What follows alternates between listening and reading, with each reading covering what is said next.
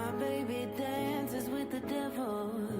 I wanna know what's on his mind. Shaky hands so sentimental.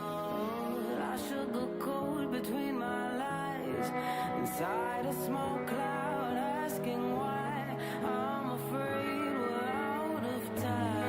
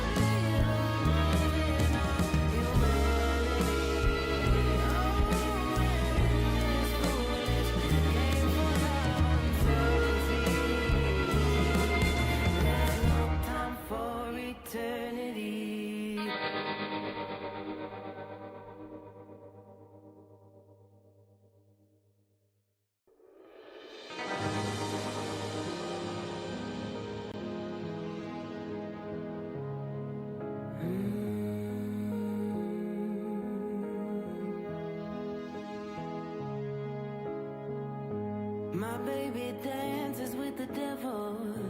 I wanna know what's on his mind. Shaky hands so sentimental. I sugarcoat between my lies. Inside a small cloud asking why. I'm afraid we're out of time.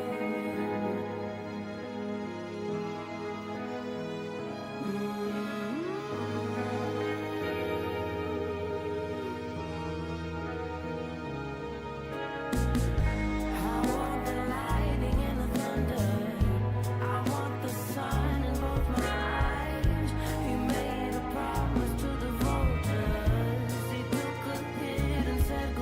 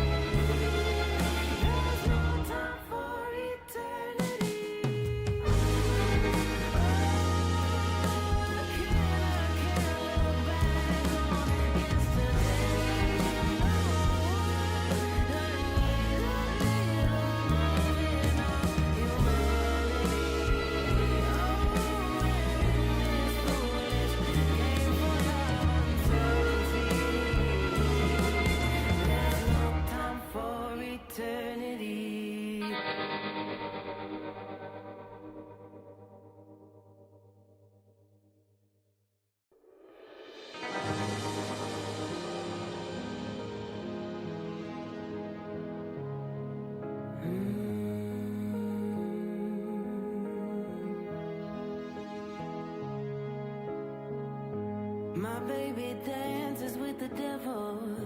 I wanna know what's on his mind. Shaky hands, so sentimental.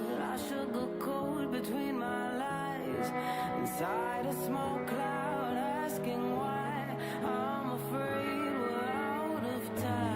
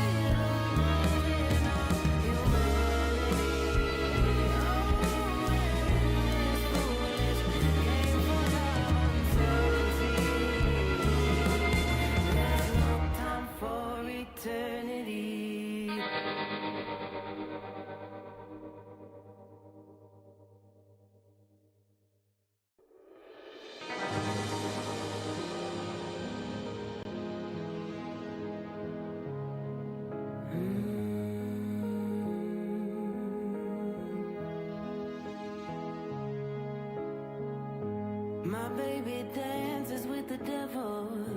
I wanna know what's on his mind. Shaky hands, so sentimental. I sugarcoat between my lies.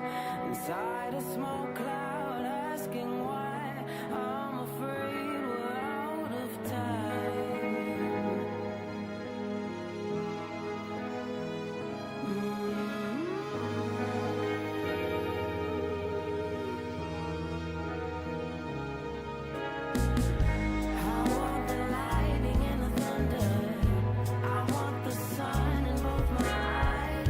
He made a promise to the vultures. He took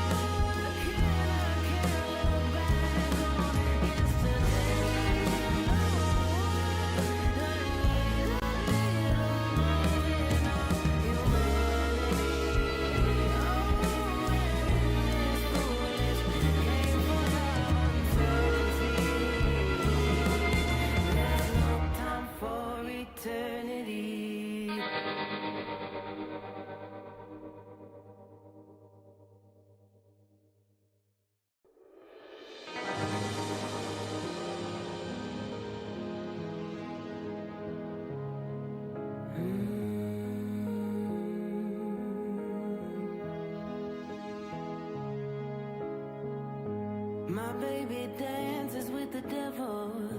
I wanna know what's on his mind. Shaky hands so sentimental. I sugarcoat between my lies. Inside a small cloud asking why. I'm afraid we're out of time.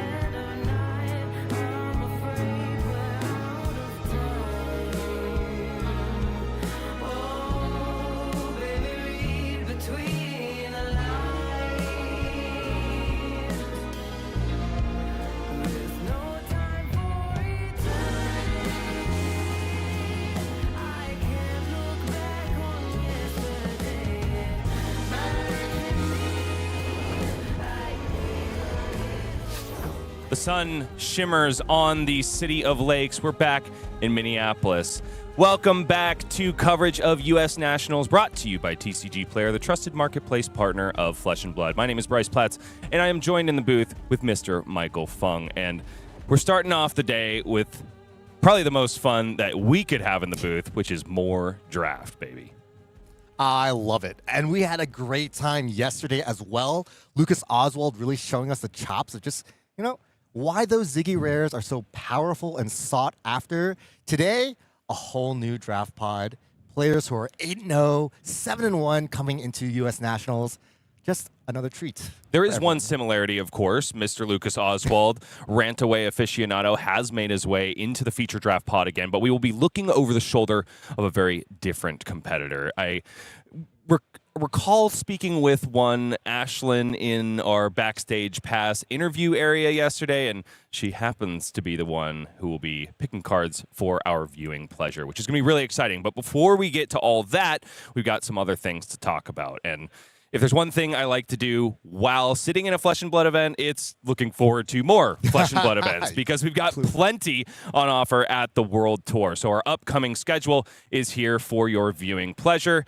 There's so much to be had for the Flesh and Blood World Tour in the year 2026. 2025 was a banger, but this one is out of control. So let us show you those events. What do you have to look forward to? Oh, excuse me. This is the schedule for our day.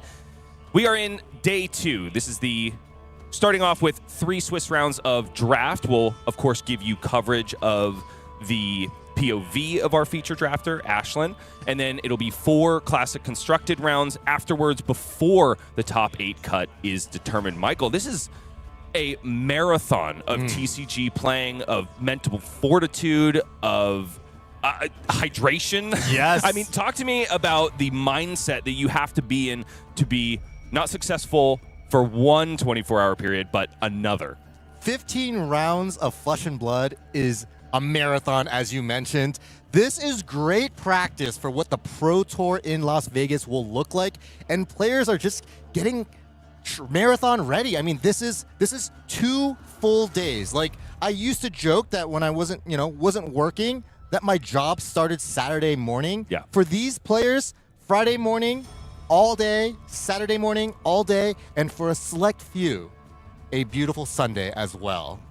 Beautiful Sunday is what these players are looking forward to. Unfortunately, the folks that fell victim to too many losses on day one are qualified for the calling. It's a national festival for a reason. It's not just the national championship. That is really exciting to be watching. I do want to plug our giveaway, which will be happening at the end of the stream. Stay active in chat, and you can get your hands on a cold foil hot stamped drinking buddy. Yes, you may have seen some content creators giving these out, but those are the rainbow foil variety. The only way right now to get your hands on one of these is by getting it from a giveaway on an LSS stream. And here it is, dancing, animated for all of your viewing pleasure, and also probably wetting your mouths for the giveaway that's going to be coming up later on. Next up, of course, is the prizing that is on offer for everybody here at the National Championship. Now, one thing that you might notice is excluded here is World Tour points. But the spoils are still there. $50,000 total in USD. First through 8th are going to go home with the lion's share of it. The biggest Dragon Horde, of course, is for the first place prize of 10,000 USD. All of top 8 will go home with a gold cold foil legendary, an exclusive playmat, and also an invitation to the World Championship in Paris. And those two, the exclusive playmat and the World Championship invitation, will also extend down to the 16th place, where the cash continues and then eventually peters out at 64th place. But everybody that has participated is going home with a full art, gorgeous printing of a brand new card, Flow State Embodiment. Just a beautiful card. I mean, this card actually, the way, when you see it in person, it looks amazing. That micro text box means a lot more of the art is able to be reflected. You can shine it against light, and it just looks gorgeous. What a great choice for the promo. You are my expert for all things shiny, Michael. And what shines better than gold? Of course, the champion's prize is gold foil, 10,000 USD, and an invitation to the 2026 World Championship. So much to be had in terms of cash, but first we have to have a lot of fun, of course. And what is more fun than talking about brand new glimmering steel, Michael? Ooh. Okay, so we spoiled it yesterday, but I do want to get another look at Durendal, the brand new sword that'll be coming out in Mastery Pack Warrior. Take a look.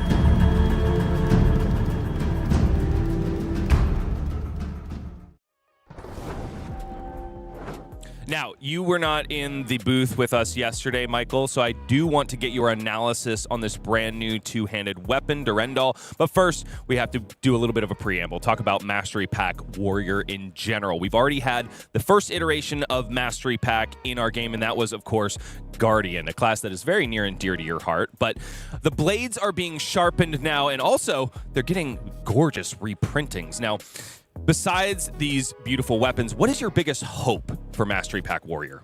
The Warrior class has kind of been down on its luck in this last couple of years, and a lot of Warrior aficionados, we got to keep it real. We haven't seen Warriors been winning tournaments. Maybe the last time we really saw Warriors really surging up there was during Pro Tour Los Angeles, almost 3 years ago at this point. So this is a much-needed injection for the Warrior class, and I think one of the cool things about the Mastery Pack, just as a product, is it draws newer players into a already, established class. And Warrior class, it's one of the OGs.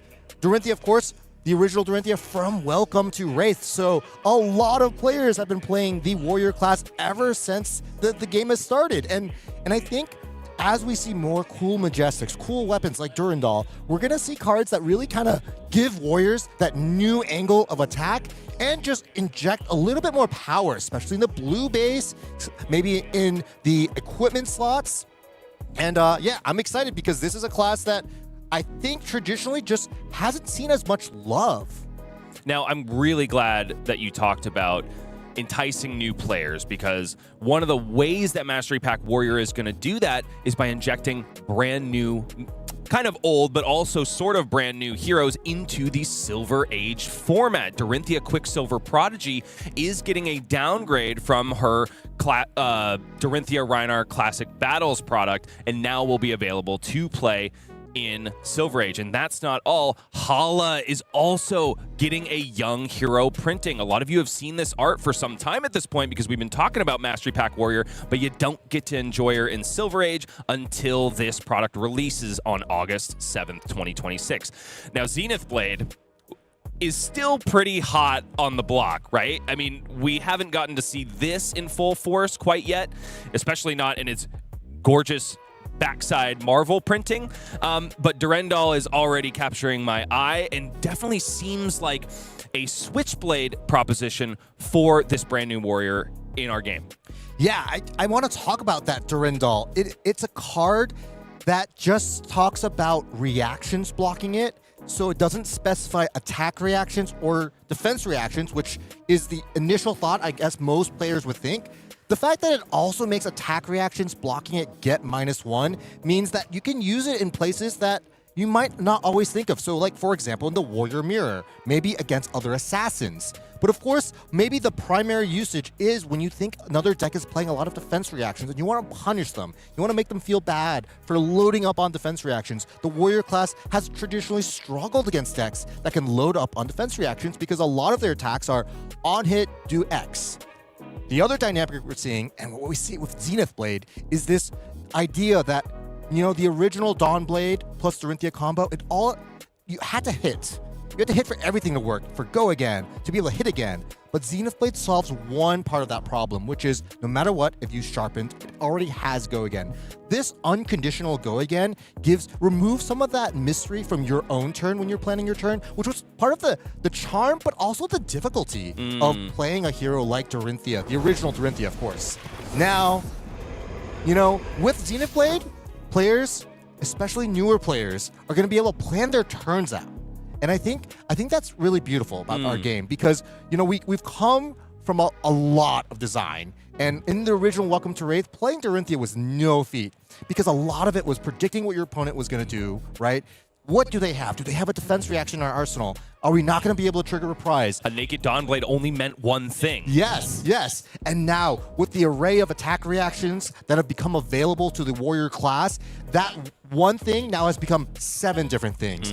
It's the more cards you keep, the scarier you are, but also it's no longer deterministic. It used to be there's only 2 or 3 things that could be represented. And the beauty of this class is that the mystery, we talked about this with Zyggy, but your opponent not knowing what's going on is they're going to be making mistakes bound to at some point. And now, even though Hala is receiving a downshift in rarity, she is not receiving a downshift in power. In Silver Age, if you have already established a flurry token, you're still going to be able to do a 2-card 8 with 2 blues Yes. in hand, which is really scary in a 20 health format, especially when you're just donating extra 3 blocks or heck, even 4 blocks on defense. But I've really got to talk about Olympia here because this brand new sword, man, this is now 3 brand new swords that we've gotten just in the last, year of our game, maybe even less, 6 months. Golden Grail, I think, however, is going to unlock Olympia in ways that Log has done for Betsy. Finally, Olympia has the intrinsic flavor that a lot of players thought he deserved coming straight out of heavy hitters. Golden Grail is going to answer the question of what the heck do I do with all these gold tokens that I've generated over the course of this game? Why am I wagering so much? Oh, because I can swing for 4 for free. No longer do we have to listen to that spiel. Gold is the payoff. We have a new payoff card now in Golden Grail. I believe this weapon, just from its base, just seems so much more powerful than it even looks. Free is not what it says, but when you have 5 or 6 gold tokens just laying around, it's basically what it means. And I expect this combo, Olympia plus Golden Grail, I expect it to be doing work in all the formats it will be legal in, and it's definitely something I'm excited to test as we get more of the Mastery Pack Warrior, just from a competitive player's perspective. Okay, and all of the spoils can be yours if you unsheath Golden Grail, wager that attack, and come cracking in with some legal tender. Sharpening Spark, Stand Tall, and Valiant Dynamo are all included here, and I gotta shout out once again the storyline continuation between Sharpening Sparks and this new printing of Valiant Dynamos. I mean, homie is wearing those Valiant Dynamos while running up the monster and also creating a heck of a lot of havoc on the way. Now, Sharpening Sparks does provide a really interesting inclusion to Hala, especially when you combine it with Beckon Steel, right? All of a sudden, these extra sharpen effects are going to be so important and perhaps just generate an attack seemingly out of nowhere. Yeah, these red attack reactions that cost, most importantly, cost 0, have been the core of the warrior class. We saw Iron Song Reprise was the only one for so long, and couple years ago when Heavy Hitters was released, we saw Blade Flurry. This was the first time we were able to see a 0-cost attack reaction hit that 4 value mark, and Sharpening Sparks giving that initial +2, but then sharpening, and then you get to swing again. We get closer and closer to 3 or 4 value from these 0-cost reactions. That's kind of a really important number because attack reactions traditionally have been a little below rate, or have had, you've had to jump some hoops just to get those numbers. And Sharpening Sparks, there's a reason why this is a Majestic. The devs know that this is going to be a powerful inclusion, especially in any hero, but especially in Hala. A lot of expansion slot cards for Warriors of late have been all about improving the Warrior versus Warrior matchup. I mean, I think of Kabuto of Imperial Authority, I think of Blunton, and now we're looking at Stand Tall, which is a little bit more ubiquitous, right? Because Warriors aren't obviously the only class that runs attack reactions. I'm thinking mainly of Mr. Arachne Marionette and the rest of the brood, who can take a Graphene Calycera for 1, transform it into 17, and make you cry. If they do that when Stand Tall is blocking, however, it's going to be a much less high-value proposition. I love that you mentioned Arachne Marionette because I personally know many Warrior fans who are currently sheltering in the Arachne Marionette deck. It's the premier aggro deck right now playing attack reactions. If you think about it, it's like Warrior Light with a little bit more Assassin Disruption. Now the weapons aren't as efficient, 2 resources for 1 dagger, but that's where a lot of Warrior stands are hiding right now. And if that's one of you, don't worry, Mastery Pack Warrior will be injecting some cards and maybe you can come back home again. Injecting cards and drip, of course. You can get Hala Bladestain of the Vow or Young Hala in Marvel Full Art treatments. But, Michael, what we started this segment on is what we're going to end it on. It's Durendal. I want your analysis of this card. But first, it's a 2-handed weapon. It's a sword, so it'll benefit from all of those sword-only pumps in the Warrior card pool. Once per turn, pay 1 attack. Has a 3 power, but if this has a +1 counter, reaction cards, not just defense reactions, like you mentioned, get -1 defense while defending it. Is this just more Warrior on Warrior hate? Well, like I mentioned, it's not just attack defense reactions, but also attack reactions. So yes, in that sense, this does provide Warriors an additional card in their arsenal, just like Kabuto, to really kind of make other Warriors have to think about how they want to block and how they want to attack. Just the sheer existence of it makes other Warriors think about, should I be playing all my defense reactions in a mirror? What if they present Durendal? And I think that the tension of these cards really gives them an additional asset.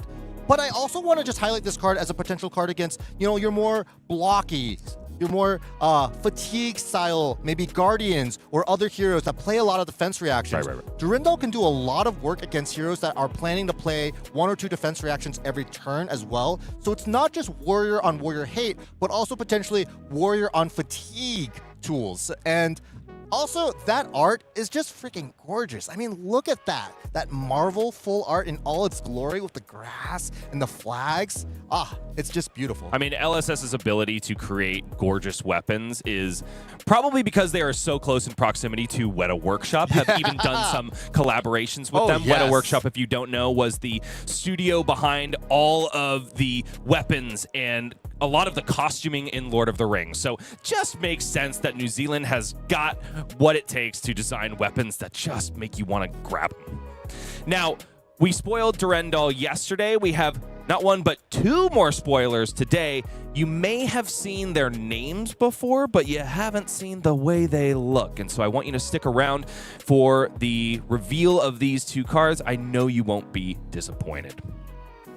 Now, I plugged very early on mistakenly the upcoming events in the World Tour, but now we get to talk about it, which is my favorite thing to talk about, even when I'm sitting at a Flesh and Blood event, Michael. $2 million USD is what you can fight for in the Flesh and Blood World Tour in 2026, and this is just 6, 7 of the events that we have. I'm about to click to another slide with another 6. So there's no shortage of ways to play the game if you so choose. And you can also do it in some of the most iconic locales in the entire world. Shinjuku, Japan. Oh my goodness, one of my favorite places in the entire world.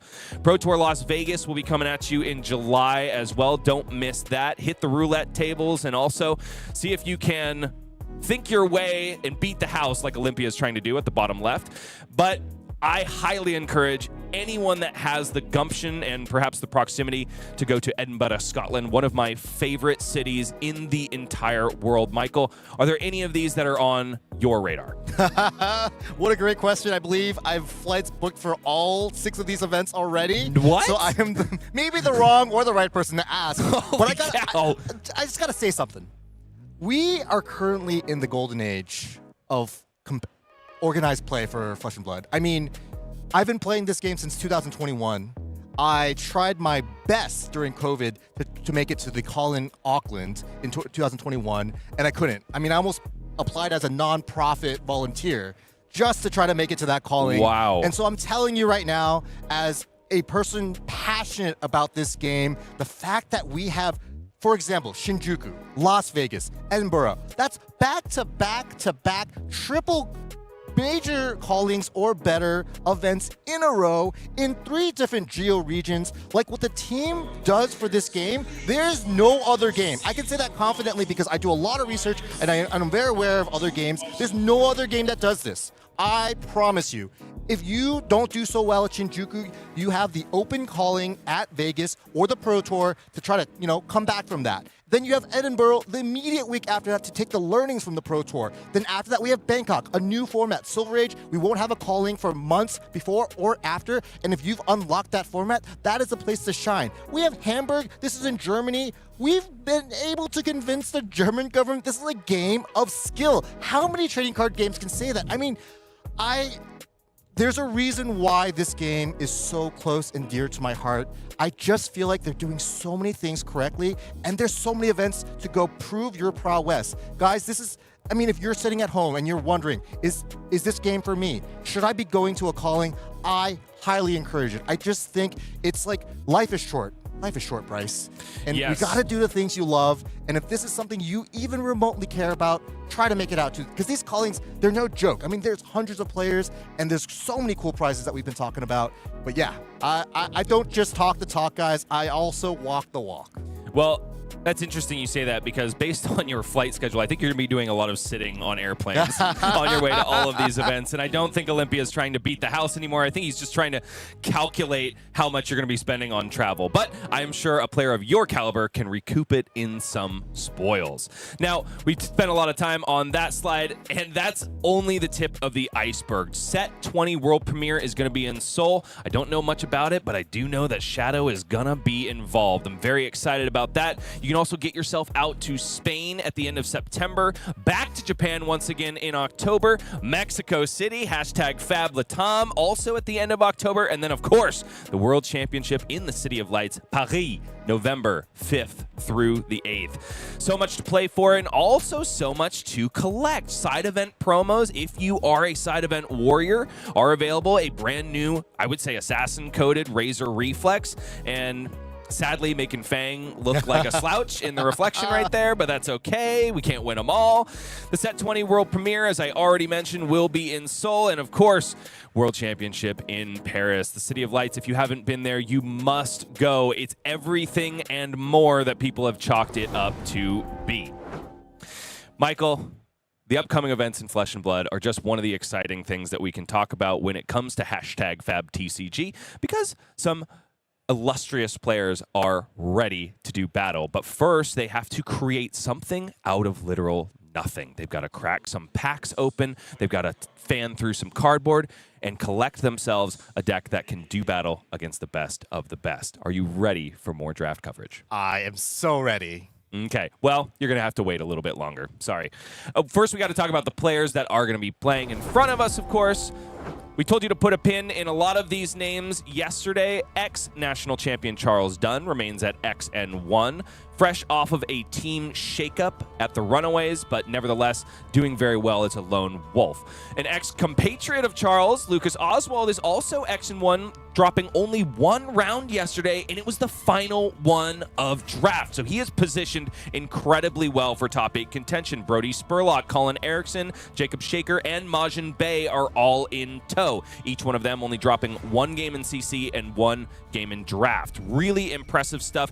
The down and outs, however, are Mr. Michael Hamilton, one of the cult of the Michaels, shall I say. The other one sits in the booth with me. Mercy Bickle, Christopher Ayali, and Evan Herndon. Each of them qualified for the calling today. Just goes to show you that no matter how storied your past, you can still fall victim to a lot of skilled players in the room. We like to say players get better and better every year. This is something that Hamilton and I share. And the tournaments are hard. And there's a lot to get around, and you can practice your deck so much, and you can still fall into some losses. And I think, you know, as players realize that, they become stronger. The more losses, I truly believe, that you pick up, the more you learn, and the more resolute you can be as you make it to these, you know, the calling, maybe even the showdown on Sunday. These are still tournaments, abilities, opportunities for you to shine.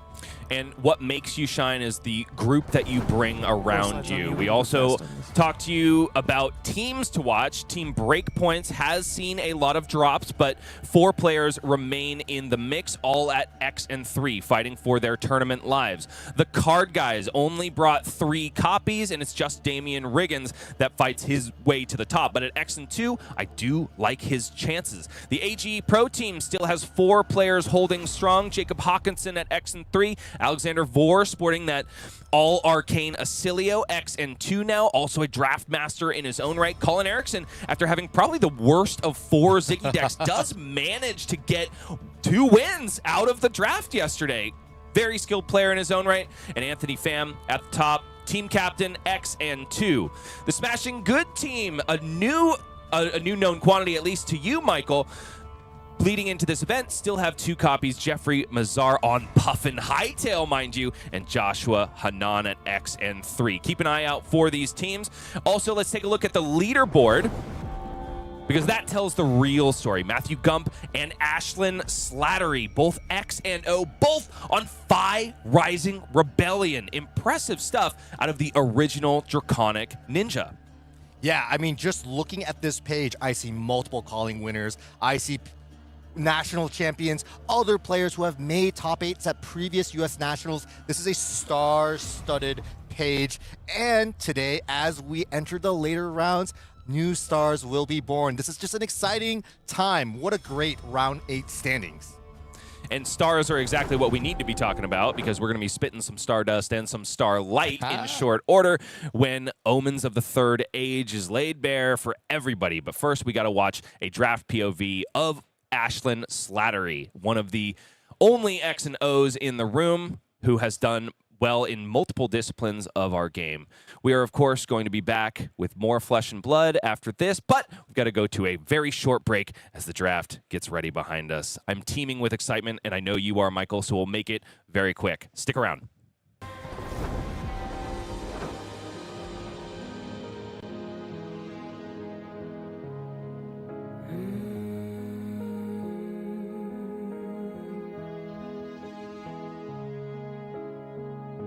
My baby dances with the devil. I wanna know what's on his mind. Shaky hands, so sentimental. I sugar cold between my lies. Inside a small cloud, asking why. I'm afraid we're out of time.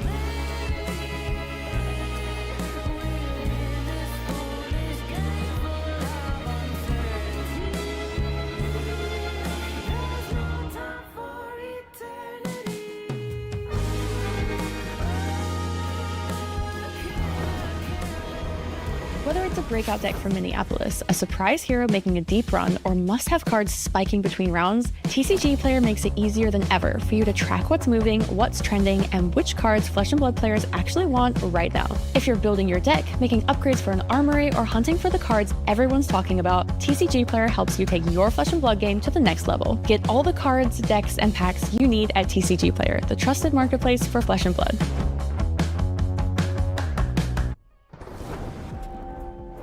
Ride the lightning and claim your power with Gem Pack 5, now available at your local Armory events. Featuring exciting reprints and beautiful new treatments, these packs have something for everybody. Find your local Armory on fabtcg.com/locator and crack open some Gem Pack 5 today. What does Fate have in store for our feature drafters? That is for the packs to decide. What they do with them, though, that is when they can harness what Fate has in store and make their own journey.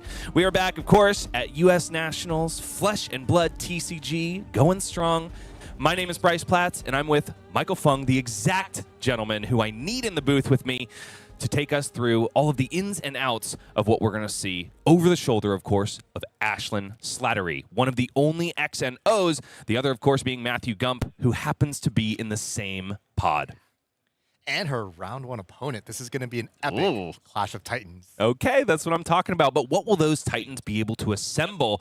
That is about to be found out. Are we ready to descend? Yes, chomping at the bits. Let me see the draft. All right, I've been plugging it a lot, Michael, and now you finally get to take a look at the pod. Now we have Tao Tao Chu, William Pistol, Lucas Oswald, Thomas Battaglia, Casey Nepley, all making up the X and 1s in this pod. Excuse me, Jacob Baugh as well is there in seat number 4, but the two X and O's will be facing off after this draft is over. Of course, remember, you want to draw X's from the outers and then the inners, and that's how you figure out what these first round matchups are going to be. Now, when you are drafting at the highest level, you mentioned it yesterday, Michael, you can expect some really low power decks because everybody knows what the powerful cards are and they're going to be taking them. Is there any chance of an outlier situation like we saw yesterday where there's like an overabundance of Zyggies or maybe an underabundance of a hero?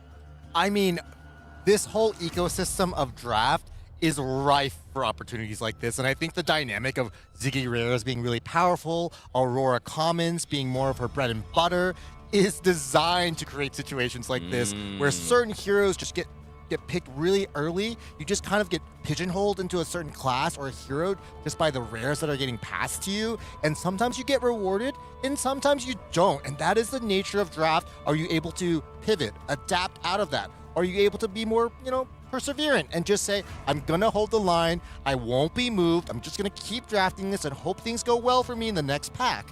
That dynamic and the tension is just the quintessential aspects of draft that make it more exciting and a little bit more nuanced, obviously. Speaking of tension and push and pull, there's often a dichotomy between, am I a forcer or am I to use a colloquialism, an open Andy?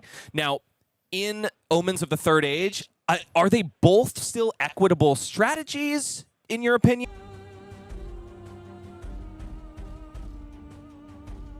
Apologies for the interruptions, folks. We do love our mischievous memes, but they do play havoc with the internet, it would seem.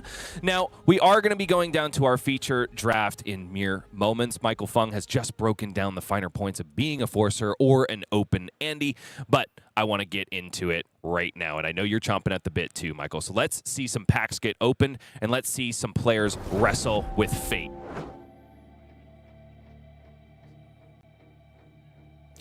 Yeah, it's kind of just like Christmas morning, being able to open another fresh booster pack, the most recent set, and getting to draft. I mean, this is draft for keeps. These are stamped, beautiful cards.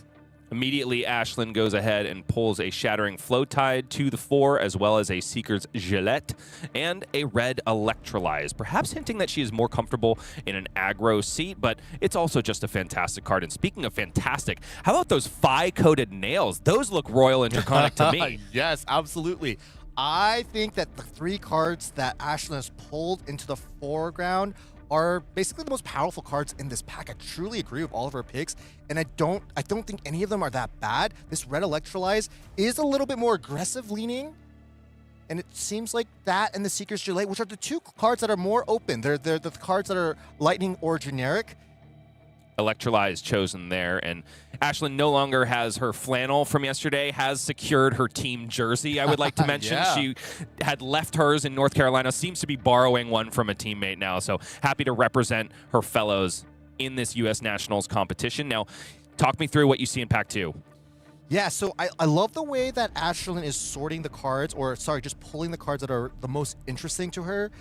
Here we have that red Flittering Force Field, which is once again a lightning card. So keeping her options open, I did get to speak with Ashlyn for a few moments before this draft, and she did tell me when she sat down, she was planning on, letting the packs guide her. She's a little bit more of an open drafter, seeing what's the powerful cards. She said she plans on being open for the first 5 picks, which is a lot of picks, and I admired that discipline. It's definitely one of the paths, and I told her if that makes her comfortable, that's what she should be doing. Now, there is a rare missing from this pack. Does perhaps indicate that one of those important Oscilio or Zyggy rares has been taken. Heck, even maybe a Dashing Flashfoot, but Ashlyn staying very open here, grabbing a Flittering Force Field in the red. How do you feel about this card? This card is a 3-block on the reaction step and potentially a 4-block. It's actually been harder to enable than I thought upon playing this format a little bit more. And so, but taking it early, not only are you, keeping yourself open, but you're going to be looking for more instants to play on your opponent's turn to enable that Flittering Force Field, which honestly, as we see this yellow Corrosive Space Dust, are kind of more in the Zyggy class.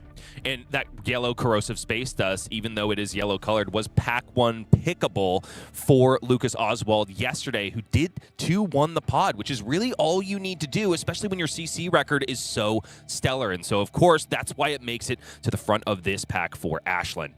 Yeah, I think this is a strong signal. This kind of late in Pack 1, Pick 3, there are 2 players to Ashlyn's right who saw this yellow Corrosive Space Dust and chose not to take it. And it is a very powerful rare, maybe the most powerful rare for Zyggy, and Ashlyn is treating it as such.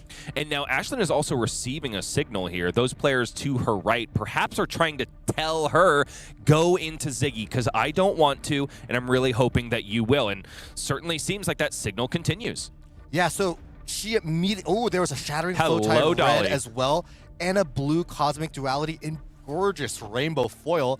I want to mention there is a red Path of Same Ends in this pack as well, and if I were to be honest with you, in terms of commons, I do think it's a more powerful common for Aurora than these two are for Zyggy. However, when you've already taken that yellow Corrosive Space Dust, she's already kind of starting to maybe close some of those doors, and these 2 cards are so good for Zyggy. I wouldn't be disappointed to take either of them.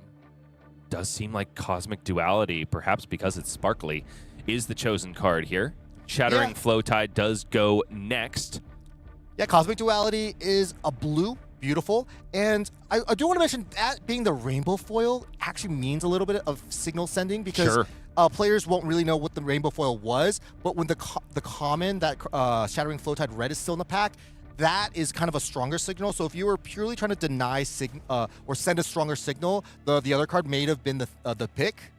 One thing I'm noticing from these high-level drafters is that they don't often take the flashy card. For my money, that last pack, it was a Snap Shattering Flowtide in the red, because in Pack 1, I want to secure the power of my deck, and then I feel like I'll be able to fill out the blue block 3s later on. But Ashlyn staying incredibly measured, much like Lucas Oswald did yesterday. However, she does take this opportunity to pick up an all-powerful red Auric Shards.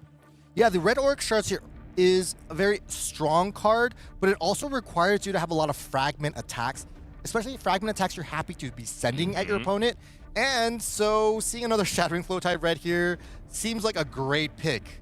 The elliptical conflux did pay a lot of dividends for Lucas Oswald yesterday, but he had all of those 2-cost rares that were so fearsome. Wind Sent with Go Again, followed up by something like even a blue Riftbreaker was really solid. So I don't blame Ashlyn for considering it. However, it is Shattering Flowtide.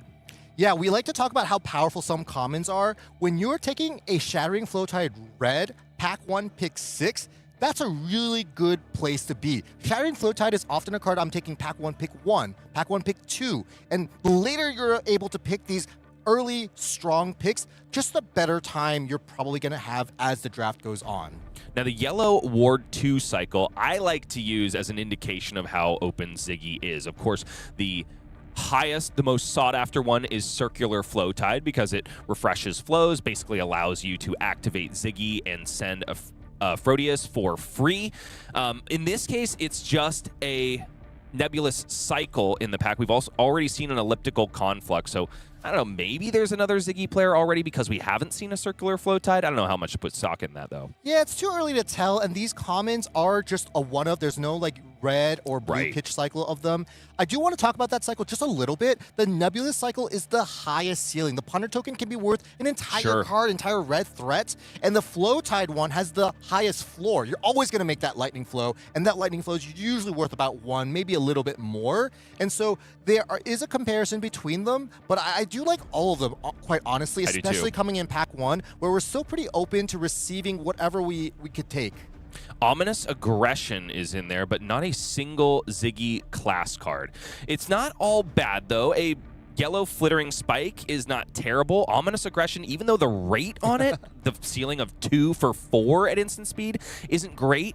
The physical scam is often the better way to go in Omens of the Third Age. Nevertheless, Ashlyn just wants to fill out the blue base with these final picks. Blue Flittering Force Field, also not great in terms of value.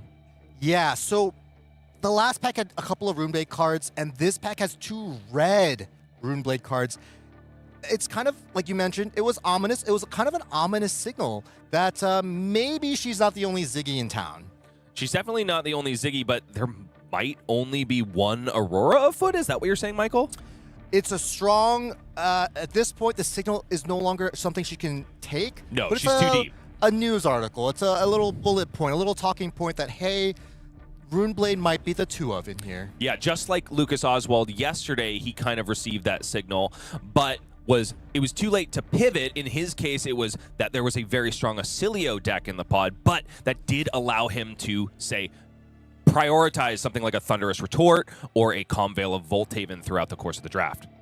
Here's when that signal or that news article becomes the most obvious. That last pack, we were still able to take a rare Ziggy card in yellow Erode Authority. So up until this pick 13 and now pick 14, she hasn't really been punished for the fact that there aren't too many, or there's a lot of Ziggy players potentially and not too many Runeblades, which honestly is not that bad. When it's only your last 2 picks that you're basically burning, you're still not in a bad position. I think she's maybe on the fortunate side. Maybe Ziggy's still the 2 of, or maybe the 3 of, but certainly Runeblade is the underdrafted class of the table. All right, Professor, it's time to get back in the classroom. Let's take a look at what Ashlyn has been able to put together so far. You know I'm going to be asking you for a letter grade, so keep it in your mind. She's already got a pretty solid blue base going, although one of them is likely not to be run, and that is, of course, the blue Flittering Force Field, at least if she has the playables that are required. Does have one of that yellow Ward 2 cycle. Also, the yellow Corrosive Space Dust is really pricking up my eyebrows. And then Shattering Flow Tide and red Auric Shards. Also, the red Electrolyze, pretty much not bad in any of these 3 heroes. Yeah, equipment. I think that's the one thing that I see here. She currently has none. She didn't really pass equipment. There was a Constella Waves that she passed, and so... Also Snap Fingers. Yeah. Equipment that she Gillette. wasn't so interested. That was her pack 1 pick one. That was really the only one that she saw that was really kind of impactful. And I did love her pick of that red Electrolyze. This is a format where sometimes games do become stalemated and you do want red threats, and red threats are... honestly, in this format, a little bit higher of a priority than usual, especially when drafting a hero like Ziggy. You really want to rely on those red threats that don't have fragments. If I were purely to look at this pack 1, it's a little bit worse than what we saw Lucas draft yesterday. Obviously, there were a lot more rares in his opening first few picks, but that yellow Corrosive Space Dust, and especially, being the recipient of it in pack 1 pick 3, I think that's a sign of good things to come. And so I'm hoping for better things in pack 2 and pack 3, but as it stands right now, I think we're in B- territory. Okay, that's fair. And I definitely think that all of our pontification about the breakdown of the pod is certainly running through Ashlyn's mind. She certainly knows that Aurora feels pretty strong at the moment and that there are other Ziggies lurking around. But the beginning of pack 2, especially if players stay open, is where flexing can occur, and honestly, a lot of my drafts have been shaken up big time in Pack 2. Let's see if it's going to be the same for Ashlyn. We get back down to our feature draft table, and there she is counting her first pack. Important to note that this is a called draft. This is not the way it goes in your local armory where you can pile up packs next to each other. There is a judge saying, look at the pack, telling them specifically when to take the card, how much time they have to review. It's very formal, perhaps something that can get under your skin if you've never done it before. Yeah, this pack, I think she's going to have to be a little bit careful. She passed that Shattering Flowtide Red, Pack 1, Pick 4, which means the person to her left received it Pack 1, Pick 5. So there is a chance she may have created a Ziggy player to her left. And so this pack, I like to call it the Pack of Temptation when you don't do a really good job of cutting your class in Pack 1. There may be some cards really powerful in other classes, and you just kind of have to put your blinders on because you are locked into Ziggy now, and you really can't be tempted. And now, Omens is one of these draft sets that affords you the ability to remain open by the end of Pack 1 because essentially every card in the set is generic. That isn't a class card. But Ashlyn buried into Ziggy at this point. Yeah, I talked about equipment. Ashlyn immediately picks up that Seeker's leggings and now has the Robe of Astral Sanctuary pulled up to the front. I love this. I think she recognizes, hey, I have no equipment and I have only 2 packs left. And if every pack is going to be like how Pack 1 went, where I only saw 1 equipment in my Pack 1 Pick 1, I really got to get on these and fast. Also a boon to Ashlyn that there's nothing else to tempt her away from the equipment. I mean, there's no Ziggy rares in these packs. It's just kind of common role players. Oftentimes, when I'm desperate for equipment, that is when the best cards Yes. for my class rear their head, and then I'm between a rock and a hard place. Yeah, there's a blue Shattering Flowtide and a red Ebbing Arcstride in this pack that she should be aware of, she should remember, because this is Pack 2, Pick 2. She's going to see this in 7 more picks. Unless, of course, there are extra Ziggies at the table, and that is Oh, the yeah, I question. apologize. She's going to see this pack in 7 more picks, or Pack 2, Pick 9. We're going to be looking to see if either of these cards make the wheel. Casey giving us a little wiggle there. Love that. Love that. Love that you're still having fun in the feature draft area. Robe of Astral Sanctuary were the threads picked up. Now, Cosmic Duality and Fleeing Starbreeze in this pack, but also an ominous Respite at the back of the pack. How do you value life gain in this format?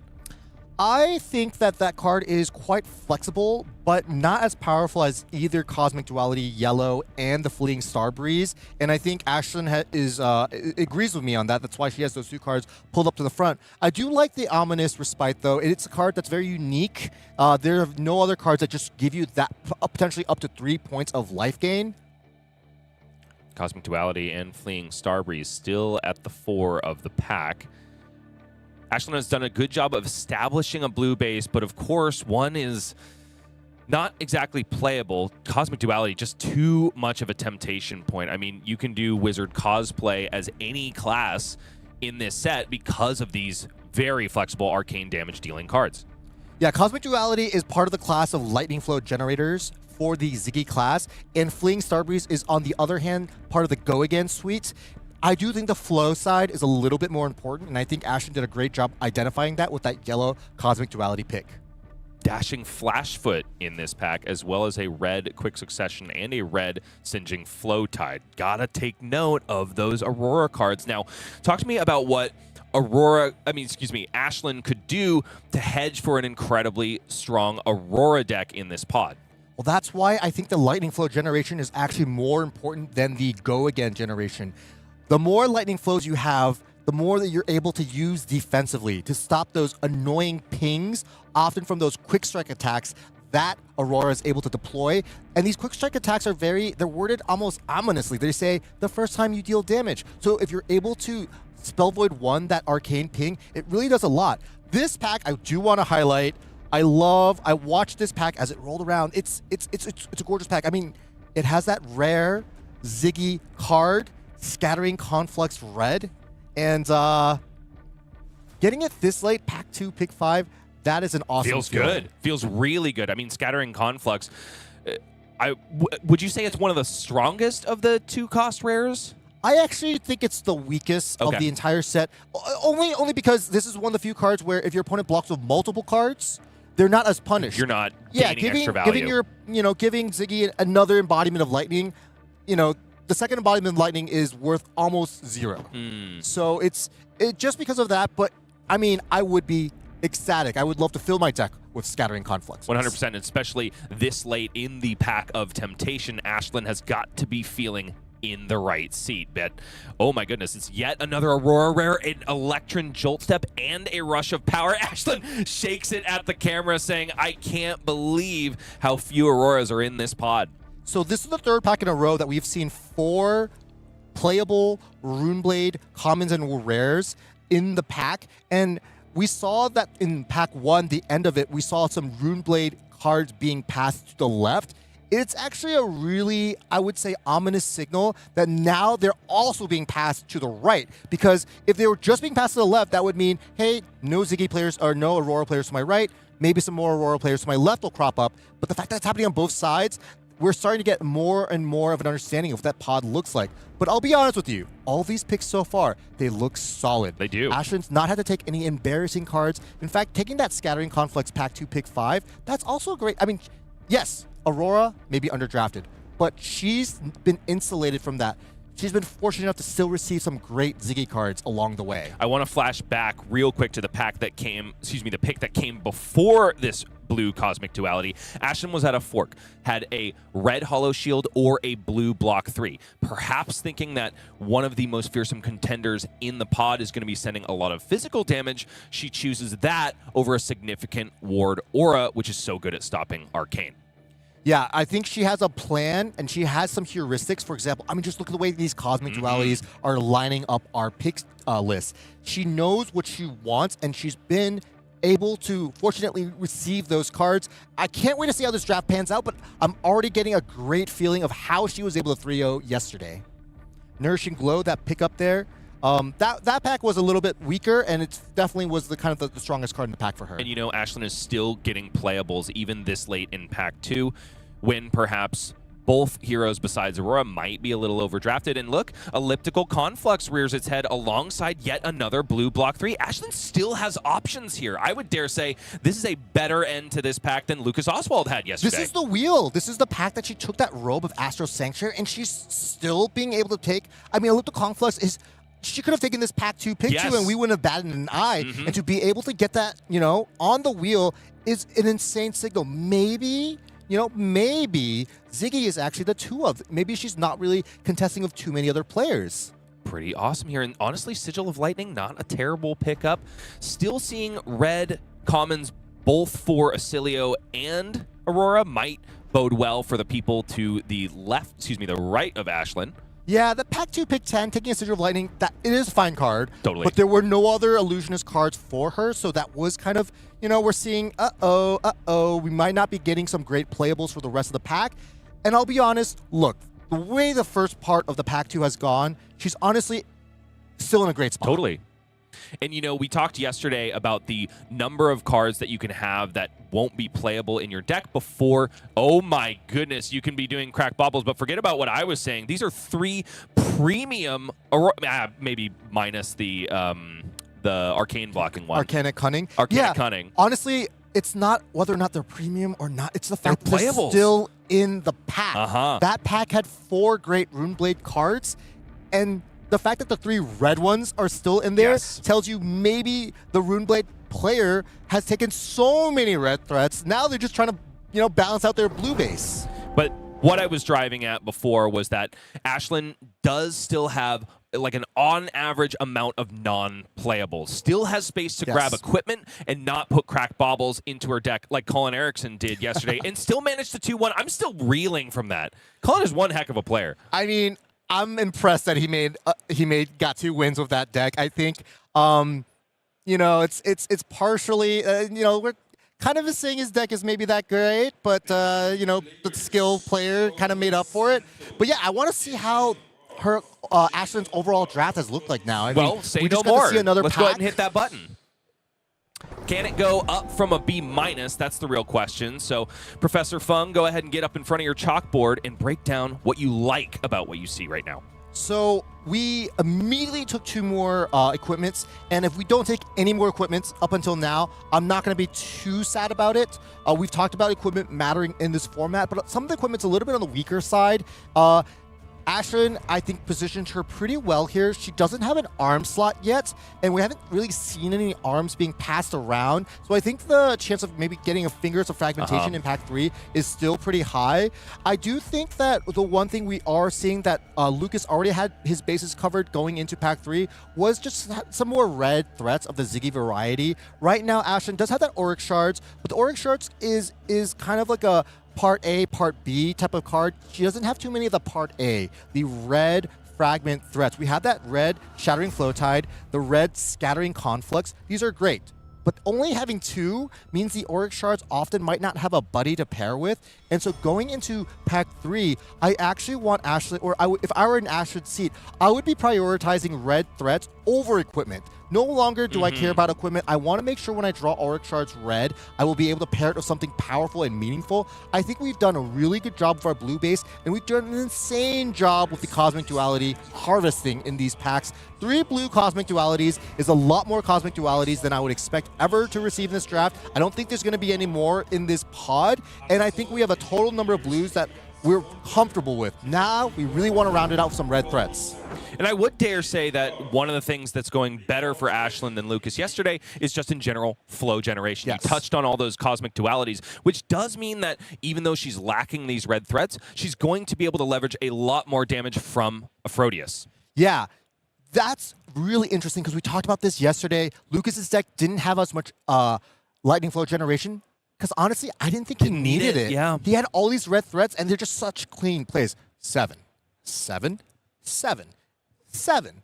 And I think Ashlyn, by sheer just not seeing these rare cards past her, she has to kind of take that other route of Aphrodite's ping, Aphrodite's ping, Aphrodite's ping. That's a great observation you've made, Bryce. I mean, the early picks were huge boons to Lucas yesterday. Let's see what Pack 3 has in store for Ashlyn. Will there be a Feng Life Force or a Polaris Pulse Ray in these first picks? It does feel like she is separated, at least, from her Ziggy partners because, of course, she got that Scattering Conflux pick 3 or 4 in the last pack. Yeah, Pack 2, pick 5. Yeah, might have some space here to take a couple picks and still get rewarded. Now, it's not in this pack. What is in this pack is fearsome threats for both Aurora and Oscilio. Yeah, we have that foil Aether Sling in the back. That's one of the better cards for Oscilio, but not something Ashlyn's interested at this point in the draft. Pulsing Cardia in the red pulled to the 4. How do you feel this one shapes up against Shattering Flowtide and Ebbing Arcstride? It is significantly worse, but as we talked about, there were only 2 red fragment cards in Ashlyn's pool at this current time, and I think she really has to prioritize them extremely highly, or else, as I mentioned, she might be drawing red Auric Shards and not having a good target for it. Exactly. And the one thing I will say about Pulsing Cardia is if you can get your opponent to fragment it, then all of a sudden that Auric Shards play is a lot cleaner because you have the 1 resource left over for Aphrodite. Yeah, it's a very clean play. Otherwise, it would cost 4 resources to do so, but being able to do a clean pitch and getting that Aphrodite swing, you highlight a great point. And I think that's one of the design reasons for Pulsing Cardia, giving you a resource. Okay, this is looking good.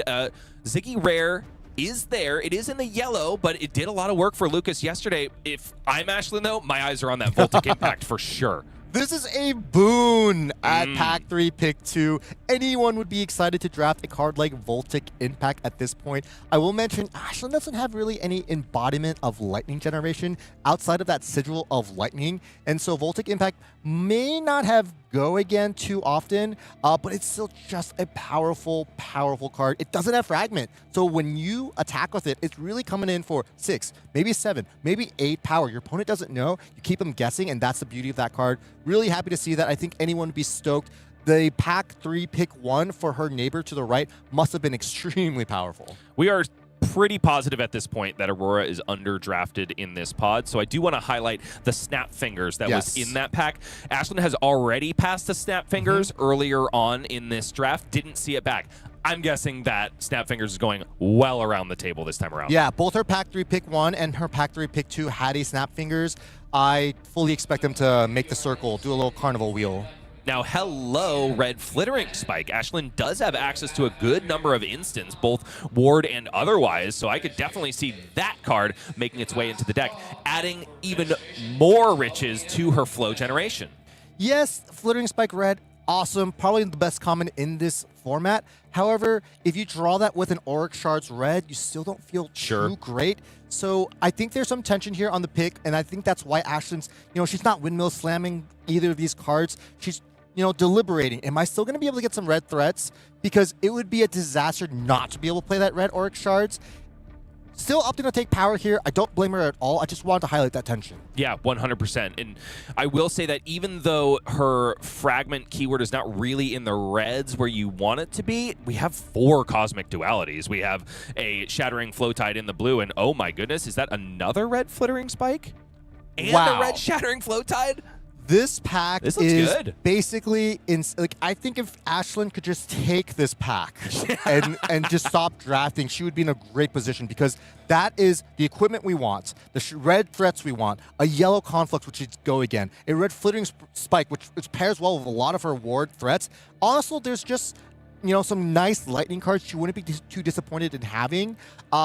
It's unfortunate that it lines up this way. You want your great cards evenly spread out in the pack so that you're taking 1 per time, but this is where great drafters really get to highlight their skill, being able to take what's the most important at the time. Red Shattering Flowtide seems to be most important to Ashlyn Slattery. You said you wouldn't begrudge her for not taking a single piece of equipment in this last pack, and she's showing, I think, where the value actually lies. Yeah, she needs those red fragment cards. Red Auric Shards is oh my good. It's a very specific card, and we want red threats, and bing, bing, bing, we see one right here. Yeah, why did you say, oh my god, right there? Because Pack 2, pick 5, red Scattering Conflicts. Pack 3, pick 5, red Scattering Conflicts. My assumption here is there's clearly a Zyggy player who passed this on both sides. I'm just going to be honest with you. I think there's probably 3 Zyggy drafters at this table. But there was probably another rare that was a little bit better. I have mentioned Scattering Conflux is probably the weakest of the cycle.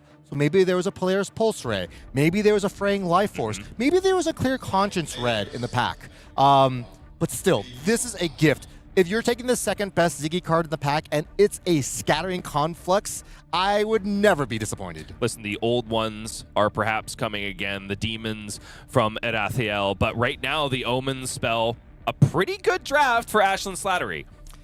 Here we have that Fingers of Fragmentation, and the opportunity cost is a Circular Flowtide, which is not a red fragment threat. She's picked up, nice 3 red fragment attacks already.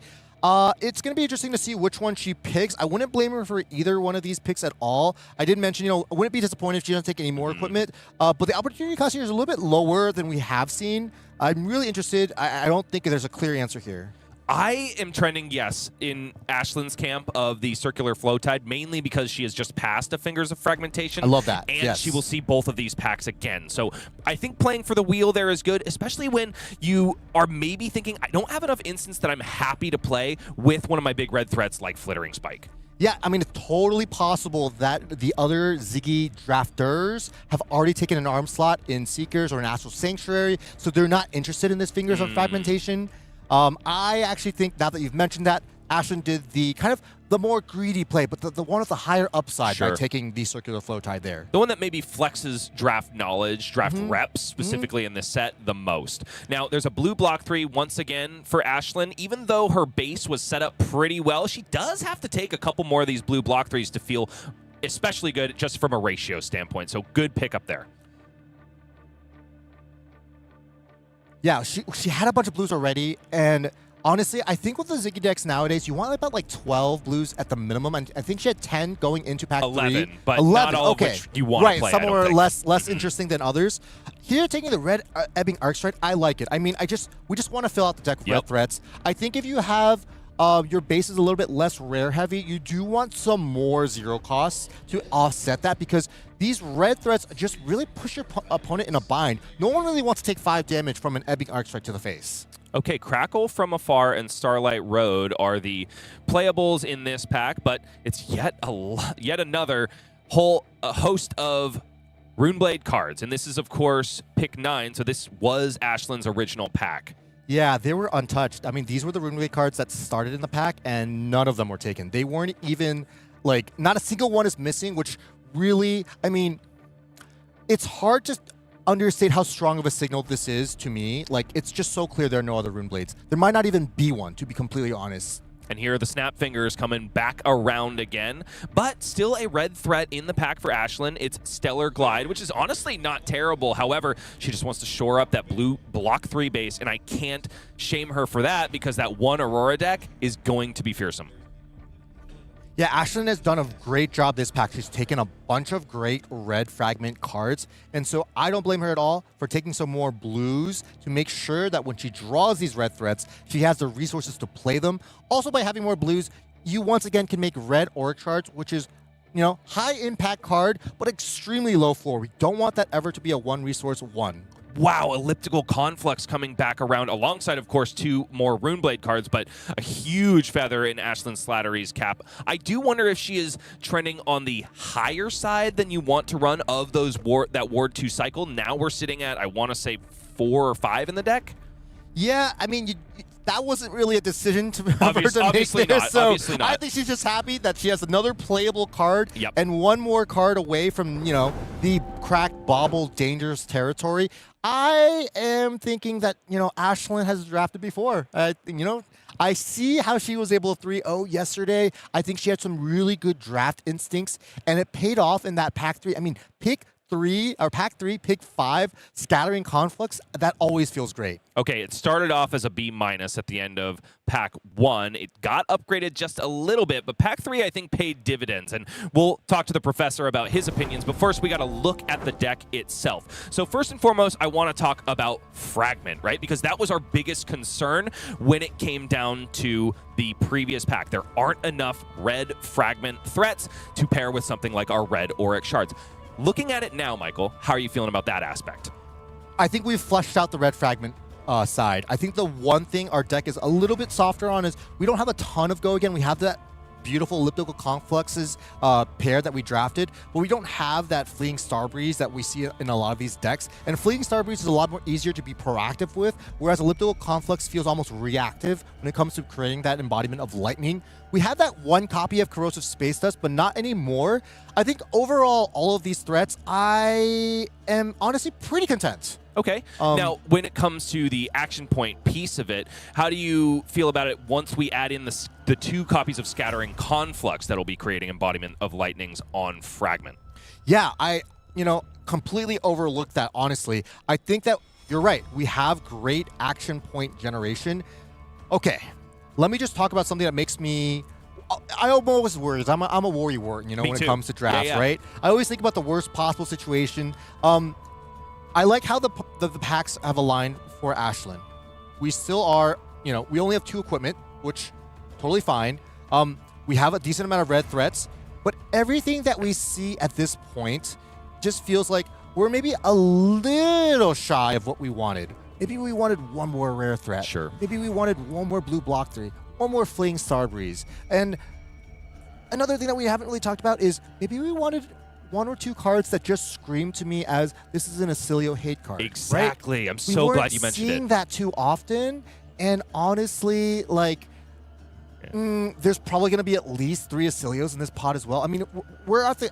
I truly don't know, just from looking at her draft perspective, if there was even a single Aurora at the table. So if that's the case, there's going to be more Oscilios. That's just the nature, you know, that has to be. Right. You have to draft one of the 3 heroes. And I think we don't have too much of that prevention that just screams. I mean, we have class cards that Zyggy plays and they have Ward. But we don't have any that just scream to me as this is really good against Oscilio. And I think, you know, that's just something that we didn't really see too often. And it is the nature when there are a lot of players drafting the same classes. They're just not going to be able to take cards that are for their class, so they naturally gravitate toward those Thunderous Retorts, those Brush Offs, those anti-prevention cards. Which, honestly, even though they're good Oscilio tech, they're also those action point stabilizers, generators, I should say. Now, the last aspect I want to talk about, which I have been kind of touting as the high point of Ashlyn's deck, is flow generation. Obviously picked up a circular flow tide very late in pack 2, I want to say it was, but also these red shattering flow tides coming in the mix, also the blue shattering flow tide, and a whole plethora of cosmic Cosmic Duality, I don't think Ashlyn is going to have flow issues in this game, which means more Aphrodite swings, which means more damage that you can rely on that doesn't have to come from your red threats. What a great point, Bryce. This is something we didn't see yesterday, so I'm glad we get to see that other aspect of Ziggy being a little bit more aggressive with the Aphrodite, actually having the Aphrodite be not just like a pesky little win con when your opponent's low, but an actual part of the actual turn cycles going into the game. Now, one of the amazing things about Flesh and Blood draft formats when they're at their height is we introduce the small matter of archetypes, right? There's not one way to build these heroes. And so even though we are showcasing 2 Ziggy drafts, they are 2 very different decks.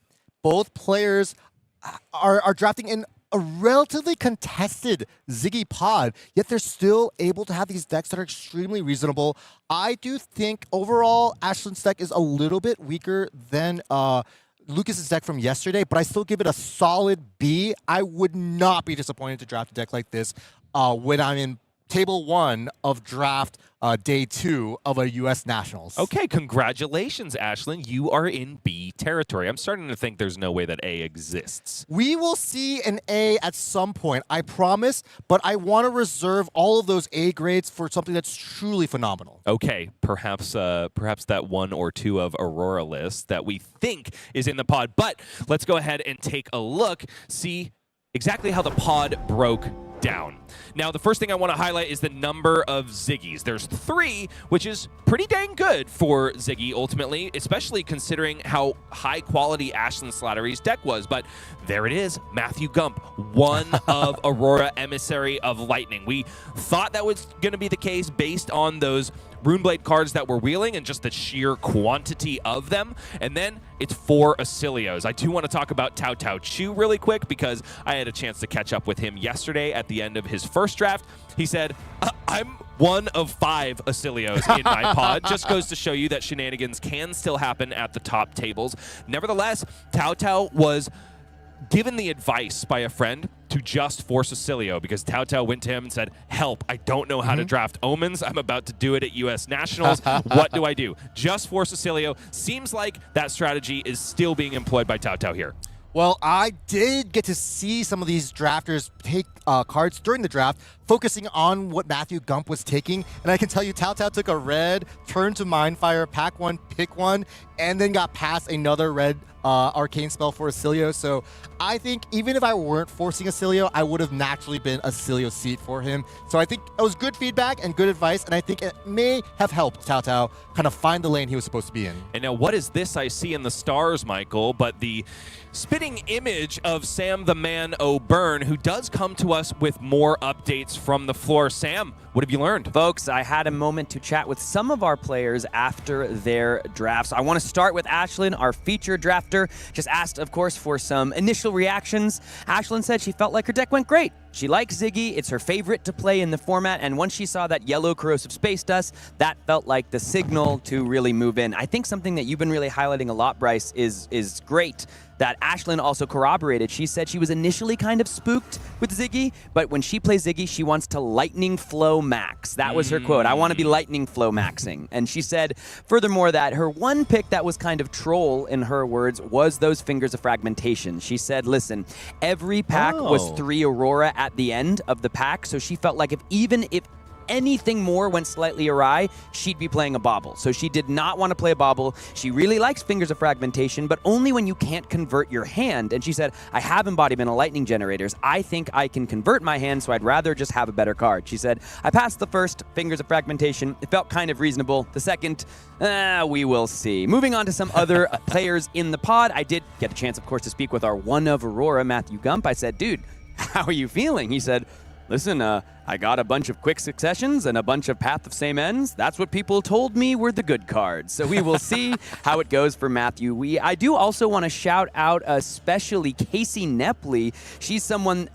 Michael Feng, you told me, hey, Casey, I love Casey. Big scene, and a big part of my local scene. Philip from February, we all know and love Philip, sent me a message saying, please shout out Casey. She's one of our favorite people in the region. She does so much for the game. She's 7-1 right now. I talked to her about her deck. She said, I think it went okay. I'm worried I'm not the best Ziggy, but I think it's pretty decent. It's going to be a slower deck. I have to sideboard correctly to win. I talked to Tom Battaglia as well. He said, listen, I think it's somehow the same as day one. There's like 1.5 Auroras maybe. I got early signals for Oscilio, and I almost pivoted to Aurora. Pack 1, pick 7. But then the next pack didn't have any Aurora cards. He actually took a red Aurora card, was like, I'm going to make the pivot.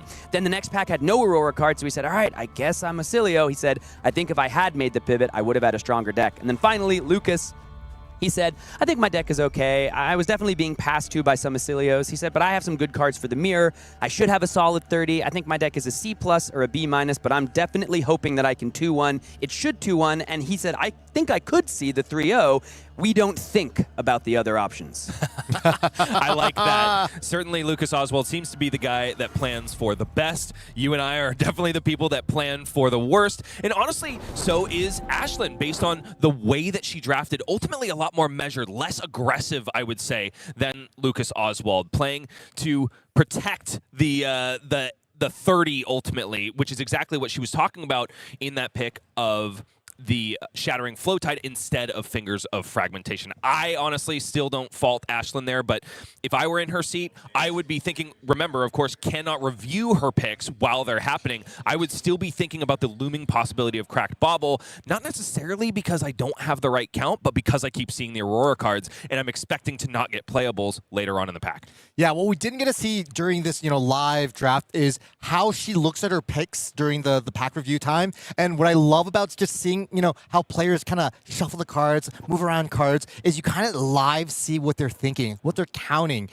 the colors, the cards. And I'm willing to bet that she kind of knew that she was still lacking playables. She still needed more playables. And I think, she did say that Fingers of Fragmentation, the second one, was troll in her own words, but she just says that now. But I think at the moment, honestly, it felt so right. And I don't fault her at all. I think, the cost of playing a Cracked Bauble is much higher. Oh, yeah. Much, much higher than not having a Fingers of Fragmentation. It certainly seems like the pillars of this pod are still undefeated, honestly. Matthew Gump and Ashlyn Slattery are very similar in terms of their CC pick, but also probably in terms of the strength of their draft decks. I would probably give the vote of confidence for Ashlyn having the strongest Ziggy deck in the room, also the second most represented hero, and then, the other tentpole, Matthew Gump, is definitely rocking perhaps the strongest deck in the pod. Obviously, gameplay can play a factor.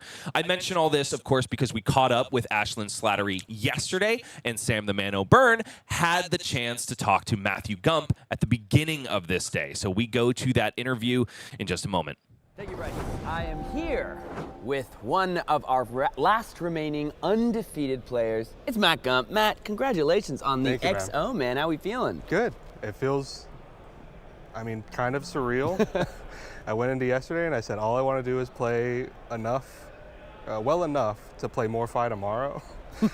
And I think I exceeded that by a good bit, so I'm more happy than I could imagine with it. Dude, well, you are automatically playing Morphi today, because even if you, God forbid, don't do great in the draft, you're still alive, man, once we hit CC by going 8-0. So it's an incredible accomplishment already. Just a tidbit for you. First calling I ever played, Phi. Nice. I love that deck, dude. So I'm stoked to see the success. Right? First deck, he was my first PQ win. He was. It's all the accomplishments I've had. He's there. And it's 4 years later, I get to pick him back up and do it again. It feels really good. That's amazing. That's amazing. Well, we talked a little bit just before this. I was like, how you feeling? You're like, good. I had my favorite takeout last night. So local. You're getting the local buff. Yep. What's it like having the U.S. National Championship right in your backyard? I love having the event here. I love having just any opportunity to play Flesh and Blood in this community. I think the Minnesota scene has been, really competitive in a way that it breeds players who seem to really know what they're doing and be cooking up new strategies. Jonathan Magnuson here is putting on his own different type of show. Yeah. X1 on Zyggy. And then we've got all kinds of, names that have shown up and done big things. So at least for me, having a big event where everybody else has to come and see everybody is fun. Yeah. Because at least for my experience, I go to a ProQuest or an RTN and I have to face them at the same time. Yeah, totally. Yeah, you're talking about Andrew Rothermel, right? Yeah. That's a name we've seen on the big stage many times. Mm-hmm. And so you were saying you're hoping to kind of take some of that energy from him for this event. Yeah, absolutely. Okay, Somebody's got to do it. Someone's at some point. Well, let's talk limited real quick, right? 3-0 yesterday. You were one of 2 Auroras in the pod. Yep. No tempestuous kiss in your deck, and yet you were the 3-0, right? So talk to me a little bit about Omens Limited, how you felt about Limited leading up to this event, and what your hopes are for today. So that was my first Omens draft. If I don't count, Just get good, everybody. there was a really scuffed draft we did with 5 people drafting 8 seats, and we like missed 2 packs somewhere along the way. Which was when? Like Thursday. Oh, okay. I thought you were talking about internationals. I'm like, well, I know that wasn't true.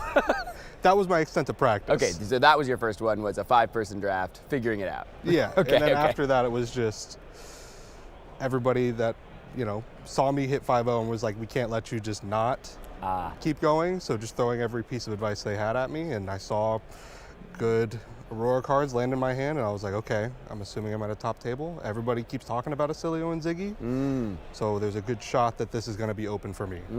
Very cool. And so for today, you're kind of just going to continue to try to read the pack? You feeling like Aurora got me here? Can I try to continue on that lane, or just going to see how the packs fall? I think it's a little bit of both. I know I'm going to be leaning Aurora just because I've got more games on it than any other character in draft by a whopping 3. But if the packs show up in a way that I see cards that tell me I'm supposed to be in Zyggy, I think I'd be available to it. Oscilio scares me a little bit. That scuffed draft, I feel like I drafted a busted Oscilio deck and bombed out. But at the same time, I think these 3 draft games kind of feel like bonus money. Sure. I'm not worried about Yeah, losing them that totally. badly. I If love that. I get to go to the end, play Yeah. more Fi, Yeah. and still have a shot at top 8. Incredible, dude. Incredible. And it's a good message for all of you watching. You saw Pro Tour champion Michael Feng get into all the nitty-gritty and all the high-level rhetoric around Limited. But the fact of the matter is, if you're good at the game, you let the packs fall what they may, you too can 3-0 a draft, even if it's your first time really doing the format at something like a national championship. So that's the beauty of the game. That's the beauty of Limited. Really quick, any shout-outs? Any people you want to thank? People that might be watching at home? Yeah, just a general shout out to the local scene here. I know us in Minnesota, we have so many strong players who do get to travel, but then there's a fair few who I know don't. I mean, that includes like myself, where it's a lot of us just, we play what we have around us. Yeah. We love being with each other every week at our armories. Yeah. That to me is kind of what has really made me want to like this game. When I moved here, joining the Flesh and Blood community was, what first started making friends for me. It was really great. And then I guess I'll shout out my fiance because she has to stay home and watch the house and the dogs. Aw. Well, shout out to all you in the community and back at home. Congratulations, Matt. Happy for you, brother. It's a great story, and it's inspiring, I think, to all the Armory gamers out there and all the people who don't get to travel to the extent of the World Tour. The World Tour is still for you, just like it is for Matt. Let's send it back to the booth. Man, I feel like if I took Pablo Pintor, stuck him in a blender with a flannel and some Midwestern vibes, I would get Matthew Gump. I love this guy. Oh, soft-spoken, humble, and every question he was asked, he just deflects that love to his community, his locals. He props up J-Mag, fellow Minnesotan. His fiance, his dogs. I feel that we are so fortunate that the champions of our game are people who don't look inward, but look outward. They want to just give so much love for the people that make this game great. And just, the entire time, I had these fuzzy feelings, man. When I was, Matthew, like, just the way he's talking about the draft. And he's so honest, too. Yeah. That was my first draft. It was scuffed. And we tried to make the best out of it. Then my friends came and told me, you're 5-0. We got to give you some tips. Yeah. And he 3-0'd the dang thing. Like, I think the one thing I want to highlight the most, though, is how he just talks about there's players who don't get to travel to some of these callings, these world tours, these pro tours that are far off in the distance. But when the event comes home, we get to do what we can, right? We get to play in our local events. And when you're able to shine like that, to me, that is the beauty of this game. And it's the reason why we pick World Tour spots all over the world. We want to make these hometown, or give these hometown heroes the opportunity to shine. They've been practicing all the time. And wow, what a great interview. Just fuzzy feelings. Yeah. Matthew, I hope you do well. You are a champion in my heart. Well, we're both gushing here, and like Forrest before him, I do think Matthew is a humble hero. And humble expectations for the day. All he wanted to do was do well enough so that he could play more Fi. I've heard hero that du jour. echoed by another previous national champion who just wanted to play for the love of the game. Yeah, but all of a sudden he's found himself as the one Aurora in the pod, set himself up to do that and all much more. Could even be playing Fi into Sunday with his record. He might be playing the most Flesh and Blood of all of us this weekend. Well, let's watch him play Flesh and Blood right now against Ashlyn Slattery, our feature drafter. Back down to the feature match area for the first, but certainly not the last time today. It's Ashlyn Slattery on the left side of your screen versus Matthew Gump. Both semi-locals to the area. Matthew Gump is obviously from the Minnesota area. Ashlyn Slattery hails from North Carolina. Just a quick hop in a commuter flight, and now she is here. Matthew Gump chooses to go second, which is another thing going well for him besides being the one of Aurora in the pod. And speaking of Aurora, let's talk about these two heroes, Michael. We haven't talked about them nearly as much as you did at the calling in Prague. So go ahead and break down Zyggy for me. Zyggy, we talked about this during the draft itself. Kind of two directions. You got your more attack focused, more Frodius focused. Most decks are kind of in the spectrum. I will say, of course, as we watch that draft, we do think Ashlyn's deck is so good at making lightning flows. She's likely going to be very focused on a Frodius. On the other hand, of course, Aurora. You have a lot of attacks that have these on-hit effects. And what is good against those? Cards that block. That nice flittering force field red that Ashlyn took pack 1, pick 2, I think is really going to shine here. All that flow generation also helps you prevent a lot of those arcane pings. I think we have the question-asking deck in Aurora and a lot of answers on Ashlyn's side and Zyggy. Lightning on both sides of the table, but it's going to be orbs versus swords, and we'll see who comes out on top, Ashlyn Slattery or Matthew Gump. I want to see some gameplay, so we will delay no longer. 20 plays 20, no 19 here because Oscilio is not in the mix. Both players will start, of course, with a lightning flow thanks to the macro Omens of Arcana. Every single lightning flow that is established will have an additional keyword of Spell Void 1. Just right off the bat, Ashlyn is, forced to go first, but has a reasonable setup turn here. Ebbing Arcstride coming in for 5, theoretically with Go again, because Matthew does not want to leak any damage on this turn 0. So Ashlyn will be able to say a little bit more. Has a great arsenal piece in the hand in Flittering Force Field, and also kind of a combo card with it, Sigil of Lightning. I do wonder if she'll establish it here or just go for the guaranteed 4 value that she will gain by combining it with Flittering Force Field. Right now, Sigil of Lightning does go to the bottom of the deck in the pitch zone now in order to pay for this Nebulous Cycle. So it's just a block bot out by Matthew Gump and then also an establishment of a ward board down the line. I like it. Yeah, just a 1-for-1 card exchange here on that Ebbing Arcstride. And just once again highlighting why a card like Shattering Flowtide is seen as a higher tier. Because any color of Shattering Flowtide here would have potentially netted Ashlyn an additional lightning flow. And just what a beautiful turn cycle here from Matthew Gump. Pitching a Vaultbound Duality to discard a Vaultbound Duality. He's getting value on turn 0. And forcing Ashlyn to pay into one of her only 2 pieces of equipment. Seeker's Leggings will allow her to opt, but more importantly will prevent that 1 arcane damage, which is so important for protecting the Nebulous Cycle that Ashlyn so painstakingly established on that turn 0. Priority passes back. Okay, I'll pass the turn. Lots of clear communication there from our players. Passing priority. And this is a very clean continuation of the play from Matthew Gump. Turn 0, play actions abound. Embodiment of Lightning token established thanks to that redundant lightning flow that Matthew got from Vaultbound Duality. Really clean stuff. About to have one of those on turns that I think you were talking about in our draft overview. That was so clean. I think we may have missed it. It was so nuanced. So there was an extra layer of priority that got passed there. As we recall, Ashlyn sent that Ebbing Arcstride. So she still has an action point. Matthew says, do you pass priority one more time? If you do, now I'm going to risk activating Aurora. it's hard to understate that little minor thing that occurred there, but it shows to me Matthew's understanding and mastery of the game at a more technical level. Voltbound Duality not being discarded this time, but being attacked with on Matthew Gump's first affirmative turn of the game. 4 go again, thanks to the embodiment of lightning token generated by a Voltbound Duality that was discarded. Could we say that amount of Voltbound Dualities equates directly to letter grade, Professor?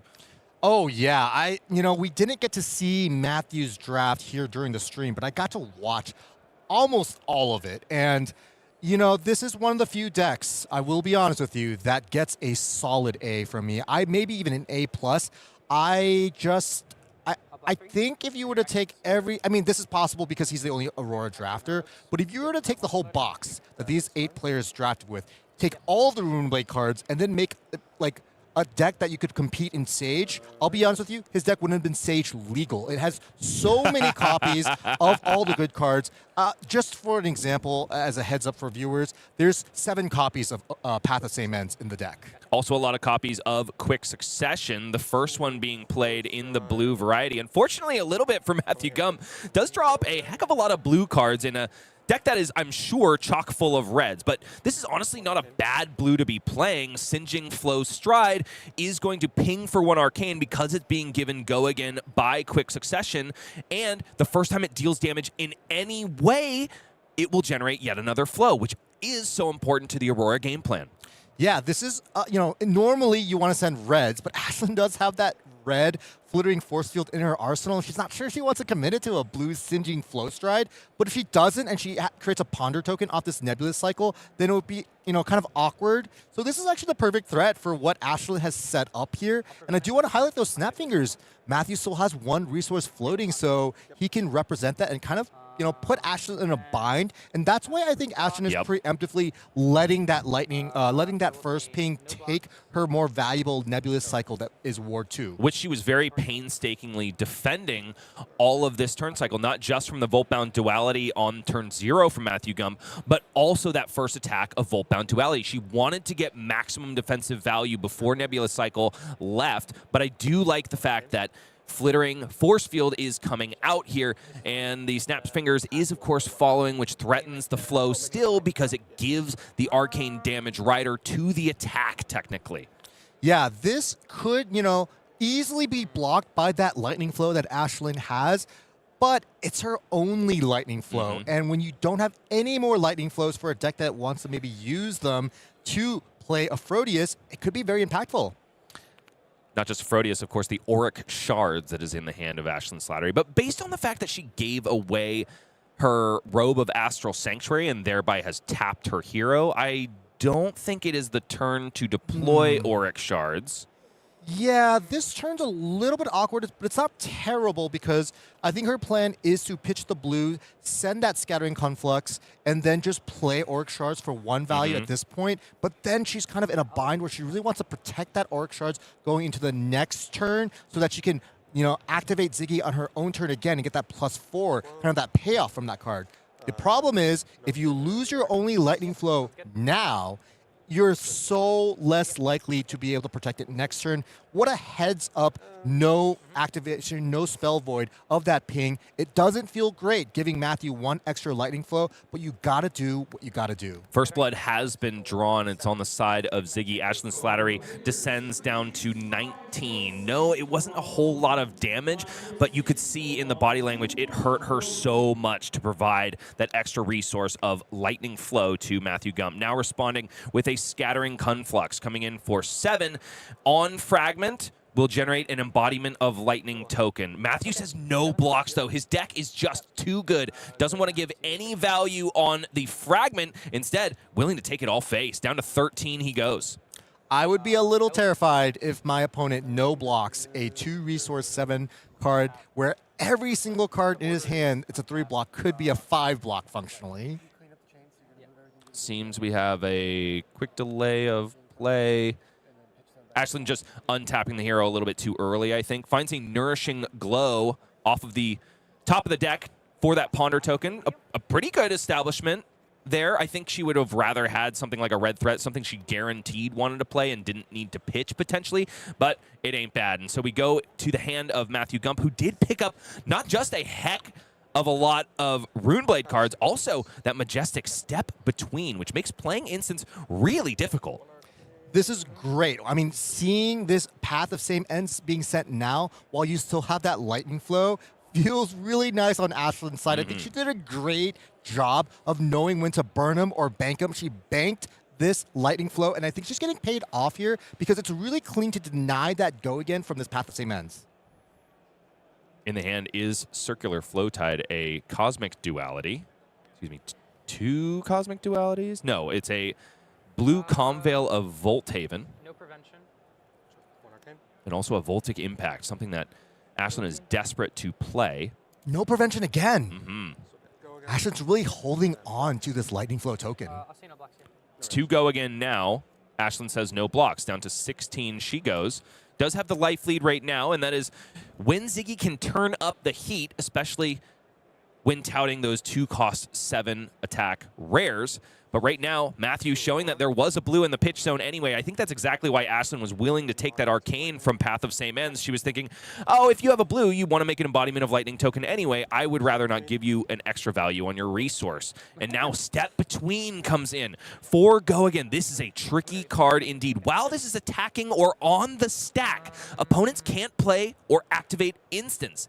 What does Ashlyn like to do as Ziggy? Play Instance. And besides, if that's not all, at instant speed, Step Between can pay 1 and tap Matthew Gump's hero, which unfortunately is already tapped. But if that's the case, it'll get +1, and damage can't be prevented this combat chain. Yet another line of text that is incredibly relevant against Illusionists. Yeah, this is just a Majestic that's not too much more powerful than most of the other cards in the format. Matthew actually wheeled this card. This wasn't like a high priority pick for basically anybody, but its line of text here actually is quite relevant. Ashlyn has that Nourishing Glow in the arsenal, and we didn't get to talk about this yet, but it's quite a nice card to block the Scorpio swing from the Aurora player, where you're able to kind of block off a card, but still gain that point of life, netting yourself basically 3 value from a single card on a otherwise very annoying to block Scorpio. 1 damage leaks over the block of Cosmic Duality, and Matthew Gump gets to keep going again. Does control a lightning attack, so the coup de grace can be Scorpio, but first it's yet another Path of Same Ends.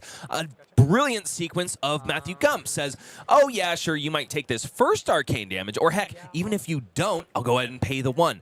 But punishes Ashlyn immediately for not paying with that lightning flow, easily able to secure go again on this Path of Same Ends either way. Yeah, this second one is a lot less menacing than the first one when Matthew has a resource that clearly he has no other reasons to spend. So I think Ashlyn not committing the flow there, very smart. And now Nourishing Glow out of the arsenal, gaining 1 life, but Matthew Gump points to Step Between because is it still technically attacking, Michael? Yeah, it's still in the combat chain, so I do think it is still attacking. This is a great question, though, for our judges when players are uncertain. I mean, this is what judges are for. So players are probably going to, wait a little bit, get that judge into the booth, and figure this out for the players. But so we will give them their space, of course, for the judges to do their work. We do like to avert our eyes because these can be very stressful situations if you're the people involved. So might as well take the eye of the camera away. We can handle it, can't we, Michael? Oh, yeah. I mean, this is what we're here for, to look pretty. Yeah, I like that little shipping. Honestly, you were looking like Casey from our draft view. She was feeling it. She was vibing with that draft, amazing kind of vibe to her. Really moving and grooving. So maybe feeling good about her deck as well, or just shaking off the nerves. Either or. Either Still or. a good dance move. There's more game to be played. Judge call has been resolved.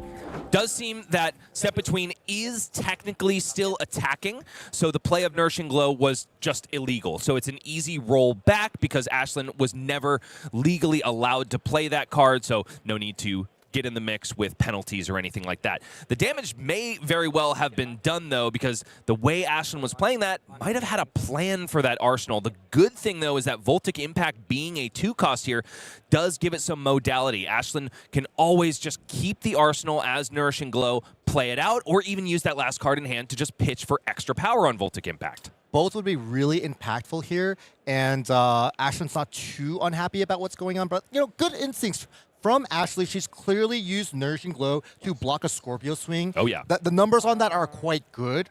And she still kept this Lightning Flow, which lets her, she could if she wanted to. It's a little bit more aggressive. She could play the Nourishing Glow, activate Ziggy, then use the Aphrodite. She does have another blue in her hand. It would have helped her not have to commit to arsenaling one of these blues or keeping the blue in her arsenal. Just something to think about, maybe not what she is going to do. Last card in hand is, of course, Circular Flow Tide, so decides to send it rather than beefing up the Voltic Impact at instant speed. And I like that play because, of course, Matthew Gump still has access to all of his equipment, could pitch a redundant blue into Starflow Robes, or if he doesn't need the embodiment of Lightning Token this turn, just go ahead and tap the hero down. And Ashlyn Slattery would be out of flow no matter what. This way, has access to another one when Circular Flow Tide inevitably leaves the arena, and maybe at the behest of yet another yellow Path of Same Ends, one Arcane on the stack. Yeah, she was going to be able to make a flow either way. I think her two options there were, do I want to deal 2 more damage and create a flow, or do I want to prevent 2 damage next turn and create a flow? Potentially even maybe deal 2 Arcane. She set herself up with the Circular Flow Tide. She could activate Ziggy on her turn, on Matthew's turn now, get a little cheeky Aphrodite swing, make an extra flow. I think what she did here was the more better line, but there were options available, surely on the kind of modality of Voltic Impact. More better. I'm giving you a D on your grammar. I'm just going off the cuff here. This is kind of live for us as well. But I'm messing with you, of course, of course. You mince a lot of words all day. I mean, oh my gosh, the draft overview was a marathon of the mouth, and you executed it perfectly. So it's all love. I love donuts, and I love being glazed. Thank you for that. Man, you've outdone me at my own game, Michael. Okay, does look like Nourishing Glow is being played in response to the Arcane Ping of Path of Same Ends, which means that Circular Flow Tide is going to get to stick around a little bit longer if she chooses to destroy Nourishing Glow in order to prevent that Arcane. Yeah, I prevent Arcane with Nourishing Glow. Yep, you got it. Sweet, thank you. There we go. Yeah, I will. Ashlyn, I think maybe shaking off a little bit of nerves at that judge call. It's even though she didn't self-inflict like an IP2 penalty or anything like that, it's always something that you just kind of need to get over when it's a difficult situation and maybe you didn't play optimally. You just have to be a goldfish. Forget everything that's been happening in the past. This is the board state that you have to deal with right now. It's an activation of Ziggy, bouncing Circular Flow Tide and quickly returning it with a smiley-faced hollow counter. I do think that was probably an Ashlynism. She keeps that Lightning Flow. She spends one, immediately gets it back.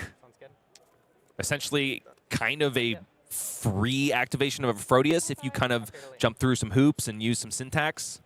Yeah, Matthew, this is not a very impressive turn, almost being forced to give this Path of Same Ends go again. So that prevention actually worked. Maybe Matthew was relying on Ashlyn not preventing it. I mean, the other 2 yellow Path of Same Ends all basically had their go again condition enabled by the Arcane Damage ping working. Has to pitch a premium card here in the Leech Renown. But that's a card for the future. I mean, what Ashlyn did the turn before was a deck damage negative play by committing to playing the Circular Flow Tide. It was a better numbers play, but she could have also pitched the Circular Flow Tide to get 2 true damage in and create a Flow Tide and still remain that Circular Flow Tide in the deck.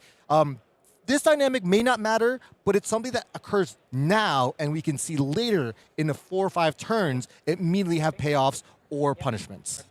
Matthew showing that he is willing to block and also willing to just accept damage when the hands line up. And I think that shows just how astute of a player he is. When you know you have power in the deck, sometimes you just need to bide time enough to get there, and that is the key factor.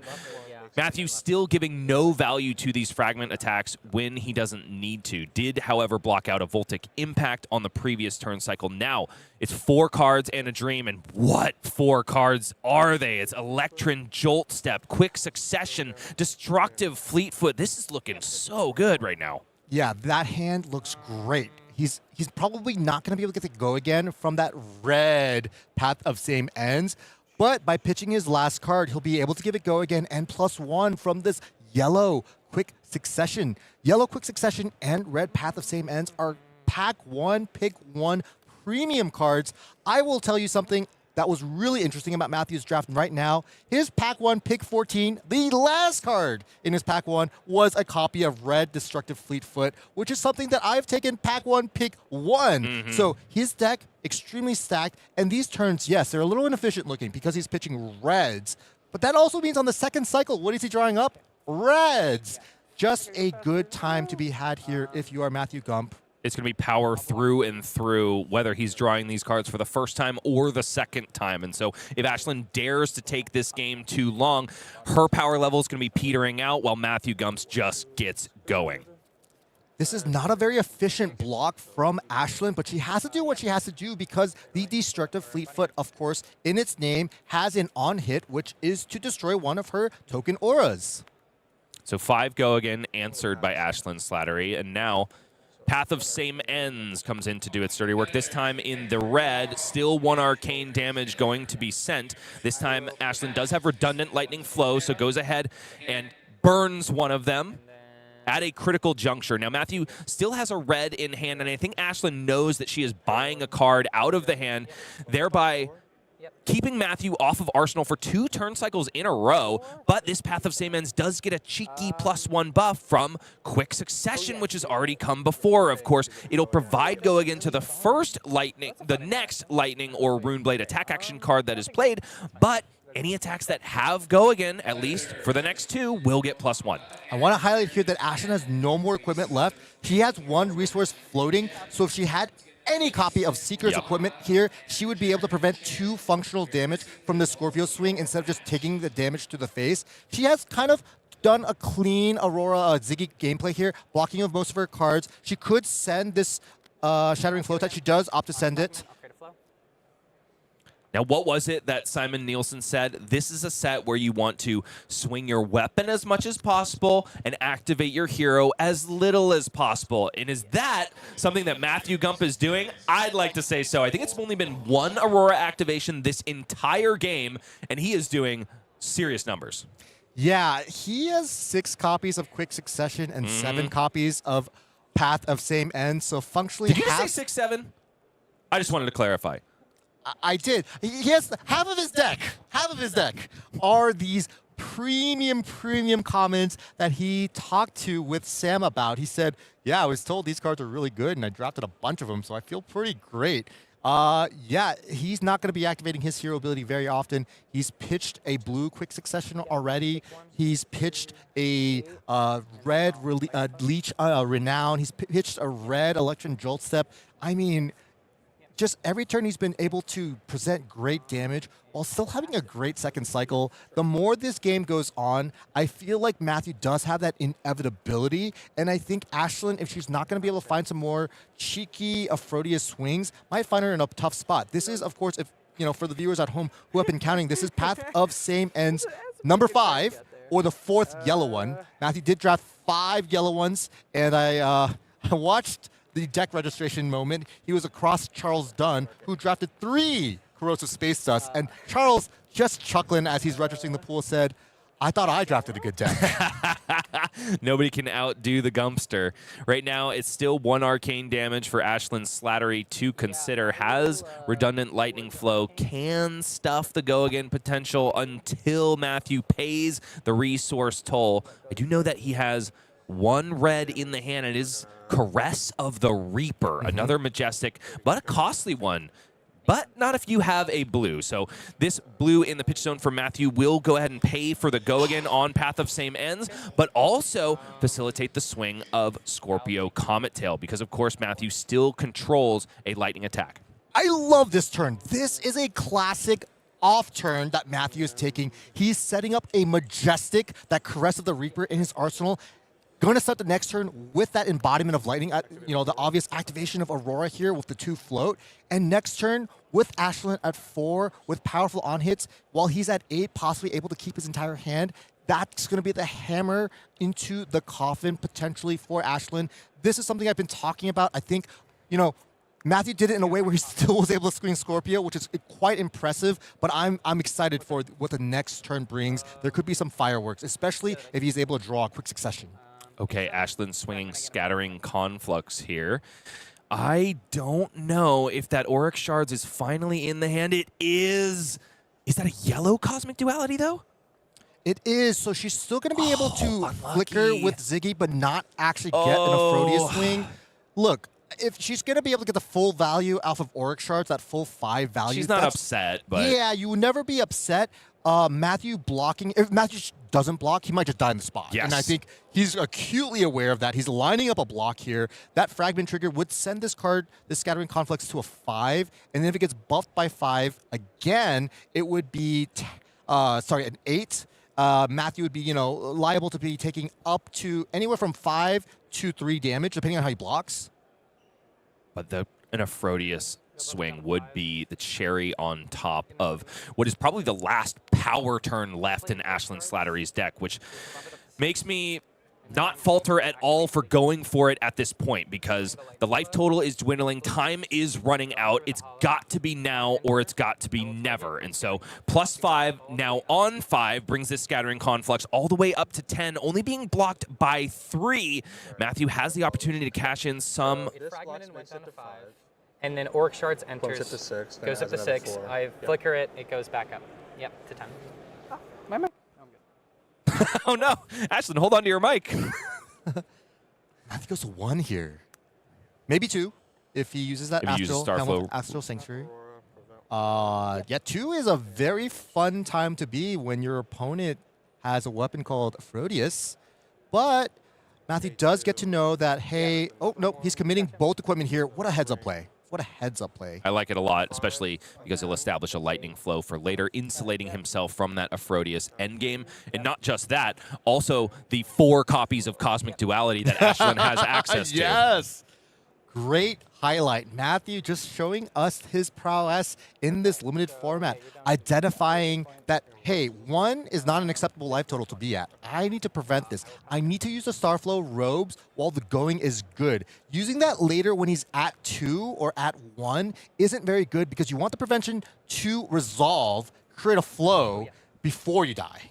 Now, Ashlyn is doing her best to keep up the pressure and make sure that it reaches a boiling point against Matthew Gump, who just took that off turn to try to have a huge on turn. And while the potency of it has been limited quite a bit, here comes Caress of the Reaper. 5 go again, and whenever this deals damage to a hero, destroy target aura they control. And once Oryx Shards goes away, I'm looking at that embodiment of Lightning Token, and I'm trying to snipe it.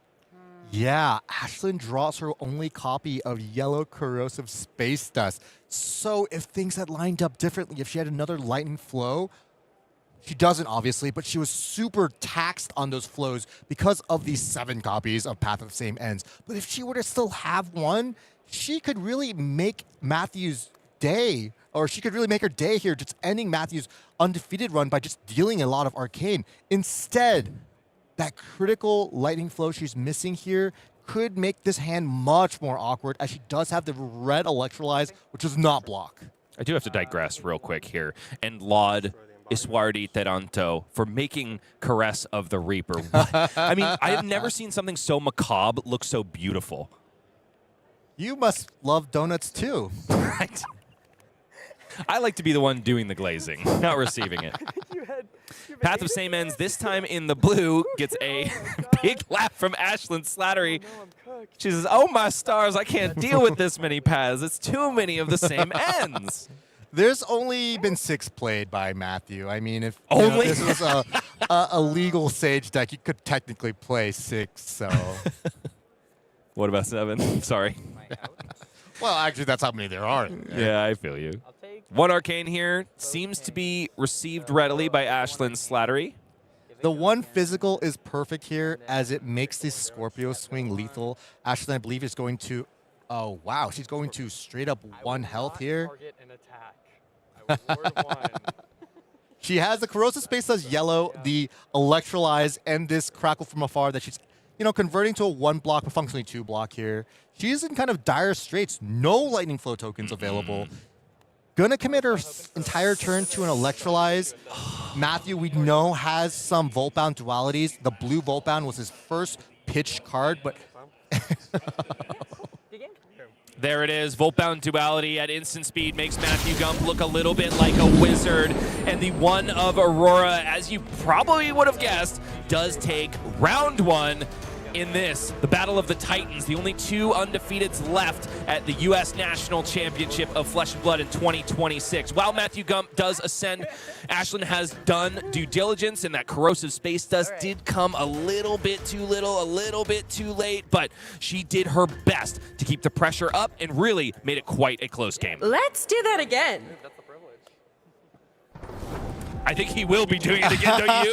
Absolutely. I just want to highlight that game was a lot closer than it looked. Oh, yeah. Like, Ashlyn ended up being a dollar short, a flow short at the very end, but she drew that corrosive space dust yellow. I mean, it was like one of the last cards in her deck remaining at that point, but she drew it at the right time. I mean, if everything was just slightly different, if a 1-point life swing different, maybe if Matthew didn't have that Starflow robes that prevented one and made a lightning flow to just really insulate him, he could have just died on the spot from that corrosive space dust. It was quite an exhilarating and close game, and all of this with Matthew being the solo Aurora and getting to win the dice roll and getting to go second. Obviously, his second turn wasn't super impressive, having 2 or 3 blues in his hand, but he still did a lot of damage, and despite all odds, I want to say, I think Ashlyn really played well. She was holding on to those lightning flows. I think she truly did a great job of knowing when to burn them or bank them. And just impressive gameplay, as you would imagine, from players who have both 3-0'd a pod,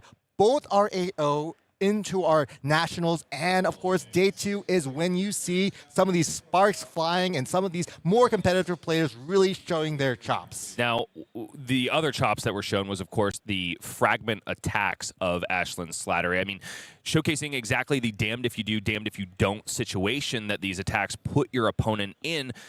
Never really got any respect in terms of value blocking from Matthew Gump. He was taking cleaves of life all the way down to the dregs of his life total, and that was honestly what turned on the win con for Ashlyn Slattery. With a better draw sequence, maybe one more flow throughout the course of the game, you said it, Michael, that could have gone a very different way, and what a way to conclude your first game of day 2, felling the one of Aurora in the pod. It just shows you the skill ceiling on Omens of the Third Age. Let's see the updated pod now. I mean, if that yellow Cosmic Duality was a blue Cosmic Duality, so the turn that she played the Auric Shards, got the 5 value, and put Matthew to 1, if that was just a blue instead, and she also got an Aphrodite swing when Matthew went to functionally 1 from that damage, that would have been everything. That would have changed the entire game. She would have won on the spot with the corrosive space dust. That one resource the turn before could have impacted the game completely. So if I were Ashlyn, I'm rewatching this draft game. Like, I don't feel bad about this at all. No. The deck did a lot of great things. I think she navigated the draft really well. Losing to the one of is never, it's never a great feeling, but if you're gonna lose someone that, this is the one game that I wouldn't feel as bad. And now Ashlyn can be a U-boat commander, because now she goes up against one of the other weaker decks in the pod and can probably surface over the top, because as we said, I really think she's got one of the best, if not the best, Zyggy deck in the pod, and when you're going up against 4 Oscilios, that's a good prospect. Now, we do, unfortunately, because of that loss, have to give Ashlyn the boot out of the feature match area. She is being asked somewhat nicely to leave the area, and now we turn our attention to Matthew Gump. We're going to see him on full display in the next feature match, so you can buckle up and get ready for that. Aurora said it for us. Let's do that again, and we are going to go again. Thank you, Aurora, for teeing us up nicely for that. Now, let's take a look at our updated standings. Only one remains, Michael, and his name is Matthew Gump. He is a local here in Minneapolis, and that is a really cool thing. Also has completely won over our hearts. Ashlyn did it yesterday. Matthew Gump has done it again. Flesh and Blood just has a great community in general. Who else do you... Oh, well, I don't even have to ask. Let's talk about 7th seed. Oh my gosh, Jonathan Magnuson. I mean, Matthew even mentions J-Mag himself as well, still rocking that 8-1 record. I often find players that choose to play one of the new heroes in the actual set, they often are quite good at the draft set, because they're like, I would imagine maybe Jonathan drafted Zyggy, and he's playing Zyggy in Classic Constructed. These skills aren't exactly 1-1, but they certainly don't hurt. I'm so excited to see his name continue to win. He, of course, won his first round of draft. If he wins a couple more, he's just, we're already entering that zone where we're starting to be able to tell what the top 8 might start looking like. I know we still have 6 rounds ahead of us, but if you're undefeated, if you're X1, you don't have to win that many rounds to already lock in that seat. Okay, well, that concludes our first round of draft coverage at the U.S. National Championship. Of course, brought to you by TCG Player, and we are so excited for more Flesh and Blood, both limited and constructed, coming at you through the course of the day. But just like Ashlyn Slattery before us, Michael, you and I are getting booted out of the booth. It'll be Sam the Man O'Byrne and Pankaj Bhojwani giving you more coverage of Matthew Gump, more swinging of lightning-soaked blades, more go-again attacks, and of course, more Flesh and Blood after this. Don't go anywhere.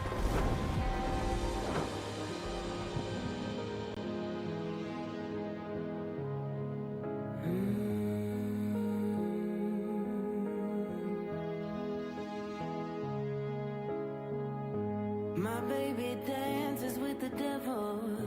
I wanna know what's on his mind. Shaky hands so sentimental. I sugarcoat between my lies. Inside a small cloud asking why. I'm afraid we're out of time.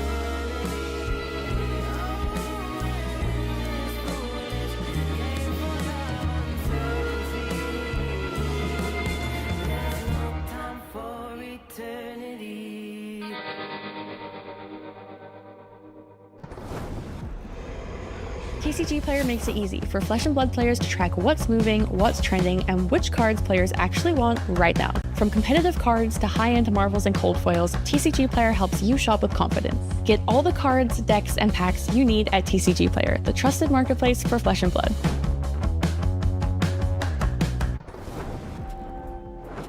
The early bird Preferred sale dates for World Premiere Seoul and beyond are now live. Check out the schedule to see when you'll be able to secure your free bronze voucher for the Set 20 World Premiere. Play callings all over the world and plan your trip to the World Championship in Paris. Find out how to see the world in 2026 on fabtcg.com/world tour. It's been called one of the most fun draft formats in recent memory, and boy, oh boy, has it not disappointed. Sam O'Byrne and Pankaj Bhojwani back in the booth to bring you some more coverage of U.S. National Championships, brought to you by TCG Player, and let me tell you, these draft rounds have been a thing of beauty. It has been amazing. Day 2 of a 550-player tournament. Honestly, one of the best days of the entire weekend, to be honest, and already starting off with such a unique draft pod. We had just one Aurora in this entire pod, and I'm beginning to think there's maybe a little bit of an early bias in this format, perhaps against the Lightning Runeblade. If you look at the feature draft yesterday as well, it was only 2 Auroras in the pod, and today there's just one. You have to wonder whether this is something people are going to adapt to as the national season progresses. Yeah, especially because Aurora, not a deck you really want to be like the 4 of, right? Definitely so if not. people overcorrect and say, oh, no one's going to be drafting Aurora, I'll definitely just slam those picks early, and then all of a sudden you give a deck like Oscilio a 1 of, God forbid, or a 2 of, things might start to get a little hairy. Let's take a look at the pod and see how it's been breaking down so far as we prepare for this next round of our draft in the format. Of course, Ashlyn Slattery fell in the last round to that 1 of Aurora, even though, as you heard Michael Feng say, it's a pretty damn good deck that Ashlyn drafted. She clearly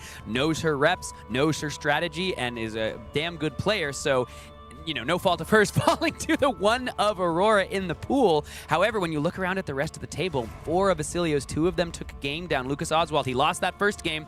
He said, we don't think about anything other than the 2-1 or the 3-0. So we'll have to wait and see how it continues to shake out for him. But we got to move over and start talking about Matt Gump, 1-0 on Aurora, quickly becoming an early hero of U.S. Nationals 2026. I actually managed to catch the game between Lucas and Casey while Michael Feng and Bryce were taking the viewers through the game which Ashlyn was playing, and it was so close. Despite being the 1 of the 4 of Oscilio's, Lucas was 1 off lethal against Casey. It absolutely was a case of if one of his yellows were a red, then he would have gotten there, and that's how tight these margins are. It's such a skill-expressive limited format. 100%, and that's the thing about Oscilio. People talk about it. You can support 4 Oscilios in your pod relatively comfortably and still be able to sneak out some wins, right? And so we're going to have to wait and see, can Matt Gump continue the dominance, or will a player at the caliber of Jacob Baugh be able to put the first loss on Matt Gump's column in this tournament? It's going to be a great game. Let's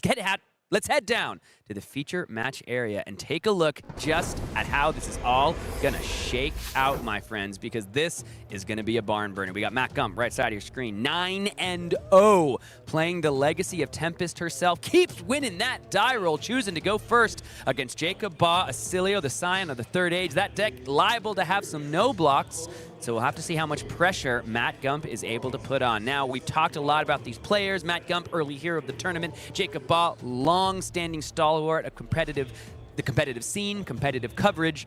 But when you look at these heroes, this is where things start to get more interesting. In this format in general, Oscilio certainly has the edge. When you look at the data, you look at the numbers, you look at anecdotal speaking to people, Oscilio often does pretty damn well into Aurora, but this is not any old draft. This is a 1 of Aurora, and Matthew Gump had all the space in this draft to pick up the hate pieces against the Oscilios, against the Zyggies. Michael Feng brought this up in the draft. In Matthew Gump's, I think it was the pack 2, he picked a brush off over a strong red Runeblade attack because he knew that he would have his pick of the litter of the Runeblade attacks, opted instead for the prevention effect, which I think might come in very handy in this matchup. Now, Aurora's sometimes problem into Oscilio can be that she doesn't have the ward pieces that Zyggy has or as much access to prevention that Oscilio has in the mirror, but I think how Matthew can prevent the arcane damage that Oscilio is going to send his way is via a multitude of lightning flow tokens. Well, folks, let's see how many lightning flow tokens he's able to generate. Let's see how impressive this Aurora deck continues to look as we've got our second round of the day, but only our second to last round of limited for the weekend. It's Matt Gump, it's Jacob Baugh. Matt Gump tries to remain undefeated now. one of his 6 Path of Same Ends hits the combat chain over here. It's a yellow one, of course. And right off the bat, I want to point out just the sheer equipment difference between these two players. Jacob Baugh has Lace Lightning very, very strong in the boots, but chest piece and headpiece completely empty. And by contrast, Matthew Gump's side, all 4 equipment pieces filled out for him as he sends the opening salvo against the opponent, Oscilio. 1 arcane damage rider from the Path of Same Ends promises go again should it land. Jacob Baugh can perhaps cash in the boots here to prevent it, or one of his Lightning Flow tokens, which is definitely a very important resource. We don't yet know how much Lightning Flow generation Jacob Baugh has, whether he's perhaps okay giving that up right here to make Matthew Gump pitch a little bit on his opening turn. These Path of Same Ends and quick successions, the core of this deck, the type of cards you can do well with just a couple. And Matt Gump absolutely overflowing with those cards in this deck. You talked about Lightning Flow generation. Here's the first for Jacob Baugh. Glide through Starlight's going to come through and prevent the 1 arcane, so this thing isn't going to have go again for free.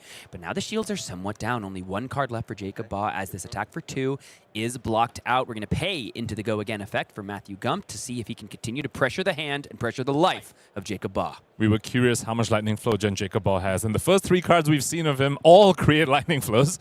So it seems like he has plenty of it right here. Has gone up to 2 Lightning Flows here already as Matthew Gump decides how he wants to continue this turn. Looks like it's just going to be the Scorpio potentially to finish it up. I do see a duality in his hand as well, so he can also end this turn with 2 Lightning Flows.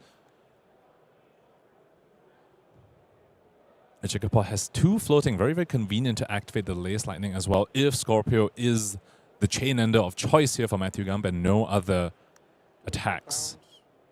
Discarding the Volt Bound is Matthew Gump, setting 1 arcane, creating an extra flow as well. And now this is the question, Jacob Baugh. You made the flow. Are you willing to part with 1? No, you are not. Down to 18 for Jacob Baugh. He's keeping those flows around for something more impactful. And Matthew Gump should be up to 2 flow over here. Yep. I think Catching that right now. the resource count currently for Matthew Gump a little bit short. He would have liked to, I think, activate Aurora at the end of his turn so that he can go into his following turn with Embodiment of Lightning and a Lightning Flow already set up. Was 1 short because Jacob Baugh did not allow him to get a free go again of Path of Same Ends. And I think that's important, and we're seeing why Matt Gump wanted to do the route he did. He wants the Lightning Flow more than Embodiment of Lightning. Why? Arcane damage, like the amount that is sending through across the table with this core reaction, immediately threatening the life. So Matt Gump saying, listen, I got plenty of go again. I want to get as much Spell Void as possible. Need to point out the equipment suite from Matthew Gump over here. 2 of these pieces are the Astral Sanctuary equipment, which, while very strong, do tax your tap hero resource. And Aurora, in particular, in this format, kind of needs to do a back and forth with how often she can tap a hero ability, because she needs those embodiments of lightning very, very typically to be able to go wide on her turn and finish off on the Scorpio. So be curious to see whether Matthew Gump's going to activate the Astral Sanctuary equipment pieces here to prevent this arcane, or whether he needs the tap ability of Aurora to actually have a functional turn. Of course, with the amount of quick successions and Path of Same Ends that he has in his deck, perhaps the tap isn't that much of a tax for his one-off Aurora deck in particular, but it is still something he has to be mindful of. As a core reaction pops, and Matthew Gump goes ahead and pops the Starflow Robes to prevent one of it, and goes up 1 Lightning Flow as well. We spoke about this at the top of this game here. Matthew Gump's avenue towards dealing with the arcane damage from this Lightning Wizard is via these Lightning Flow tokens. Doesn't have the ward that Zyggy is available to, doesn't have Cosmic Sushas that Oscilios have access to, but Matthew Gump has so much Lightning Flow generation. Down to 16 goes Matt Gump following the Lightning Overload. Now time for an ominous respite. Jacob Baugh up to 21 and gonna go ahead, not be able to create the Ponder. Nothing's been destroyed. Arsenal a card. This is a pretty good start for this Oscilio deck. We're seeing a little bit of the strain of being one of the 4 Oscilios here. Jacob Baugh's offense there was a blue core reaction and a blue lightning overload. Not exactly the premium spells that you want to have access to in your Oscilio deck.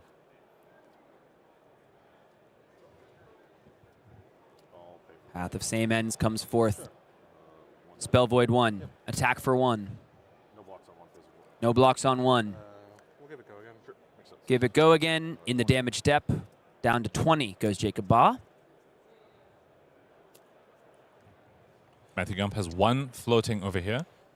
Follows up with another Path of Saemons, a third of the 6 that we know that he has in his deck. And this was a very, very interesting turn cycle from Matthew Gump over here. He is looking to end this turn without using the hero tap ability, which again is a resource that you want to try and maximize turn after turn. It's an additional dynamic in Flesh and Blood now that if your hero requires a tap, and especially in Limited where your equipment pieces also require you to tap, you want to try and make sure that you are using the resource turn after turn. But because he was setting Path of Same Ends, which is conditional go again, he left himself open to the play line where Jacob Ball lets the Arcane through and he keeps the yellow to activate Aurora that would tap it.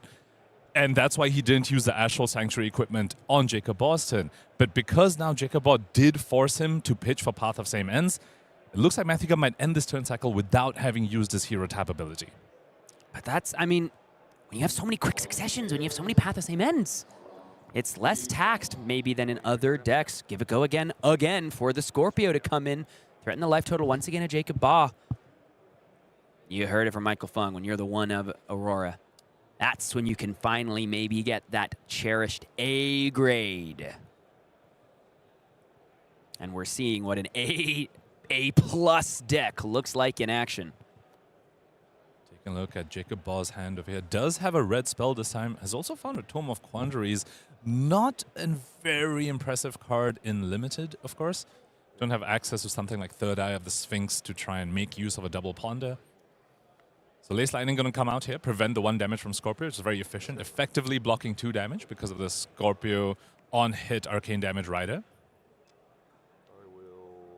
And creates Embodiment of Lightning as well. One nice thing about Oscilio and Embodiment of Lightning is that you can just leave that token lying around until you find a turn where you can cobble together an attack action into a spell, which can be quite difficult for an opponent to deal with. Life lead firmly in Jacob Ball's favor over here is 1 over his starting life total, and Matthew Gump, in contrast, is 5 lower than his starting life total. Does have the Lightning Flow advantage currently, and certainly has a higher deck quality from what we know about these 2 decks. Contemplating what to do about this 3 arcane damage from Comet Collision. A piece of flexibility that Matthew Gump has in this matchup is that because predominantly the damage coming his way is arcane damage, he can leave his lightning flows around, sort of like the equivalent of saving your equipment until very much the end of the game in, say, a CC matchup, saving your armor for the end of the game. Matthew Gump can do the same thing with his lightning flows in this matchup. So while it seems like, he's at a life deficit, he still has effectively 3 more life on the board in the form of these lightning flow tokens. Uses the tap ability this time, activates Boost of Astral Sanctuary to save himself 1 life. Does seem like he has a little bit of a blue-heavy hand here. Yeah. All blues, a blue quick succession in arsenal, and 4 blues in hand for Matthew Gump. Singeing Flow Stride here. And this is even more flow generation for the Lightning Rune Blade. Which is doing double duty. You can utilize your hero ability. You can go ahead and get the Spell Void. So important in the matchup. Even though Matt Gump is at 13 to playing into Jacob Baugh's 20, we know how powerful this deck is. He's taken an early deficit, but maybe he can turn it around from here. Every Lightning Flow generator for Matthew Gump is +1 life in a deck that is already incredibly impressive. Doesn't look that impressive this turn cycle, admittedly. Starlight Road comes out using a full card just for an embodiment of lightning, but that's because he's following up with another Singeing Flow Stride. Once again, threatening another Lightning Flow token being generated. And we're starting to see him accumulate this Lightning Flow advantage over his opponent. Jacob Ball could prevent this by using the last Lightning Flow and giving yet another blocking card, but I think he only has 1 card in hand that... No, he has 2 cards in hand that block. But bit of a tough call for Jacob Ball to let go of the precious last Lightning Flow. Promise of Scorpio as well coming right after this. And I have to also point out, Snap Fingers here on Matthew Gump's side does have 1 resource floating very, very conveniently. Even if Jacob Ball lets go of this last Lightning Flow token and blocks this out, Matthew Gump can just activate Snap Fingers and get the on-hit anyway. He has 1 floating anyway, so I think Jacob Ball recognizing that, realizing that if Matthew Gump really wants this on-damage effect, he's not able to stop it because of the Snap Fingers. 2 go again here. Another Singeing Flow Stride, back to back. Coming in I'll say it, quick succession. Scorpio Comet Tail going to be the chain ender here. Jacob Baugh at 17. Scorpio Comet Tail coming in.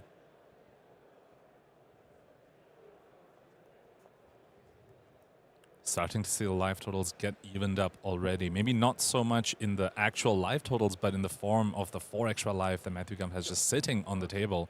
He's done an excellent job of just saving those lightning flow tokens. He's got quick successions, path of same ends. He's just leaving these around as extra life, telling Jacob Baugh that he's got even more of a mountain to climb.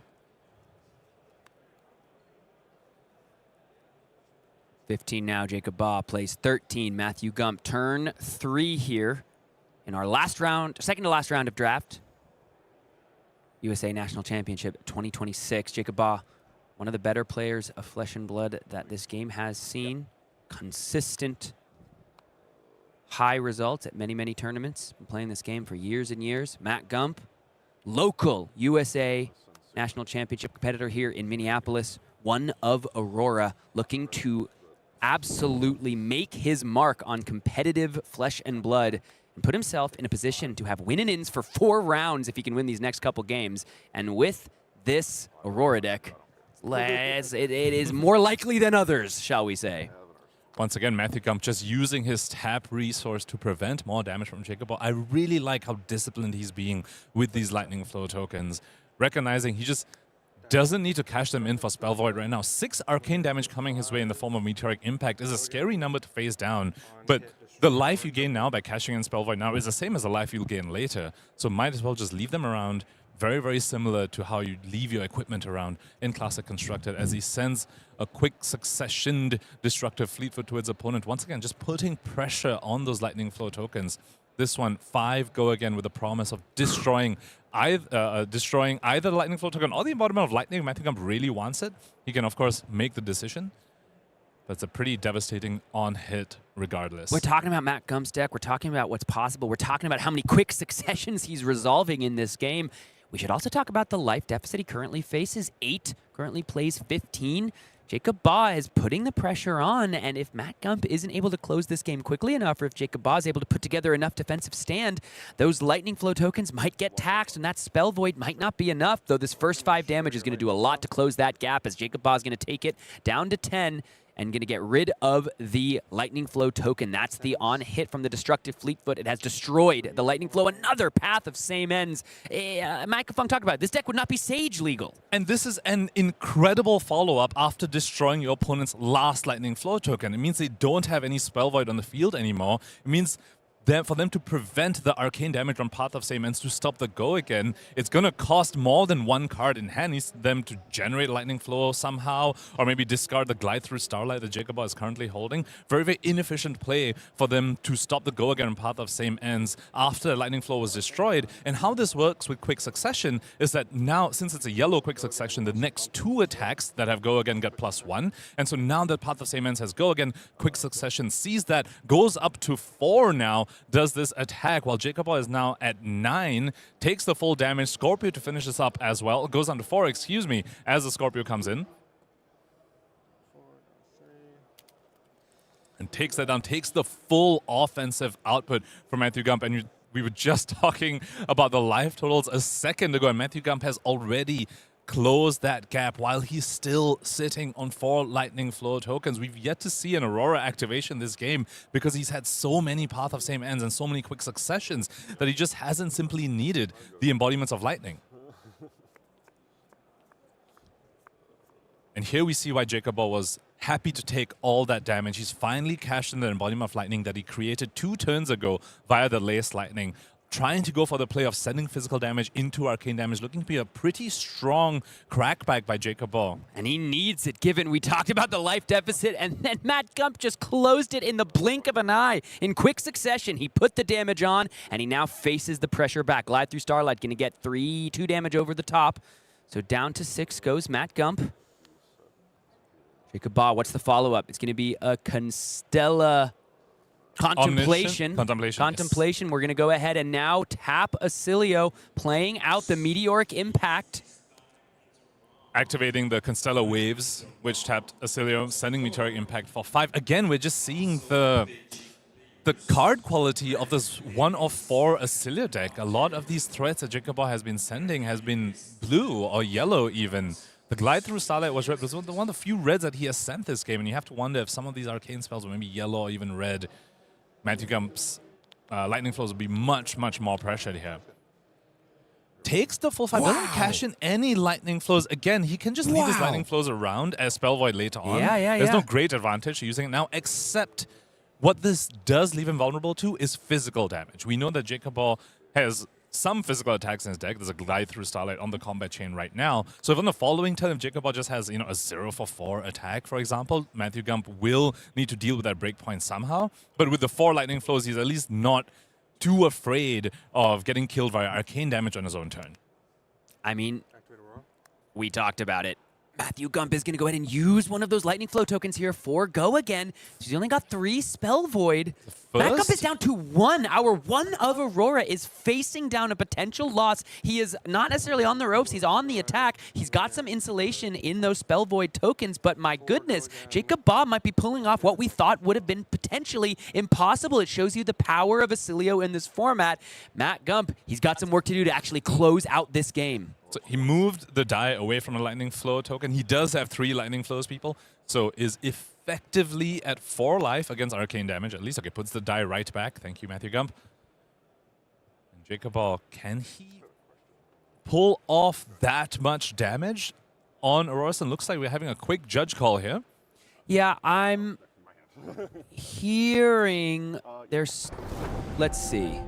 Might be something with snap fingers. I think it's on the attack. When does this card become attacking? Can you play in response to it on the stack, or is it actually attacking that the quick strike is going to trigger? It's something that Jacob Baugh wants to resolve. He's wondering, do I have to play it? Can I play it in response? Do I have to do it when it's an attacking chain link? All of these quick strike cards, when they say when this attacks or when this is attacking, that is after it's left the layer step. It's actually now on the combat chain attacking. That is when you get to play it. So it's not a difference between when you play this, do something, versus when this attacks, do something. That's the difference between it being on the stack versus an actual attacking card on the chain link. So I think that is what the nature of the discussion is as we head back down to the feature match area. Of course, thank you. Shout out to our judges for helping sort that out. Always wanted to make sure that the games of Flesh and Blood being played here at US Nationals are being played in accordance to the rules. I think we might have back-to-back judge calls here, Sam. Lots of tricksiness going on in this format. Lots of back-to-back instant speed shenanigans here. Once again, thanks to our judges for helping sort that out. As the players taking a second, perhaps waiting on the resolution of the judge call. You can take a look at what Jacob Baugh is working with. See a Cosmic Flare, Cosmic Suture. Yeah, that's a bunch of instants in that hand. Wants to make sure they can be resolved in the order that he wants them to be. Flittering Force Field as well. I think that might be another judge call here. If you play an instant now, will the Flittering Force Field later see that you played at this chain link? So you have to, that is, I think, the nature of it. Flittering Force Field, it says if an instant has been played on this chain link. You don't have to play it while the Flittering Force Field is defending. You just have to have played an instant on the chain link. But for the instance of Quick Strike, the arcane damage coming across, it will be in response to the arcane damage that is coming across at you, because the card will be attacking. The card's attacking, 1 arcane damage is coming in. So as we'll see here, I think he's going to start the timer back up, play the Cosmic Flare, get 3 floating resources, and then this is now in response to the Quick Strike trigger. And then I think Matt Gump's going to ask what I think is the same question on Snap Fingers. Yeah, look, you can see him go. He goes to grab it. Like, same question, when am I allowed to activate the Snap Fingers? Can I do it in response to what? To the Cosmic Flare. You have to do it when it is attacking on the after it's been resolved on the attacking chain link. I love that about this format, to be honest. The amount of instant speed shenanigans. We've seen dualities end games, and there's the whole back and forth of Aphrodite in response, duality in response, tap my astral equipment. I love how complex this format is in that despite still feeling very accessible to newer players while entering this limited format, it's so fun and engaging. Yeah, let's head back down to the table in a moment as we get ready to see the remainder of this game. Matt Gump on the ropes, dude. Matt Gump down to 1. Jacob Baugh at, I think, 3 is where we left it. And Matt Gump, of course, on the attack. It's not like Matt Gump is just out of it. He certainly has such a powerful deck. He's on the offensive, but It's a little hairier than I thought it would be. He's down to 1. He's a 1+3 though. The 3 lightning flows No, for doing sure, a for sure. lot of carrying over here. And Jacob Ball, to get over the 3 lightning flows, we need something like a red flash bolt alongside a Volzar activation. That would be for arcane damage. Maybe a Starfall ping here and there as well could get him there. Don't really know if he has those cards. Currently, he's holding a very defensive hand here. Has a Cosmic Suture, has a Flittering Force Field as well. So, looks like no damage coming out from Jacob except for the Starfall trigger from the Cosmic Suture itself, which will tax those Lightning Flow tokens, but won't be enough to get over them. And you see why Matt Gump was asking about the Snap Fingers. He wanted to say, can I do this now? The answer is yes, because we are in the attacking chain link. So when this Cosmic Suture comes out, this is before the resources were even generated from the Cosmic Flare. So there was no recourse against the damage from the Snap Fingers and the prevention that the Cosmic Suture is trying to do on the arcane damage from this Singeing Flow Stride. A really nice play there from Matt Gump saying, I think I know what you're trying to do. It's get some resources to do some prevention for arcane. So let me respond to what you're doing to get some arcane damage in so that this 1-card play with just the Caress of the Reaper can actually come out and finish this game. Matt Gump was on the ropes and on the ropes no longer. Our final undefeated player remains standing strong. Matthew Gump and Aurora take it down. Try to keep up next time. It's Try to hard keep up indeed. It's hard to keep up with Matt Gump's One of Aurora deck. I don't blame these other heroes for having trouble keeping up with the Lightning Room Blade. And the Caress of the Reaper to finish it off. Talk about a flavorful finish. Aurora coming in with that Reaping Blow finish against the Oscilio, the 1 of 4 Oscilio. We were expecting it. Jacob Ball, though, to his credit, made it look really, really close. But I think a 1 of 4 Aurora with 6 Path of Same Ends and that many quick successions, a little bit tough to get over. Let's go ahead and take a look at the updated bracket and see how things are continuing to shake out as we see our featured pod continuing to take shape. The other 2-0 of this pod is Thomas Battaglia, a player that's put in so many reps alongside his team, Team Sigil. They have been talking our ears off about how many reps they put in and how much they love drafting this format. Looking around the rest of the table, Jacob 1-1, Ashlyn was able to pick up her next game. Lucas Oswald, our other 1-1, one of the other 1-1s in the pod, so still doing well along with Casey Nepley, Tao Chu. You heard that, we heard Michael a little bit of an anecdote, was told just for Oscilio, but also Michael Feng said he was in a good Oscilio slot, unfortunately taking 2 losses so far in this pod. Let's go ahead and take a look at our next standings as we see how the rest of the tournament, because there's players drafting all throughout this room. There's some big names starting to rise to the top, but none have yet taken down Matthew Gump. This has been such a great story to follow. Pankaj, anything else you're noticing on the standings page? Well, the first thing to shout out, 1 undefeated player remains after 10 rounds. 5 of them classic constructed, 5 of them draft as we lead into the 3rd round of our draft over here. Want to shout out ex-US national champion Charles Dunn, and the X1 bracket could see him run it back this time. Guy Cohen as well. X1, one of the Gravy Bones players in classic constructed, showing his chops in draft as well. Aaron Grace, of course, also X1 of Team Card Guys. And Aaron Grace, U.S. Nationals top 8 a couple years ago on Enigma. Bird Cabrera sneaking back up. She took some early losses in this tournament. I remember checking in with her early. She had taken 1, maybe 2 losses. I'm not quite sure, but she is rising back up the rankings and looking to make a back-to-back top 8 herself. And Lucas Oswald here, just having taken, he was undefeated in CC rounds, has taken 2 losses so far in his draft. I also want to shout out the bottom right of the screen over there, Dylan Mangini, one of my locals, X2 here playing Mario in classic constructed, showing his chops in draft as well. Folks, we have one more round of draft, and Matt Gump, listen, he's got the One of Aurora deck. We've seen him do some magical things in the feature match area. We're gonna move away from Matthew Gump. We're gonna let the questions speculate. Can he continue that undefeated run? He's a One of Aurora. We imagine it's likely possible, but Tom Battaglia is gonna be standing in his way. But the reason we are shifting our focus is because our next round is our 2 featured drafters on day 1 and day 2. We have Ashlyn Slattery and Lucas Oswald about to go to battle for the 2-1 of the pod. And in Ashlyn's case, X and 1 would be so important for the remainder of her CC rounds and her desire to play more Fi. The stakes couldn't be higher, and the narratives, they just write themselves. I'm really excited for this one. It's a 1 of 3 Ziggy against the 1 of 4 Oscilios. Ashlyn versus Lucas are 2 feature drafters. This is going to be amazing. We've told the story of this tournament so far, and one of the lead characters must be Matthew Gump. A local here in Minneapolis, sung the praises of his scene, and now looking to make his mark on competitive flesh and blood. More from the 2026 National Champs after this.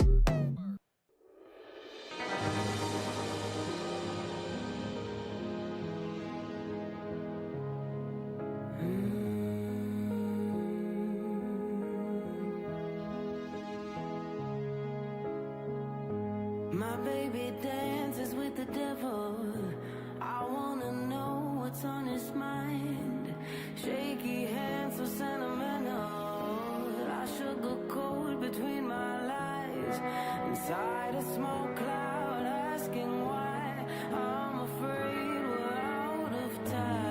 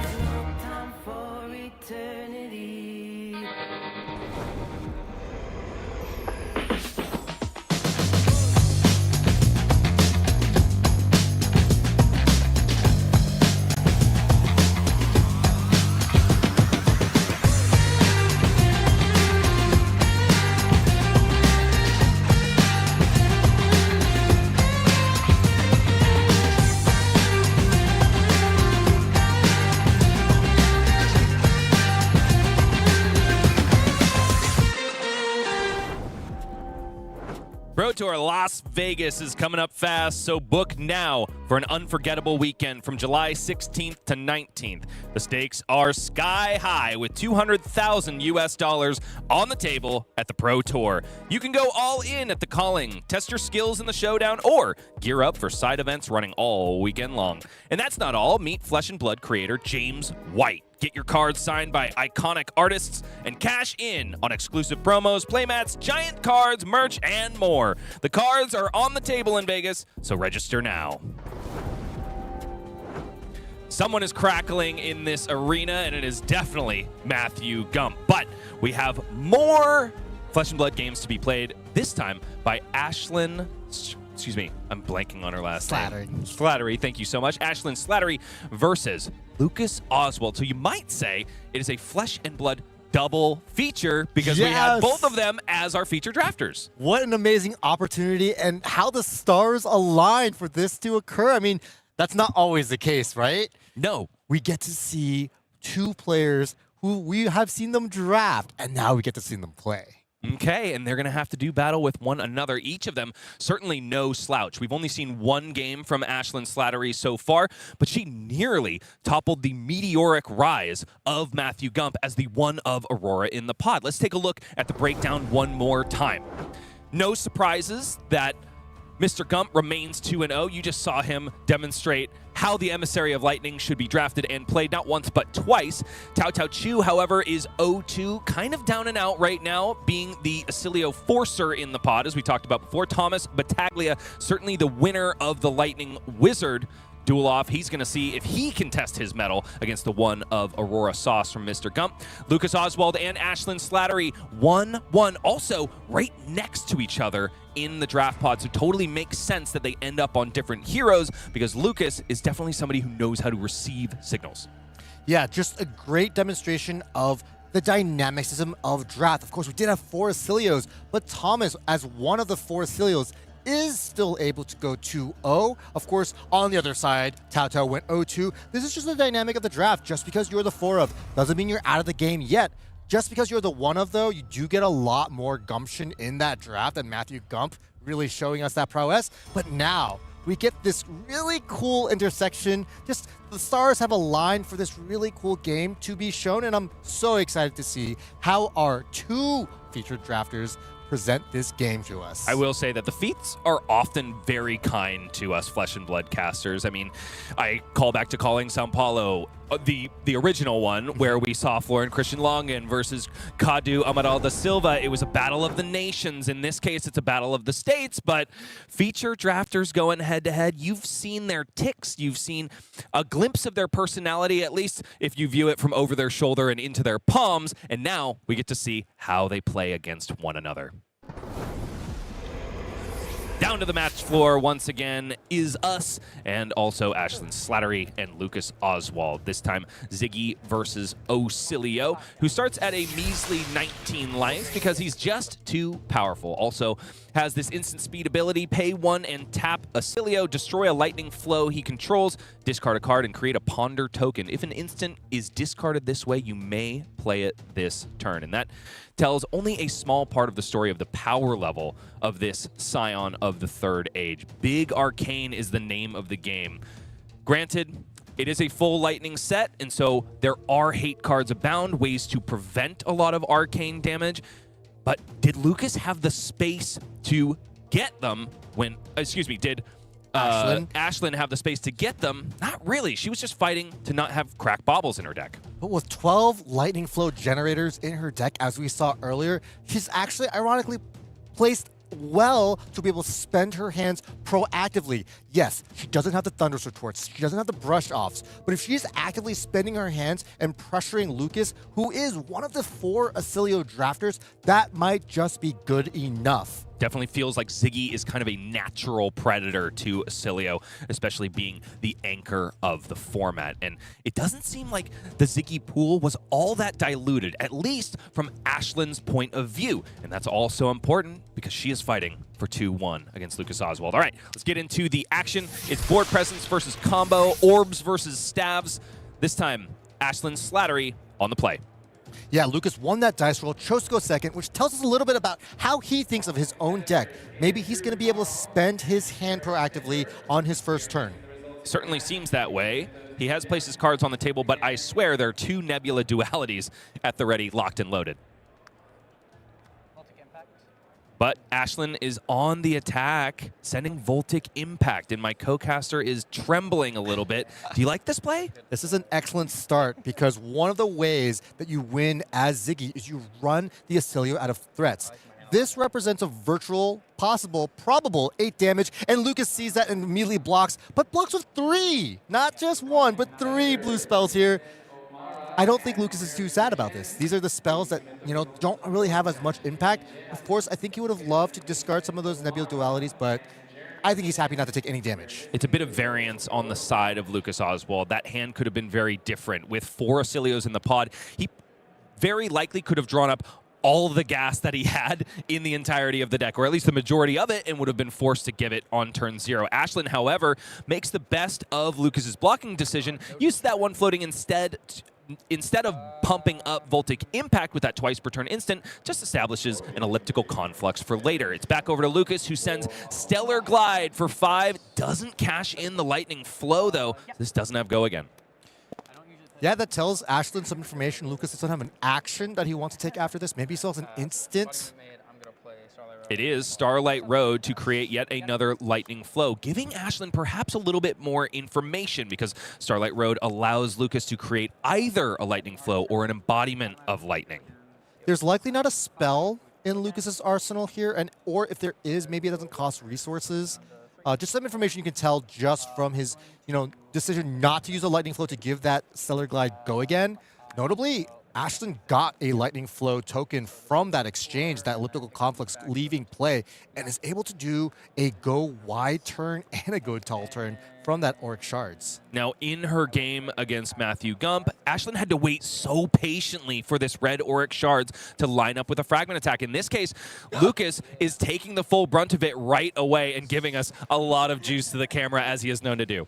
Yeah, Lucas says, nice. He was not planning on taking 6 damage from this innocuous-looking Ebbing Arc Stride, and I don't know if he has a plan for the rest of his hand. Maybe he was hoping that, hey, just go again was all that was going to matter. Now, Ashlyn doesn't have the perfect resource curve to pay with what she's got already floating for Aphroditeus, but do you think that last card will be donated to the Pitch Stone to send to Arcane? Yeah, it's either going to do that or maybe it's better being played. I'm not really sure what it is, but I do expect something to be done. There's a reason Ashlyn didn't block that Stellar Glide at all. 6 damage across the line. Lucas Oswald already down to 13, and it is a Nebulous Cycle left in the deck. And from Ashlyn Slattery, because Haven Veil comes out of the arsenal of Lucas Oswald. This card, I would say, is one of the most underrated cards in the set. Yeah, I mean, it's a rare for a reason. It's a little bit more powerful than you think. Of course, it is one of the few wizard cards in the whole set that don't have the lines of deal arcane damage, but it's really powerful because when it destroys itself at the beginning of your action phase, it does something that very few cards do, which is enable Starfall proactively. Which can be so important if Lucas has drawn up something like a Comet Collision, or even this red Enion Surge, which will flow through extra value into the next turn cycle, thanks to Volzar Meteoric Impact. Yeah, Lucas's hand is a slinch bit awkward here. He's not able to spend all of his cards efficiently. He has that yellow path and a blue Flashbolt. He could play both, but this turn he already has Starfall active, and blue Flashbolt, as a blue, it looks a lot better when it's the card enabling Starfall for you. Now, 4 Arcane, but 2 Ward has already been established for Ashlyn Slattery. Taps down Ziggy and cashes in Robe of Astral Sanctuary to get all but 1 of that damage covered, which means Lucas still gets his Lightning Flow, which is probably the secondary objective besides sending a lot of Bloodletting. Yeah, Lucas is going to be able to do a 2-card 1 here if he chooses to by pitching the path to send the Flashbolt blue. He's not happy about this. You can tell he's grimacing. Does go for the pass, though, and arsenals that Flashbolt, which can still clinch games.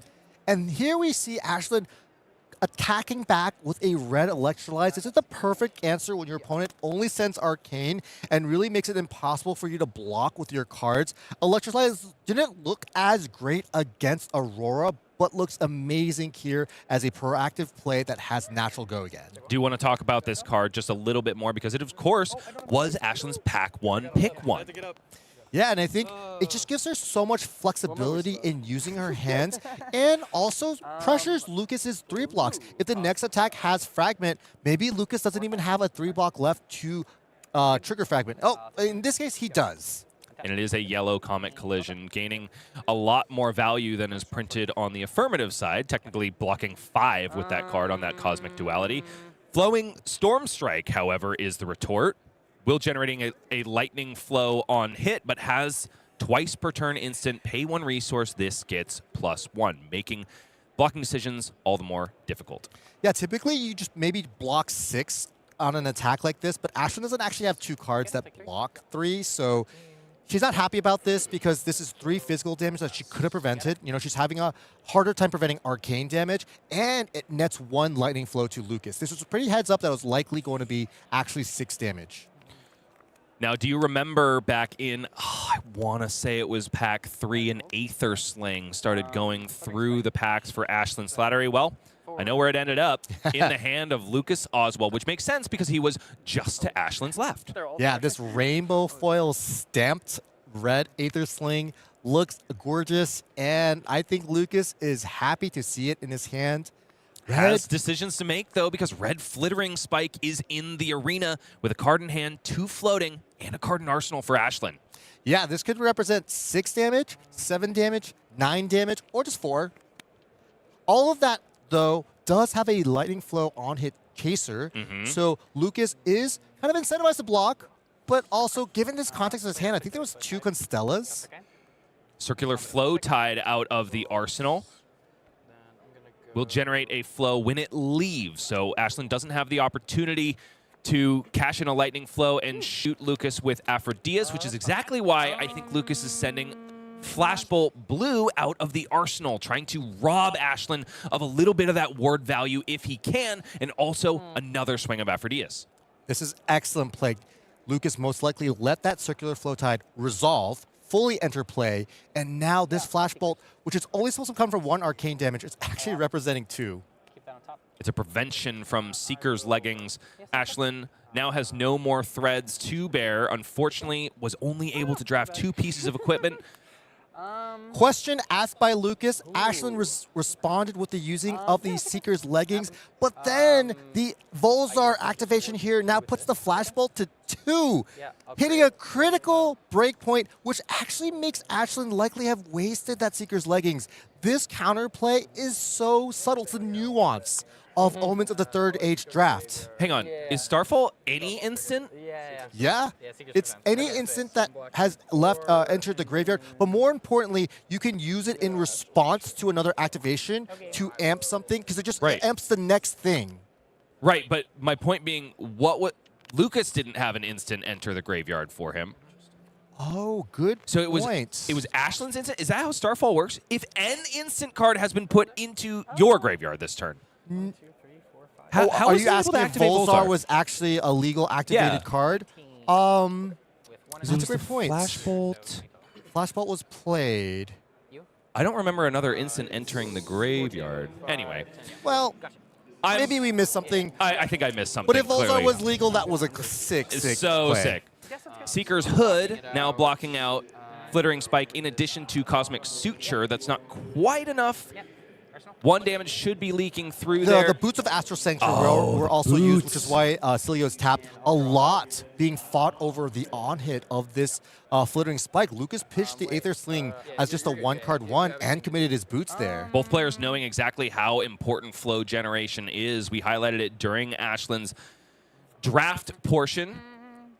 Now, sometimes I do wish we had an instant replay cam, because now you have instilled this question in my brain. I'm really curious if Volzar was actually activatable there. Now, Lucas did have the Cosmic Suture there in the graveyard, so like, if it wasn't there, maybe he could have ordered the sequence differently in order to get it there.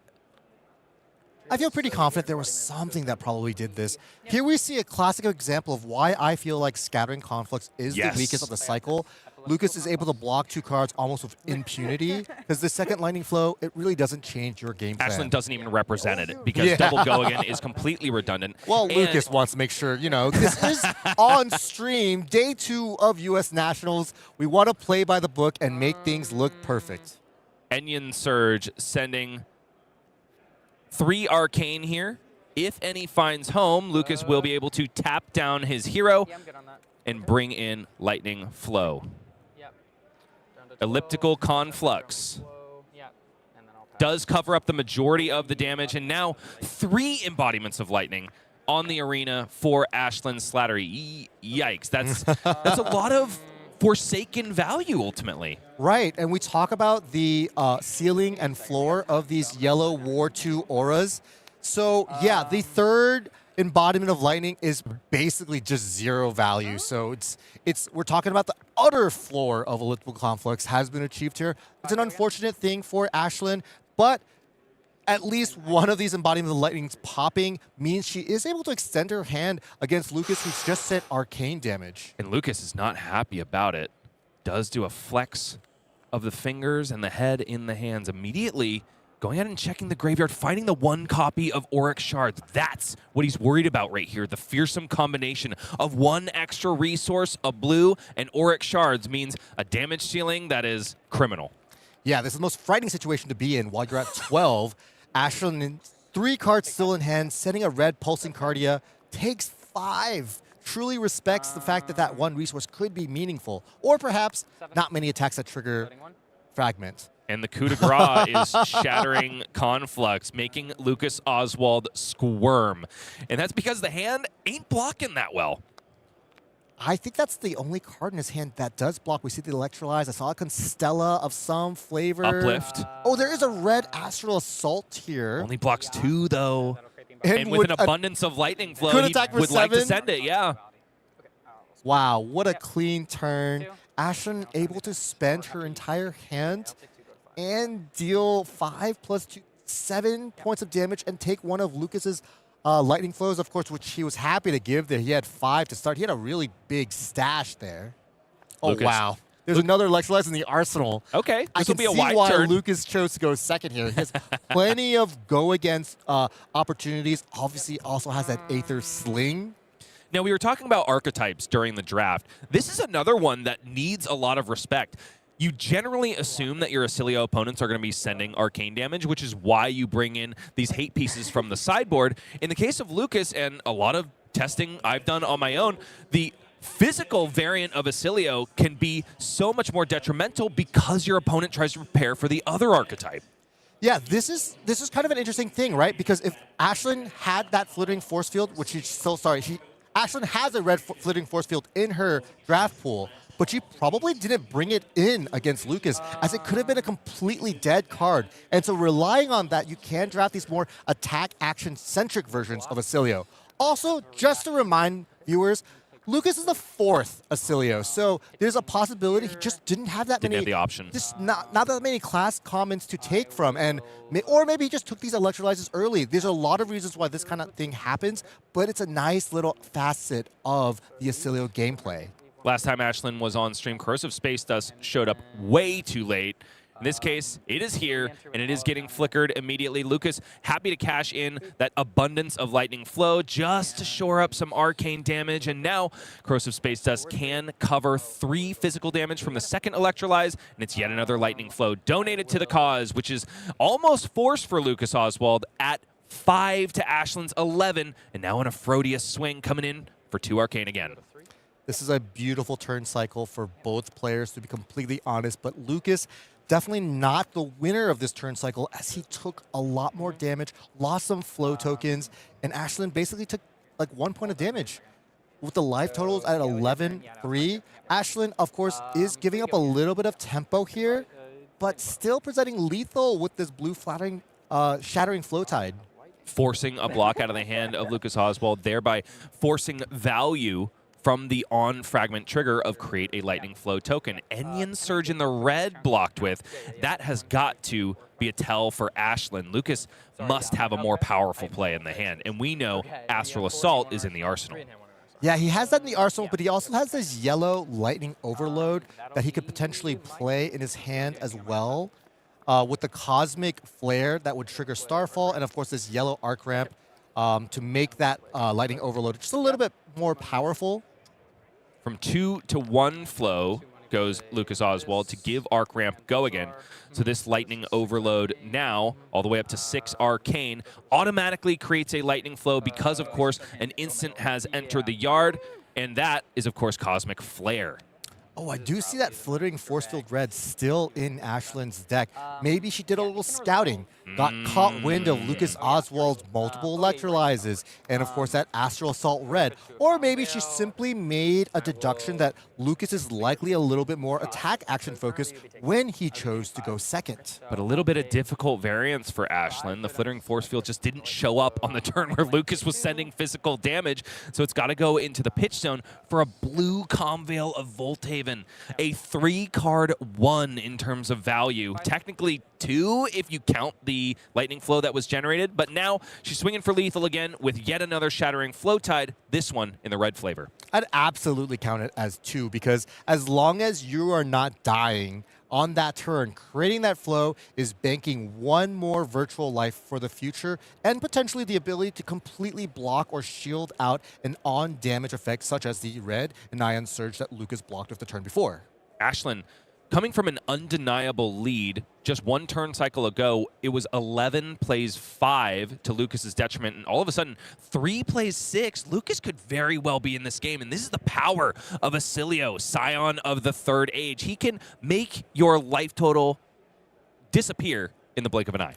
Yeah, we are really seeing Ashlyn's first turn start paying off here. We're entering turn 5, and Lucas's deck looks so slim. Last turn, instead of pitching a card, he played Cosmic Flare, which is great at the moment, but we've already drawn to the second cycle. We saw these cards pitched on that first cycle. Lucas is kind of at the dregs of his deck. Luckily, he did pitch some nice threats. Yellow Meteoric Impact, the Aether Sling, these are good damage sources. He still has that red Astral Assault in his arsenal, but it's undeniable that Ashlyn has a huge deck advantage, life advantage, and lightning flow advantage. She's up on all regards, and so Lucas is now finding himself in a rock and a hard place. Forced to block with Glide through Starlight, fragmenting Shattering Flow Tide down to 3, but 1 damage still leaking over the top. And of course, another lightning flow for Ashlyn Slattery. She's got a force field going here of 4 lightning flows. That is going to put a huge hamper on the way that Lucas needs to close this game, which is big arcane.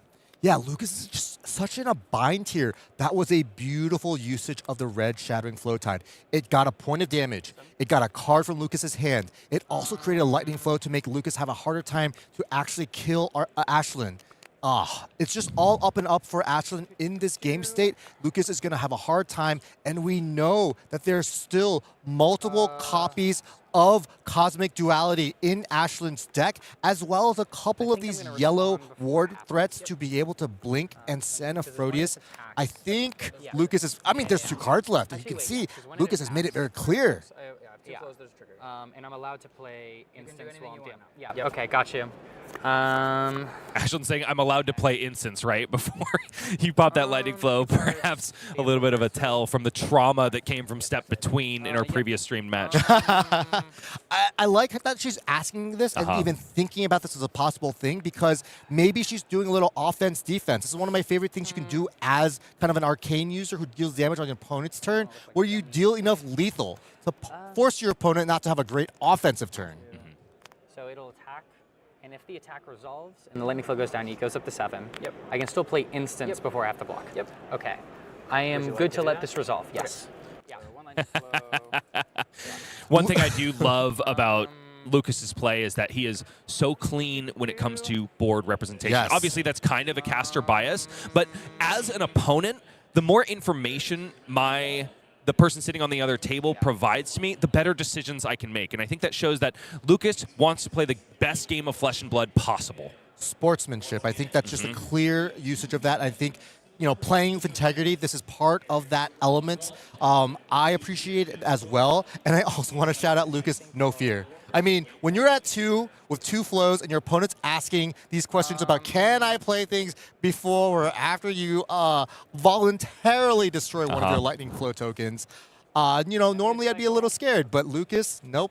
He knows he can't win this game if he doesn't present damage. And here we go. Cosmic Duality is in the pitch zone, so it can't do any damage, but a flicker of Nebula Cycle will create a Ponder token, but more importantly, put a hollow counter on Nebula Cycle. Now that it has entered the arena with a hollow counter, Aphrodite is there to deal 2 arcane, represent lethal right here. There's one more lightning flow that can get in the way. Lucas Oswald all the way down to 1. Only 5 cards left in deck if you include the meteoric impact that is in the pitch zone. He's trying to get this game done the only way he can. It is a huge mountain to climb in terms of arcane damage. It's not just the 4 lightning flow, it's also the ward 2 on Nebula Cycle. Now he's got to sneak physical damage over the line so that he can set up the kill shot. Ashlyn only putting 1 card in the way, ultimately 4 damage threatened. There's no, 1 damage threatened thanks to the ward that is still there from Nebula Cycle.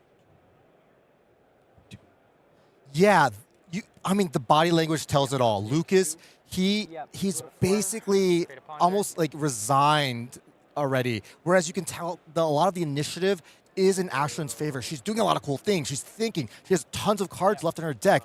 And Lucas couldn't even spend the last 2 cards in his hand there and chose not to spend the last 2 cards and chose not to block with them either. He's in a very precarious spot. Nevertheless, still alive, and you can't count Oscilio out until he's gone. There's a big arcane spell. Ashlyn must know about it. She is passing priority here at 4 life. Seems like shields are up, but Lucas has to do the wizard thing and think about a response.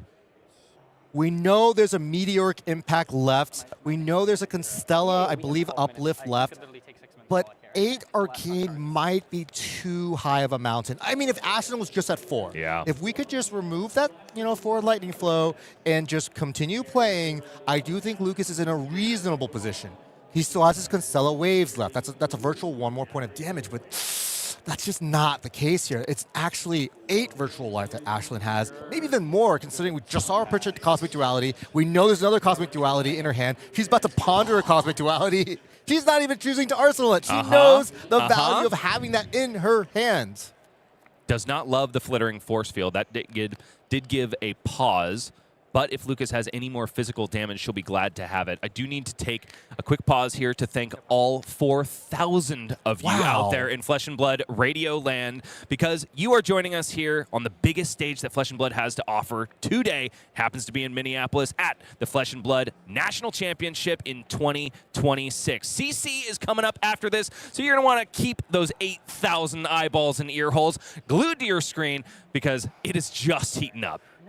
Okay, so Lucas, I saw his hand finally. We got the Aether Sling Red Rainbow Foil in the arsenal, Constella Flow Slide, Constella Flow Slide, Constella Uplift, and that yellow Meteoric Impact.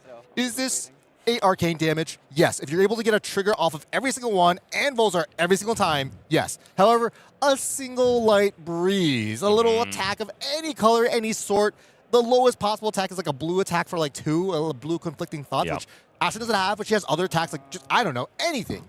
So the linchpin here, that game plan. The linchpin here is, of course, Aether Sling actually gaining go again. That's what Lucas needs to figure out right here. We'll need to get an instant card into the graveyard in order to access Volzar Meteoric Impact, but also has the arm piece. Yeah, but there's a lot of tension here because Aether Sling does, in order to get go again, will require a tapping of the Oscilio. And by tapping Oscilio now, you're saying I'm not. Go again. Yeah, but also, if you don't tap it now, you might never. I mean, he's at 1, no lightning flows at all. Well, he technically virtually has 2 lightning flows, which could be impactful. But still, this is 5 arcane damage with Ashlyn at a virtual 8. So even this is not lethal.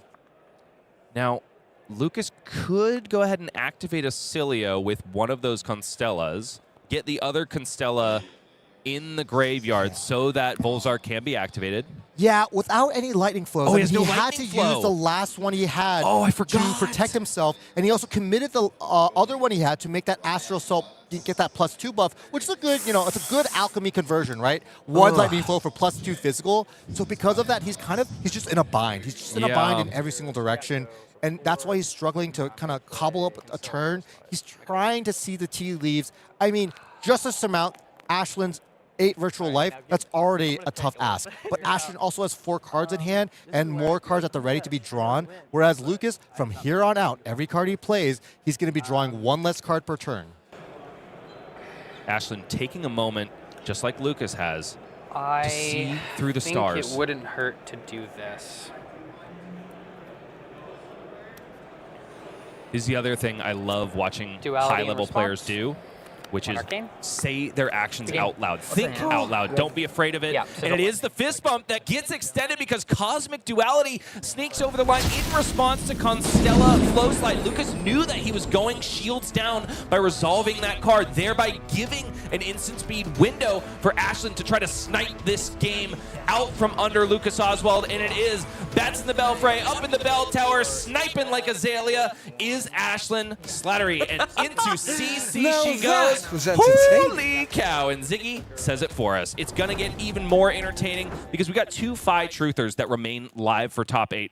One a little more than the other, but Ashlyn Xing 1 out of the 2nd round of draft. I dare say the top 8 is coalescing right before our eyes. Yeah, I wanna give a little quick shout out to Lucas. Losing in a spot like that, going from X2 to X3, that's kind of like your last bullet of comfort. Lucas finds himself in an unenviable position of potentially maybe going 4-0 in the CC round, but he lost the 3 rounds a little bit too quick, that he still might be not viable for that top 8. It's always frustrating, but you could tell he put his heart into that game. He thought through every single line, and the moment he died to that Cosmic Duality, he didn't just, obviously he said, that's game, great game, but immediately starts thinking again. I have been there, Lucas. It's not a great feeling, but it's how we, recover from these devastating losses that really define us, and I hope that you're able to do that, Lucas. It's just still an awesome game. 4th Oscilio, expectations can't be that high, but still, it takes a champion to know that this is not the end for me. And of course, Ashlyn, just so well played.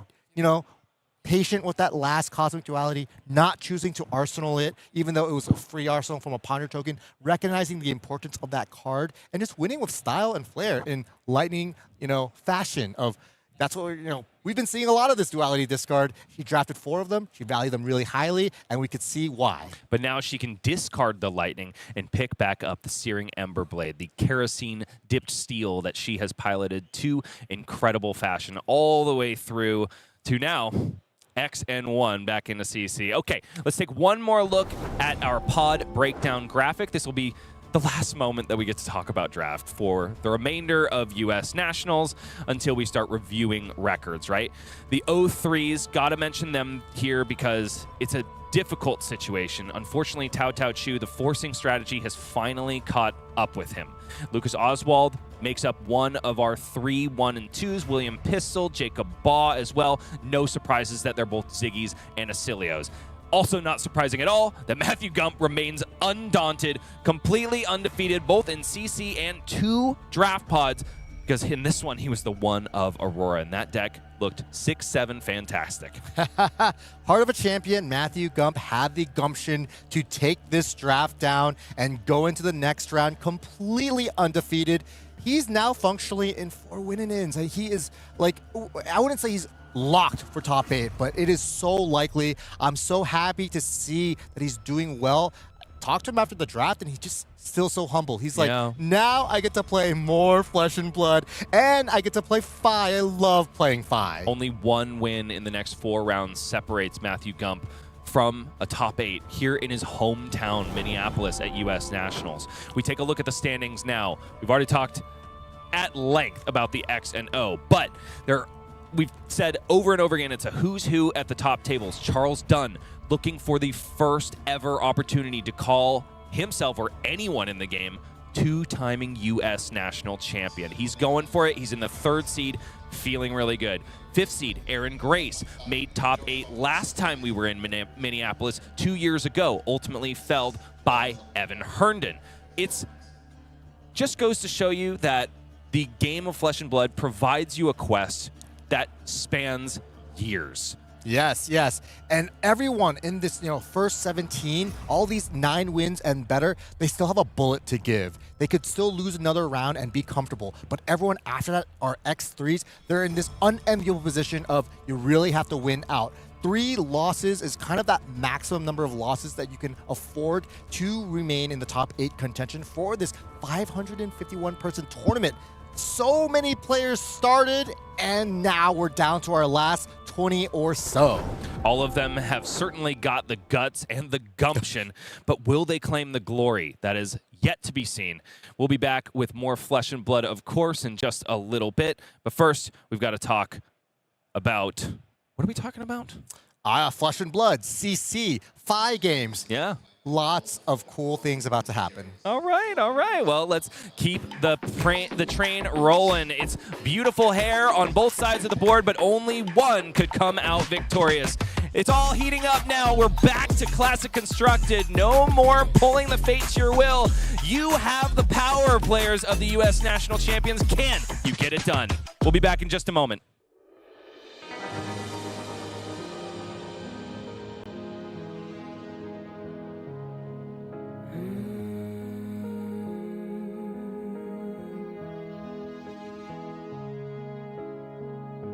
My baby dances with the devil. I wanna know what's on his mind. Shaky hands, so sentimental. I sugarcoat between my lies. Inside a small cloud, asking why. I'm afraid we're out of time.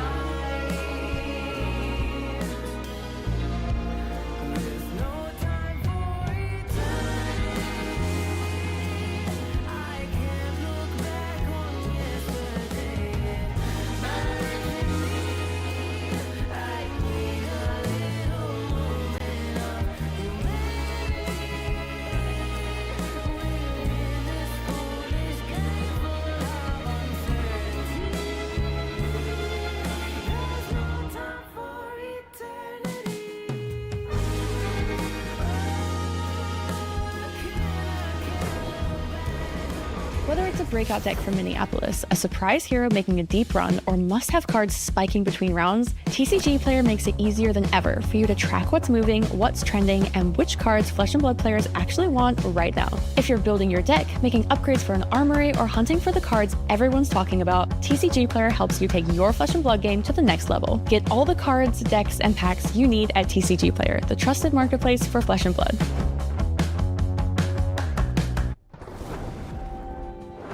11 rounds gone by here live from the USA National Championships in Minneapolis, and only one player stands alone above the rest. Can he continue his undefeated streak and punch his ticket into the top 8?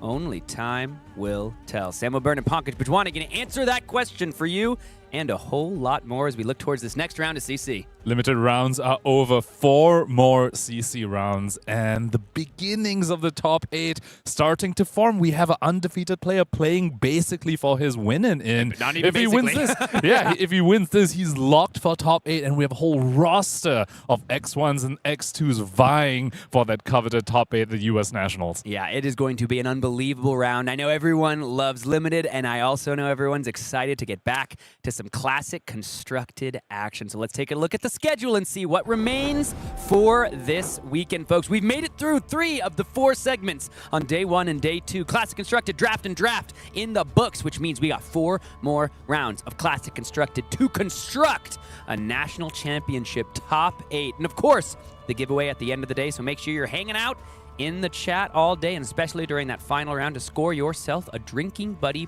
promo. It's going to be a good one, folks. That Drinking Buddy, one of the coolest cards we put out. Something else I want to highlight, in just a couple rounds from now, we will be revealing the 2 legendary reprints available in Mastery Pack Warrior. I actually don't know if it's just the 2, but at least 2 of them with some brand new art that I think you guys are going to be pretty stoked about. Be active in the chat if you want to enter for the giveaway of this Drinking Buddy. I wouldn't mind one myself, to be honest, one of the promos. And honestly, even watching the stream with the Drinking Buddy, that sounds so incredibly fun. Well, we've talked about win and ins approaching. We've talked about the top 8. Let's see what they're playing for, folks. The winner of this tournament, of course, $10,000 US. All the way down, prizing and money all the way down to 64th place. You get the National Championship promo just for participating. But players here in these rounds, they've got their eyes on the top of this screen. They're looking towards 10K. They're looking for that gold foil, the exclusive playmat. All 16 players in the top 16 want that World Championship invitation. And all players who showed up today and all players who make their way into their national championships all around the world get this beautiful Flow State embodiment token card, with the micro text and the rainbow foil. As our Pro Tour champion Michael Fun said, it looks so nice in person. It looks beautiful in person. And I want to stress a little bit about the top 16 getting invites to World Championships, really solidifying that national season is the pathway to the biggest tournament of the year in Flesh and Blood. That is the World Championships in November, which this year is going to be in Paris. Yeah, it's going to be a good one, folks. And for those of us here for today and tomorrow, we've got our eyes on the Champions Prize. Gold foil, 10,000 USD, and of course, the World Championship invitation in the books if you take down the tournament. And there's one player who has got his eyes set on that prize squarely, Matthew Gump. Currently 11-0 and a win. 12 wins before the final round of Swiss, round 15. You will be able to make your way into that top 8. So we're going to have a look at Matt's opponent and who he's facing off in just a second. But just a little spoiler alert, he's going to have to get through an ex-US national champion to get that spot during this round. It's going to be a good one, Pankaj. In a matchup that's going to be quite fiery. But before we head down to the game, we have an interview ready with our only undefeated player at US Nationals. Let's go ahead and hear what he has to say. Thank you. I'm back with Matthew Gump. Matthew, Sam has already had a shot at you this morning, and now I get to jump in. We are backstage. This is part of the Flesh and Blood World Tour Backstage Pass, and you get to hear from the only undefeated left in the room. Matthew, you started the day at 8-0. Mm-hmm. Now you are 11-0. Draft is behind you. You have rocked that scuba. You are now just facing more Phi games, which is really what you wanted to be doing. Oh yeah, I mean that was the only practice I did for this tournament. Was I do my hundreds of games on Phi, did not do any draft, and then figured I just need to do good enough at that first draft to get to play more Phi. That's all I wanted to do, was just have fun doing that, but this is kind of a little more than I expected. Now there's hope. Talk to me a little bit about that draft prep. It does seem like your instincts definitely carried the day, and a little bit of extra help that you got in between rounds from your partners, the people that you play with. But what was the finer points of kind of leaving draft until a last-minute preparation thing? Were your objectives for this weekend just to have a lot of fun? Were you not really expecting the big result? Were you not gunning for it? How did that play in? It was definitely, I was looking at the weekend as something to do for fun. I admittedly thought the calling was CC, and was practicing as if I bomb out on nationals, I get to play more Fi the next day. And then once that wasn't true, I tried to squeeze in draft practices through the week, and we just could not get the 8 people at the same time. So with that, it was kind of leaning on what everybody had told me, trying to siphon as much out of their drafting testing and whatever experiences they had. And then I knew I could at least play Aurora, where it was like I played Aurora before she LL'd. She plays a million head jabs in her deck. That's familiar to me. And I knew at least if I could get into that seat, it would be comfortable. And from what it seemed like, that was going to be easy to do. And head jabs, how about head jabs that also ping for 1 arcane? I know, it's kind of seems a little obscene. If so are we making a Runeblade player out of you, or? I mean, we'll see. If they give me like 1 more Aurora card, okay, I'll lean in. Fair enough. But for now, you are on Fi, and like a burning ember blade through butter, you are tearing your way through this tournament. You likely only need 1 more win, the later the better, in order to lock yourself into top 8. And so I'm going to give you some time to prep your mental, but it seems like the good vibes are carrying you through. So thank you so much for taking some more time out of your winning schedule to join us here at the Flesh and Blood Backstage Pass. Back to you all in the booth. What a great story Matthew Gump is telling us all. I just cannot tell you how much I love seeing a player who is a self-professed, he's a local player. He does not travel to every event. He likes to stay local. It's just, not every player has the means to travel all around the World Tour, but the World Tour stops everywhere and is for everyone, even at the Armory level. But for Matt Gump to say, I put in my hundreds of games on Fi, I didn't draft. He said, I did a scuffed draft with 5 people trying to do the 8-person thing. And he's 6-0'd limited at the USA National Championship in Pod 1 both times. If that does not say that you too, all of you watching at home, even if you're not at the level of like, oh, I've drafted this set 50 times before I even sat down for my first draft, you too can show up and have success if you play well and you get a little lucky. He also had very solid draft fundamentals, though. Maybe he didn't practice this set in particular, but the draft fundamentals, which Michael Feng was pointing out, understanding that he's the one-off Aurora, and therefore he can take risky early picks that aren't in the Aurora class because he knows he's just going to get his pick of the litter at the end of it. Despite not practicing so much, the skill expression was incredibly professed there by Matthew Gump. Yeah, it's been really awesome watching his story, but we now have to see if he can continue this next chapter with a win and cement his place in the USA National Championship top 8. But in his way, Charles Dunn. We have a USA National Champion of years gone by in the way of the player that wants to make their way into the top 8 right now. And for our second feature match of this round, there is a Zyggy Starlight at XN2. Jonathan Magnuson, who we saw yesterday, is still playing, still absolutely live for top 8. So we're going to be showing both of those games. We've got a win and in. We've got a Zyggy Starlight versus a Puffin, who's also still alive for top 8. We've got an incredible round for you. It's time to get ready and get into it. Let's head down to the table and see Matthew Gump on a win and in, facing off against a USA National Champion in his own right on the left side of your screen, Charles Dunn. Pankaj, does it get any better than this? We have a fantastic slate of matchups lined up over here. And right now we're starting off the CC rounds with the Draconic Ninja Mirror. There's tons to break down in this matchup, but let's go ahead and take a look. Before we look at Charles' record, I just want to say, Matt Gump stays winning die rolls. Stays winning die rolls, dude. He chose second. Sometimes to go X&O at an event like this, as I said, you got to get a little lucky. The die roll, part of that luck. Let's take a look at Charles' record and see how he got here. Looks like, I mean, we know he's XN1. His only one loss was against a Cindra Mirror in round 5 of CC. Charles Dunn, we know he's a limited aficionado, showing us his chops as well with 6-0 limited record. And I loved this just for us as well, as friends of coverage. Charles Dunn, of course, a fantastic broadcaster in his own right, brought us many streams throughout the last couple of years. But seeing why we bring him in as an analyst, one of the best players in our game, U.S. National Champion, calling champion, and look at the record he's put forth this weekend. I do want to point out his CC rounds weren't easy. He had to go through a Jarl, a Victor, and a Dash IO.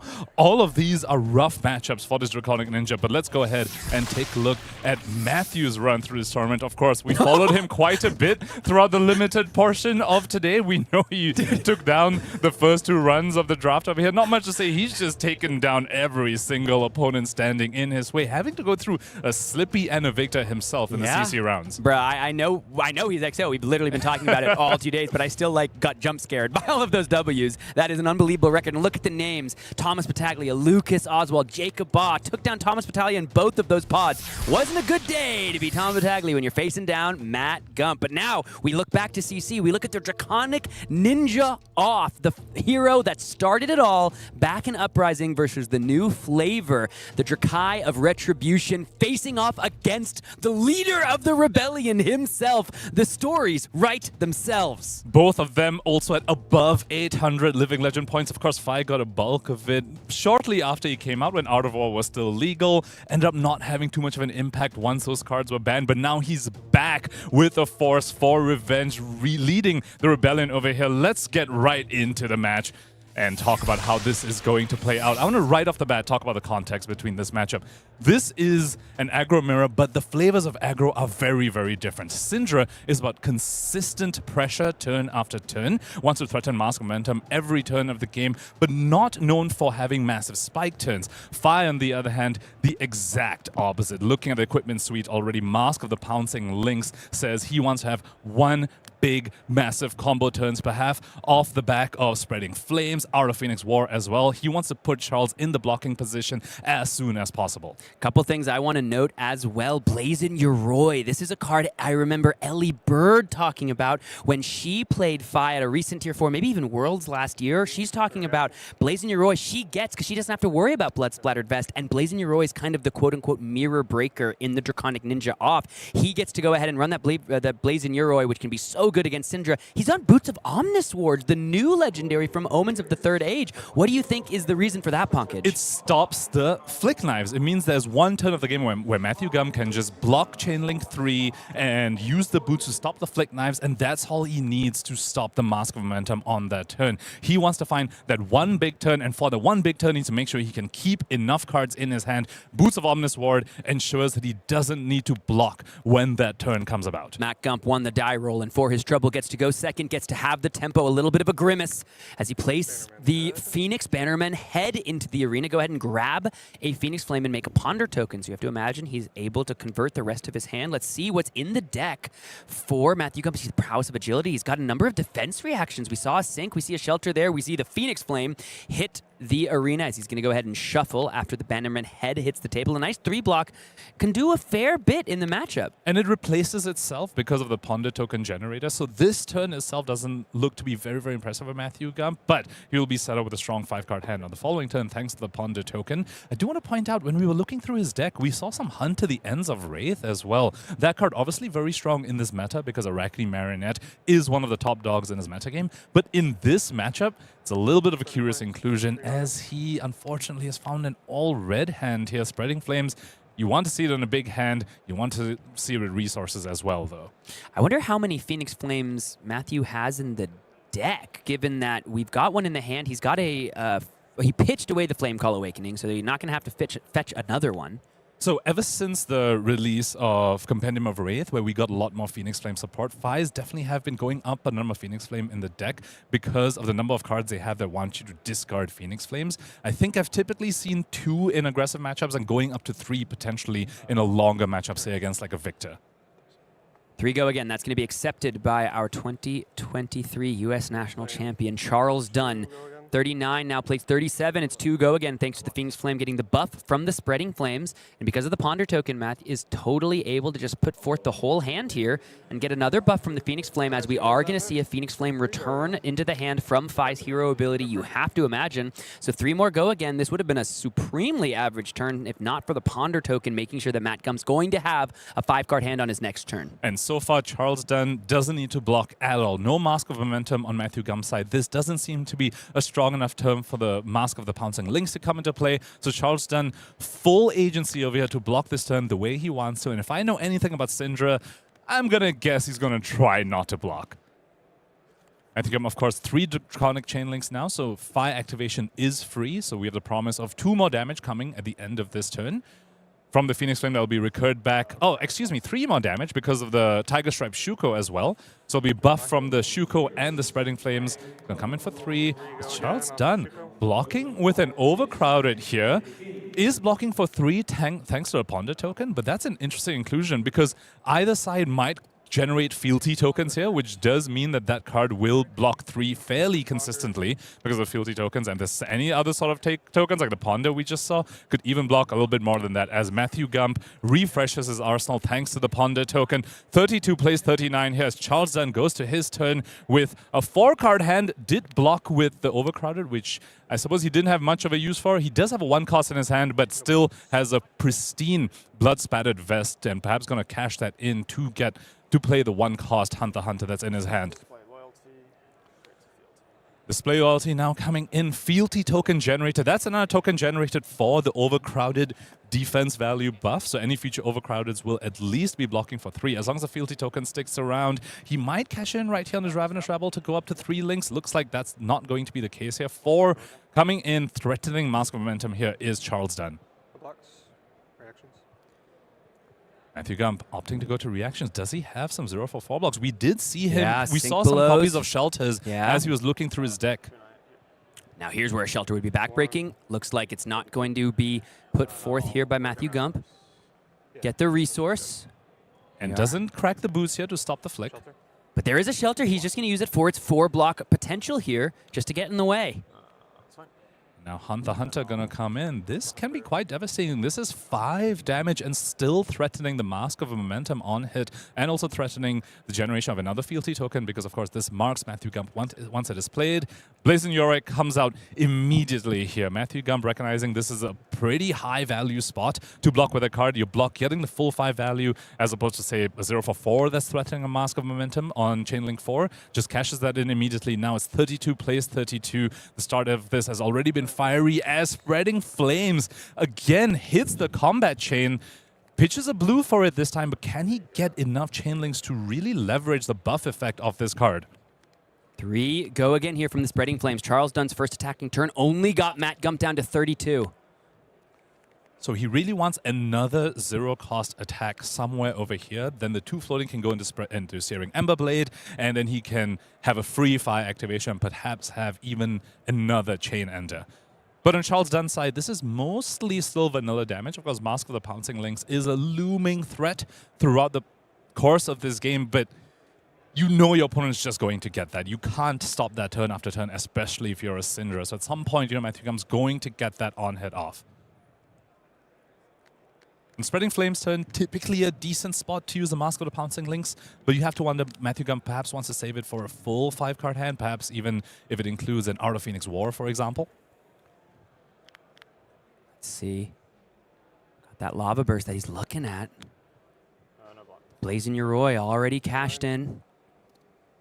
Down to 29 goes our 2023 U.S. National Champion.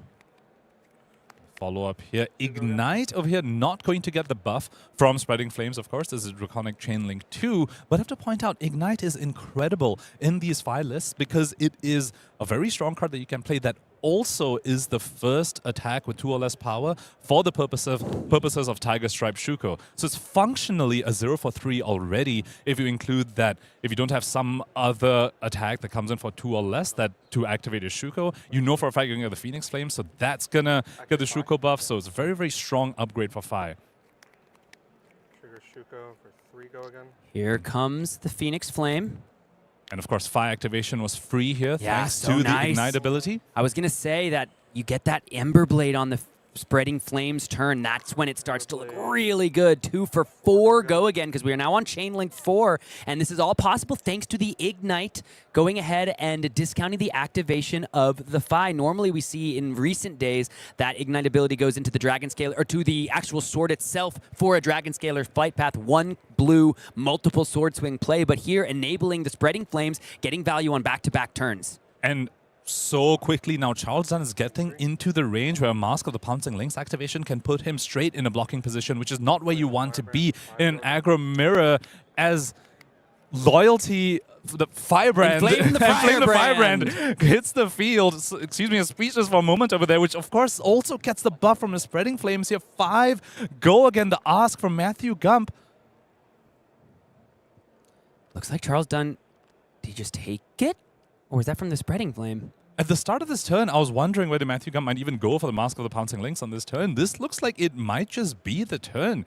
And this is all off the back of the Ponder token, right? This is a second turn of the game where Matt Gump had the Ponder token. He blocked 4 with the Shelter from the Storm. He's coming in for 5 with Go again, and he threatens the Mask of the Pouncing Lynx to make this turn even more devastating. Something like a Lava Burst to finish We're this already- we're off still will on a- come in for 6. We're still on a Spreading Flames turn. Shuko has already been triggered, though. There's potential that Lynx gets more value at some other point, but Matthew Gump just says, no, I'm going to cash this in for 6 damage right now. Mask of the Pouncing Lynx has often been compared to Storm Striders, like a physical version of Storm Striders. There's just extra damage that sits on the board until the player wants to cash that in. Salt the Wood coming in, made draconic by Inflame the Firebrand over here, thanks to its effect. So it gets the buff from Spreading Flames as well.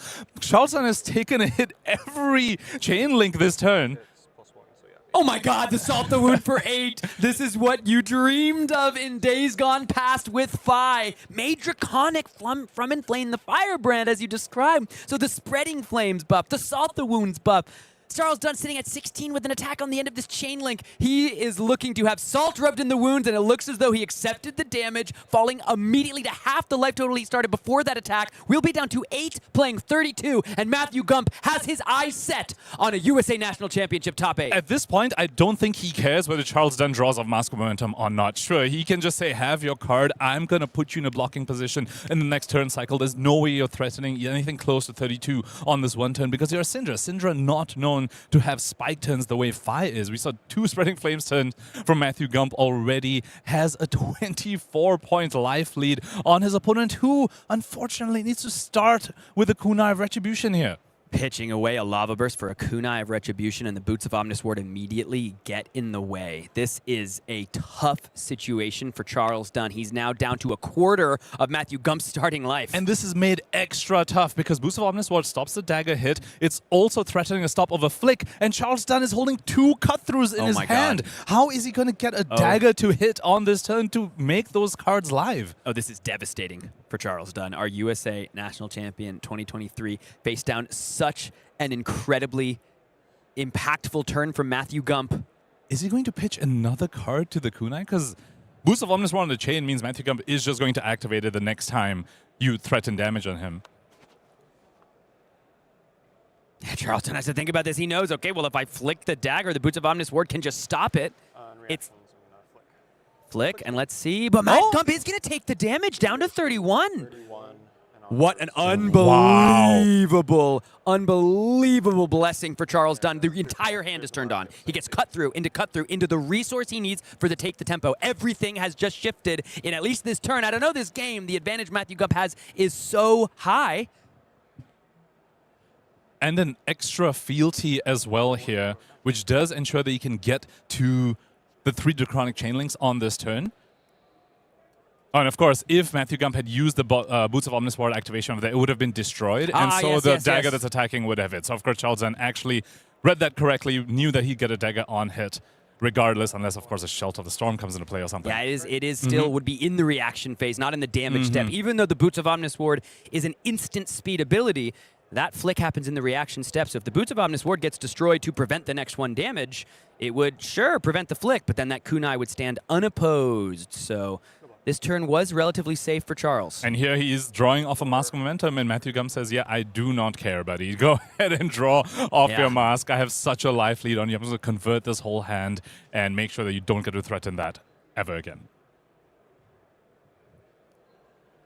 I'm at 23, by the way. 23 on the Fi side against 8 on the Cindra side. Still has 2 cards in hand. Those both do convert. Burning Blade Down's going to threaten an extra point of damage as well. Boots activated here now. This will prevent 2, and then Burning Blade Dance will do an extra 1. That is a second Draconic Chain Link for Charles Dunn over here. Does have a fealty token. Going to activate that to make this take the tempo Draconic as well, which means the Cindra activation now going to be free. Take the tempo. Another very strong on hit over here. And Matthew Gump once again says he does not care. No blocks on this. Let's see what the banish of the top is for Charles Dunn. And it's a Blaze Headlong. Extra 4 damage effectively from this Take the Tempo. It's been a very strong turn cycle from Charles Dunn, all things considered. However, it's not the same level as Assault the Wound for 8 from Matthew Gump's side, and he's looking to leverage a life lead right now. Just imagine if this turn was just a Draconic starter instead of pitching away a card into a Kunai as well. But Matthew Gump here, he had the life lead, he built the life lead, he won that die roll, he got to go second, he comes in for 6 with the Rise from the Ashes into a Ronin Renegade, and he's immediately threatening a fair bit of life from Charles Dunn. We have to take a look at the equipment as well. Mask of Momentum, Flick Knives, Blood Splattered Vest. 6 damage coming in, Phoenix Flame in hand, and we know there's another Phoenix Flame in the graveyard from Matthew Gump as well, so Fire Activation also ready for this turn. 6 go again. And the tricky thing about Phoenix Flames in these endgames, especially off the back of Shuko, is that very, very quickly the opponent gets into what we can call the Phoenix Flame lock, sort of the equivalent of the Kodachi lock that other ninjas have had, like Aira and Katsu, where the opponent suddenly needs to start blocking, putting cards in front of Phoenix Flames, which never feel good. So Charles Dunn needs to consider that as he faces down the 6 go again. Unfortunately, though, Cindra not exactly known for blocking. I think I see a number of 2 blocks in Charles Dunn's hand. There's a Snatch and a Blaze Headlong, both of them blocking for 2. Shelter from the Storm here can block for 4. You can see immediately Charles Dunn assesses the situation. He got a fair bit of damage through on that last turn. I think, unfortunately for our ex-US national champion, once again, I don't think that hand has a starter, Sam. Oh, Blaze Headlong, Burning Blade Dance, and Snatch. No start in that hand. Does have a Blaze Headlong in the Banish Zone thanks to the Take the Tempo in the previous turn cycle. So that's also available on his turn, should he even be able to get to it. 3 go again. And Rising Resentment on hit here is live. Since this is the second Draconic Chain Link, if Matthew Gump has a 1-cost Draconic attack, 1-cost attack in his hand, could banish that to the Rising Resentment and have that come in for 3 damage. Go again here on the Rising Resentment. Charles, got to block with something. Sitting at 2 to Matthew Gump's 15. It's only turn 3. That's to be expected with a couple of Draconic Ninjas on the table in this first round of CC on day 2, round 12 of the USA National Championship. Does have some armor to block, but blocking with Mask of Momentum before your opponent's in lethal range feels incredibly bad. And here we see Phoenix Flame coming in for 1. This pesky Phoenix Flame gonna put Charles Dunn down to 1. Maybe the Blood Spattered Vest comes out to just cover this up. But the next Phoenix Flame, which we know he is holding, thanks to Rise from the Ashes, is going to come in for 2, thanks to Tiger Stripe Shuko. So Charles Dunn basically is in that Phoenix Flame lock that we were just talking about. Does have a 1 block in armor on the vest and 2 block in the Mask of Momentum to try and get out of that, but that just does not feel good. 1 damage. Charles at 2, he goes to 1. He's got to see the rest of the hand. Activate Phi. Another 1. 2. No, this is 2 from 2 from Shuko, so the Blaze Headlong has to get in front of this. Block. And a Lava Burst for 5 comes forward. Charles Dunn, he's got the shelter still, but a piece of equipment or a Snatch has to get in the way. Oh, it looks like he might be just... Oh, he's thinking about the Snatch plus the Mask plus the Flick. Keeps the shelter in arsenal. Put Matthew on just having an unfunctional hand.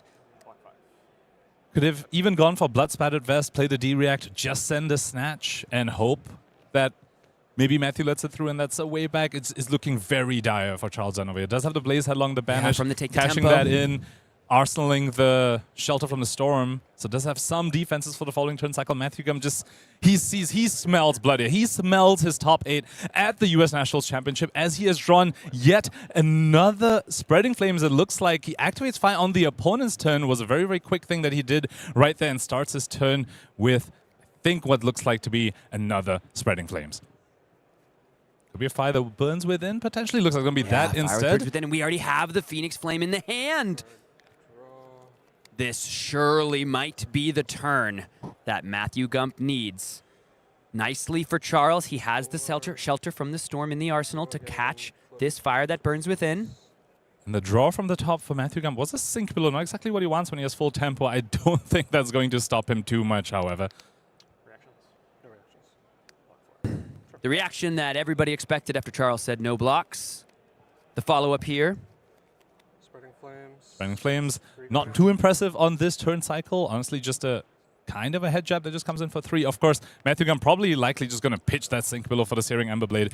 And Charles just says no blocks. He looks at a handful of 2 blocks and a no block in the Draco Fire. And the fires of Volcor roar behind the Rebellion as Matthew Gump and Phi Rising Rebellion remain unblemished. And he has punched his ticket into his very first top 8. Phi Rising Rebellion in the top 8 of US Nationals. I don't know who had that on their bingo card, but Matthew Gump with some excellent gameplay gets it there. Unbelievable showing from Matthew Gump all tournament long. I mean, he's literally not dropped a game. That's a 6-0 in draft after never really drafting the set before this in Pod 1 each and every time. Unblemished in CC, and that continues. He takes down a ex-national champion in order to punch his ticket, and now he gets to play 3 rounds of CC where all he has to do is think about tomorrow, get some good reps in, but the pressure is officially off. Playing for top seed, potentially. He's not locked top seed, and we know how important the die roll is for Phi sometimes. Yeah. So he definitely still wants to maybe try and play it out,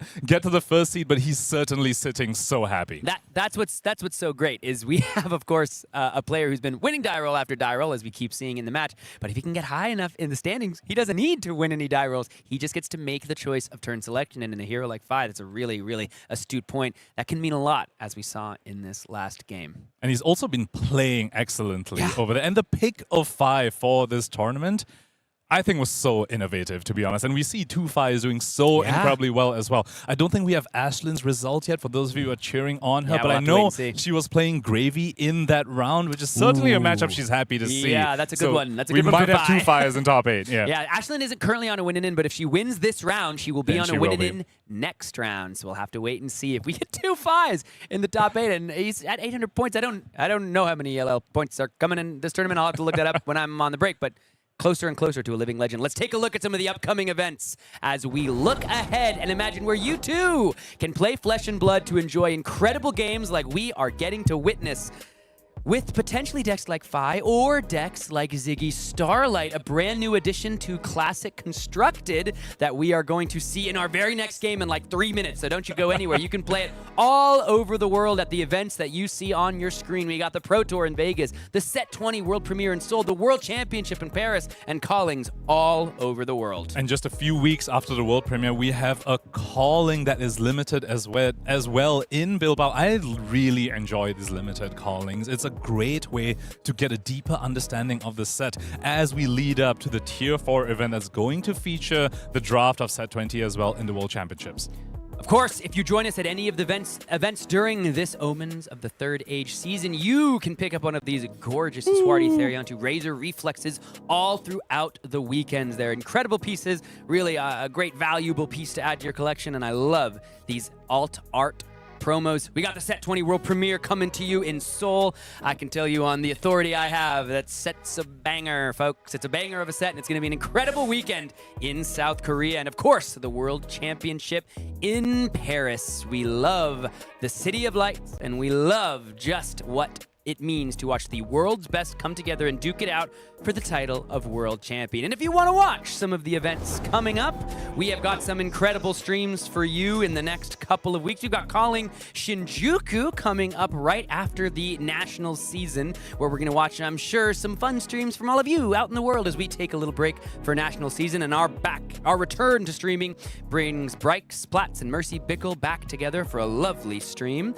And then, of course, Pro Tour Las Vegas. You and I will both be there, Pankaj. We got Brian Gottlieb back in the booth along with Scott Howling Minds and Hayden Dale. You know Hayden somewhat well, yeah? A little bit. We have crossed paths before, certainly. Yeah. This has been such an incredible year for Flesh and Blood coverage. Last year, they announced that they are increasing the number of Tier 3 events this year. And I think I can speak for many a Flesh and Blood fan that this has been just so great. Almost every other weekend, it feels like I have some Flesh and Blood event to tune into. Here, these amazing casters bring us some great games of Flesh and Blood. It's an amazing time to be a Flesh and Blood fan. A year unlike any other. Of course, one more stream to look forward to on this slate. We've got Calling Edinburgh with Scott Howling Minds and Gabe Schur. You can follow along with Gabe's journey with a newly released YouTube series that I'm quite enjoying. If you check out his channel as he chronicles his journey back into what he deems a more successful place as a player as well as a broadcaster. But, you know, we love Gabe. He's an excellent player and broadcaster already.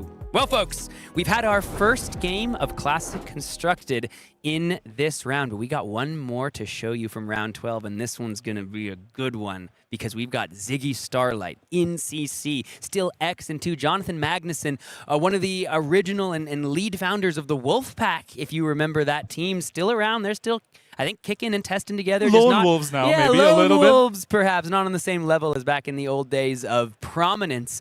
But Jonathan Magnuson, Ziggy Starlight, pretty incredible stuff to see.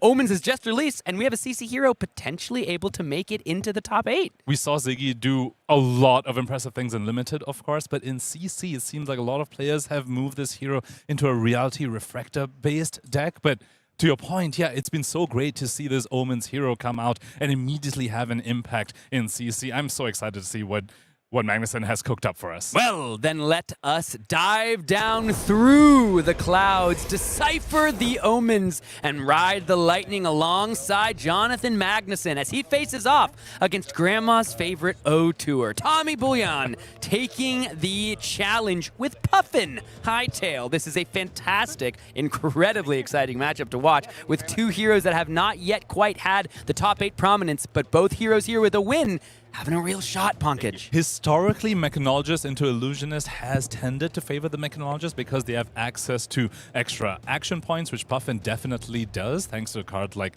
Cog in the Machine, for example. However, Puffin also can sometimes suffer from some inconsistency issues, and Illusionists can certainly go ahead and leverage that inconsistency and snowball their way into victory, especially when they're running a more aura-based package, which the Reality Refractor version of Ziggy certainly does.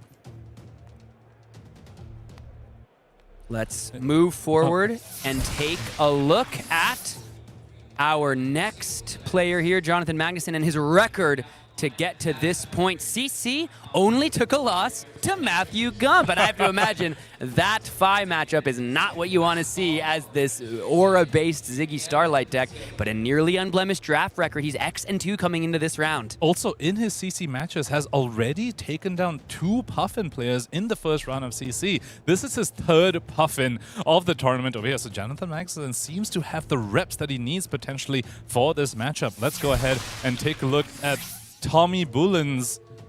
Let's take a look at Tommy Bullen's matchup record throughout this event as well. See whether he's taken out some Ziggies of his own. Looks like not quite the case. Did suffer 2 losses in the CC rounds, 1 to the Puffin Mirror. Our players these days, 2 of our players today, for some reason, have played against a lot of Puffins. However, unblemished draft record for Tommy Bullen. Yeah, taking out players like Anthony Pham, Jacob Shaker, both players that have done well on the Calling and National Championship circuit, but now gets an opportunity to show off what Puffin can do. And at X and 2, a 6-0 draft in these multi-format events puts you in a place to attempt to find glory in a whole new CC metagame, because draft weeds out many players and many decks. So Puffin had a 3-2 record coming into draft, but in this new day, what will Puffin be able to do? Let's take a look at the decks. Pankaj, I know this is a matchup you must have studied extensively. Of course. I look forward to your expert analysis as you tell me exactly, precisely what we can expect with no imperfections or blemishes. 2 stalwart defenders of the metagame here in the form of Ziggy Starlight and Puffin Hightail. Of course, Ziggy Starlight, the Refractor version, wants to play out these ward pieces, even some Spectra pieces, and leverage those to attack with the Reality Refractor.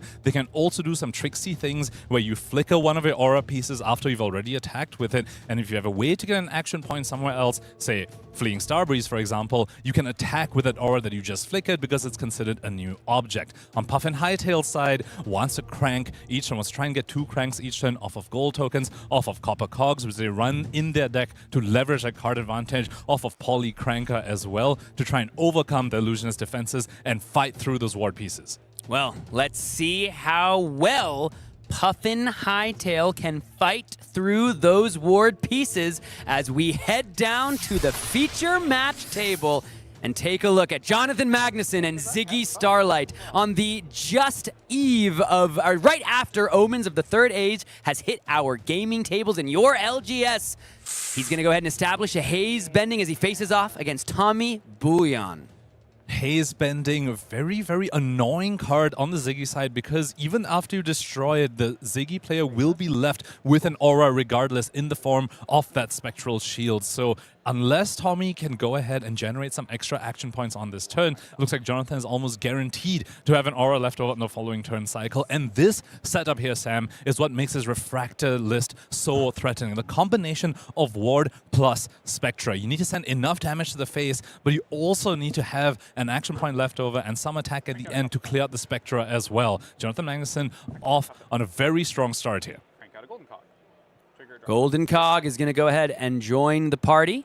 And that's the second crank of this turn, thanks to a Copper Cog that came into play as well. So far, Tommy just spinning the wheels, so to speak, cranking the cogs, refreshing the card off the top that he played the Copper Cog, refreshed that immediately thanks to the gold token. Has 4 cards remaining, gonna need to put out some sort of offense on this turn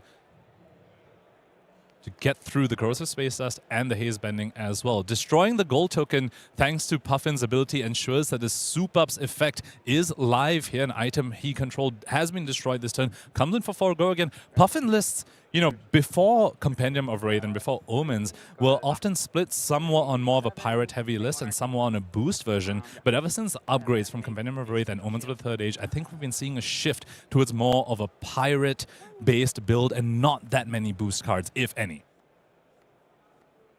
Got a Spectral Shield now, thanks to the Haze Bending trigger. This is an exciting day for all fans of Omens of the Third Age, as we see another Copper Cog hit the arena. This one's also going to be cranked, so the action point maintained. It's just going to be a Spitfire now coming in to go ahead and clear out the Haze Bending, an important piece to get rid of early. And leaves behind the Spectral Shield. We spoke about this when Jonathan started his turn 0 with Haze Bending. It was very likely they'll go back into his turn with a Spectral Shield. This is not just one ward, people. This is a weapon with 5 attack, thanks to Reality Refractor. If he can generate enough action points on this turn, we could see him go fairly wide. It's honestly a perfect blend of Lightning and Illusionist. You leave some board state behind, they attack with it, they generate action points, they attack you with Gone in a Flash of all cards. So we've got Gone in a Flash now, hitting the arena. And what's great, there's plenty of ways to give this thing go again. We're going to block with the Golden Skywarden, get rid of the Golden Cog to create a gold token. This is going to galvanize for an additional point of blocks. Now we're blocking a total of 4. The Lightning Greaves immediately popped. Restless Coalescence joining the party. Going to bounce Gone in a Flash back to the hand as we go ahead and once again attack with Gone in a Flash, pitching away the Crackle from afar. Restless Coalescence, such a nice piece in this deck, because here's the thing. The Reality Refractor adds the damage on the ward pieces or the auras when you attack with them, but you need to find a way to convert the hand. At least one turn, you get this Lightning Greaves Go Again extender with Gone in a Flash. It's going to be a Guide Out of Jail free card. We'll have to see how Jonathan Magnuson wants to continue the turn. Already we're seeing both decks doing exactly what they want to do. This Gone in a Flash going to recur again thanks to Corrosive Space Dust. And spoiler, Jonathan Magnuson is holding yet another Corrosive Space Dust. So not only is he sending this Gone in a Flash again and again, he's also putting these ward pieces on the field, gaining life effectively off of them as he's sending 0 for 4 after 0 for 4. And remember, these are weapons as well that Tommy needs to clear. On Tommy's side, however, he is set up to have 3 cogs on his following turn, and 3 cogs Puffin is an absolute nightmare to block. You don't want to block early in case they have an on-hit later on, but if they end off with an Aeronaut, you don't want to block that either. So you're caught between a rock and a hard place. We're going to have to see the offense that Tommy gets to pull off on his following turn. But for now, it is Jonathan sending 0 for 4 after 0 for 4. So no need for that Reality Refractor. It's just a good old-fashioned Lightning Greaves Gone in a Flash turn, baby. But instead of playing instants that buff attacks and do arcane damage, Ziggy Starlight places Ward into the arena to protect auras that can come out with the Reality Refractor from here. What's nice about Corrosive Space Dust, I just went and checked it. It says deal 1 arcane damage to target hero, not any target. So Polykranka safe from these pings from the Corrosive Space Dust. And now Jonathan Magnuson is going to have to face down the offensive Puffin and Tommy to see if one of these auras can stick around to crash in for 5 on a future turn. And has already cranked twice this turn, thanks to Polycranker and the Puffin hero ability, converting the gold right back into a golden cog token. Has 3 cogs available. Another soup up coming down, this one of the blue variety, so a little bit weaker, but 2 go again, starting to clear out these ward pieces. This, I was going to say Enigma list, this Ziggy list plays very much like Enigma of Hold, where sometimes if they detect that you're going to pressure them enough to clear the ward, they just say, okay, I'll just lose my ward board, that's fine, and rebuild it up on my turn and ask you again and again, can you keep mounting out? Can you keep mounting this offense? Agency very much an illusionist player, at least so far. Forgo again with the soup up.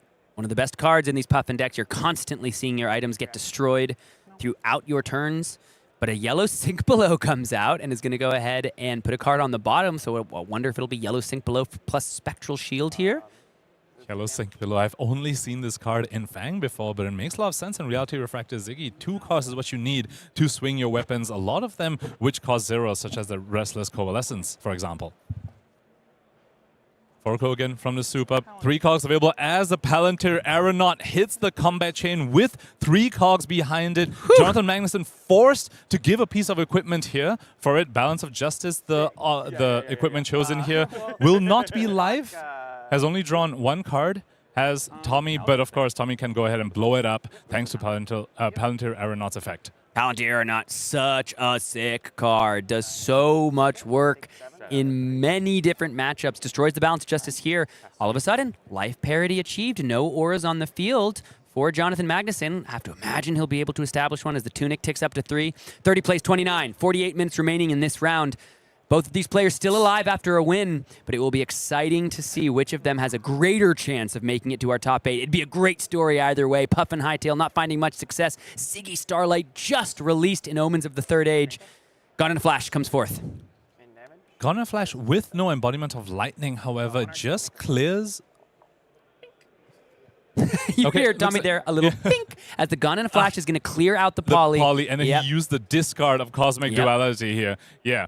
Cosmic Duality can also only target a hero, so there, Jonathan, just as you do if you've played against Puffin, which I have many times. The bird. You gotta kill the little bird. It feels bad. It feels bad to kill the bird, but you gotta kill the bird. It's too important for the game plan of Puffin if they can just continually get a free crank every turn. And honestly, when Puffin is going to their turn with all their cogs blowing up, that is the best time to just give them 4 cards. Puffin sometimes, without having enough cogs in play, can't really do very much. Maybe he's forced to just take a setup turn. So Jonathan Magnuson, very heads-up play there, blocked out. Just send Gone in a Flash at the bird, recur it right back, play another instant aura, and just ask Tommy, can you do anything when all your cogs are blowing up at the start of this turn? Here comes the Cog Works Zeppelin coming forth. It's getting caught by, is that an overcharge? Plus a Corrosive Space Dust. And we do have a Lightning Flow thanks to the last turn's Cosmic Duality. So we're actually going to see an activation of Ziggy Starlight here. Get rid of the Corrosive Space Dust. 1 arcane damage over the top, and now Ward 4 in the arena. So currently blocking 7, blocking 8 has enough ward pieces, and ward pieces against Puffin looking to be so incredibly strong. Normally, Puffin puts the opponent in a fork of these instant abilities of their attack, such as Cogwork Zeppelin, but Jonathan Magnuson is already set up for this defense. It says if you buff it up, the ward will eat it. If you give it go again, my ward stays around anyway. Overcharge looks like it blocks 3, I think. So this will... So blocking 8 total. Oh, we're reaching for the Tunic. What's the play from Jonathan Magnuson? Can we keep one of these ward pieces around to swing with the Reality Refractor? We can by cashing in our arms piece to make a Spectral Shield, which means we're going to get to keep 1 piece of ward around. 25. I guess we did the math. Maybe it only blocks 2. Must have did the math slightly wrong. 3, 7. Maybe a bit of a missed math there. Unless he wants to clear his board for some reason, you could stack the ward in such a way that the Cosmic Space Dust blows up at the end. Wow. A bit of a mismatch from our players over there. As we take a look at the equipment side on Jonathan Magnuson, all gone already. Headpiece blown up by Palantir Aeronaut. The other 2 pieces used very, very early on by our Lightning Illusionist player. And aside from just the value game of these auras coming down and attacking for 5 off the weapon, the repeated value of Gone in a Flash as well is very much a relevant factor in this Lightning Illusionist deck. You just get a bunch of value. This right here is effectively a 2-card 9, sending 4, playing a Nourishing Glow, gaining a life, putting a Gone Flash right back in the arsenal. Excuse me, 2-card 10 actually. Life gain plus the ward effect left over by Nourishing Glow. This is just solid numbers coming out from a Lightning Illusionist deck, chipping the opponent down until they no longer can deal with your board state, and you can overwhelm them with action points and Reality Refractor. Tommy Buljan needs to get a life lead into this very defensively slanted deck. Does have the cogs this turn though, and Jonathan only has 1 ward piece. How impressive does Gone in a Flash look in Ziggy Starlight in this version, man? Just a 2-card 10. Gone in a Flash was Nourishing Glow. Yep, 2-card 10. We love it. Jolly Bludger coming forth. This one's got overpower. It's powered up by the cheating scoundrel as we're seeing Pirate Puffin finally get to do some major work on stream. It's going to be a Shelter from the Storm to get on the defense here in the face of the Jolly Bludger. It's going to be a sink below. No on-hit here of the Jolly Bludger because Jonathan Magnuson is not holding on to any items. Plays out the starter spike here on defense. I'm rich. So blocks all of it and denies the cheating scoundrel on hit Which there. means we're getting a gold on the side of Ziggy Starlight. And you heard Jonathan say it there. Woo! I'm rich. And very importantly means Tommy Buljan doesn't get the gold. Which Puffin with no gold and just these cogs lying around can be quite restricted in the offense that they are able to output. So very heads up by Jonathan Magnuson there. Just cashing in the starter spike just for the 2 ward, converting just into a 2 block because he understands how important gold is for the Pirate Mechanologist. Tommy Buljan calling this Gone in a Flash just straight up Titan Fist. This guy. That guy. You can tell when a player's got good energy. And I think Tommy's got some good energy on the right side of your screen. Just clearly got a lot of the right things that you look for in a Flesh and Blood player. Can play well, cracking some jokes, keeping it light, keeping it fun. We're here to play a game after all. And this is just yet another 2-card 10. Send 4, play a starter spike that's ward 2, and then put another 0/4 right back in your arsenal. Jonathan Magnuson just slowly eking out advantage, life advantage against the Pirate Mechanologist as we see a very strong upgrade from Omens of the Third Age hit the combat chain here. Crash Site Salvage, incredible upgrade for Puffin. 0 for 3, go again. Banish a cog, scrap a cog from the graveyard, creates a gold token as well, and gets go again. Amp 1 floating a resource. We know Jonathan Magnuson is running copies of Cosmic Space Dust, so the amp and the resource might come into play here. You don't want to just play Cosmic Space Dust without flickering it though, so it's also very reasonable to just let the starter spike fall and do nothing with the floating resources. Here we are. Okay, Tommy Buljan drawing a card. Cloud Skiff, 5, as you hear him say. 5 damage, easily able to get go again with this array of cogs that Puffin has at her disposal as the 2 Marvel heroes face off on both sides of the arena. And this is where Puffin is very, very scary. You don't know whether you can only block on this chain link or later because he's floating 2 with more than enough cogs on the field. If you don't block here because you're scared of an on-hit later, such as Cogwig Zeppelin, you could get blown out by an aeronaut that ends the chain. But if you do block here and then they end off with a Zeppelin, then you get blown out by that as well. Puffin gets to put the opponent in quite a few forks when they have these many cogs available to them. However, Tommy, for this turn cycle, looks to be just a bunch of vanilla damage. I love when these cards work together. Cloud Skiff or one of these other type of effects into the backspin thrust just feels so good. Unfortunately for Tommy, not going to have really great use of those 2 floating resources. So this will be backspin thrust. It will get go again. Then the Spitfire gets to come forth for 3. We haven't really seen the Reality Refractor get into play at all. It's just been Gone in a Flash every single turn. And looks like we might see it this following turn cycle as well, because he's holding yet another 0-cost instant ward 2. Jonathan Magnuson, no, opts to just take this here. And Spitfire now coming in for 3. Gonna go ahead and tap 2 cogs for it. 1 to attack with it, 1 to give it +1. Looks like Jonathan Magnuson is going to leverage the resource and the amp of Stardust Spike, discarding Cosmic Duality.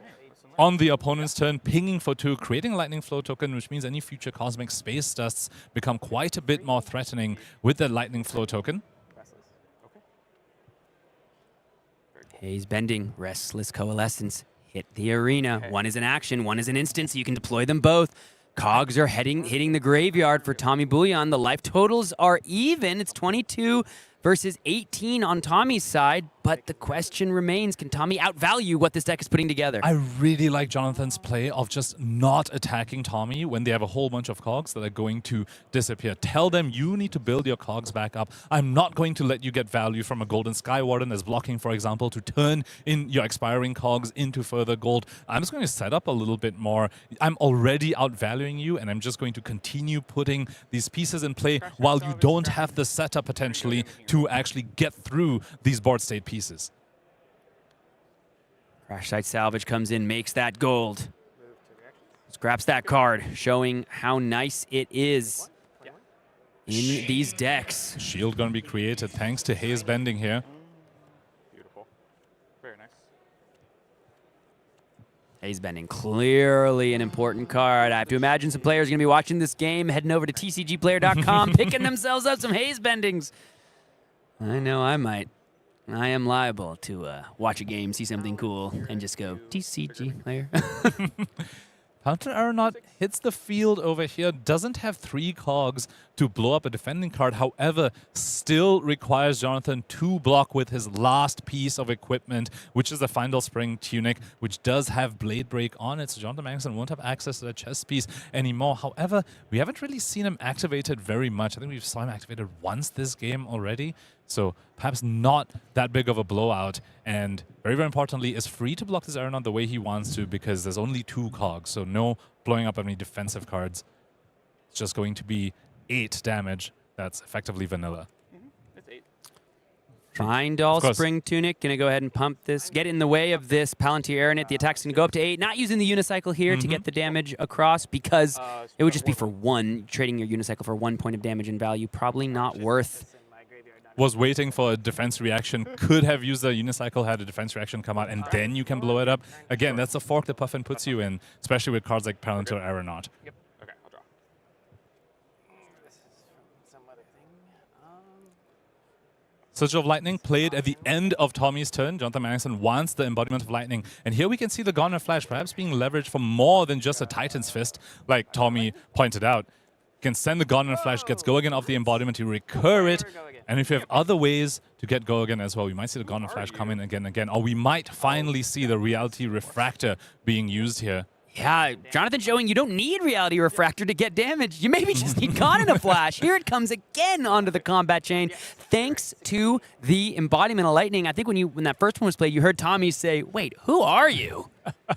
As this Goner Flash is proving to be so impressive in the matchup. And you just know that if Jonathan is able to keep enough pressure, he's got the Haze Bending, but he doesn't need it yet. That Reality Refractor is where things to really start to get crazy. And Tommy didn't clear the Haze Bending on the previous turn cycle. It already created a Spectral Shield because the Ward Aura was destroyed. And now it sticks around and it's going to create yet another Spectral Shield once one of these other Ward Auras are destroyed. And speaking of these Ward Auras, one of them is Elliptical Conflux, which will generate yet another Embodiment of Lightning for Jonathan Magnuson. He's simply outvaluing this aggressive Mechanologist on the other side as we go over to Tommy's turn, and he has no cogs once again. 5 damage with Go Again thanks to this Enlightened Strike. Fair bit of ward. This is going to be taken care of. We got a red sink below on top of the ward 1 thanks to that Nourishing Glow. 16 for Jonathan Magnuson, 17 for Tommy Buljan. Sure, take the one here. Nourishing Glow. Shield. Leaves the battlefield, creates a shield thanks to Haze Bending. E-Strike did have Go Again. But no cogs for Can't the swing the Spitfire. Do we have a way to get rid of this Haze Bending? And if not, I think this might be where we start to see Jonathan Magnuson really turn in this tide. I think he's just debating whether his last card should go face or towards a Haze Bending. This is the bind that Illusionist puts you into. Damned if you do, damned if you don't. If you don't attack the board state, it just continues accruing value. But if you attack the board state, that's so much value lost. 4 headed to the face. Haze Bending sticks around once again, has already created 2 Spectral Shields so far for Jonathan Magnuson. and with the promise of creating even more on the following turn cycle as this Gone in a Flash. We should have a Gone in a Flash counter going on for this matchup. This same Gone Flash has been sent, I don't know, at least 6 times or something. And this time also backed up by the embodiment of lightning as well. It's going to be go again, going to be recurred. Slowly just outvaluing the mechanologist. Who's again sitting with no cog. Does have 1 gold token to his name, however. But he's slowly getting to the point where just can't even keep enough cards to deal with the board state. This Gone in a Flash has just looked unbelievable. 4 go again. Another instant can bring it back. Don't we all? Where'd my water go? Tommy giving this one a look. Infinite Titan's Fist. Turns out pretty good card, actually. Yeah. I would say so. Looks like we've got a Voltaris in the hand. And 1 cost instant, which means you can play the Conflux, recur the Gone in a Flash, and have 2 floating to attack with one of the auras, thanks to Reality Refractor. My God, that is so sick. And you just put the Gone in a Flash right back in your arsenal. And you have a Conflux lying around, which will create your embodiment of lightning when it goes away, and just do this again and again. And if we look at the math of that turn cycle, it'll be 4 of the Gone in a Flash, 2 points, 2 life gain effectively off the elliptical Conflux, 5 damage from the Reality Refractor, and the Gone Flash goes right back into Arsenal, promising another 4 damage on a future turn cycle. The numbers of the Zyggy deck are just incredible when you can't deal with their board state again and again. You aren't disrupting their arsenal.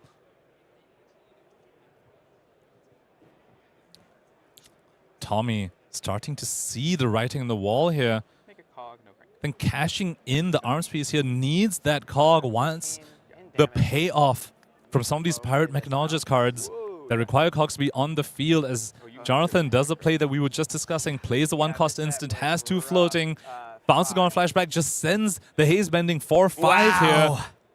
And the elliptical Conflux, guess what happens when it leaves? It makes the lightning, the embodiment of lightning for the Gone in a Flash. That goes into the arsenal.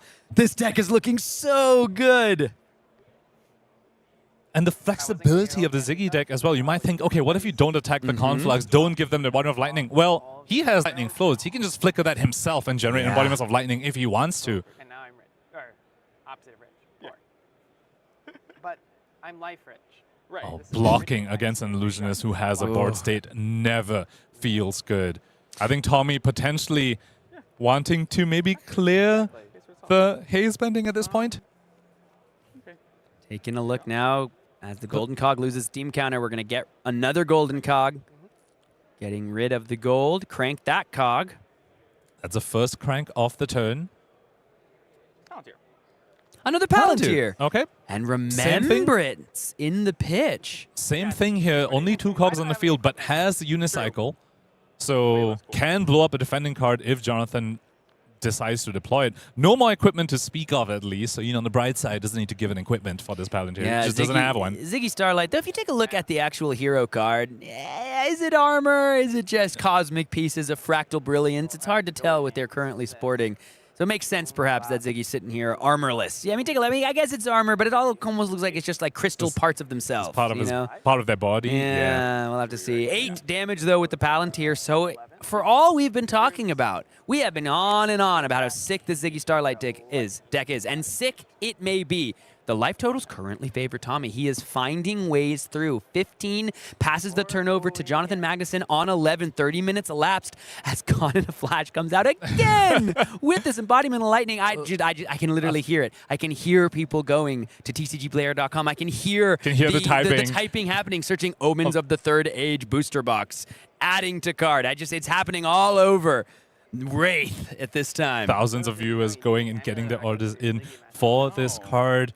Gone in a Flash counter. I also want a Haze Bending counter, to be honest. I think this is the 3rd Spectral Shield created from this specific Haze Bending, and it's still sticking around. Sorry, I got a little piece of dust in this. I'm just trying to get out. I'm taking 4 here. Said he got a piece of dust in his sleeve. I wonder if it was cosmic. Yes. Bounce back. The Gone in a Flash with another Restless. Here comes Gone in a Flash. response. We're going to be given this go again in the layer step. Why? He's doing a layer step so that... Well, you're the analyst. You can explain. So God in a Flash text says the next time you play an instant, you can recur it. So you want to make sure you give it go again before it's actually attacking, and that text is live. This way, Jonathan Magnuson can still play an instant now and get the go again while also recurring the God in a Flash. Yeah, it's interesting. While Gun and Flash is on the stack, it is still technically an attack in the rules of the game because it has the attack subtype. So Fleeing Starbreeze can target the card on the stack before it is actually attacking. If you do it when Gun and Flash is attacking, you wouldn't actually get the damage through because you'd have to give it go again and it would be a whole thing. And now Tommy's getting to a spot where he's just forced to block, and this board state just keeps getting more and more threatening. Fleeing Starbreeze in particular in this list is kind of scary because you can flicker it at any time and just give something else go again as well. Remember, Reality Refractor's attacks that it grants your ward pieces don't have innate go again, but Fleeing Starbreeze can say something about that. It can go ahead and flicker that attack and give it go again, and you can keep attacking once again.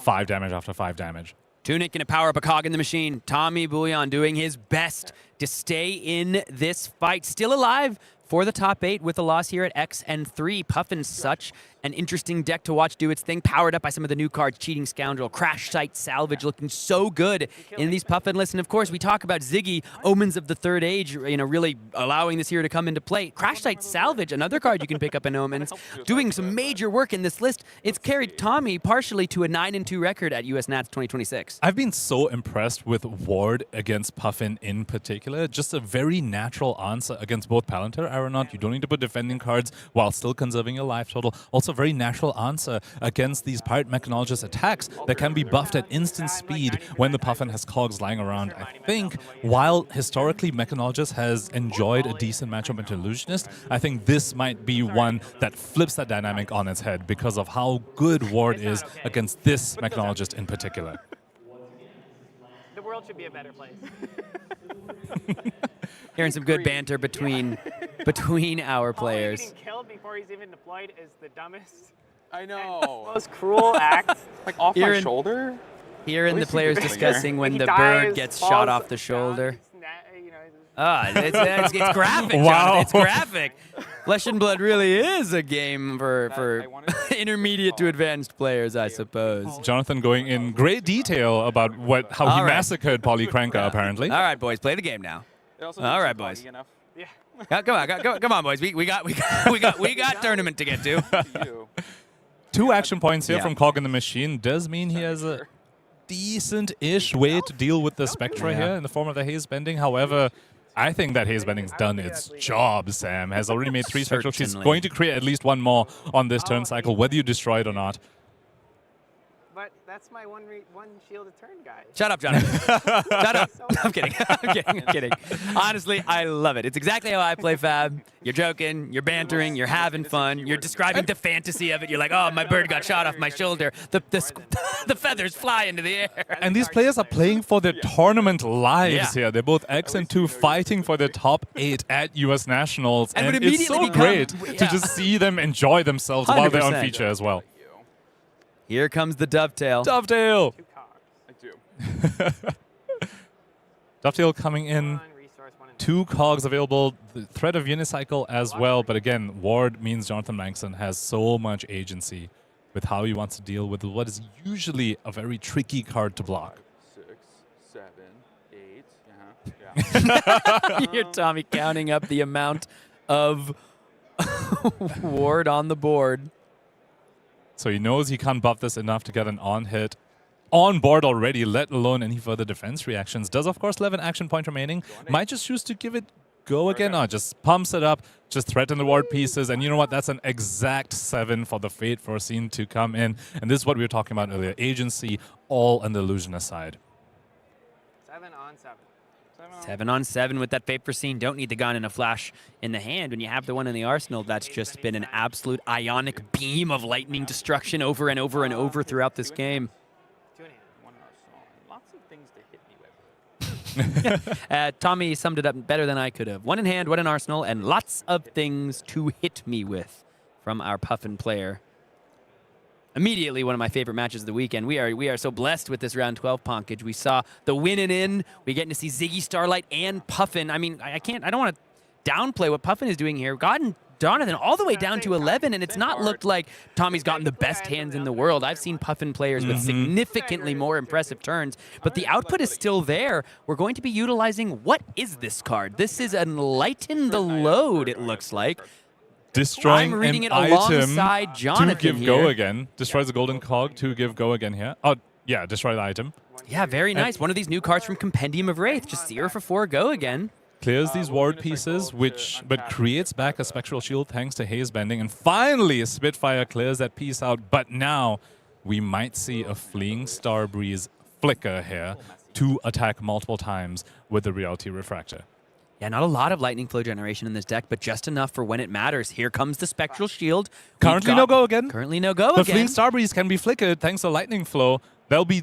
And if Jonathan has another blue here, cost 2 to flicker, and you have another 2 floating, just attack for 5 again with the aura that you just flickered, because it is So a new sick. object. Actually, so sick. Sorry, shield cannot be flickered. Shield can be flickered. You flicker the Starbreeze, it comes in, gives it go again, and then after you just attack with the Starbreeze that you just with flickered. the holo in. counter. Yep. Yeah.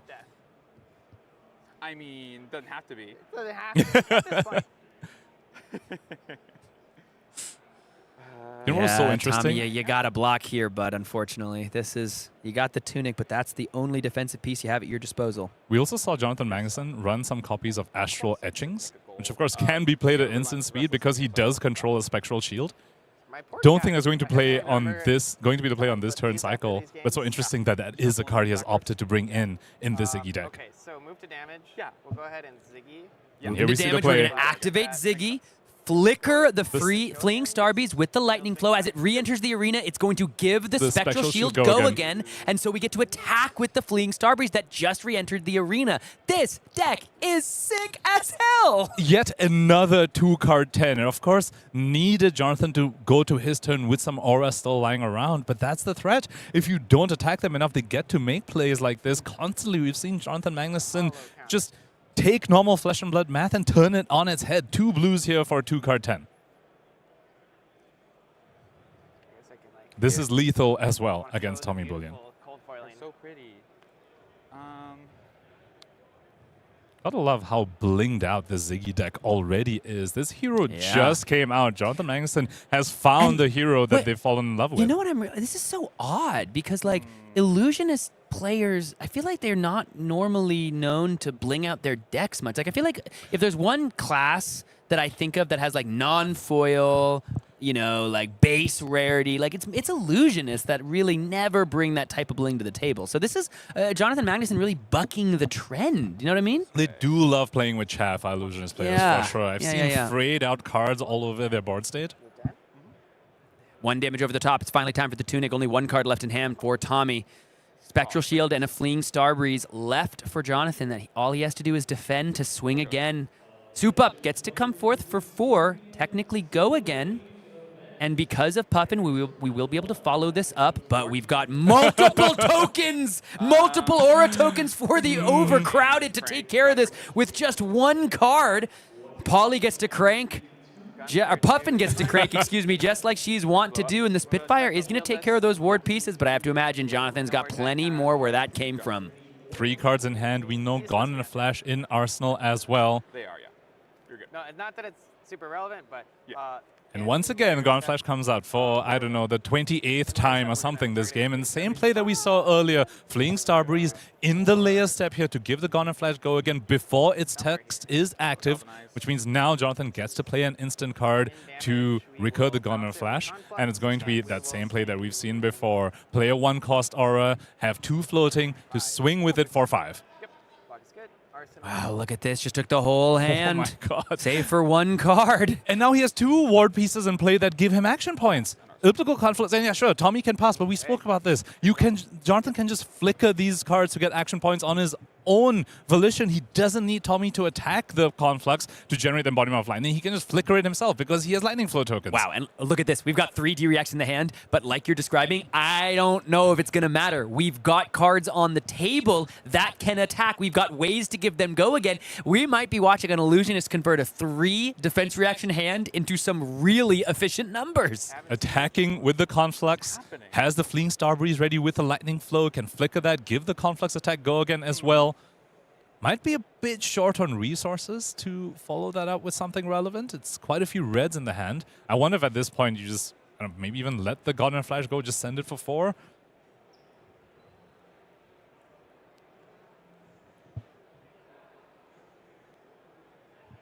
Tommy here, no cogs in play, no gold in play, no equipment in play for the Pirate Mechanologist as well. The Polly, the Cranker, the bird companion of Puffin Hightail, destroyed long time ago. In damage. All the D-Reacts. All the D-Reacts go ahead and flicker in the Fleeing Starbreeze to give go again to the Elliptical Conflux. So we've got an attack that can now come forward after the go again. It's a Gone in a Flash. Is he holding on to an instant? Let's see. Yes, it is an instant. Big so time. Big time. I have to wonder. This is so great. I have to wonder. This Gone in a Flash was like the second hand of the game for Jonathan or something, right? Think about it. It took a while to find the other one. How different would this game have looked had he not found that Gone in a Flash early and just been able to Gone in a Flash over and over and over again? Slowly bleeding out Tommy here. The Sparta Spike comes out, bounces that same Gone in a Flash back to the arsenal. Sky Skimmer comes out. This is just for... all it's doing is threatening these ward pieces.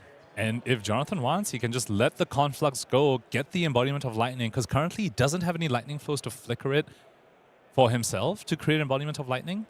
Again, all the agency on his side. This is face up from Tommy. No cogs in play. Sky Skimmer can't get go again. Yes, that is the play Jonathan calls for. Starter Spike goes away, gets a resource and an amp as well. If he has another duality in his hand, he could go ahead and make that play we saw him do earlier in the game. Do things? Or no? Okay. Nope, no use for the resource or the amp, but like has that. Embodiment of the Lightning. I'm going to start using that phrase from Tommy as he's asking his opponent, do things? Do things or no? No, I draw. Attempt to pass? Nah, that's too fancy. No, I'll do choose things? do things. Do you be doing things? And damage. I do be doing things sometimes. This deck, this Jonathan Magnuson Ziggy Starlight deck, it do be doing. It do be doing plenty. Me when I be doing things? True, dog. True. Sigil of Lightning comes out. On Jonathan's turn, he had the option play on the opponent's turn, but of course already had the Embodiment of Lightning because the Elliptical Conflux left the field. Give it go again. Swinging for 5. That takes the no block out of the hand for Tommy Buljan. And for the second time this weekend, we get to watch the newest Lightning Illusionist 2, Flesh and Blood, and the Omens of the Third Age hero on everybody's minds. It's Ziggy Starlight and Jonathan Magnuson taking the dub. Eyes off the fragments, darling. I know. It's confusing. Confusing though it may be, Jonathan Magnuson moves on and is still only X and 2 in this tournament. We might be watching Ziggy Starlight in a top 8 right after Omen's release. I love it. I am shocked. Haha, pun intended. Hey, we'll thank see you in the next round. No, I'm kidding. That's it from us, folks. Yeah. That was awesome play by Jonathan Magnuson. I just want to highlight, aside from his just incredible gameplay, the deck building innovation. Yeah, that was awesome. So many questions regarding these Omens heroes in terms of their CC impact. J-Mag showing us he has the noggin to figure this out and coming here, and he's so close to top 80 US Nationals on this hero. Got a couple more rounds, but he definitely got the noggin to do the shocking. Let's take a look at our next page of standings as we see how things are shaping up. Oh my god, dude. It's just ridiculous. Matthew Gump at 12-0 and Ashlyn Slattery at 11-1 are 2 5s atop the table, and they have either secured their spot or an Ashlyn's seat has a win in next round. As we see, that's when we start to get a little more lightning in Aaron Grace, the 10-2, Jonathan Magnuson at 10-2 as well. Then we start to see some of the expected decks, right? We start to see the 3 Victors, the 3 Gravies, Casey Nepley still fighting on that Dash.io deck, and Damian Riggins with Jarl still working it out. Yeah, Ashlyn did manage to take down the Gravy kind of as expected and just has one more win before she can secure her top 8 as well. Charles Dunn at X and 2 over here. And yeah, to your point, these victors, I feel like they were missing yesterday when we were going over the standings, have risen through the draft rounds and are here showing us the victor is absolutely a force of this meta game alongside 3 Gravies following the 3 victors and then a few other heroes and very notably none of the Chaos Assassins that many people were expecting. No Marios on this page, but some heroes I do want to highlight. Bird Cabrera still fighting 9 and 3 on Feng that gang. Feng deck. And another Phi at 9 and 3 in the 20th spot. So before all is said and done, we might see multiple Draconic heroes. As we take a look at our next page of the standings, a lot of these players at 9 and 3 are going to end up, many of the names you're seeing here are going to be fighting for top 8 as we get further in this tournament. Looking here, another Puffin. We start to see a smattering of Marios. Number 32, Jordan Johnson. There's another Omens of the 3rd age hero still fighting. We'll have to see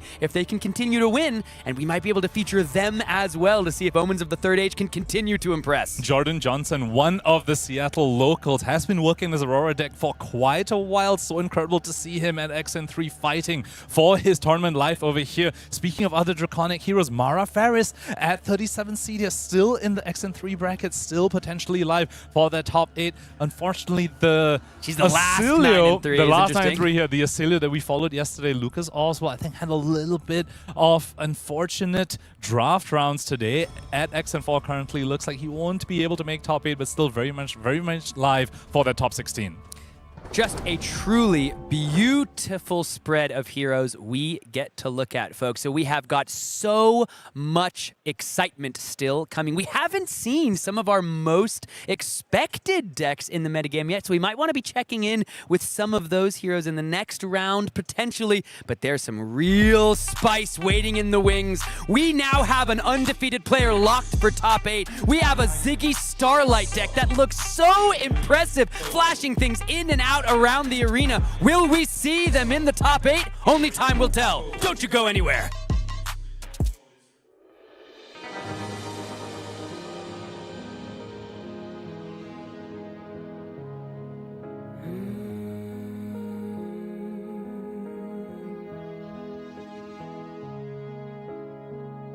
My baby dances with the devil. I wanna know what's on his mind. Shaky hands so sentimental. I sugar coat between my lies. Inside a small cloud asking why. I'm afraid we're out of time.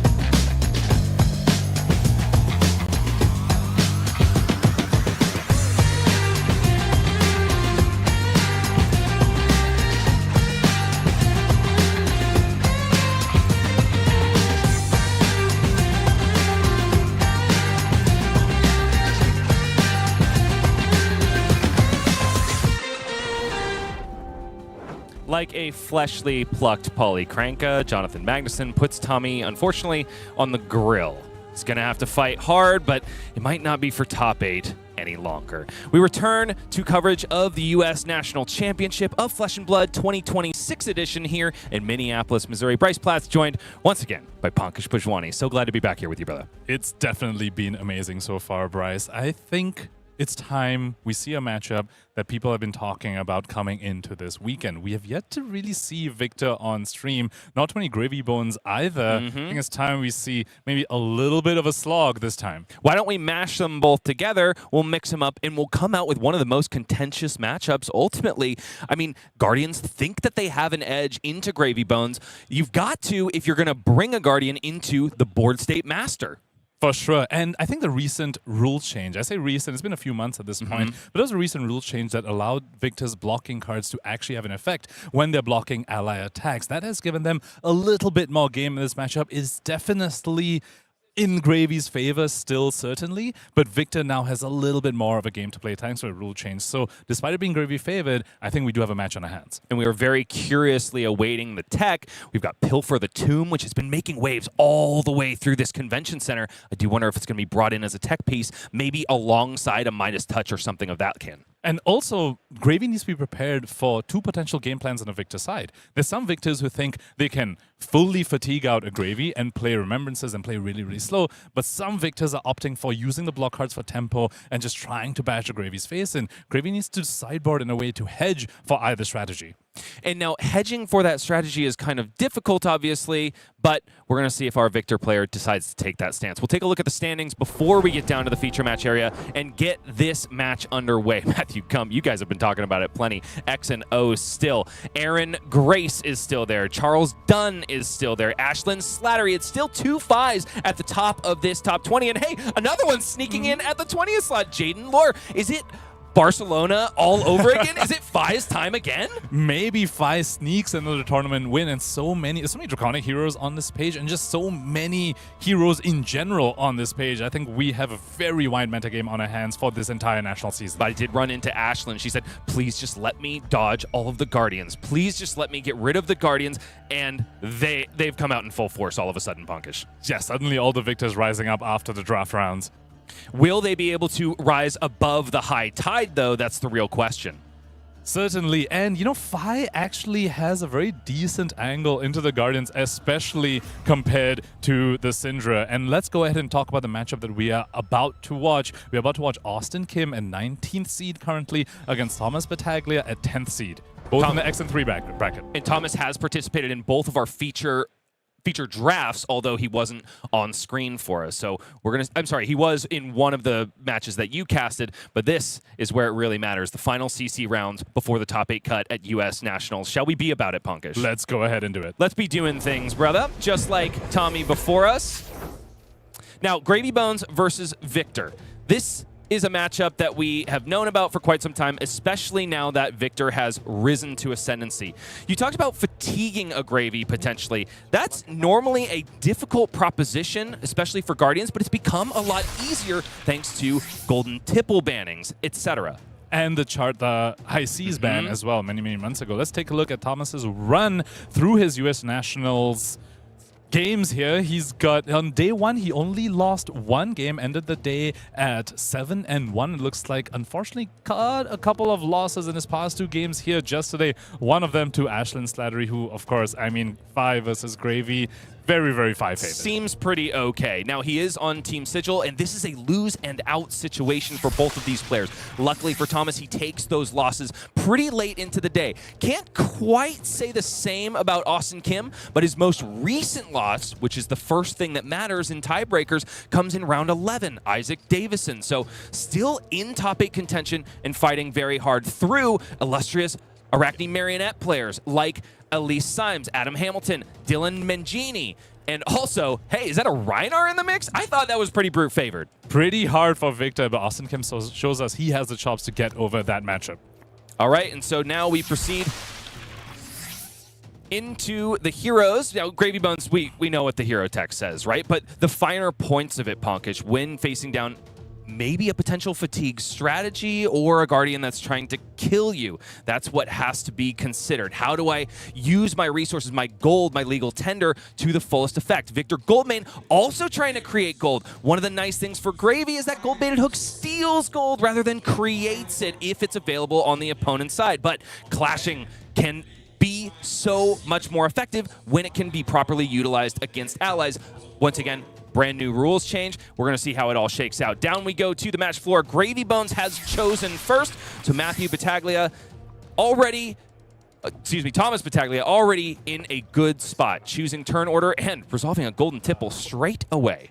Big thing about this matchup is that Gravy is a board state deck, all things considered, and typically Guardian has struggled in the board state decks because they are action point gated. The question is whether Austin Kim is going for the beat your face strategy. Maybe he's got cards like Rouse the Ancients, Zealous Beltings, E-Strikes to maybe try and deal with the board while putting pressure on Gravy's face, or we'll have to see what he's going for, maybe a bit more of a fatigue-based strategy to just put the onus on Thomas, say, can you overcome my blocks, my defenses, and my efficient ways to just clear your allies one by one. Now, Austin Kim, a storied player, has one big top 8 to speak of, the Calling in Amsterdam attached to the Pro Tour, and then also a top 8 at Battle Hardened Sonoma. Besides that, he's been a contender in a lot of events up until this point, still hasn't quite clenched glory the way he wants to. Just want to point out, very interesting play that happened at the start of this game. Thomas Battaglia started with a golden tipple, but Austin responds with a Ripple Away, which denies the gold token off the golden tipple, and Ripple Away's effect lasts the entire turn, which means this Loan Shark as well is only going to create 1 gold token instead of 2. Thomas still goes ahead and deploys it because that's how important gold is for the Pirate Necromancer, but Austin came effectively off the Ripple Away, denied his opponent 2 gold already. And Thomas has kind of denied himself a gold at the start of the game by bringing Carrion Crown instead of Crown of Dominion. You know, it's kind of this way, that way, but the nice thing about Carrion Crown is you can always cash it in to discard an ally out of the hand and get that Watery Grave going. Zealous Belting out of the hand of Austin Kim. 40 plays 40 still, and already Austin shows us that he's got Gravy Tech, he's got Go Again attacks to clear Zombie Boys and also threaten face. This one does seem to be going exactly there at Thomas. So with this, our questions are answered. We were wondering whether Austin was going to go for a fatigue strategy or a kill you strategy. With Zealous Belting in the list, it's certainly the I'm going to try and bash your face in strategy. And I do prefer this strategy to Gravy Bones because especially at a tournament like US Nationals, at these higher tier events, if you just give your opponent the agency to overcome you, they most likely will be able to. And furthermore, a draw in the game of Flesh and Blood is just about as bad as a loss. Neither player, when they sit down, will want to be playing for a draw because it's detrimental to both sides. Austin Kim says, I'm going to cut out the middleman entirely. Fatigue not on the table. I'm going to blast you the way that Guardian likes to, with big hammers and apparently big dudes. 1 floating here for Austin Kim has the action point on this turn. Can almost certainly expect him to clear out the Anka as well, but that would still be a very, very decent turn cycle for our Guardian player here. Send some damage phase, clear an ally as well. This is the game plan that he wants to enact as much as possible. Guardian, however, doesn't always get the luxury of having action points. Very few cards in the list that can do that. E-Strike, Zealous Belting, Rouse the Ancients are typically the only ones that Guardian players get to run to get those extra action points. It would be a far cry from truth to say that Austin was happy to pair into Gravy Bones at this point in his tournament run, but based on turn 0 and turn 1, denying a heck of a lot of gold and then removing the first ally that's established, I really think that Austin is vibing at the moment. 35 plays 40, back over now, affirmative on Thomas' side of the board. Starts off with the Gravy activation, going down to 0 gold. To try and create more Prismatic Leyline already. Strong turn cycle, looking to be the name of the game for Thomas Battaglia over here. Question is, can he recreate any gold pieces on this turn? Riches of Tropoldani will get that done, and it can't be circumvented by Ripple Away because, of course, Ripple Away refers to action cards creating tokens. In this case, Riches of Tropoldani is a gem, a resource. And an uninteractable way to create gold from Thomas Battaglia's side basically unlocks his gold-baited hook for this turn, which is on a turn which is also buffed by Prismatic Leyline. So it's going to be an honor that Austin Kim needs to be very wary of stopping because he does have a gold in play in the form of that Aurum Age. It doesn't have a gold token, but their shield does count as a gold. Now, it's an embarrassment of riches in terms of the resources for Thomas at the moment. Sends a Saltwater Swell, which gets a hefty +3 from Prismatic Leyline. But the issue here is that there's not all that much gas in the hand for Thomas. Immediately, Austin has got to be thinking Conqueror of the High Seas, the way these resources are represented in the pitch. But Thomas just has Blood in the Water and another blue Saltwater Swell. Swabby will be coming in for 9. A gold-baited hook. Correction, can't actually steal the Aura Mages because it does specify creating gold token. That would be really funny, but it cannot. So Swabby will be coming for 9, but with the hook on hit as well. And Austin Kim has already used a card on defense. Can you imagine if the gold-baited hook could steal the Aura Mages and your Clash cards didn't work on allies? That would be that would be dastardly devs. You know, technically, Gravy Bones, I mean, does have a free hand already. The compass is just a one-handed equipment, so could put a shield in the other slot. Gravy Bones specialization text with gold-baited hook is that you can swing this for 1 point of value. One thing to note throughout this game, of course, is that balance of justice on Austin Kim's side. Have to keep track of how many cards Thomas is drawing on these turns. Cards like Golden Tipple, Gravy activation itself, manually cracking gold can suddenly have Thomas drawing 2 cards on a single turn cycle. Austin effectively forced to block with the namesake card of Victor Goldmane. That is, of course, Daddy's House. Visit Goldmane Estate. Some people call it Cast Homes. I would never agree with them, but I'll mention it here. Does block out that Swabby entirely. And the reason that Austin was more or less forced was because he didn't bring in Crown of Dominion, doesn't have a gold token established, and so wouldn't gain any might tokens. It, honestly, Cast Homes at that point gains more value on the defense. And Austin Kim doing the standard play pattern here. Just clear the Swabby, pass it over to the opponent. And these D-reacts, we saw it in a previous turn cycle as well, clunking up a little bit in Thomas Battaglia's hand. However, D-reacts going to be very helpful for sure when your opponent Victor isn't on a fatigue-based strategy. When they're sending Zealous Beltings at you, Rouse the Ancients at you, you do want these D-reacts. Those D-reacts are slowing down not just the hand, but also the arsenal. Remember the Blood in the Water that was placed there by Thomas Battaglia. So the defensive posture of Austin Kim is doing some serious work. I do want to mention that Thomas had the opportunity to deploy that Blood in the Water when Austin swung the Zealous Belting face, but just elected to hold on to it. Now could make it a tricky turn cycle. Blue has hit the graveyard for Thomas on this turn cycle already, thanks to the Power Side Exchange, which also created a gold token. Did give Austin Kim the priority window there, but no Ripple Away came out. So Thomas made the gold token free to activate the hook. Gravy Bones ability active as well. Has his choice between 2 Scubas to go ahead and deploy. And now with a Portside Exchange and an activation of Gravy Bones, all of a sudden Balance of Justice is fully online, ready to get the maximum amount of value for Austin Kim. The question, though, is, I mean, normally when you pack Balance of Justice against, say, a Brute, they go Blood Rush Bellows, you say, okay, cool, this is my time to cash it in because maybe they won't do it again for the remainder of the game. Gravy Bones draws 2 cards all of the time. Very much depends on the texture of your own hand. Sometimes you need the extra card to unlock the go again, like the Rouse the Ancients, the Zealous Belting, to really make use of the full hand. I think Austin Kim is going to try and save the Balance of Justice for a turn cycle where he can do something fairly offensive. And Thomas is hitting the sauce a little bit early. Gold Kiss Rum established by Tip the Barkeep. Barkeep not technically tipped, though. Gold token kept squarely where it belongs on Thomas's side of the board. And Scuba gets to come out and swing. This is why it is so difficult to fatigue Gravy Bones, because the faithful dog, even in Undeath, will go ahead and bring back your biggest threats back into the deck. Prismatic Leyline being a yellow is a boon for Gravy Bones. Prismatic Leyline is very trivial to make a 0 for 5 in its Gravy Bones deck, but has a ceiling, of course, as a 0 for 6. So Scuba effectively just increasing the threat density in Thomas's deck while generating more and more gold. Creates one when you bottom a yellow card at the bottom of your deck, or even the opponent's yellow, and gives him basically a free activation of Gold-Baited Hook. It was already free this turn because of the Portside Exchange, of course, but 4 damage with a hook on hit as well. Can be a little bit tough sometimes. Does come in at a break point. Austin, of course, going to be packing those 4 block cards, but doesn't seem to have found it here so far, or he would have slam blocked it for sure. Can't help but notice that the demeanor of these players is a little less lighthearted than you saw in the last feature match, Pankaj, and who could blame them? They are fighting at the highest stakes moment in the tournament for them so far, a lose and out situation on both sides. Scuba, Salty, Sea Dog does claw his way into the life total of Austin Kim, bringing the life totals to parity, but more importantly, creating yet another gold token. And all of a sudden, the coffers of Thomas are fully loaded. And the balance of justice was used on Austin Kim's side. That's a once per game effect. Has a full 5-card hand. What can he do with this? See an E-Strike coming out already aimed at the dog. What is a follow-up? We know he has a CNC because that's what he looked at the previous turn cycle of the right behind you. Pitching a yellow, though, for this Command and Conquer. So maybe he has a pummel in arsenal off the Tunic counter. I'm sure thinking about that if I'm in Thomas's seat.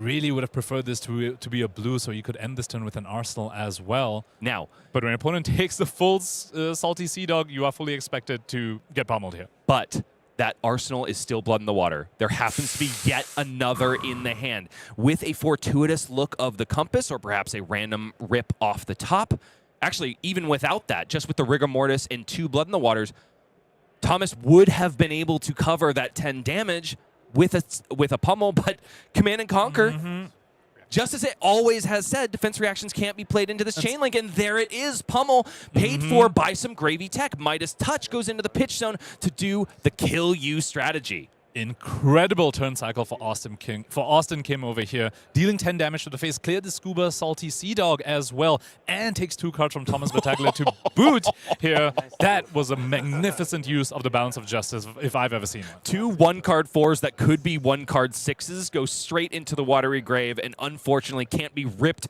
out of the salty swell. And now Thomas Battaglia knows he has lost an immense amount of value. One of those could have been utilized on that Celis Belt early on in this game. It's not an inane clapback, though. Golden Tipple, the second one resolved this game, does come out. Rigor Mortis still enters the yard. 2 floating, and a blue will be entering the yard as well, making Watery Grave playable. No ripple away in response to Golden Tipple. So gold created for Thomas.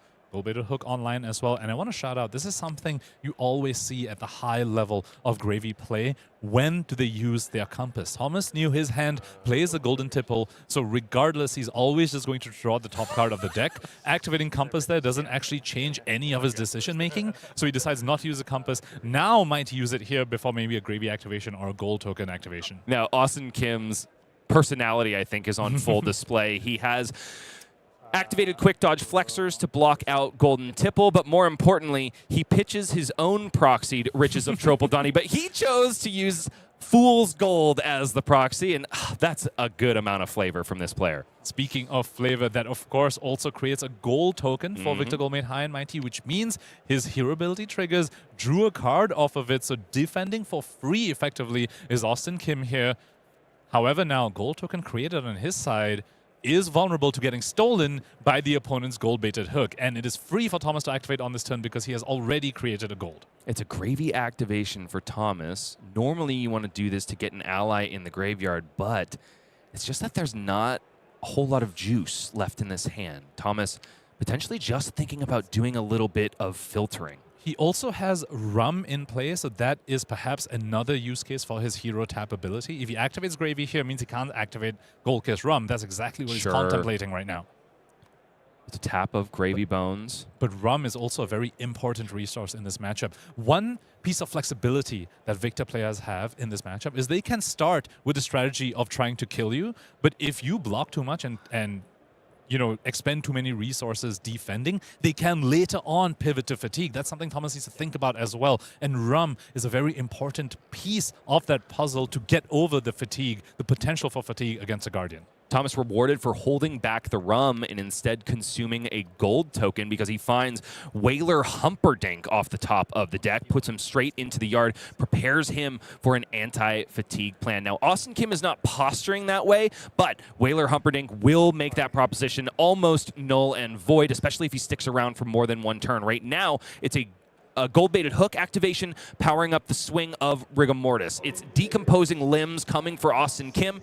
Will that gold token be stolen away by the man in the crow's nest? And 6 is a very awkward number for Austin Kim. He has 1 floating right now. Quick Dodge Flexes has already been used, so he has 2 block available right there. Needs a 4 block if he wants to cover up this on hit, which again looks like he doesn't quite have. So he's weighing out the the ups and downs of potentially just losing his gold token. Looks like he will just go for that. Gonna be taking 4 unless he has a defense reaction and losing his gold token in the process. I do want to point out this Whaler Humperdinck that is sticking in the graveyard right now is vulnerable to a very important blue instant that has recently come out called Pilfer the Tomb. Again, Austin Kim not posturing the fatigue game plan in this matchup, but still it's a very realistic tech card that he might have brought in for this matchup. Wow, the go again is really lining up for Austin Kim. First Celis belting and now Rouse the Ancients on play, which costs 3, by the way, and comes in for normally 0. Austin is allowed to reveal cards from his hand. If cards that he reveals add up to 13 or more power, then all of a sudden this measly 0 cost go again becomes 7 go again. For the longest time, I thought this card was a Guardian card, because It certainly feels which that other way. class can use this?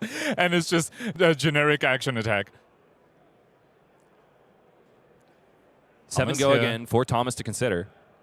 And pretty face up that Austin's probably going to send the hammer towards the Rigor Mortis' face here to clear it out in Arsenal at Spinal Crush, which Spinal Crush in Arsenal with a tunic up when we already know he's running Pummel can be quite devastating, especially since Thomas has already lost a few defense reactions to the earlier CNC Pummel. There's a ton of ways that Gravy Bones can manipulate action points, but they all involve gaining go again.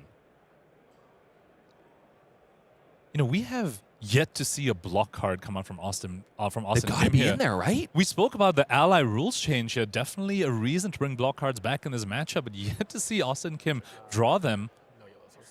Sunken Treasure doesn't find a yellow in the graveyard for Austin Kim, so unfortunately no gold token generated for Thomas. He could have turned his own Whaler Humperdinck face down to create a gold token, but he's a very good player, so he decides not to do that. High-level gameplay here, round 13 of US Nationals, folks. Not destroying your own threats that you are establishing for later. That is good flesh and blood. That's why we watch them.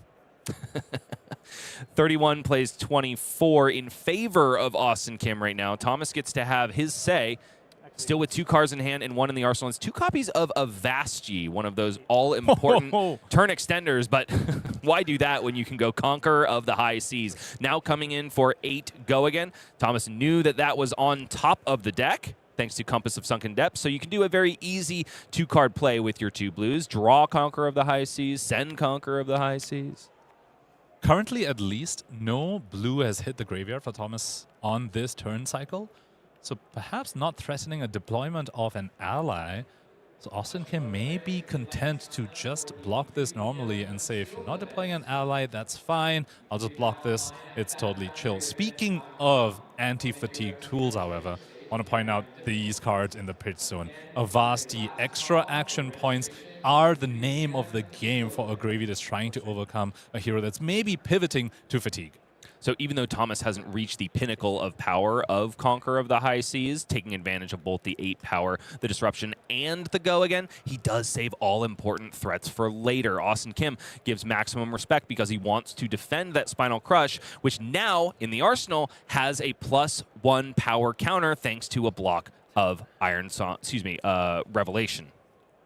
Wow, look at the pitch zone for Austin Kim as well. That Conqueror of the High Seas came in at a very opportune time for Thomas Battaglia. Not only were those cards in Austin's pitch zone live, they also just blocked 2, so not very good against blocking a Conqueror of the High Seas. But again, both these players developing some fairly strong pitch stacks here. Rousey Ancient Zealous building on Austin Kim's side to combat the Avastis that we just saw Thomas pitch. However, on Thomas's side, does have a much faster deck velocity than Austin Kim, so we can expect those Avastis will get around to him faster than Austin's incredible offensive salvo. Thomas has got triplets, and they are blue Jittery Bones. Last copy of a blue in hand is Call to the Grave. That one will not be blocking 3. But the tricky bit about Iron Fist Revelation is that all of a sudden this crush effect that is normally easy to shirk off with 2 cards requires just a little bit more. Luckily, Thomas has saved that gold-baited hook for this exact rainy day, knows that a pummel is not in the mix anymore. So it's only 3 damage that comes across the line, exactly getting around the crush effect, which of course requires 4 or more damage to be dealt. Austin has done an incredible job fading the allies from Thomas's side while also dealing damage face. 12-point life lead for our Guardian player here as he faces down a smaller hand from Thomas's side. Sawbones, the first of his name, at least in this game. I'm sorry, it's Chum, friendly first mate. First of his name, at least in this game, is put into the graveyard, ready for deployment. Now, the only Chum that we have seen so far on stream was sent out against an all-arcane Oscilio and used to very minimum effect, I would say. This is an ally that has made me tremble more times than one. And in this case, Austin Kim is going to be perhaps not so helped by go-again attacks if Chum is on the board. Rouse the Ancients, potentially the only one that can help him clear this Chum effectively while also sending damage face. But yeah, 6 health can be very, very annoying for the Guardian player. Also want to point out, we were talking about the pitch stack, you know, the double Avasti and everything, completely nullified thanks to the deployment of Toll to the Grave. But importantly, those are still threats left in the deck. Avasti is a very, very important piece of the puzzle for an anti-fatigue strategy. Thomas still has access to that in his deck, at least at some point later on in this game. And also, I would dare say it's even better for Thomas that they're not stacked together, right? You want to spread those go-again enablers out. Spinal Crush, yet again, sent with 2 blues. 27 plays 19 as 9 in the arena. And here we see a bit of the Guardian problem in this matchup. So far, Austin Kim has found the go-again extenders on previous turn cycles. This time, though, does not have it. Had to decide whether he wants to send Spinal Crush face or at the Chum, and decides face. Austin Kim wants to kill his graveyard opponent, does not want to give them the option to come up with some sort of incredible offensive overlap strategy to overcome his defenses. However, we have to point out, Thomas has a Rum. Leaving the opponent with an ally on the field when they also have Rum can be backbreaking because it means they can almost certainly always leverage the ally that you've left behind on the field because they have an action point just sitting on the board.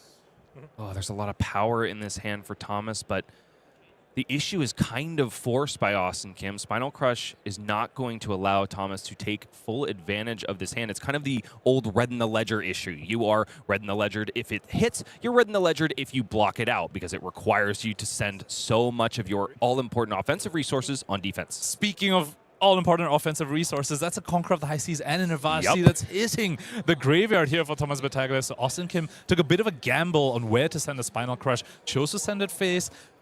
Rewarded for it so far, potentially, but let's see how much damage this Chum can do, because I'm seeing potentially a double Chum board state for Thomas Battaglia, and that can flip this matchup dynamic right on its head. Thomas is going to go into this gold token activation with perfect information because Eye of Ophidia has been pitched. It's just 2 blues, which could be particularly relevant. I think the Arsenal is a Tip the Barkeep. Card in hand, of course, is the second copy of Conqueror of the High Seas that Thomas had access to on defense. And he's opting between a Call to the Grave and yet another Tip the Barkeep. No blue has hit the graveyard for him yet. Does want to do that to deploy an ally if that's his decision, or could just go Conqueror into Chum as well. So still leveraging the fact that Austin Kim decided to leave this Necromancer ally on the field. Attacks for free. We spoke about Titan's Fist in the previous game, the Gone in a Flash. You know what's an even better Titan's Fist? One that you don't need an instant to recur, just attacks as long as it sticks around.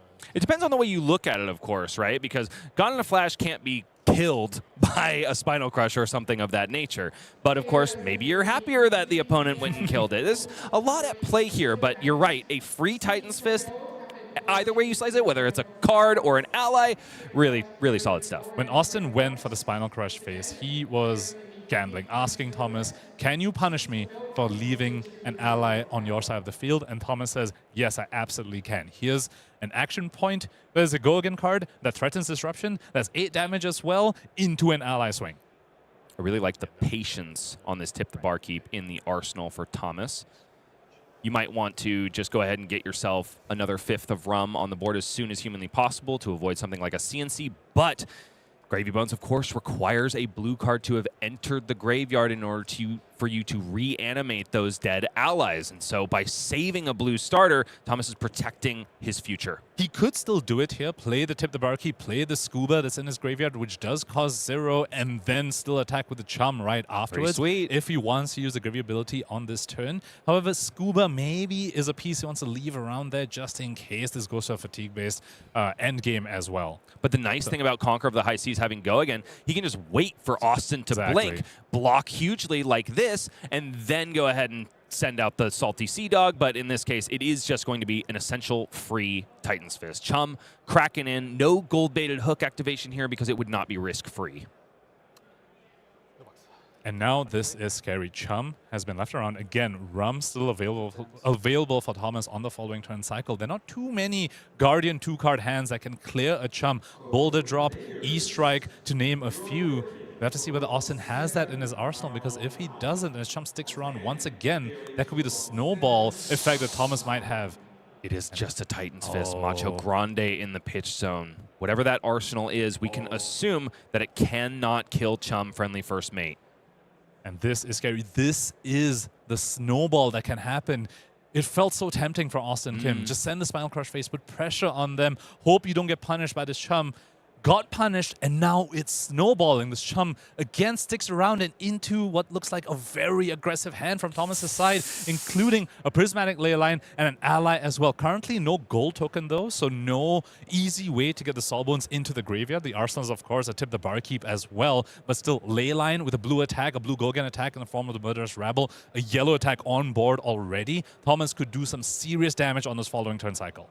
Rum established as well, so it could, I mean, potentially even be a double ally situation, but that's probably not super likely. The Prismatic Ley Line is going to get a lot of use, and also the Mage Master boots are there, so it could even be double ally, swing double ally. And that's what the Mage Master boots are there for. You typically want to deploy them on a turn where you can establish 2 allies and attack with all of them as well. You need 2 extra action points typically for that kind of line. Mage Master boots plus a Rum can absolutely do that. Sawbones maybe has no easy way to hit the graveyard this turn, but can still be used for its yellow pitch. No gold tokens does make this turn cycle a little bit harder, but Prismatic Ley Line is going to make it sing either way. The biggest rub for a Prismatic Ley Line turn is, of course, do I have the blue attack that is easy to deploy in the hand? Murderous Rabble just makes it so easy. And Compass of the Sunken Depths makes sure that you get maximum value from it on top of that. So 15 plays 23, and Thomas Battaglia goes fishing. Instead of pulling fish out of the water, though, he puts one in with Carrion Crown. The strength of this headpiece on full display out of the Armory deck. Gravy Bones allows Thomas to discard an ally, destroy this, draw a card, and go again. So all of a sudden, Dead Threads is turned on. All of a sudden, there's yet another potent threat in the Watery Grave. Prismatic Ley Line locked and loaded. Things are coming up, Thomas. It's basically a flexible Crown of Dominion is the Carrion Crown. Exactly. It gives you a one-time use for the Gravy effect just the way Crown of Dominion would as well, but doesn't leave a gold token lying around for it to be potentially stolen by the opponent. And, of course, can just be used for 2-block if you find yourself flush with gold. Very strong, flexible piece from the Gravy Bones Armory deck. This turn is going to hurt Austin Kim. There's no question about that. The good thing, the silver lining, is that he does have an Enlightened Strike in the hand, so it could very well be a 2-ally clear turn. Play around if you do have a... I haven't played Hasn't played a blue yet. I was curious about that, was when to move the Sawbones, but no blue has hit the graveyard yet for Thomas Battaglia. Needs to figure that out first. Leyline comes down, Murderous Rabble comes down. This is a blind flip off the top. It is a blue, of course. 6 go again for Thomas, as he still has a Chum-friendly first mate on the field. And this will be the blue that hits the graveyard, allows him to deploy an ally. And as you pointed out, Bryce, Dead Threads still very much online right now. So it's 6 go again for Austin Kim to consider. Still no block cards, though. Is it possible that Austin sided them out? You know, at this point, you have to wonder, look at the size of that deck. It's like 1/3 left, unless Austin is on the side of some incredibly low variance here. He might have opted to just take those cards out in this matchup. I mean, there is something else at play with the Clash cards. The allies revealed on top still technically have power. So it is not crazy to think that a Victor Goldmane will lose a Clash against Gravy Bones. 6 connects down to 17. It's life parity here. And I do wonder whether this is going to be an activation of the Gold Cash Rum over here between Dead Threads and the yellow in his hand. Could deploy Sawbones, attack with it via the Dead Threads, and if you give it go again with the Rum, can also follow it up with a Chum activation as well. And since the arsenal is a Tip the Barkeep, knows he'll have a Rum at least for the future as well. You know I love rhymes, Pankaj, and Rum Chum goes up to the top of the list. Dead Threads creates a resource. Rum cashed in. Will it be for the Chum? Darn it, it's Sawbones, but that's still okay because Chum will come cracking in afterwards. 8 go again here with the promise of 4 more damage from the Chum. 12 damage being represented while Austin Kim sits at 17 against these 2 allies that will be left around behind. I just want to go back a couple of turn cycles, Bryce. That Spinal Crush that went at Thomas's face did not clear the Chum, gave this Chum effectively 2 more free attacks after that turn cycle was Conquer of the High Seas into Chum, and now it's Rum into Sawbones into Chum. Now, even if the Chum is cleared, it has gotten way more value than is expected from any Flesh and Blood card. Down to 12. Austin Kim, for the first time this game, eclipsed in life by the Gravy Bones on the other side of the board. Here, in round 13 at the U.S. National Championship, both of these players fighting just to stay in contention for top 8. The fates hang in the balance, and right now, Thomas seems to be riding that Conquer of the High Seas right through fate, shirking it to his will. Thomas had a little pause over there. I think he was contemplating potentially using gold-baited hook, recognizing that with the board state that he has established, Austin Kim will need to keep cards to clear this board unless he wants to allow Thomas to just snowball his way to victory. So thought for a little bit of gold-baited hook, decided there's no need to risk it. Sawbones plus Chum is a terrifying board state to play up against because now you need a 7 damage attack to clear the Chum if that's the ally that you want to clear first. However, Fearless Confrontation can potentially stop that play. So Austin Kim might be forced to clear the Sawbones first, leave the Chum around again, or clear the Sawbones first with a go again thing and then clear the Chum. It's just, it puts a lot of tax on Austin Kim's hand. Exactly what he's likely doing here because he blocks with the Enlightened Strike that could have been that 7 power attack to attack Chum. But obviously Enlightened Strike is there to be given go again. It's not like Aurora decks of old that want to draw a card or perhaps even beef up the power. Austin has it here specifically for Gravy to remove zombies, and that's the name of the game, but perhaps... He blocked with it. I think he's saying, I think I just need to try and kill you. I just need to hope you don't draw Avastis, you don't draw Rum to actually leverage having multiple allies. That's sometimes something that can happen. Once you start leaving allies around, eventually you just say, make them have it, make them have action points, because Gravy does need these action points to leverage the board sticking around. It's not like Illusionists of the past, like Enigma, that can just swing out the entire board if you just leave it around. Austin Kim taking a gamble here. Unfortunately for him, Thomas has parked a Tip the Barkeep in his arsenal for many turns now, and also has drawn an Avasti on this turn cycle. Disable coming in for 10, thanks to the last block on Iron Fist Revelation. Blue shown on top of the deck. I want to say it was a Murderous Rabble for Thomas Battaglia. I think so. Has 6 block available easily, which means the crush will still go through, but Sawbones Prevention is available for him to avoid the crush. And as long as he can put a blue in the yard, which he has plenty of blues, he can still deploy another ally and still make use of the action points. And right now, I think Thomas is breathing a sigh of relief. He did obviously hedge for fatigue because of that Whaler Humperdinck that has been kind of rotting and decomposing in the watery grave, but now he doesn't have to play that game plan. And I do think it is a simpler game for Gravy Bones if you don't have to constantly be putting together multiple action point turns. Once the opponent leaves some allies around, a lot of agency gets deployed on the Gravy Bone side. You can just say, all right, cool, I can just block with my hand now. You're leaving me damage on the table. We've seen how much the Chum can do already. Sawbones Prevention covers all of it. 3 cards committed on defense for Thomas, including one of those copies of Avastii, one of the turn extenders. 4 cards drawn back up for Austin Kim, who sits at 12, but certainly not comfortably. Tip the Barkeep for Thomas Battaglia, the second one played this game. Once again, Barkeep not tipped. It's just a Rum established and no gold token passed over to the other side of the board. Scuba, Salty Sea Dog, comes back out to play. Will he go fetch is the real question. Rum getting drunk. And for some reason, pirate heroes get stronger when they are drunk. That is certainly not the case for me, Pankaj, but that does mean that Scuba gets to go play fetch, try to find a gold token at the behest of a yellow in the graveyard. And of course, there is one more prismatic ley line. So as the deck size dwindles, the power level doesn't necessarily. And this is why Gravy Bones is so incredibly difficult to fatigue. There was a priority window there for Austin Kim to discard a Ripple Away, which would deny the gold from the Scuba Salty Sea Dog. Did not happen, though, which means Thomas is free to use his hook on the follow-up Chum attack because he's already created gold this turn. We're starting to see, I mean, we've been seeing the past few turn cycles, the risk that you take when you leave an ally lying around. And I think this has been perhaps some of the greatest punishment that I've seen for leaving something like a Chum lying around. Now, it certainly seems like Austin Kim is circling the drain, but finally, first clash of the game on turn 8 is a clash of Bravado, finding Golden Sun on top. Austin kind of gives a shrug. He's like, I think it's a little bit too late, but gold token generated because, of course, Golden Sun won that clash, and also because of Victor's passive hero text. Card drawn for Austin Kim. That card is, of course, Golden Sun. Build your own test of strength. Who needs test of strength in your deck when you can just find Golden Sun off the top? There they are! Oh,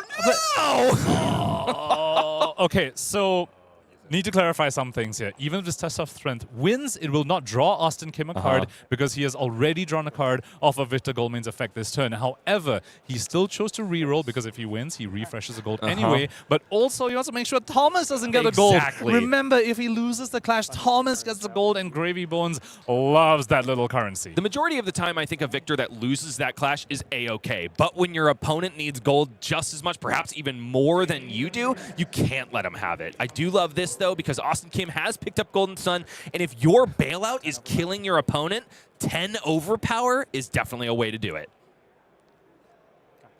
Especially after Thomas has used a few defense reactions. We saw him lose 2 of them for the CNC, but just as we say that, Blood in the Water available for him in his hand here can circumvent the overpower alongside the 1 damage prevention that is on the Sawbones effect as well. So plenty of block available for Thomas in this hand.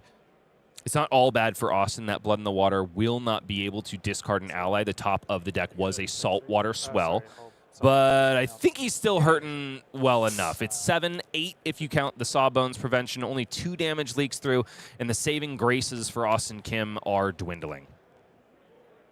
Being a life deficit against an opponent who has a board state never feels good. Started to go very wrong for Austin Kim as he left the Chum on the field the 4 turn cycles ago. And here we see even more punish coming from this Chum. Going to be attacking again for 6 this time because of the Prismatic Ley Line. This is lethal. Thomas is presenting lethal right now on board. I'm getting seasick because this is the 3rd Prismatic Ley Line resolved this game, and there's still 2 more on the deck. left in the deck.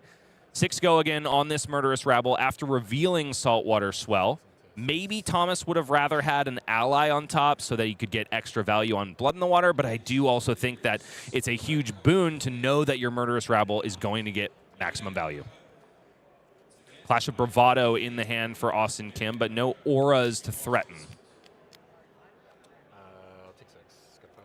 Take Taking 6. 6 is the call. He knows the follow-up is 6 as well, so you might as well just wait in case your opponent decides to activate Hook, which Thomas is doing here.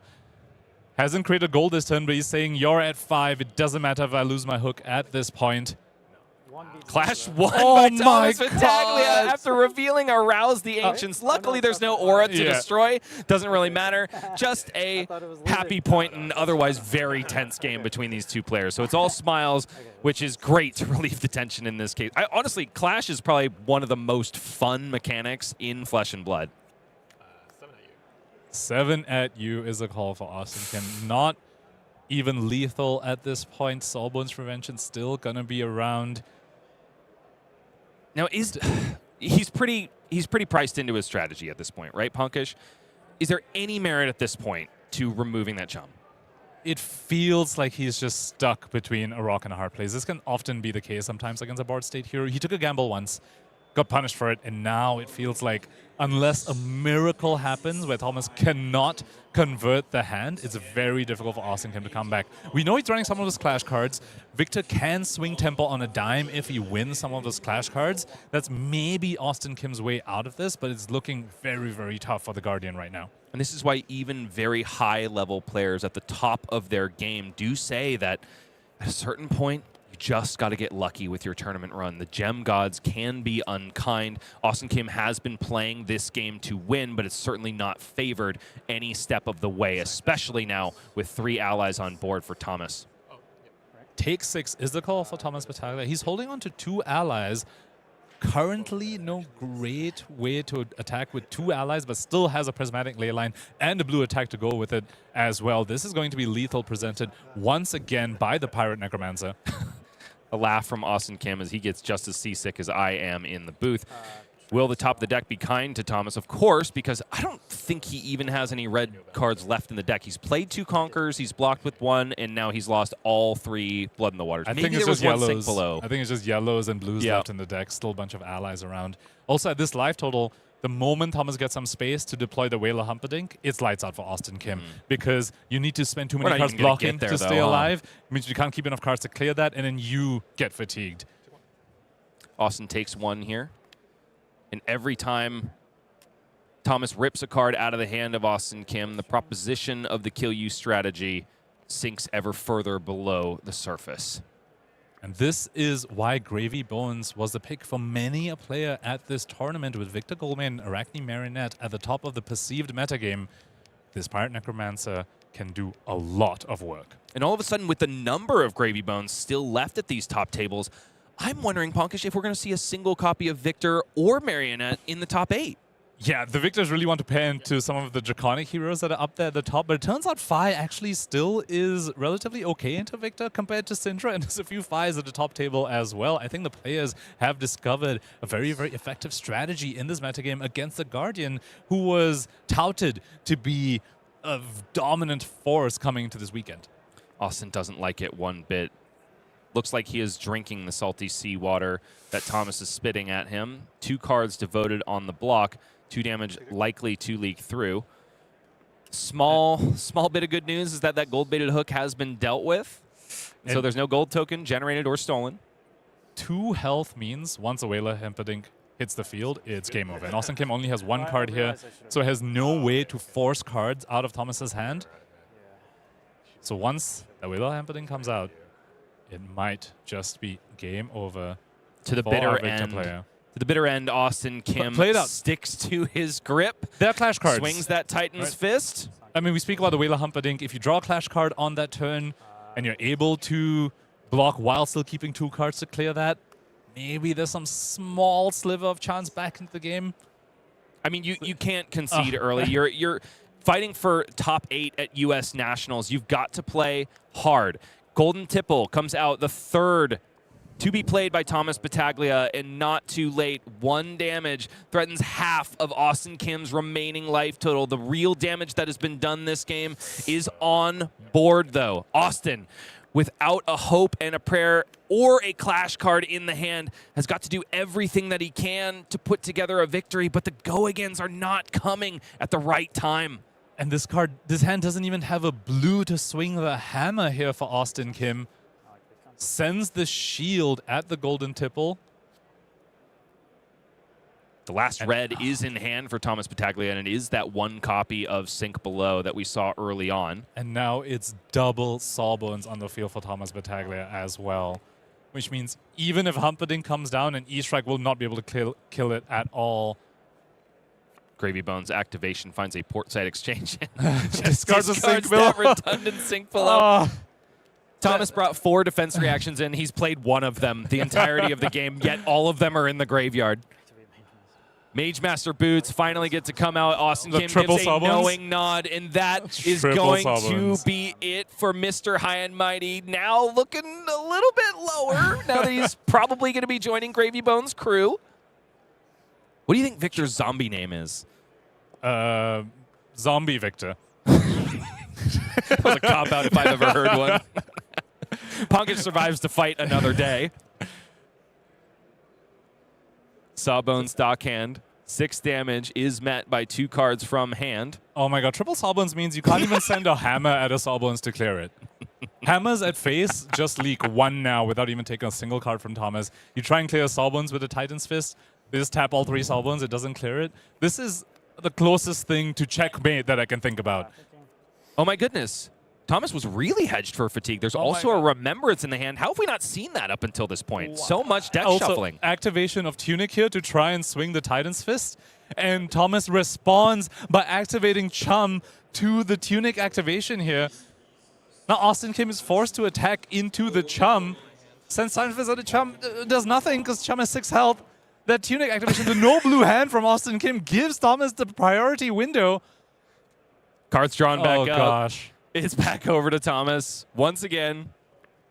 And Is now, that final copy of third. Is there Riches or an eye in Thomas's hand? That proxy can't quite tell. It's Riches. If he hasn't had enough riches. I feel like he's pretty bloated on riches when it comes to this game. 7 plays 2. Got to hand it to Austin Kim for making it a game as much as possible, giving a knowing laugh again. Oh, there was a Remembrance there too? Yeah, why not? Conqueror of the High Seas in triplicate makes its way back into the deck. Well, now he has reds in the deck. You know, we were wondering about that, but the Saltwater Swell. Does he even have any murderous rabbles, though? Oh, Saltwater Swell's not even sure. That deck is awful thin, so nowhere near fatigue, though, is Thomas Battaglia. Also, he has a Call to the Grave in his hand with a back alley break line still left in his deck. We saw him pitch it earlier. So he could Call to the Grave here for the back alley break line. 2 action points, swing both Sawbones if he really wants to. Pitching the Riches, creating yet another gold, because why not? And why not? He goes for exactly that line. Back alley break line, because it enters a zone from the deck, will generate an action point. Card that has really come into its own in Gravy Bones. Probably previously viewed as draft chaff in Arcane Rising. It's a multitude of ways that Gravy Bones can create action points out of seemingly nowhere. There's Rum tokens, there's Avastis, there's Call to the Grave, a back alley break line, there's Conqueror of the High Seas. This hero can generate action points out of nowhere and just put you in the dirt. And this is a lost clash! No gold available for Austin Kim to re-roll this either. Everything about Austin's body posture through the last turns of this game just are saying, yeah, that might as well happen. Based on the way this has gone, but he remains alive. And we know Thomas is drawing Conqueror of the High Seas, so he will have the action points in this hand. Oh, wow. I was thinking there was a possibility that High Tide couldn't be turned on because the majority of that deck is Conqueror of the High Seas now. Gravy Bones activation at the cost of a gold will draw a Fearless Confrontation, Chum-friendly first mate, but not first of his name. The first one has been established and has not left since. Now High Tide is very easy to access. It's going to be 8 go again into yet another threat. Austin perhaps thinking, well, maybe I can pivot to Fatigue, but with a Whaler Humperdinck sitting there, my co-caster looks like he's smelling a watery stench. Doubtful about the Fatigue angle at this point for sure. All Thomas needs to do is just deploy the Humperdinck.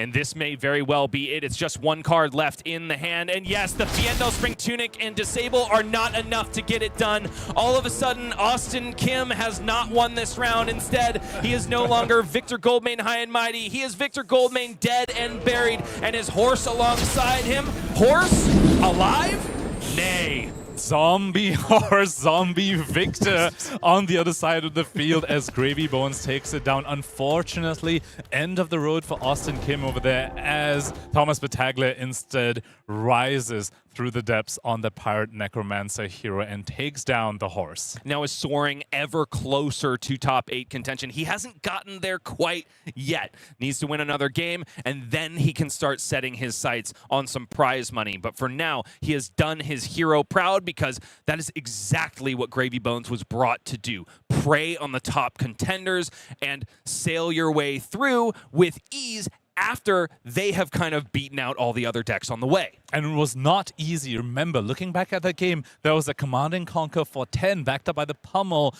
The opponent had a 10 life lead on him. He had to lose 2 defense reactions. Didn't have a board at that time either, and he did bring it back. That is the strength of Gravy Bones in this matchup, and he played it perfectly. Man, and if the draw sequence was just a little bit different, I could really see that game going in Victor's favor. If the go again were able to be used rather than blocked with the or clash bottomed. Cards. Where were the clash cards? It did seem like there were only 3 tests of strengths, but even so, those could have been able to facilitate the premium nepotism card in Visit Goldmane Estate, and that could just be the extra few points of value that spell a difference. Our standings have been shaken up, so we will turn to them once more. Look at who is still in the running for top 8. Oh my goodness, Ashlyn, Slattery, and Matthew Gump remain at the top. Ashlyn, I have to say, has 2 losses, right, Pankaj? Yes. Both of those losses were to Matthew Gump. Once in draft, once now in Classic Constructed in the 5 mirror. Ashlyn now desperate to dodge all of the Guardians in this top 20. Matthew has it out for his Draconic Ninja rival at the top of the metagame. Of course, it's not the end of the road for Ashlyn Slattery either. Needs to win potentially, maybe just one more to cinch her way into top 8, and we might have a double Draconic Ninja in the top 8, but not the one that people were expecting coming into this metagame. Aside from that, still Jonathan Magnuson keeping it strong on that Zyggy Starlight deck. We saw it do so many impressive things off the back of Ward and Spectra pieces alongside Reality Refractor, and of course, how can we forget a whole bunch of Victors still there in the running for their top 8. And Victor's horse is probably not the only being waiting for a carrot at the end of the stick. You all can look forward to this XN3 Aurora in the 19th seed,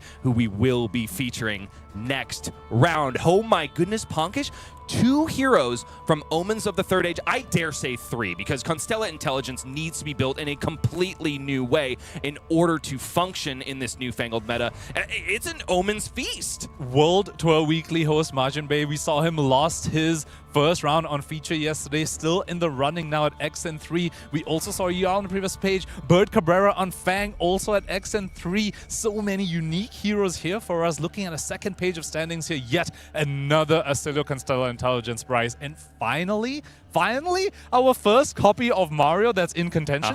First one and only copy. And maybe even very close to being out of contention, because not all X and 3s are going to make it. Because Gary is in the 22nd seed, I would think that Tiebreaker's not breaking his way at the moment. So, is it a marionette meta? Were we just going to see Graphene Calycera, Hunter's Clave over and over again? Is it a Victor meta? I don't know what to think anymore. And if it's a Victor meta, is it a Gravy Bones meta? If it's a Gravy Bones meta, then it's maybe Oscilio. Yeah, exactly. The opportunities feel endless. And you know what? There's just Zyggy in the mix of it all, just messing things up as well. Because why not? Magnuson is doing masterful work, and so now we go to break, but not before we take a look at scenes from the U.S. National Championship. Austin Kim squirming, Thomas putting him in the blender, and a lot of great flesh and blood. So clean here at the most anticipated National Championship in the flesh and blood world. Here we go. It's more flesh and blood, an Aurora after this.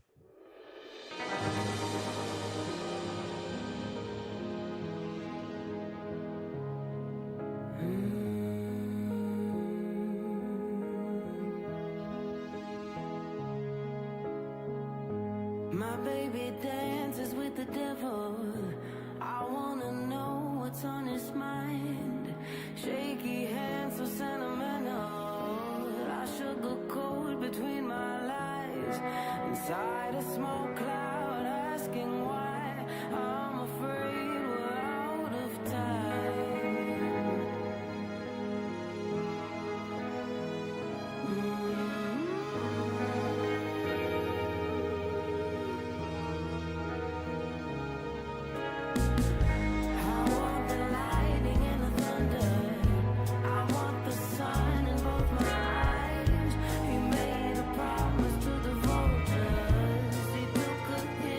Said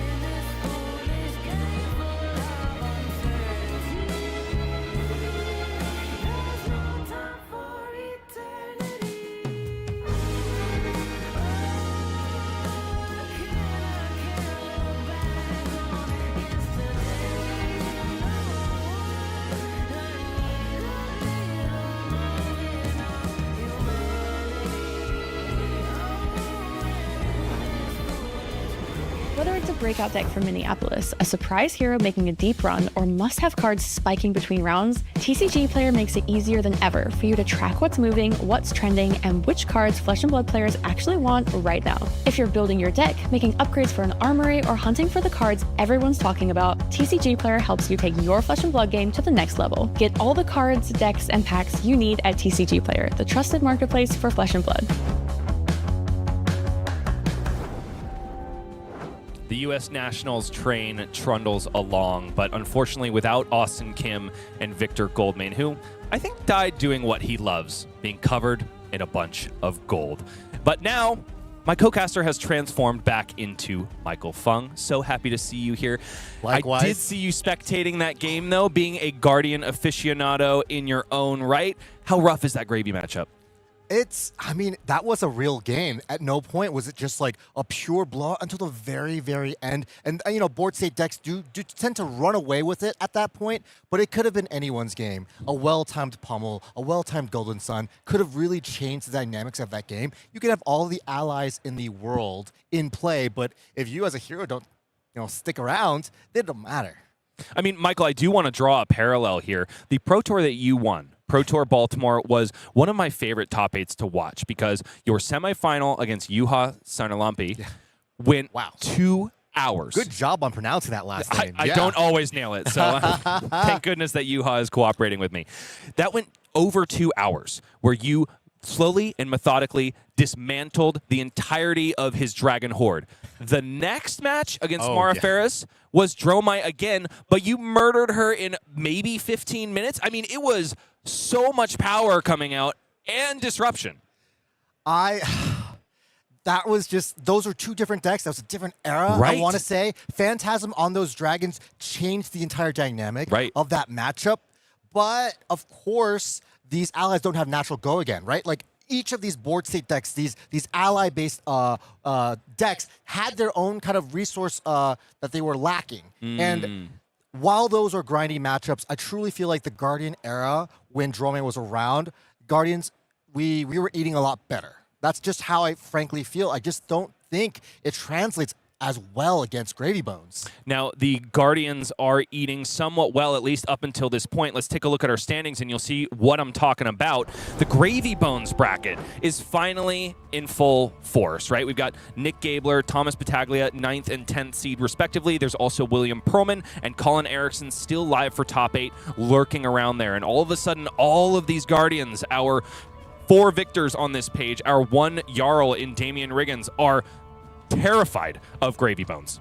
Yeah, I mean, likewise, there are still 4 victors in the running. So, like we have Yin and we have Yang, we see that these 2 heroes have been kind of, you know, the known quantity, I guess, of some of the top 3 decks. But, you know, it's anyone's game at this point. There's still a lot. There's still a whole 2 rounds to be played. And it's too early to say which of the 2, the hammer wielder or the compass holder, will reign supreme here. I gotta tell you, this metagame is so awesome, and the reason why, I saw that standings page twice. And only on the second time did I notice that there is a Teklo-Vossen in top 8 contention at X and 3. This has become something that I kind of almost expect in a weird way. Right. Let's not take this for granted. Teklo-Vossen, of course, receives so many tools in Compendium of Wraith, but, you know, we haven't seen him on feature too much, and it's still a real deck. It still can end games. It has a great end game now with all these equipments,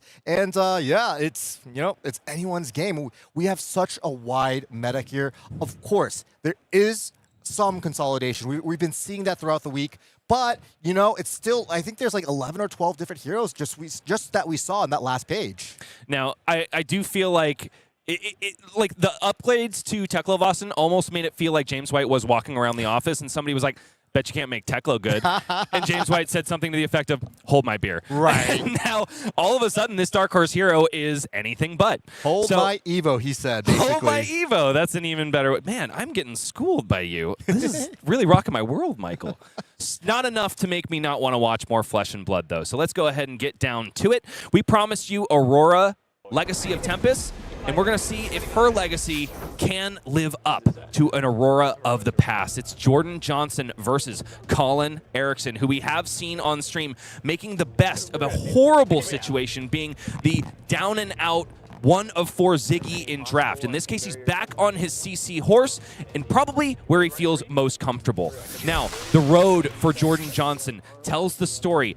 There's been a lot of discourse in social media, just in general in the Flesh and Blood world. Can these Omens heroes stand up to Lightning heroes of the past? In this case, Aurora has a direct comparison in a meta-defining, incredibly fearsome hero. Michael, tell me about the CC losses that you see here. I see a round 1 win against an Arachne Marionette and a round 13 win against Arachne Marionette. That's 2 wins against the literal top dog of this tournament. That is super meaningful. I mean, maybe 1 win. That could be a fluke, especially in round 1. But a late round 13 win against Alvin Kim, who was also still live for top 8 contention, that's pretty meaningful to me. This is the old guard meeting the new guard. Can the new guard show that they're here to stay? And there is definitely no consensus on the way to build Aurora Legacy of Tempest. Does seem like Jordan Johnson has figured something out. Colin Eriksen on the other side, on this very same hero, in a very similar situation, narrowly missed top 8 contention at Pro Tour Yokohama. We almost had a gravy bones there, but an unfortunate draw against Felipe Lima Cardoso, another man near and dear to my heart, spelled doom. Now, we know that Colin has taken significant losses in draft rounds. CC is propping him up, has not taken a single loss. Significantly. I mean, he's lost 3 times, all 100% in draft, which also means he has a clean sterling 7-0 record with this Gravy Bones in Classic Constructed. The heroes now are somewhat known to us. Gravy Bones, Shipwrecked Looter, likes to create gold, likes to use it to put allies in the yard, likes to swing with those allies and establish a board presence that is, well, backbreaking and sinking to the hopes of the opponent. Aurora Legacy of Tempest looks fairly similar to the Aurora that we came to know and love, but the hero ability is very different. Not only that, the talent is very different. Not an elemental rune blade, but a lightning rune blade. This Aurora can pay 2 resources, just like the Aurora of old, to create an embodiment of lightning, but instead of being required to play a lightning card to activate the ability, must also use it in conjunction with a lightning flow, which has made some people think about just bringing a bunch of 0-for-4s and saying, I don't have a hero ability. I do wonder if we have a different flavor in store for us. But the proof is in the pudding. Let's get on down and find out exactly what this Aurora has cooking, and maybe the way that other nationals can be shaped by this brand new Lightning Rune Blade. Oh, Colin Eriksen, I absolutely love the sleeves. I own these as well. The Dragon Shield classic art prints. One of my favorites. And it is Colin Eriksen not on the play. Jordan Johnson simply arsenals and passes, perhaps thinks that he's got the 5-card hand to get it done. Yeah, Colin's hand is not looking too hot here. This is what we call a classic Gravy Bones turn 0, maybe not so exciting of a turn. Colin is hilarious in these situations for exactly this. He goes ahead, plays out Loot the Hold, plays out another 0-cost blue non-attack, arsenals and passes. Does it with a smile on his face, though.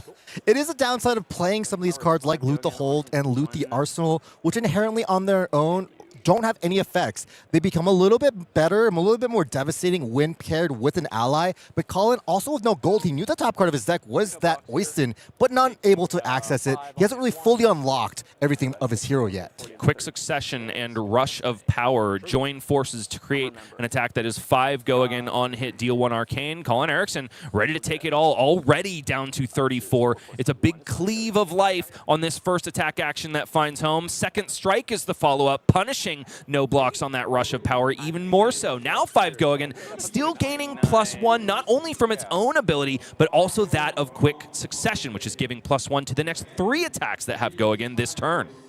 This is just an insane 3 cards that Jordan has started with, and also letting us know a little bit about his plans for this matchup. He is honestly right now leaning more red line. And one of the other ways I can kind of assume that is seeing that Snapdragon scalers kind of in the equipment zone. This is an equipment that, well, isn't as good if you're playing a bunch of blues. You know, necessarily sometimes don't need boots like that. You could maybe play a Spellbound Creepers that could give you some other flexibility and represent other things. But just an amazing turn to start. Colin already down to 29. And speaking of equipment, I also want to point out the chess piece. Dyadic Carapace is not something I expected to see from Jordan, but that is a tell for us. Viandel Spring Tunic, I'm sure, makes some of these turns that require one-cost quick strike attacks sing, but in this case, Jordan just wants more block value.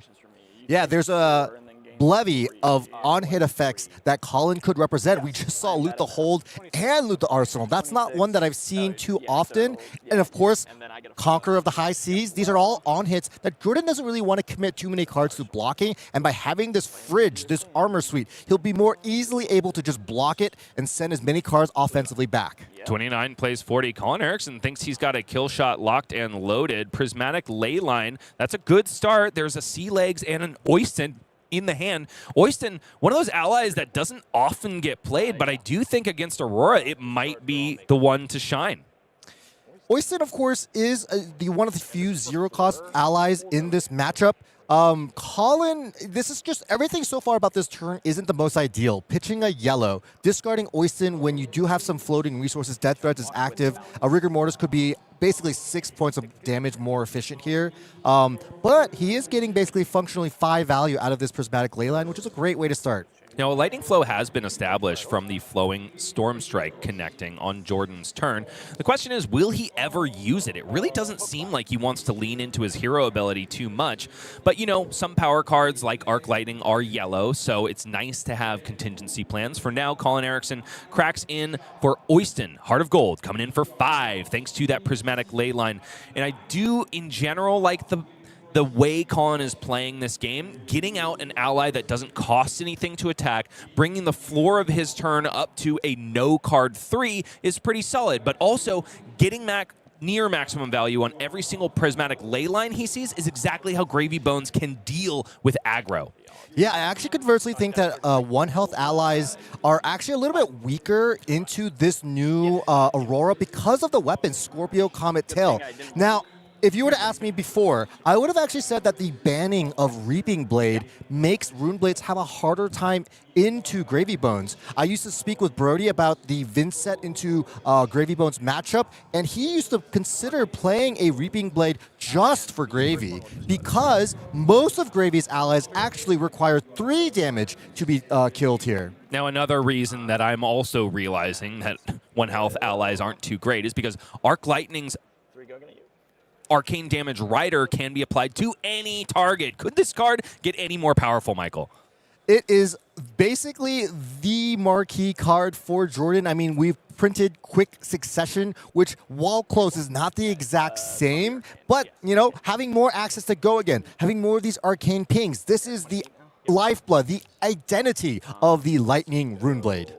Jittery Bones blocks out this Fry, given double Go Again from Arc Lightning. Another arcane damage sneaks on through. Lightning Surge from the Arsenal, plus Lightning Press equals 7. Also the matter of Go Again and another arcane damage ping, and the Bloodletting is huge. Colin is, as a Gravy Bones player, likely completely exsanguinated ultimately, but still bleeding from this onslaught. Just another insane turn. Jordan has shown that every single turn is just powerful, able to spend his entire hand, able to deal a lot of damage. And Colin, well, you know, he's not going to be able to fatigue this with cards that don't block like allies. He's going to have to keep sending some offense back. But luckily, unlike that turn 0, Colin Eriksen is finding hands that do function. I mean, Prismatic Leyline with an ally when you need it, with a blue going into the graveyard. Absolutely huge. And now Call to the Grave will find Chum Friendly First Mate, the other aggro breaker for Gravy Bones, besides just raw damage and Arsenal Disruption.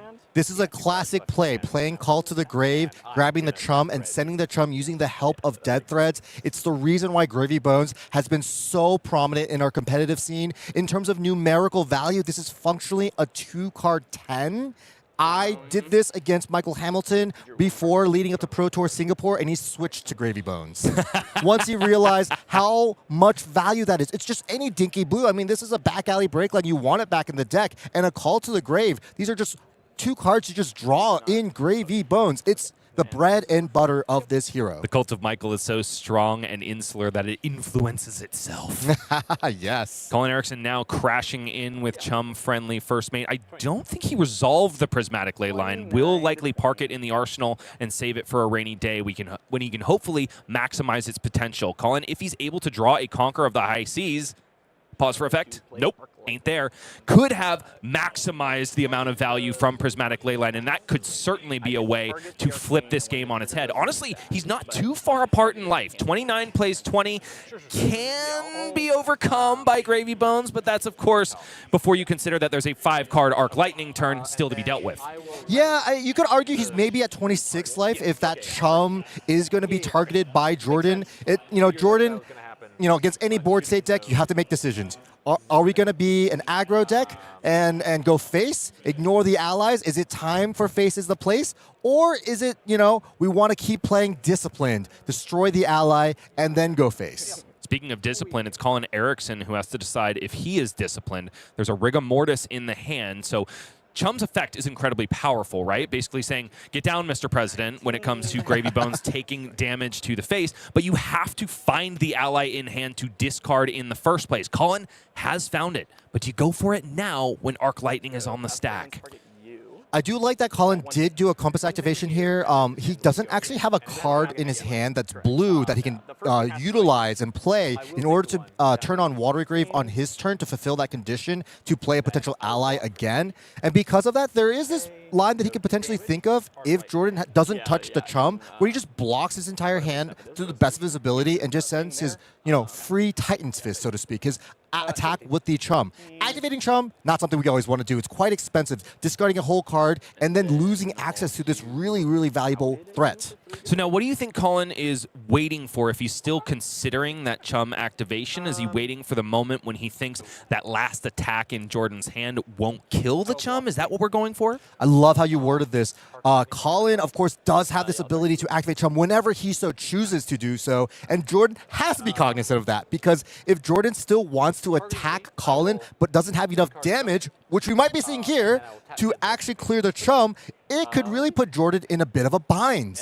But Jordan has done his due diligence. It's an Enlightened Strike still left in the hand, but you can't bottom the card from Arsenal in order to turn it on. I'm sorry, what? There's a red flying high in Jordan's arsenal? Is this the key to Aurora? If we like quick succession, we can't not like flying high. Flying high also potentially can give your weapon go again. It has flexibility. It's clearly a little bit worse than red quick succession, but you do need as many go again sources as possible. And that was a great activation of chum there. Jordan simply can't clear the chum and is functionally almost forced to spend a card for nothing. Maybe just that one arcane ping. Colin in the tank now, pitching a blue to activate a gold token and draw a card? I'm so sorry. What does T actually pitch for there? Yeah, it was. Think he activated Gravy and discarded a blue, maybe a Rigor Mortis? Yes, that's exactly right, because Dead Threads is active there, and so the Rigor Mortis... Oh, no. He must have drawn the Sawbones off the top of the deck, because it wasn't in the hand before, it wasn't in the yard before. I think he activated Death Threats to Arcane Barrier 1 last Well, this is showcasing exactly how stun-locked I was by seeing red flying high. Yes.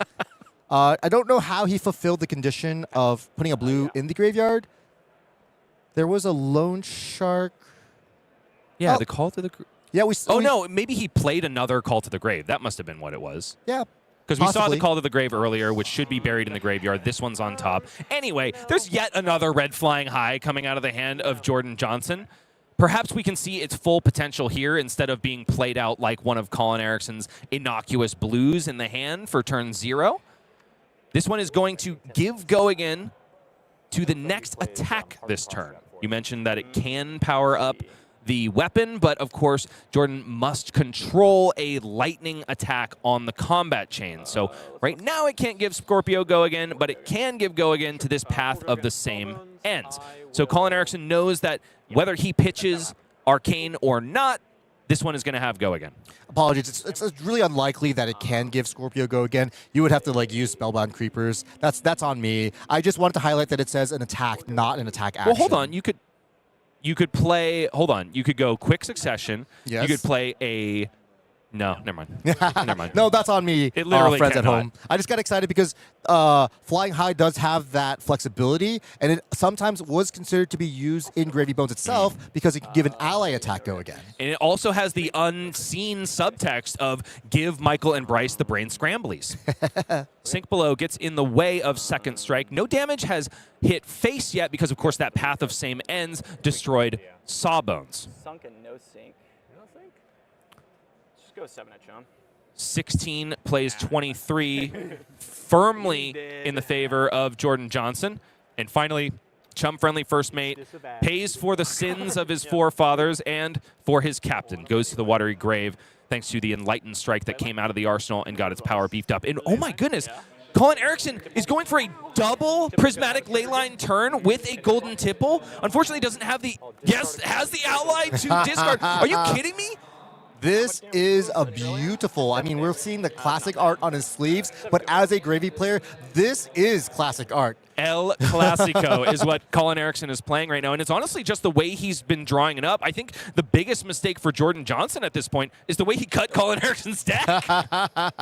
This is beautiful. We are seeing the colors of the rainbow here. Both of these ley lines are going to get at minimum 5 value, no matter what Colin has drawn. Because Death Threads is active, he'll at least be able to send that Rigor Mortis. Don't know what he exactly drew, but maybe he's also considering sending the Anka.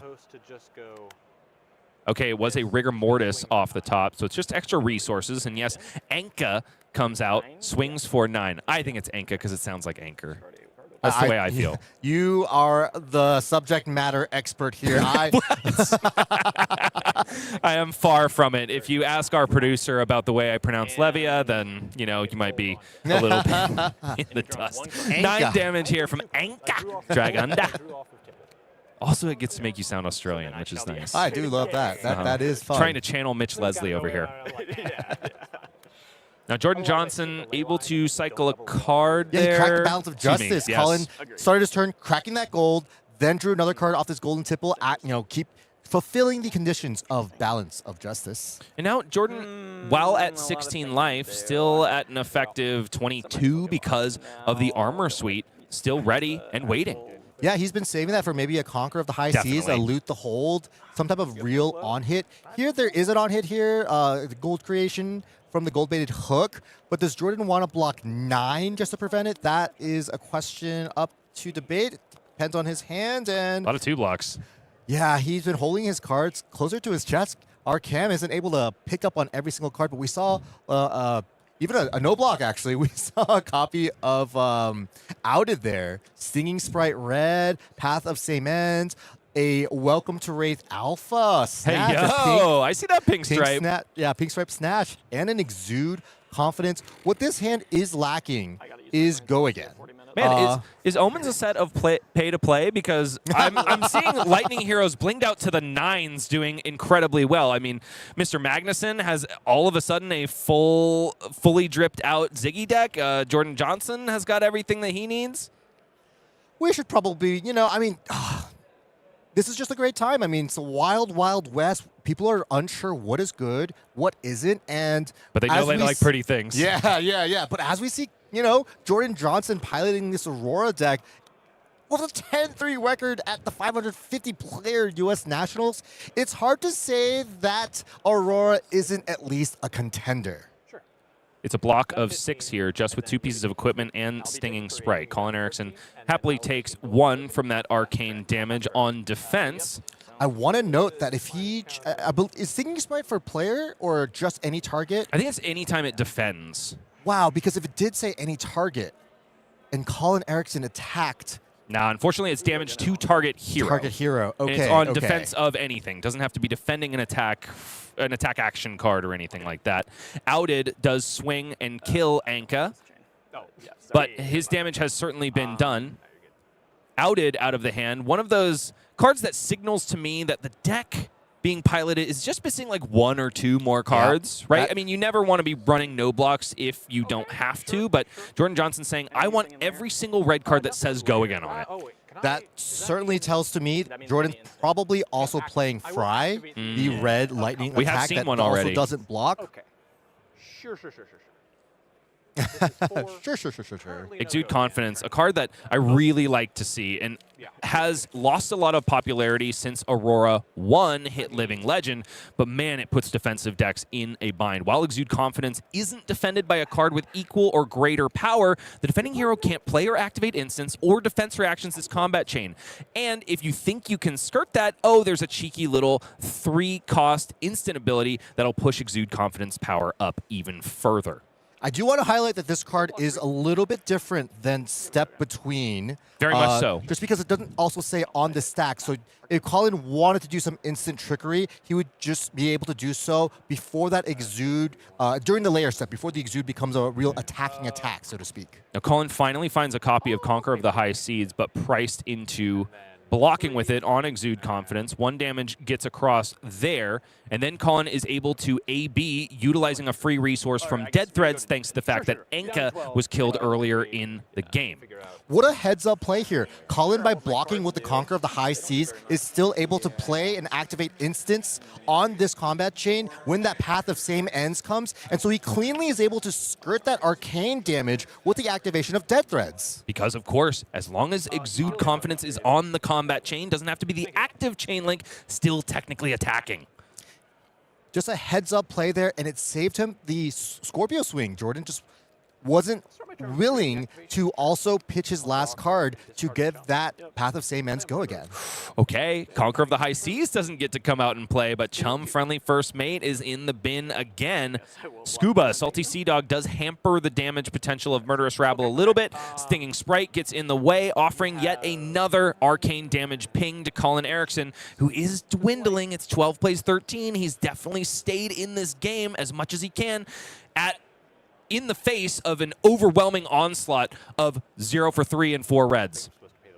Yeah, Colin has the choice here. Does he want to Arcane Barrier 1 and then pitch another card to play that Chum? Or does he want to, take the damage, potentially Arsenal's this blue saltwater swell? I want to highlight, we talked about Call to the Grave, getting Chum, then swinging Chum. That's a 2-card 10. Murderous Rabble after drawing and discarding a Chum, that's adding 2 more value on top of that, and it could have been 3 if there was a blue on top. So in just terms of pure numbers, these are kind of the bread and butter plays that keep Gravy Bones players kind of ahead of the numbers game. Otherworldly sigils hang in the sky like gibbous moons, driving the animals to lunacy. That's not relevant, I just wanted to say it. I really like flavor text. Singing Sprite has looked quite good there. That was a 2 damage attack. Jordan's not able to utilize his entire hand. He's now Snapdragon Scaler's list. Yes, 9 to 12, right? And being able to block 2 on a 2-block, but still deal a Ping of Arcane. That Ping of Arcane caused Colin Eriksen to pitch an entire extra card away. Life totals in the favor of Colin by 3. Does have gold, but did draw up 2 non-blocking allies. Gravy Bones can handle one of them and transform it into a blocking card. I do think Jordan Johnson is going to be swinging for the fences here. He's off to a good start with a Ravenous Rabble for 4 go again. In the hand. That Fry, we see the outed on top. Jordan is kind of in this spot where he can't afford to be ever trying to block because he could draw a hand that won't let him block. And one of my favorite phrases is, well, a good defense requires a good offense. The better you can reduce your opponent's life total to 0, the less you have to worry about their attacks actually coming at you. And Colin showing that a good offense requires a good defense. By activating Chum-friendly First Mate, he forces Fry and Exude Confidence not to go where Jordan wants to put them in the life total. Colin survives, and Chum gets a whopping 7 value just on defense. Another 4 because he was able to swing. Portside Exchange now out of the hand for Colin Eriksen, dumping Scuba Salty Sea Dog into the bin, creating a gold token and drawing up more gas. Riches of Tropal Donnie drawn here. A great card to see if you're Colin Eriksen, just getting more gold, getting able to harvest more resources, and, The game isn't really that close. Colin is quite ahead here. I know the life totals are close, but he's representing 6 damage and saying, Jordan, I have this 1 health threat. Are you going to send an attack at this? Are you going to be able to send a Scorpio? Oh, I see Jordan lining up blocks. That's never where you want to be when you're also down on life against a Gravy Bones. And that's just because the action points don't cooperate. Neither Voltbound Duality nor Lightning Surge played from hand have Go Again. He does have Outed, and I would assume yet another finisher attack in the arsenal. The finisher attack could be a Scorpio swing at that Rigor Mortis. We talked about how these 1-life allies are just a little bit weaker into the Scorpio weapon. Also, you know, swinging these 1 health allies while the going is good also makes sense from Colin's perspective. There is burn up Shock. Shock, of course, could actually target these Rigor Mortises or Oystons. So, you know, we've only seen maybe 1 burn up Shock since. There could be more. Now that Stinging Sprite could be relevant here. Unfortunately, it's not in the hand, but I do want to point out, because Colin Eriksen has played a portside exchange, that Dead Threads looms large. And if an Arcane Ping were to be sent at least at Colin on this turn, would be able to block it out with impunity. And now it's a full block for Jordan Johnson. After a gold-baited hook activation from Colin, it was risk-free, though, because, of course, portside exchange made that gold token. And now Colin has got plenty of room. Outed will take care of Rigor Mortis. 2 allies are ready, and it is a snatch out of the arsenal. Why is that important, Michael? Well, it's Snatch holding a card, and the Lightning class has access to Lightning Press. And this is a clean bread and butter play. Briar did it as the first Elemental Runeblade. Aurora did it as the second Elemental Runeblade. And we're seeing it once again here from the Lightning Runeblade Aurora Legacy of Tempest. No blocks, says Colin Eriksen. Lightning Press up to 7. Colin will happily sink. Draw up a blue. Can't tell if he kept that Conquer in the high seas, because that would mean 2 blues now in the hand. I think it's about time for you to conk me. Oh my goodness, what a call by Jordan. Jordan is clairvoyant, but kind of to his detriment at this point. Colin also has 4 gold tokens. The first draw is a bit of a dud because it is yet another yellow, which doesn't mean he's going resource positive. Then it's a Conqueror of the high seas. Colin might have to keep fishing. He has 2 more gold, and he's going to be able to activate Gravy Bones to do a clean draw and discard. There it is. There's the blue. Oh. I'm breathing a sigh of relief, of course. But you're not if you are a fan of the Legacy of Tempest, because this is going to be a turn that hurts. It's not over yet. Colin does have some critical decisions to make here. If he chooses to discard the Conquer of the High Seas, it's more likely that he'll be able to do a turn that starts with Conquer and still ends with an ally swing. That's what he's considering right now, because he keeps saying, no, no, no. That can't be the line. That's not what I'm supposed to do here, right? But then he goes ahead and takes the smart one. Jordan Johnson is overcome because he said, yep, it's time for me to be conquered. But then he sees his opponent discard one and play one just as fast. Yeah, right now Colin still hasn't fulfilled his contract with the Watery Grave. A blue card has not entered the graveyard, but what he's able to do here after this Conquer is simply play this Anka. Anka? Yeah, that's what I'm going with. You do you, though. I'm not going to yuck your yum. Colin realizing now that there's no blue in the graveyard, he decides to just pay his last gold and draw it up. Saltwater Swell. If he's feeling really lucky, he could send that. Oh, play of a my lifetime, goodness. says Colin Eriksen. No. Does not find the blue, though. Can't keep getting away with this. What he can do, though, is establish that Scuba Salty Sea Dog, because it, of course, costs 0 after the Saltwater Swell goes into the graveyard. No, he won't be able to swing with it, but that's still something for Jordan to deal with. Yeah, it's not nothing, but if this was a blue, that could have been lights out for Jordan. And you have no float. No float. Players just confirming the board state. I gotta say once again, it seems like when the stakes are the highest, it brings out the best in the community of Flesh and Blood players. Both of them having a great time, even though they're both in the blender, both fighting for their tournament lives after, what are we talking, probably like 15, 16 hours straight of gameplay at this point? It's been a long, long weekend. Colin just mentioned, I'm kind of tired. Use 2 sinks? Yeah, that makes sense. Jordan, of course, likely can kill this Scuba Salty Sea Dog, but should he?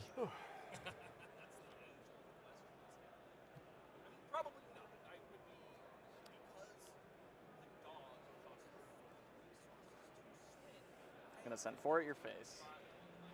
What are the odds this time? Check top. No blocks. I put my druid in your graveyard. Thank you. Yeah, no reactions.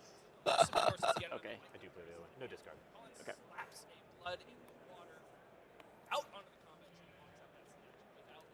Port side. Without even needing to bin an ally, Colin Eriksen shirks away all of the damage on that snatch. Happily proceeds to his turn with a portside exchange, establishes a Sawbones dockhand, swings that same dockhand with a gold-baited hook in tow. And drew another copy of Blood in the water to be able to Arsenal. This is going to be a powerful turn cycle for Colin. He spent 2 cards to attack with a Sawbones for 6 with on-hit gold. That's potentially 7 points of value proactively. And then on the defensive side, if Jordan doesn't immediately kill this Sawbones by spending approximately 3 damage on it, it could represent 1 prevention for the future.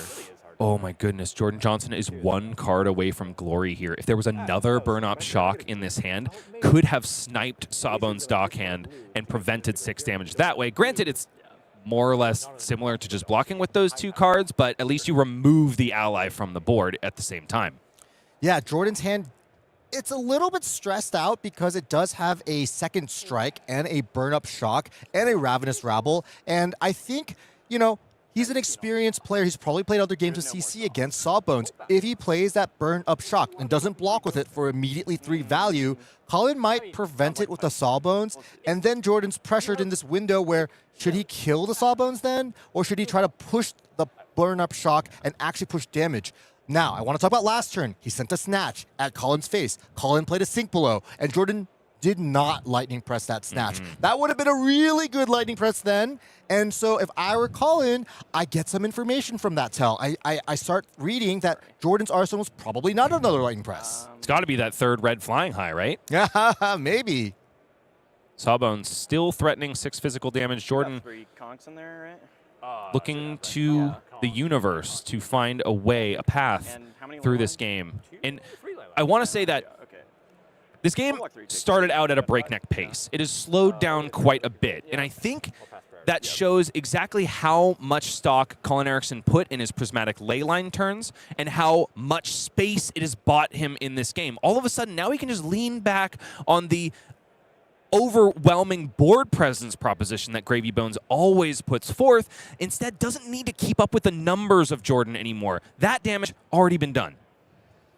Yeah, this game has slowed down to a grind. Oh, there were 2 shocks. Jordan did have access to 2 shocks. That must have been the reason Jordan was so deep in the tank.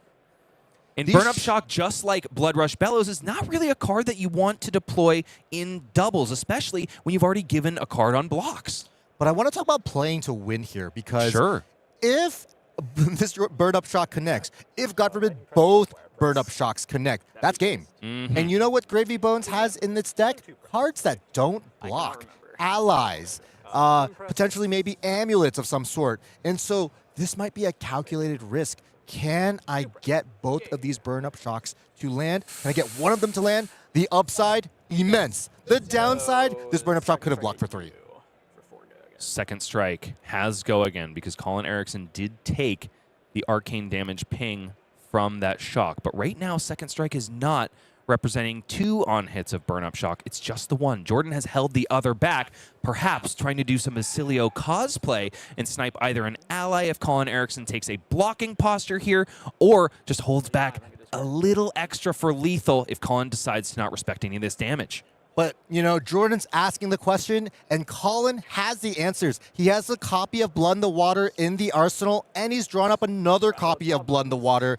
This is going to make Jordan's offense fall flat. And this is 3 go again. Little does Jordan know. Oh, it was that top. There's actually more to this turn anyway. 1 and 1 on hit. Scorpio Comet Tail does swing here, but it does still threaten Burn Up. Burn Up is worded so that the next attack attack that connects will deal 4 arcane damage, not attack action card. That's why Starfall was so fearsome when it was a part of the meta. Scorpio following and carrying forth the legacy.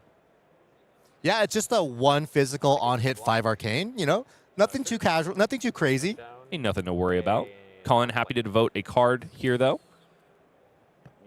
Gains a gold token for his troubles. Sunken Treasure will sink that Arc Lightning that is in the graveyard of Jordan Johnson. And now it's 3-card retort from Colin, starting off with a head jab cosplayer, Murderous Rabble, coming in for 3 go again after revealing an Avast on top of the deck, which could very well be ready to draw if Colin has an ally he would like to bin, or heck, even just wants to pitch into a gold token. Yeah, Colin being a little cheeky here, saying, "Bye, Rabble. You had your turn, now it's mine." Your Rabble, now me Rabble. Both are brewing up a little bit of a rabble. It's a who's who in this Rabble. I love the activation of Hook here.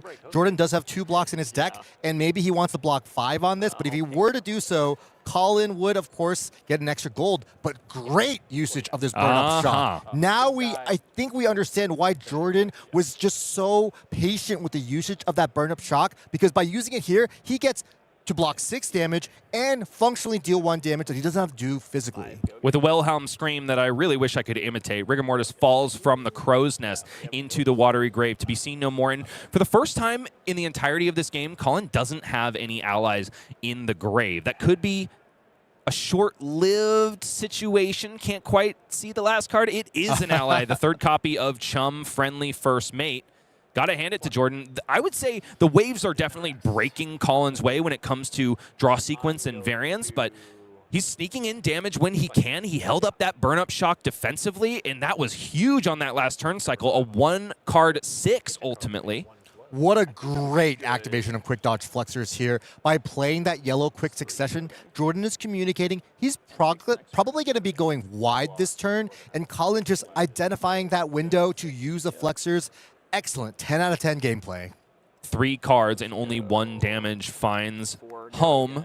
Colin Eriksen now down to 6 to Jordan Johnson's 2, following up with a Rush of Power that does have go again? Yeah, from the current funnel. This is a card that we see too many Aurora players have been playing, but it gets go again from the fact that the Flowing Storm Strike had go again, and then it gives go again to the Rush of Power, a powerful blue block 3 for the Lightning talent. So Jordan didn't completely leave his blues at home. It's just he included the 3, probably must includes. And you know what the follow-up here is? An activation of that Scorpio. This is a breakpoint here. Of course, Colin has another D-React. Every turn, it's felt like he's had a defense reaction to cleanly block these 4-power on-hit attacks. Just a beautiful use of Quick Dodge Flexors. Well played by Colin Eriksen. He also looked at the top card of his deck to kind of plan his turn. He could just simply play the Call to the Grave, pitch the Chum, or activate Gravy, discard the Chum, then play the Call to the Grave. He has a lot of lines here, and Jordan, I gotta say, I see the door starting to close on him. Ooh, it's a simple one for Colin Eriksen. Goes ahead, activates Gravy, bins Chum, plays out Call to the Grave as well. Searching for yet another ally in the grave. It is, of course, Sawbones' Dockhand. Yeah, 2 different actions occurred here. Colin activated Gravy Bones, and he discarded a card. If you guys can't tell, but I am putting a lot of air quotes on this discarded card. And all that took was an activation of Gravy plus a use of a gold. That functionally was drawing a card. Now he's attacking with the Sawbones. He could be attacking with the Chum, but Chum attacks for 4. Sawbones, 6.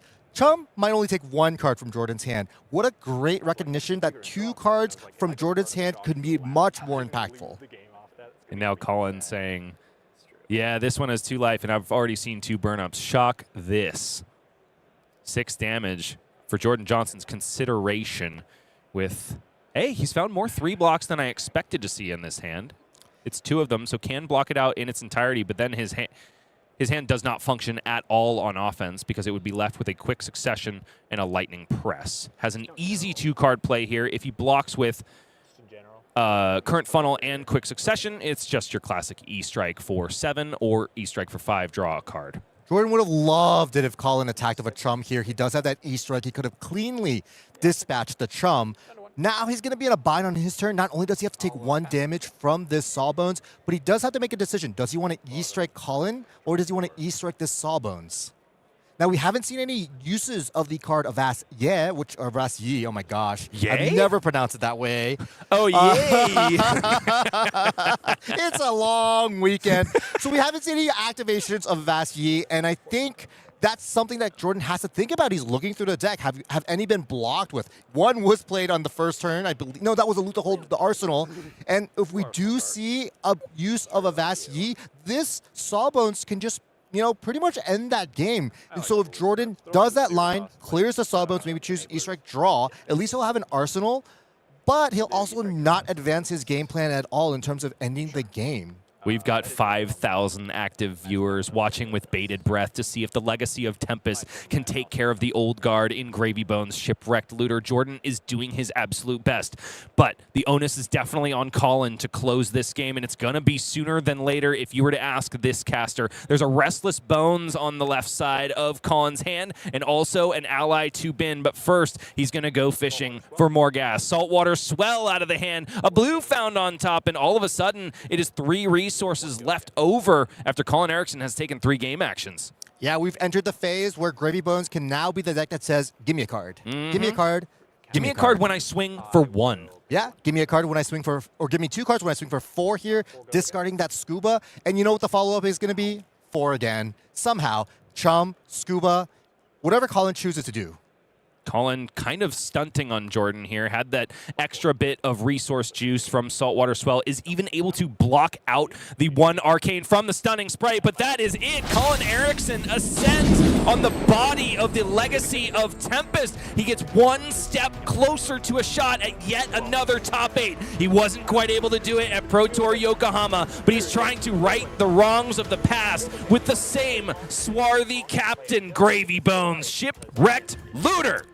And Colin Eriksen, with that, becomes the last hopeful vestige for the AGE Pro Team, and he rides with all his friends in Southern California. Shout out to Jordan Johnson for really taking a step out onto the plank, I guess, to use more pirate metaphors, and bringing a brand new hero, one that a lot of people have been touting as just a worse version of the first. Jordan Johnson saying that Aurora is no slouch in the Omens meta. I'm impressed that he was able to make it this far. And that game, honestly, he came out of the gates. He had that early health lead. I think he brought Colin Eriksen down to 13 quite quickly. And that's when some of those allies really started grinding the game to a halt, forcing Jordan to make these critical decisions. Am I supposed to clear the ally? It's a lot of damage. Or forced to clear them when Chum was activated. I mean, just well played by both players. And I love that moment when Jordan said, it's about time to get conquered now. And what happened? A Conqueror of the High Seas was sent at him. Sometimes ESP doesn't really work out in your favor. I'm reminded of Captain Hindsight saying, sure, that was going to happen to me anyway. And nothing has really changed, but it hurts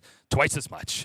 Well, Jordan Johnson, I love you, and I love all of the energy that you brought to our booth because, man, if there's one thing that shows playing with integrity, a phrase that you have coined, but one that I'm definitely going to adopt in my lexicon, it is smiles and jokes when you're losing just as much as when you're winning. Losing with grace, I believe, is the hardest thing for us competitive players to do. Losing sucks. It's never ideal.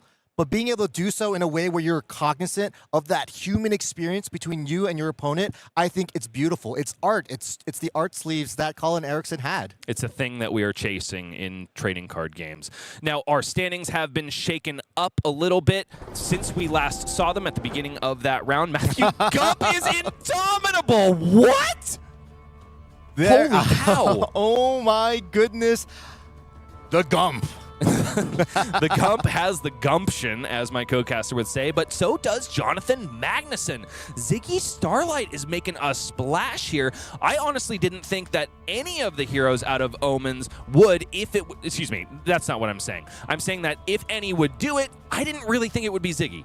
I mean, the last round, while we were, waiting around to cast this round, I got to watch Jonathan Magnuson really dispatch a Victor Goldmane, just sending arcane pings, sending go-agains. I think, here's a little snippet I caught. This is a Spinal Crush for 17. So I have, I think, 14 ward. I'll start by blocking if it's overcrowded for 5. It was impressive.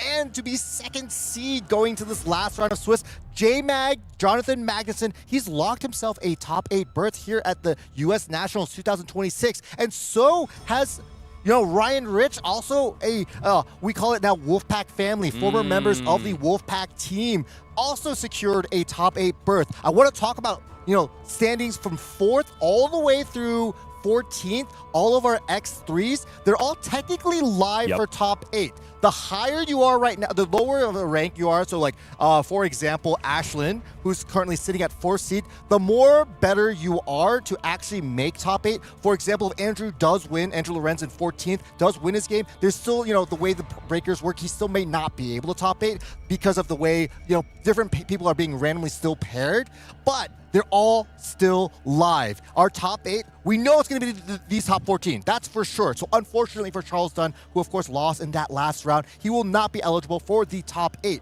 Still, look how many different heroes we have here in the top 14. I was just counting that, Michael, and because X and 3s are all live, we have 8 different heroes represented from 1 to 14. It's kind of possible that we have 8 different heroes represented, but because Ashlyn Slattery is staying strong, if she can squeak into top 8, obviously it's going to be 2 copies of 5. But it's a wide metagame. It's going to be a wide top 8. I also want to call back to our teams to watch. Only 2 of those teams remain live for top 8, and each one only has 1 respective player. It's Damian Riggins on Jarl, doing it for the card guys. 1 of 3 represented in the entire tournament, and then Colin Eriksen for the AGE Pro team, shortly followed by Alexander Vore, who just took that 4th loss and is thereby out of contention. Well, folks, we promised a spoiler reveal, and we've got it ready for you. It might look a little bit similar, but it's still going to be incredibly glorious. Take a look.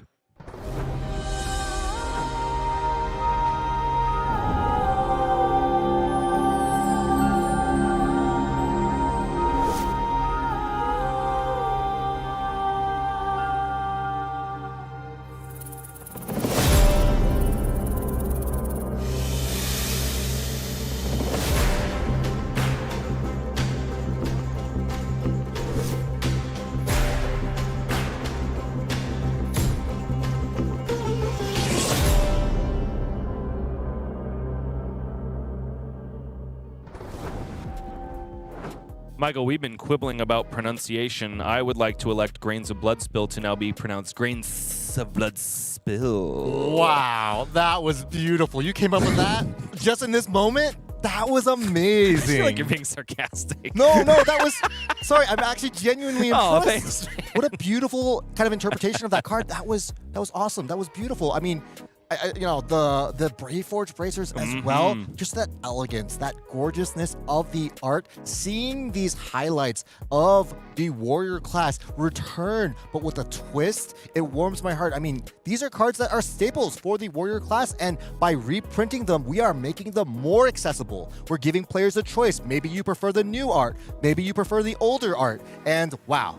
Just a beautiful reveal. I hope you guys, friends at home, are also enjoying this new art. And now we're talking about Mastery Pack Guard Warrior. Wow, I really went back in the past right there. Dorinthia Quicksilver Prodigy is going to be playable in Silver Age. Dawn Blade, Zenith Blade, and also Golden Grail are getting gorgeous reprints, and, in this case, kind of its first printing, but the alternate art, double-sided cards are something I could really get used to. Got to shout out the front side of Golden Grail, showcasing the Deathmatch Arena in the background, and then, of course, on the back side, everything that you can expect a champion of the arena to get if they entertain the crowd.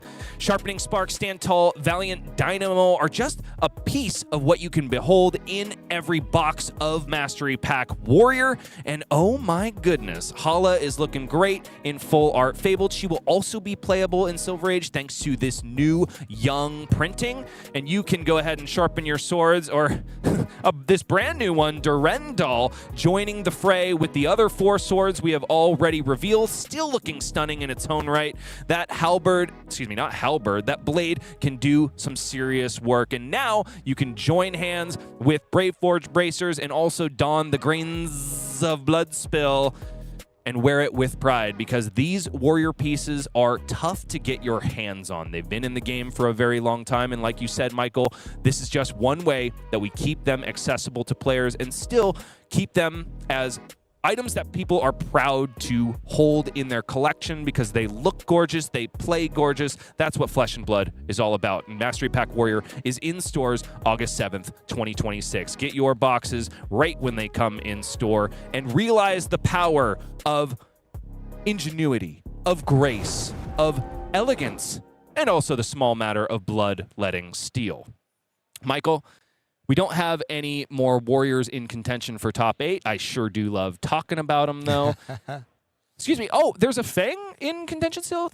Bird Cabrera. I actually didn't see Bird on there. I missed she's that. been there when I was spectating games. She's actually the Bird. reason why Charles Dunn is not eligible for top 8 anymore.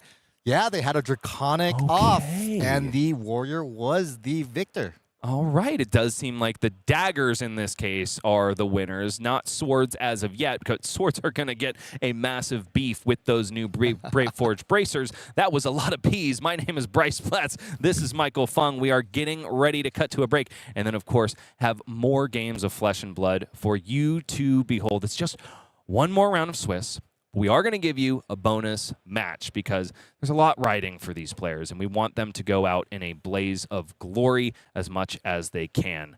That being said, some of these players aren't going out. They are remaining and fighting for their lives, for prizes, for gold foils, for glory in the top 8 cut. It'll be made here at the U.S. National Championship in Minneapolis. Colin Eriksen's affect will still be here, and you can enjoy that and a heck of a lot more games of Flesh and Blood in mere moments.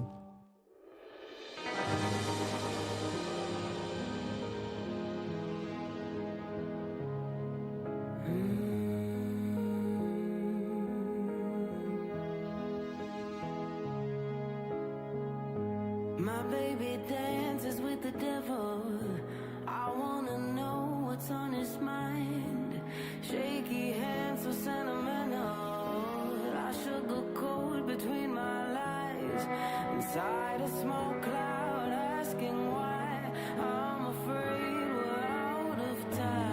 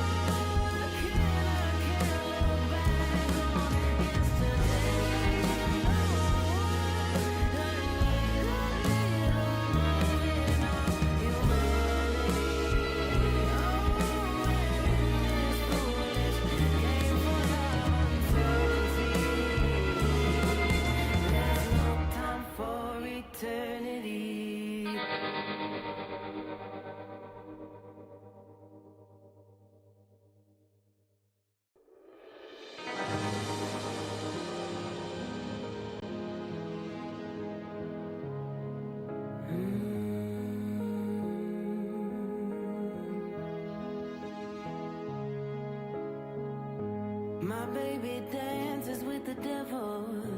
I wanna know what's on his mind. Shaky hands, so sentimental. I sugarcoat between my lies. Inside a small cloud, asking why. I'm afraid we're out of time. TCG Player makes it easy for Flesh and Blood players to track what's moving, what's trending, and which cards players actually want right now. From competitive cards to high-end marvels and cold foils, TCG Player helps you shop with confidence. Get all the cards, decks, and packs you need at TCG Player, the trusted marketplace for Flesh and Blood.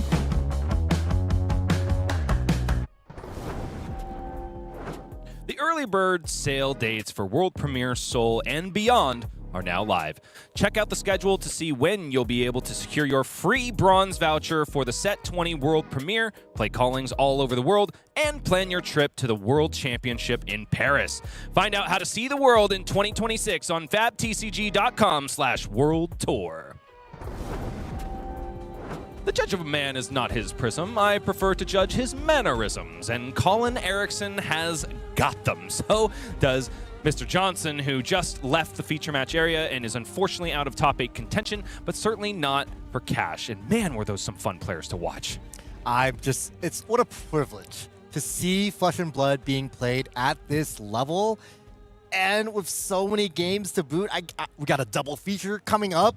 This is Christmas for me. Every time we get to cast, and especially when we get to the late rounds, it just feels like a gift. 100%. I mean, Christmas is looking very green here in Minneapolis. The weather has been very fortunate for us. Honestly, it's reminding me of Christmas back in Southern California. So thanks for that image, Michael. And what a gift to be bestowed on us. As you said, this first match is going to be with Mr. Majin, who says that I jinxed him early on in the interview when I said that he was going to be featured round 1 and was definitely going to do well.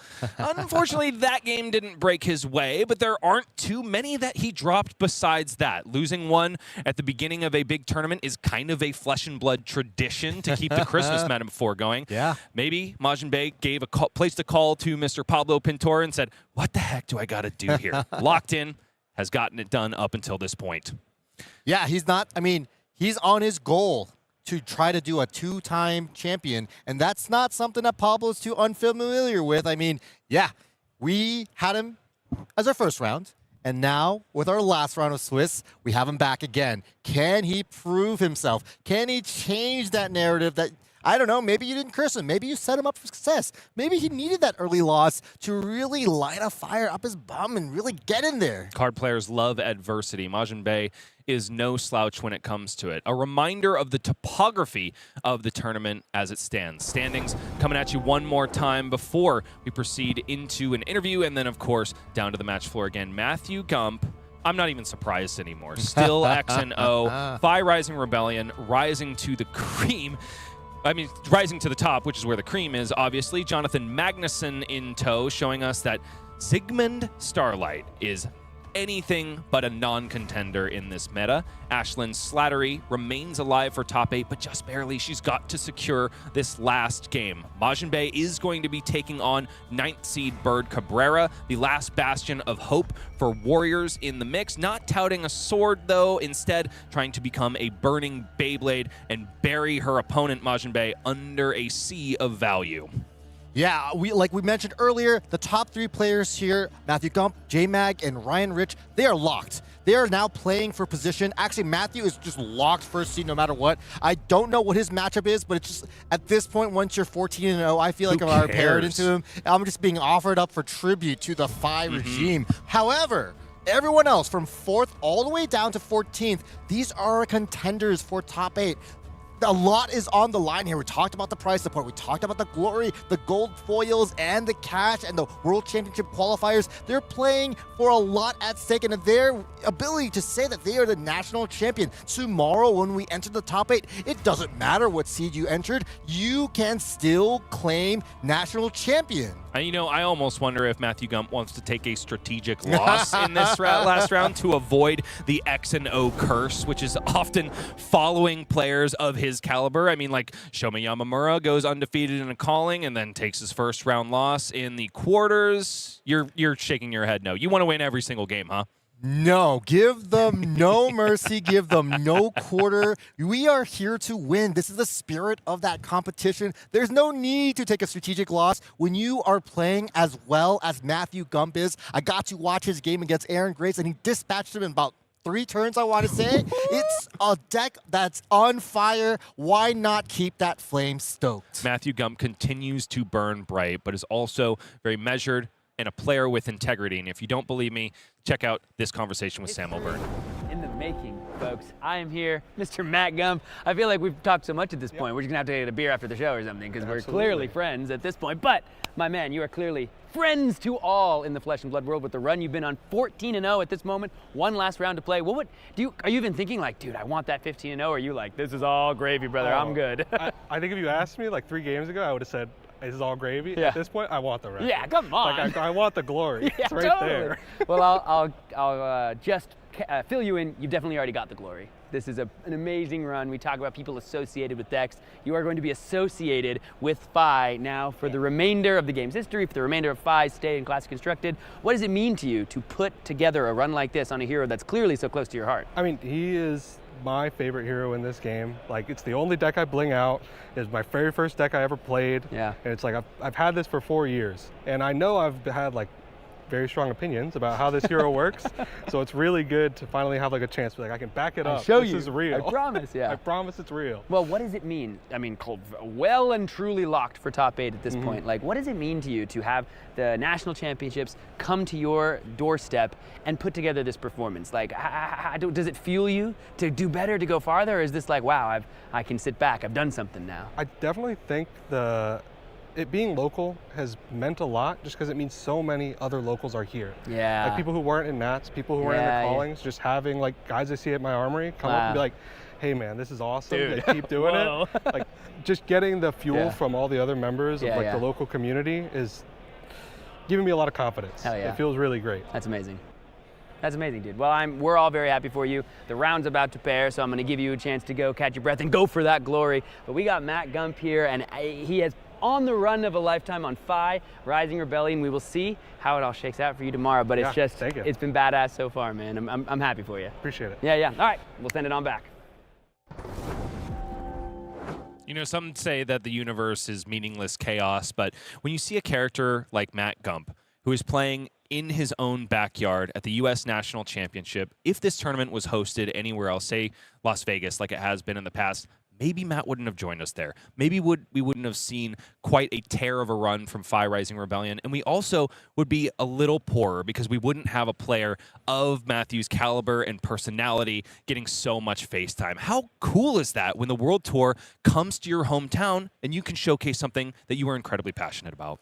I mean, Matt there, when asked about it, once again brought it back to his community. How he's happy to see locals that he mentioned were not Nats last year. Yeah. How he's able to just have players that he sees at his armories here at this convention hall. How he's able to have friends that just come over and say, this is awesome. What you're doing is awesome. Matt's quickly becoming the hometown hero, defending Minneapolis and, you know, really trying to keep the national championship within this city. These are all big deals. I mean, what a beautiful story. First deck. I've had this deck for 4 years. This is the only deck I play. I have strong opinions that finally I'm feeling more, you know, vindicated. I haven't been wrong. This is the real. This is the truth. Really That's awesome stuff from Matthew Gump. Cannot wait to see what he has in store for us in top 8. But instead, we have to look where the stakes are the highest, and that is, of course, the losing out, win and live situations. And we start first with Majin Bay versus Bird Cabrera, blue versus red, Oscilio versus Feng. We proceed down to the match floor. We take a look at our illustrious competitors, both of which should be known to you all at this point. Majin Bay and Bird also have been in the same top 8 bracket at a USA National Championship. That was the one that Majin won in Las Vegas just last year. And now Majin Bay is not only playing for his team, Team Invasion, he's also playing for the team of the only people in the room who could become 2-time national champions. Yeah, neither player are strangers to these top tables, to these end-game winning in situations. Want to highlight that Majin Bay won the dice roll and chose to go second. I wonder if Bird is aware of the style that Majin Bey is presenting his Oscilio deck. It's very different from how Lucas Oswald was playing Oscilio. There's almost no spells, and the choice of equipment in the leg slot, it's very telling. It's starkly different. I would be very surprised if Bird didn't have some friends doing some scouting work on her behalf. But over to Majin Bey, round 1 loss to Jeremy Stowe, round 1 of draft loss to Joe Santillana, and then a final loss to Alexander Vore in the final round of draft. Besides that, it's a wall of W's. Congratulations to our former national champion, perhaps soon to reign another year. I don't want to talk about patterns too much, but it seems like he lost the first round of CC, then lost the first round of draft, then lost the last round of draft. And so if we were, a pattern noticing, kind of duo of casters. Using inductive reasoning. We could say that maybe round 15 is the last round of Swiss, and that might No. Don't put that evil on him. Don't put that evil on him. No. I believe in Majin Bey. I believe that he's going to overcome these patterns. I believe he's going to make us look silly and have egg on our face. But he's dispatched so many opponents here, multiple draconic opponents, but, not a Feng yet. I want to talk about this matchup real quick, though. I do know it's kind of just a matchup we've seen before, traditionally. But Oscilio has always been really good into this matchup, and I wonder if that changes anything when, weapons are changed and whatnot, and new cards are introduced. I mean, Feng can certainly deal with physical damage better than Arcane. Over to Bird Cabrera, though, also took a round 1 loss. Look at that. The second loss for her was Majin Bey's first loss, Joe Santillana. So it seems that they were in the same draft pod. And then it's a final loss to Aaron Grace in the first round of CC today, who was on Oscilio. But the question now about the Constella intelligence is it full Arcane, or is it still all in on Gone in a Flash? Yeah, that is really important. I mean, it's not a good sign to have lost already to that hero.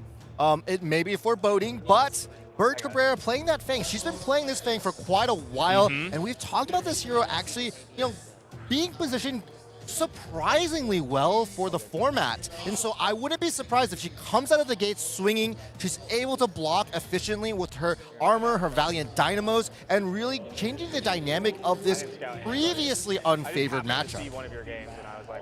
And yes, I do wonder about the context of this particular Oscilio matchup, because as you mentioned, Michael, it was traditionally viewed as Oscilio favored, but that was, of course, when Volzar had a different subtitle. That was, of course, Volzar the Lightning Rod. Now, Meteoric Impact makes a, ironically enough, less of an impact on the game, specifically against Feng in Majin's variant. Now, in this case, you kind of are hurt if you have a non-attack action that sends arcane damage at the end of a big Gone in a Flash combo turn.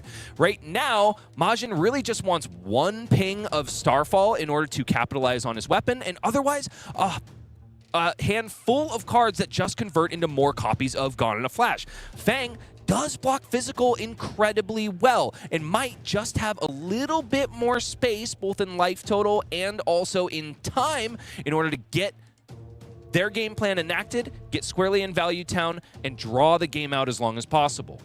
Yeah, one of the reasons why Feng traditionally had issues into this matchup is that, yes, Feng does have a lot of cards that block, and Bird, maybe knowing Majin's particular style of Oscilio, maybe brings in a little bit more of those defense reactions. However, Feng is also kind of slow to start. You still have that quest to fulfill, and at that beginning, especially if you don't draw a blue resource card to set things up, Feng may have to keep some hands in order to hit that quest, and Majin's deck is very well positioned to capitalize and deal a lot of damage from the get-go and consistently.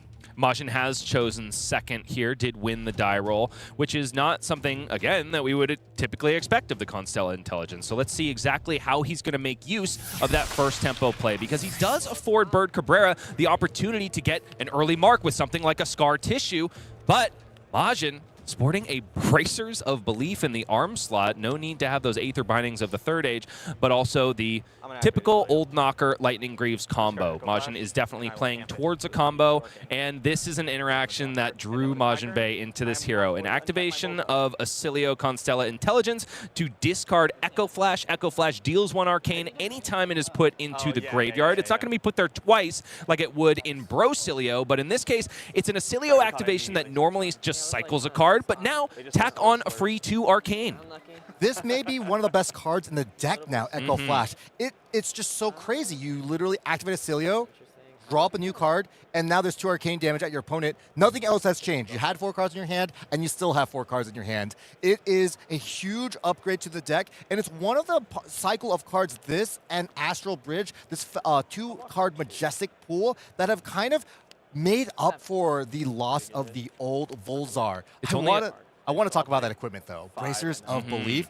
This Arcane Rising Common has never really been in the Oscilio deck. However, when I talked about that Astral Bridge card, we want to make sure the top card is an instant when we play Astral Bridge. So, Majin Bey has, tried to his best, put cards in his deck that let him see the top card to, know if Astral Bridge is going to be great or not. There's also, of course, we saw him playing earlier, the Fate Foreseen Defense Reaction. These are cards that, Oscilio players have to adapt. Without the old Volzar, we need to figure out ways to still have meaningful turns. So all of a sudden, these Bracers of Belief, which do have deck-building constraints, requires you to play a lot of red cards in your 80, does get a lot of extra value stapled onto it, because if it fixes an Astral Bridge, then all of a sudden it can kind of sort of be worth 6 value.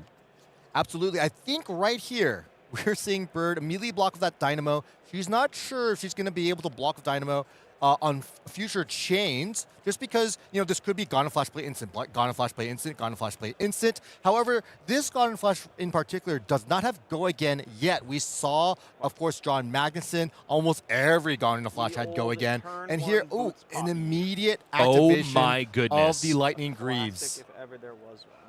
Classico, if there ever was one, says Majin Bey. Sigil of Solace, going to gain 3 life, but more importantly, gain an action point, because Lightning Greaves does provide instance Go Again for the remainder of the turn. Gone in a Flash, back to the hand, but shortcut straight onto the next chain link for Majin Bey. Bird already blocking with her equipment as early as possible, which is great, because if Majin Bey wants to activate Bracers of Belief, because likely he has found an Astral Bridge, Bird will have the opportunity to block with each of these pieces again. Electrostatic Discharge flickers that Gone in a Flash once again, and the bloodletting continues. This time 7 on this third Gone in a Flash. 1 card remains in the hand for Majin Bey.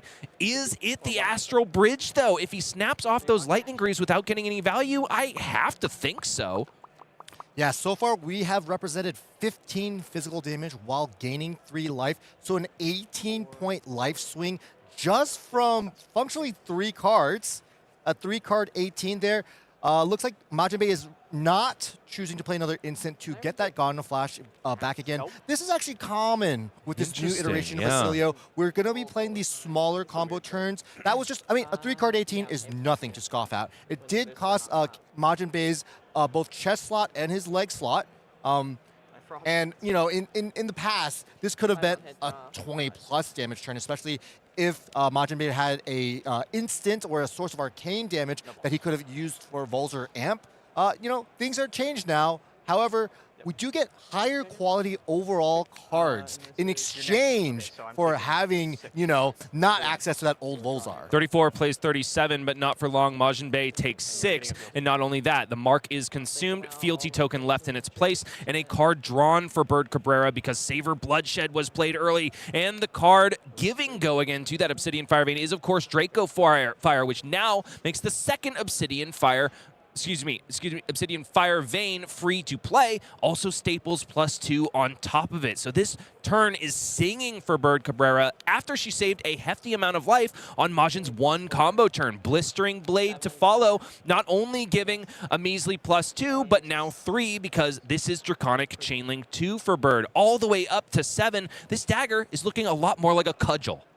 Yeah, unfortunately did have to pitch a red card there, so wasn't able to get any grains of Bloodspill or Brave Forge Bracers activations. However, still had a very functional turn because of this new and exciting card, Draco Fire. Refresh Dynamos, which is exactly what you need to be doing, which now all of a sudden it seems like Majin Bei's deck is nothing but 0 for 4 go again and also meaningful Oscilio targets. Yeah, this is just going to be a clean turn. Ravenous Rabble, one of those other cards from Arcane Rising that lets you look at the top card of your deck. Majin Bei's deck is not all in on the Gone in a Flash combo. He probably has these copies of Astral Bridge that he's going to wait to make sure they're good, or he might just, you know, cycle them away with the Oscilio activation. It certainly is all in on 0 for 4s, and this Ravenous Rabble starts much like a Rune Blade turn, I would imagine, with 3 cards left in hand, many of which are more 0 for 4s. Majin can also activate Oscilio, get rid of that Constella uplift, pick up the Scar for a Scar, which is currently online, and, you know, it's going to be 4 go again here, and then all of a sudden, 4 go again, 4 go again, and oh wait, stop me if you've heard this, 4 go again.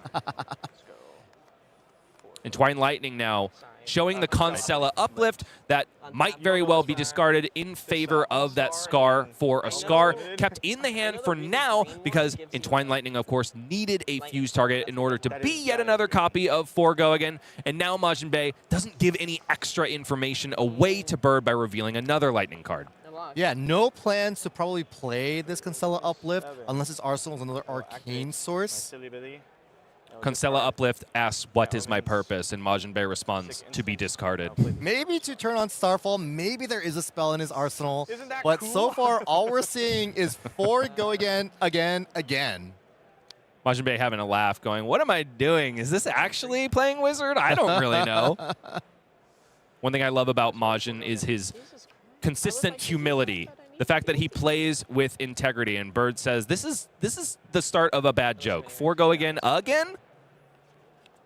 Yeah, we figured out how to attack the Valiant Dynamos, you know, insane amount of value of 1 defense turn over turn again, and that is we overload physical damage. We don't just send a couple attacks that look bad into defense reactions. We send 4, go again, 4, go again, 4, go again, thereby 4, go shortening again. the game, making it so that Valiant Dynamo's value cannot accrue. Furthermore, putting a lot of pressure on the all-red hands that Bird Cabrera continues to draw. I do wonder if she is on the much more red line slanted Feng list. Right now, at turn 2, still not online, not getting a lot of value from consistent all-red hands. Yeah, I want to talk about what just occurred here. I mean, Majin's cards have been 4 go again. Bird sending this...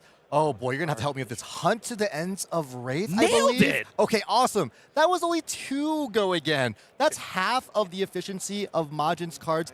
Then Bird had to pitch an entire card to get the privilege of swinging the Obsidian Fire Vein just to be able to attempt to mark Majin Bei with the Long Whisker Loyalty. Mark at least was achieved, and still no blue in this new hand from Bird. The thing that is going well for Bird in this new hand is that there's yet another Hunt to the Ends of Wraith. And now that Majin Bei is marked, she can match the value that Majin seems to have printed on every single one of his cards, which is, of course, 4 go again. I still insist that one of the biggest buffs to Feng is going to be any card that says, at instant speed, name your opponent Arachne for the rest of the game. That would be a fun idea indeed. I am getting deja vu here. I believe that's a Ravenous Rabble on the combat chain showing, yet again, a Scar for a Scar. Now, luckily, or unluckily, I mean, it depends on your perspective here, that Scar won't be able to have go again if Bird chooses not to block this Ravenous Rabble. Oh, it definitely won't be having go again.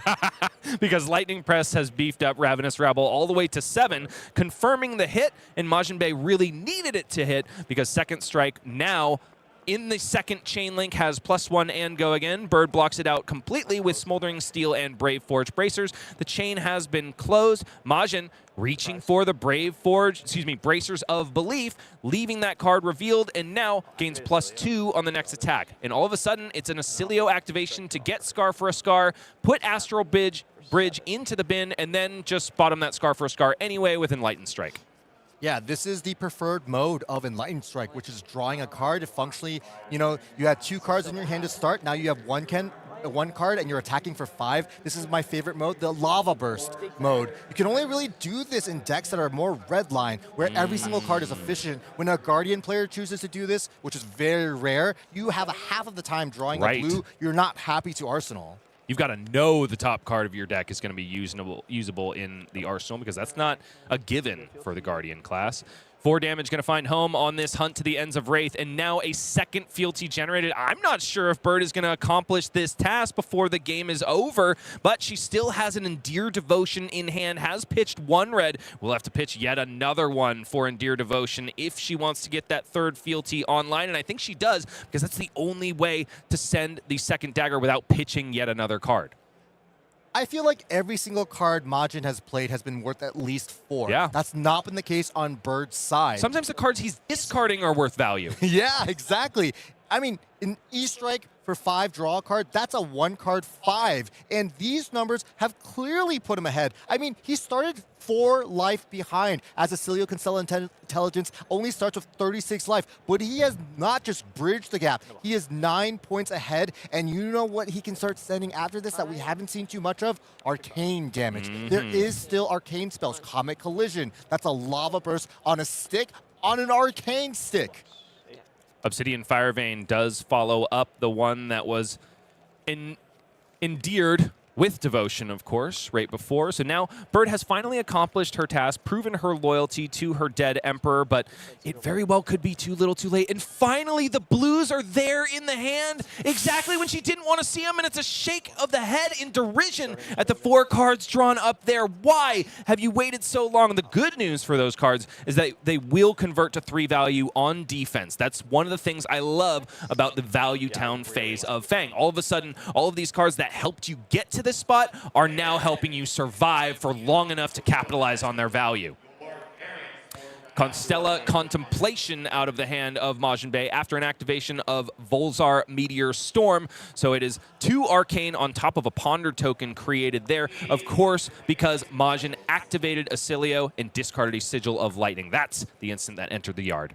It also gives this Flittering Charge Go Again, which is quite important, and makes a Ponder token, so it's functionally a 1-card 2 Arcane that replaces itself if you're willing to wait a turn. I do want to talk about Bird Cabrera's hand, though.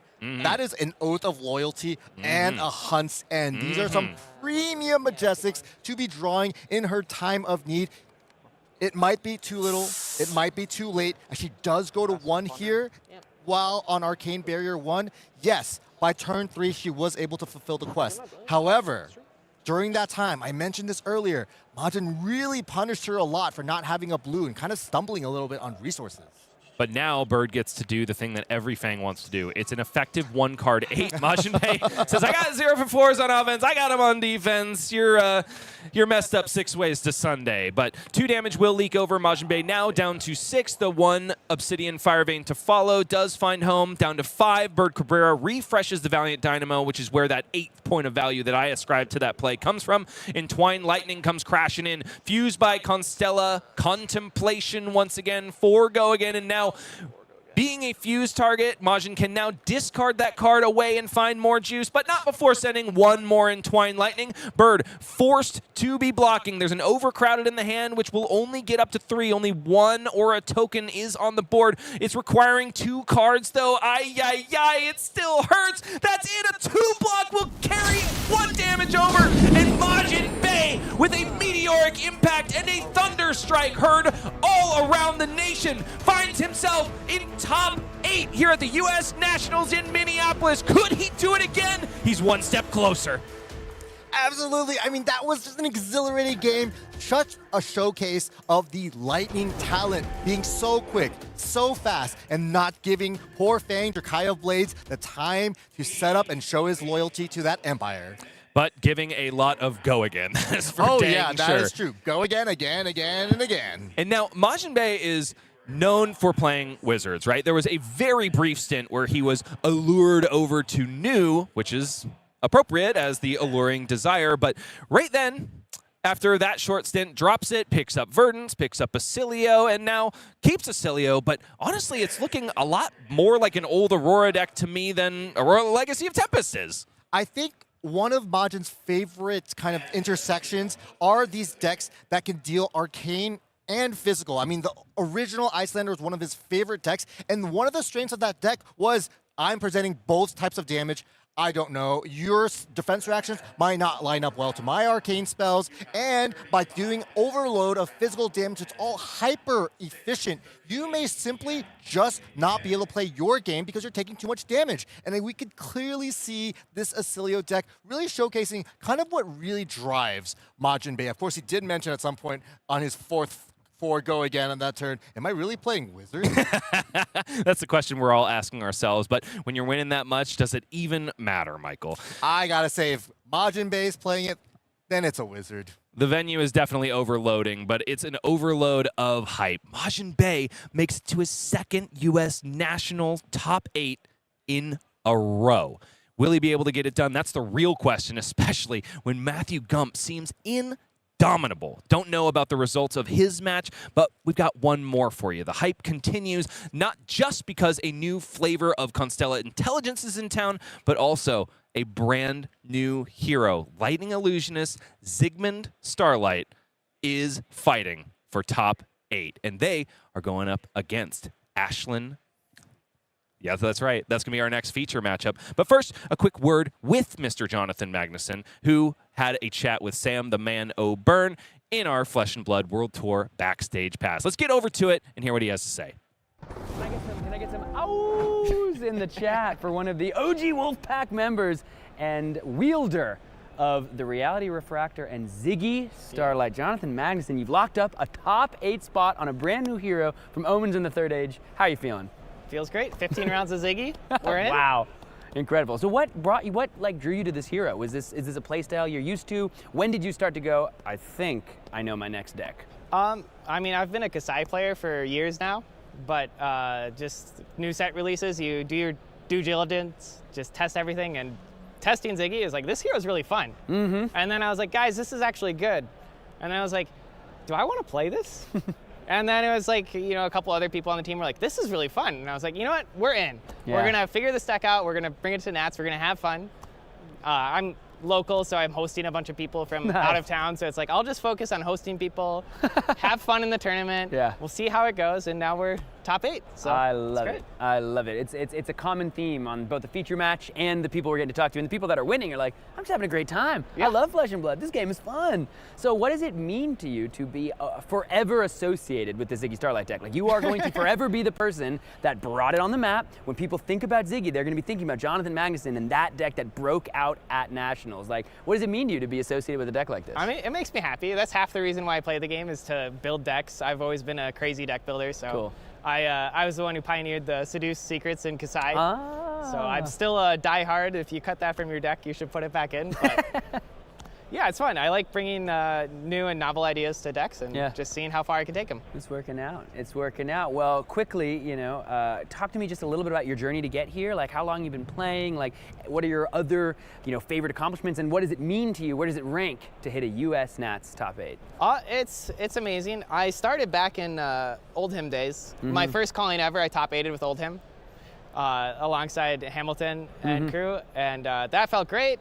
And then I went to Pro Tour and Nationals that year, top 16 both. That was great. And then I had kids. And they're 1 and 3 now. And it's one of those things where it's like, it takes up so much time. Yeah. You're always sleep deprived. So it's obviously haven't done as well since. But it feels good to be back to sleeping and winning some games of Flesh and Blood. Incredible. So, one of the fab dads that we know so well. Well, before we give any shout outs, how you feel about the top 8 and your chances? We know there's an undefeated Fi kicking around out there. What are the decks you're hoping to see? What are the decks you're hoping to avoid?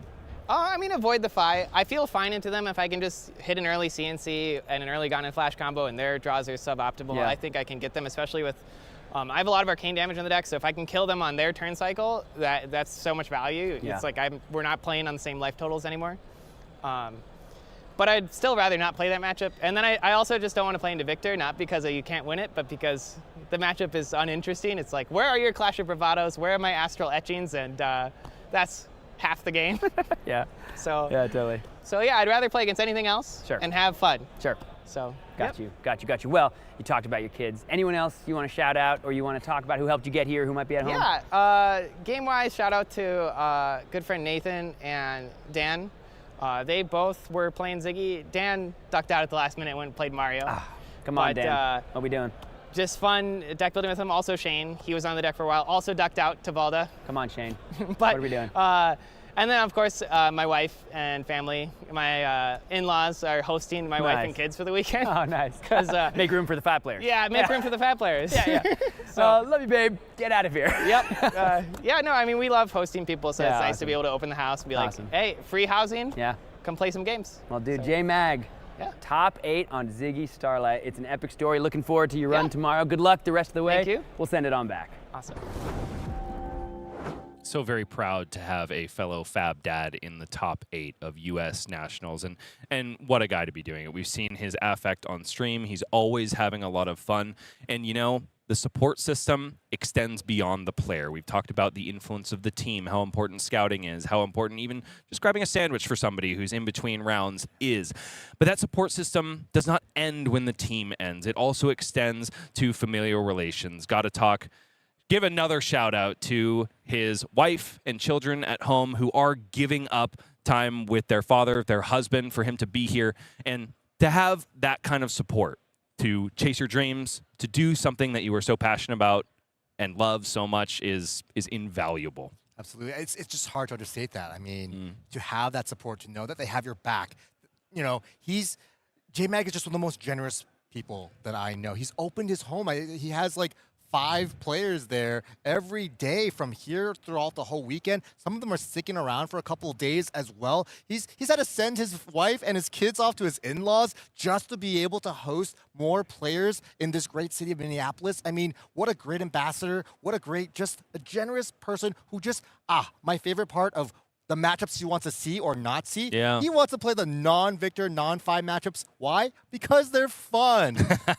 He wants to have fun. He started playing Ziggy more because it was fun. And I think some of that gets lost when we start talking about this game as a very competitive game, as a game with high stakes. But no, J-Mag, I mean, to be able to win and have fun, I mean, that's the intersection of something beautiful. He strikes me as one of those leaders that is so selfless, constantly putting himself last, supporting the rest of the team first. And to see one of them get all the way to the top, that's a storyline that I can get behind. Now, he's got to go up against another crowd favorite. It's Jonathan, it's Ashlyn, it's another game of flesh and blood. Let's get right down into it, Michael. Now, this is kind of interesting because Jonathan is X and 2. Ashlyn Slattery, however, X and 3. Jonathan got the pair down, and Ashlyn is fighting for her way into this top 8. Jonathan, it's already secured. Yeah, so the stakes here are a little bit different. Jonathan and Ashlyn are playing for different things. Ashlyn's playing for the opportunity to play on Sunday.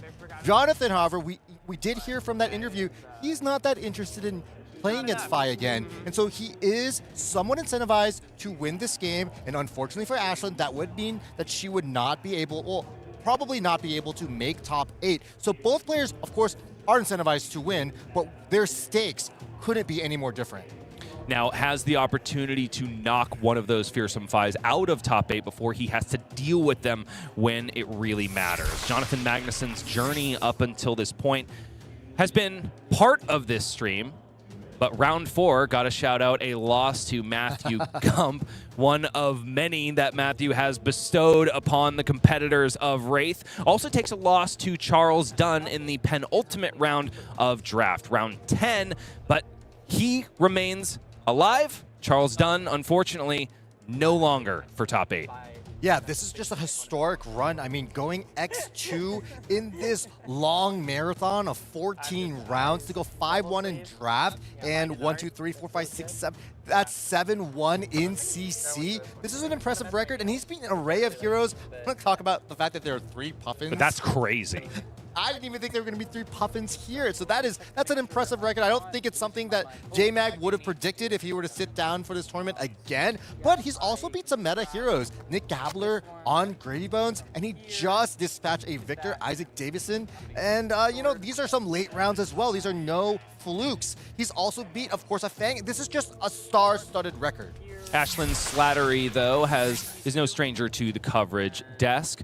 Takes a lot of wins early on in their tournament run. First loss goes to Matthew Gump. Second loss goes to Matthew Gump. And then, of course, the gem luck runs out, and she does run into one of those guardians that she's been trying to duck, and dodge all the way through this tournament. Ryan Rich does give her her third loss, and it all comes down to this. Look, if it's your bad matchup, she did dispatch Dagon on round 5. And so, you know, going 50-50 into one of your worst matchups, that's honestly nothing to scoff at. I do want to talk about round 2, though. She played against Isaac Brooks. That's another Zyggy player, Zyggy. and she was able to win. However, you know, one of the things I'm thinking about is what type of deck was Isaac playing? Was it more Frodius? Was it more Refractor? Ziggy's going to be all over the map, exactly, right? So I don't know if Ashlyn knows what to expect here. There's always that information, maybe advantage or disadvantage that JMag could have. It's probably eroded now as we're so deep into the tournament, and Ashlyn and JMag, they've probably been sitting next to each other multiple times. I will say though, Fi, you're really not going to be hiding too much. There's not too many trickeries that you're going to be able to do. No, definitely not. But with their powers combined, Matthew Gump and Ashlyn Slattery have shown that Fi has a place, a part to play in the ever-unfolding story of the Omens of the Third Age meta. Now, Ziggy Starlight has done incredibly well on stream into other aggro-slanted matchups, but because Jonathan has faced 3 copies of Puffin, that ward presence means a heck of a lot more. Fi depends, I think, a lot less, you'll agree, on hits. While Puffins often just represent more damage, they do need to leak through to get more cogs on board and to push more damage and overcome the overwhelming amount of value that we've seen Jonathan able to generate. Fi may be a little bit different. Yeah, I just want to talk about the macro levels for both of these heroes. The way that John has built his deck, it's very mid-range. It's very focused on card-to-card value, turn-to-turn min-maxing of points. Fi, however, it's dissimilar to Cindra, is a, you know, I want to have reasonable turns, but there's going to be that one big turn. And you'll know this is a turn where you want to play some type of attack modifiers, whether it be Spreading Flames, whether it be the new Art of War Phoenix Flame, whether it be, those are the main 2. It could be also Rake Over the Coals, and that combined with a massive pouncing links, that's really that one turn that dictates the tempo of the game for the rest of the game. Just like Matthew Gump, Ashlyn thinks that Fi has been the victim of public opinion for far too long, and she says it's time to stake his claim on Flesh and Blood for All. She has chosen to go first, trying to stem the tide of ward board before it can be established. Has already found a copy of Phoenix Flame in the hand, is representing the one that starts in her graveyard right next to her hero, so don't get that confused. Yeah, Ashlyn did with the dice roll and chose to go first. I want to talk about some of the most important equipments to be looking at in this matchup from Ashlyn's side, and that's that Tiger Stripe Shuko. Normally, the prevent clause from Tiger Stripe Shuko is irrelevant. In a lot of matchups, it's completely irrelevant, but it is devastating against the ward board that Jonathan Magnuson can be setting up. And you can see with a simple change of the gloves, the dynamic between a Draconic hero and an Illusionist changes almost 180, because all of a sudden it's not Flick Knives in that slot, which is often blown out by Ward Auras. It's instead a card that can pierce right through Ward Auras. I believe Ashlyn had a copy of Phoenix Flame in her opening Correct. hand. And didn't, opt to try to spend it or use it. I wonder what she arsenaled there. Is it the other was copy it the Phoenix? No, it's not. Oh, it's not the other unlucky. copy of Phoenix Flame. Otherwise, maybe you just take this Command and Conquer and put yet another Phoenix Flame in your graveyard. Yeah, and I think I understand why she kept it. She also had, I believe, a copy. She's been holding her hand really close to her heart. There's Ignite in the arsenal. Tenacity, Blaze Headlong. Dragon Scalar Flight Path also postured to be blocked with. Placed right back in the foot zone. And more to consider. Yeah, it's fire that burns within. That is a perfect card to pair with the Phoenix Flame. And I think Jonathan Magnuson did talk about this. He wants an early Command and Conquer that's relevant. And it looks like Ashlyn here. Okay, so you may be wondering why she blocked 7 on this. Go for it. There is a card in the Ziggy pool called Crackle from Afar, and it is in JMag's deck. And to block 6 here and get completely blown out with a Crackle from afar, that would be devastating. And so Ashlyn just saying, look, I'm not sure I'm going to be able to use the one block on this any more effectively. Might as well play around the Crackle from afar. Now, you've seen Ignite discount a kunai of Retribution, but now it is discounting Fire That Burns Within, essentially transforming the Phoenix Flame in Ashlyn's hand into yet another card. More gas. Ignite has never looked better. Yeah, think of this Fire That Burns Within as an E-Strike that drew a card and had Go Again. Extremely powerful card from Compendium of Wraith. Overcrowded plus Shelter from the Storm equals a blocked out Fire That Burns Within. The top of the deck was kind to Ashlyn. 3 Go Again now. Display Loyalty, also leaving behind a Fealty token, which can be made use of. Definitely a side benefit of Cindra busting out onto the scene. Phoenix Flame now able to come out of the graveyard and onto the combat chain, swinging in for, it should have just been 1, if I'm not mistaken. Yeah, totally believe Excuse me, that. no, it should have been 2 because of the Tiger Stripe Shuko, right? Boy. So might have missed a point of value there on Ashlyn. Corrosive Space Dust now cracking in with the help of the Reality Refractor, but we do have a judge call on the docket. Yeah, so I think if, you know, depending on how that judge call is rewinded or wound up, the Space Dust shouldn't have been there, or maybe John Magnuson decides to use his Balance of Justice to block a 2-powered attack instead. Unsure, unclear, but, you know, it's late. I mean, we are so deep into this tournament.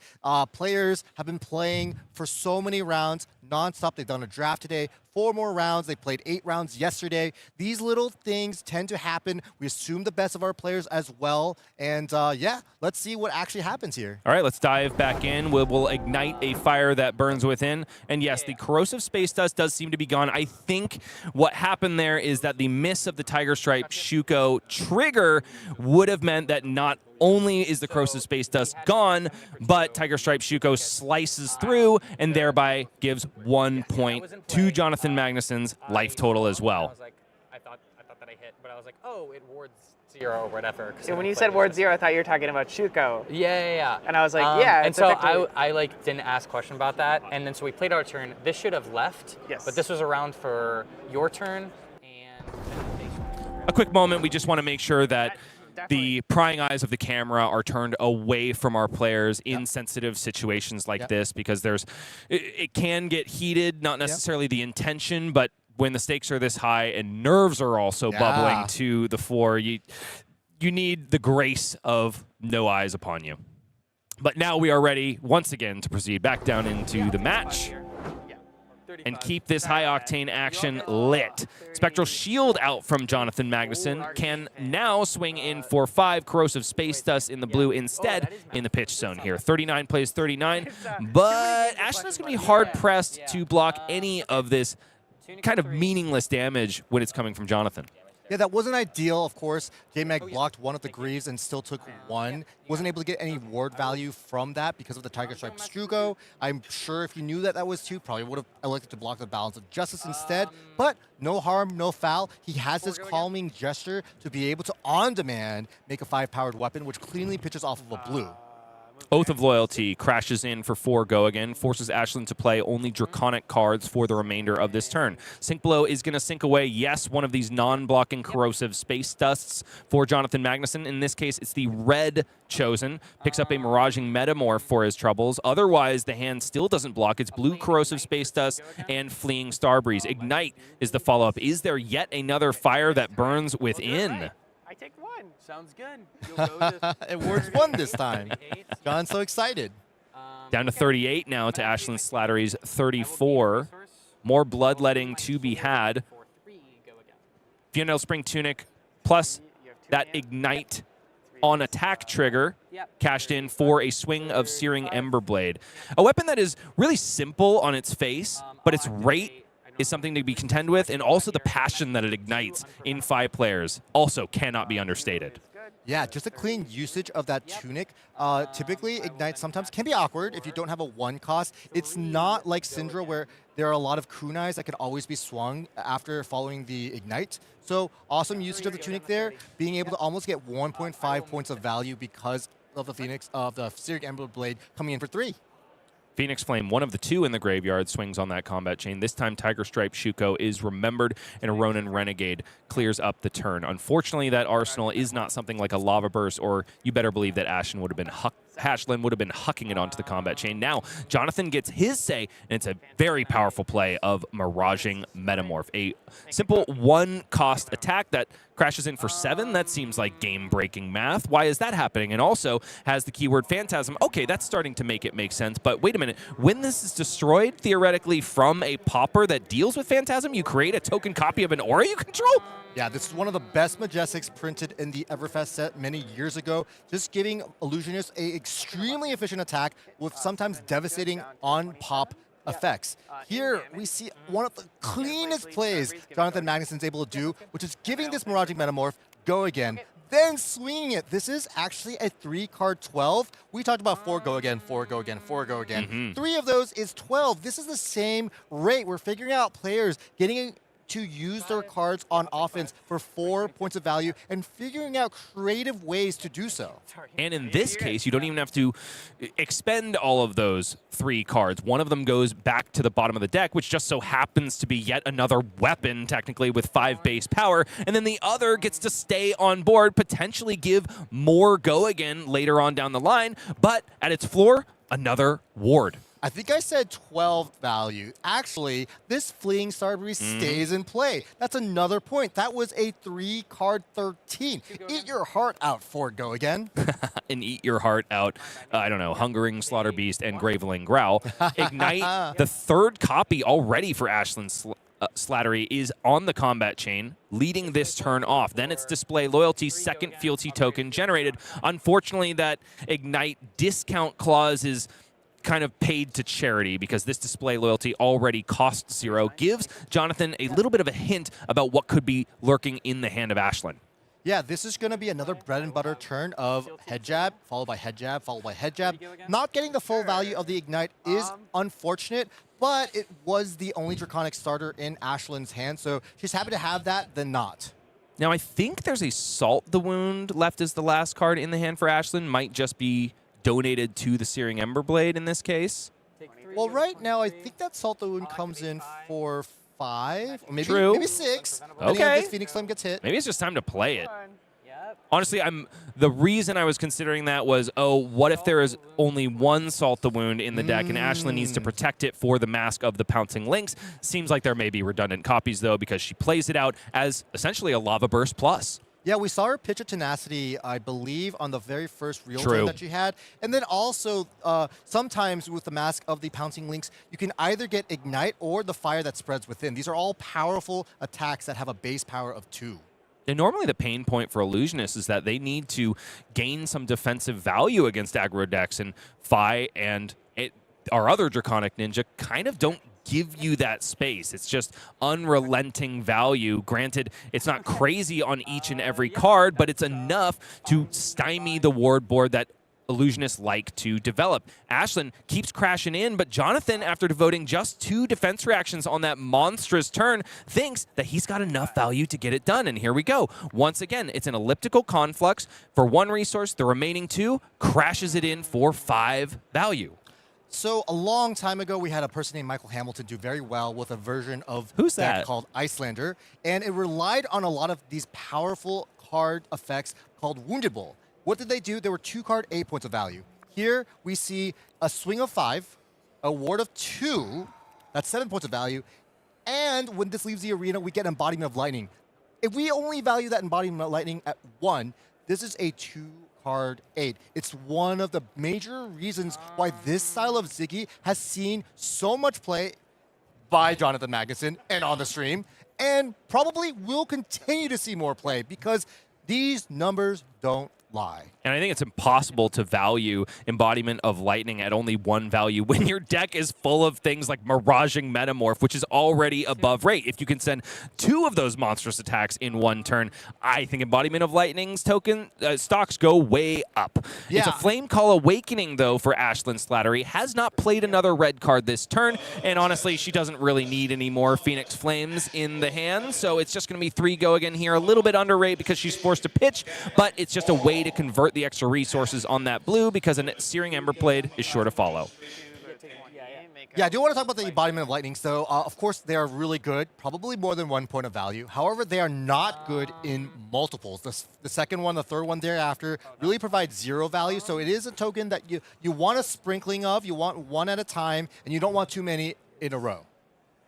Ooh, Jonathan has drawn up such a fearsome hand to use with an embodiment of lightning token. The problem, though, is it requires a blue card. Miraging Metamorph into Command and Conquer is potentially one of the most fearsome 3-card plays that is unlocked by Zyggy being a lightning-talented hero. He has a bit of a bailout. Could play out this Sink Below, ditch the Gone in a Flash in the hand, hope for a blue on the top of the deck.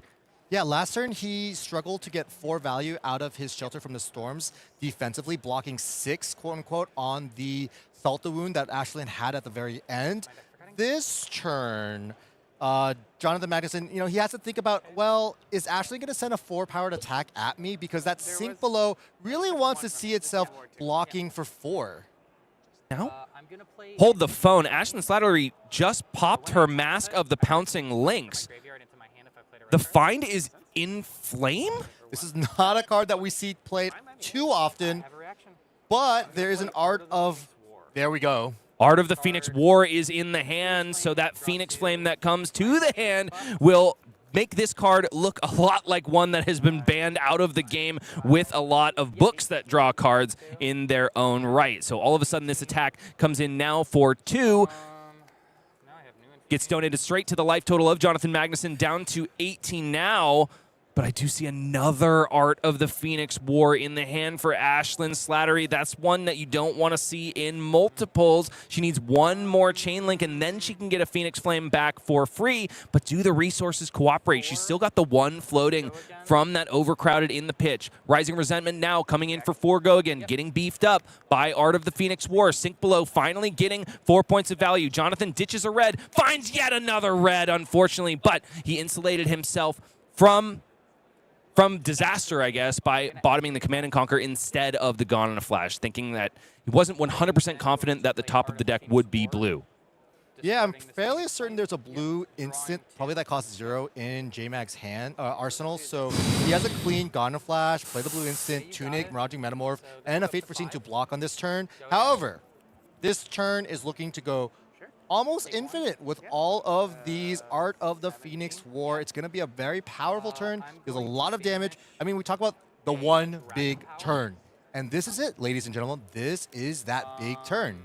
So the problem here is that Ashlyn, after drawing yet another 2 cards, draws up the last copy of Art of the Phoenix War. She's already activated Fire Rising Rebellion, doesn't have a card in hand that fetches out a Phoenix Flame. Instead, it is... Isn't it Engulfing Flame Wave? Yeah. Sorry, Inflame the Firebrand, which does not fetch a Phoenix Flame. Yeah, but you know what does fetch a Phoenix Flame? The Rise from the Ashes blue that is in her Oh my hands. goodness, I missed that entirely. Oh, my Kingdom for a Fiendel Spring Tunic counter right now. 7 go again on this She might Inflame the just be planning Firebrand. on arsenaling this last Art of the Dragon Phoenix. Totally Art fine. of the Phoenix War. And maybe just utilizing that blue pitch for potentially 2 swings of Searing Emberblade, using Dragon Scalar Flight Path, because of course if it gives go again to a weapon or an ally, you get to swing with it an additional time this turn. The problem is the resources don't really line up.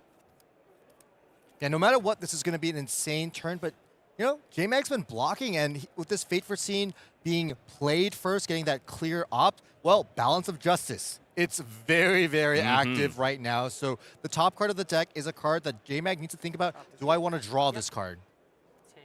Does leave it on top. Feels at least good enough about it. It's only a block of 6. 1 damage.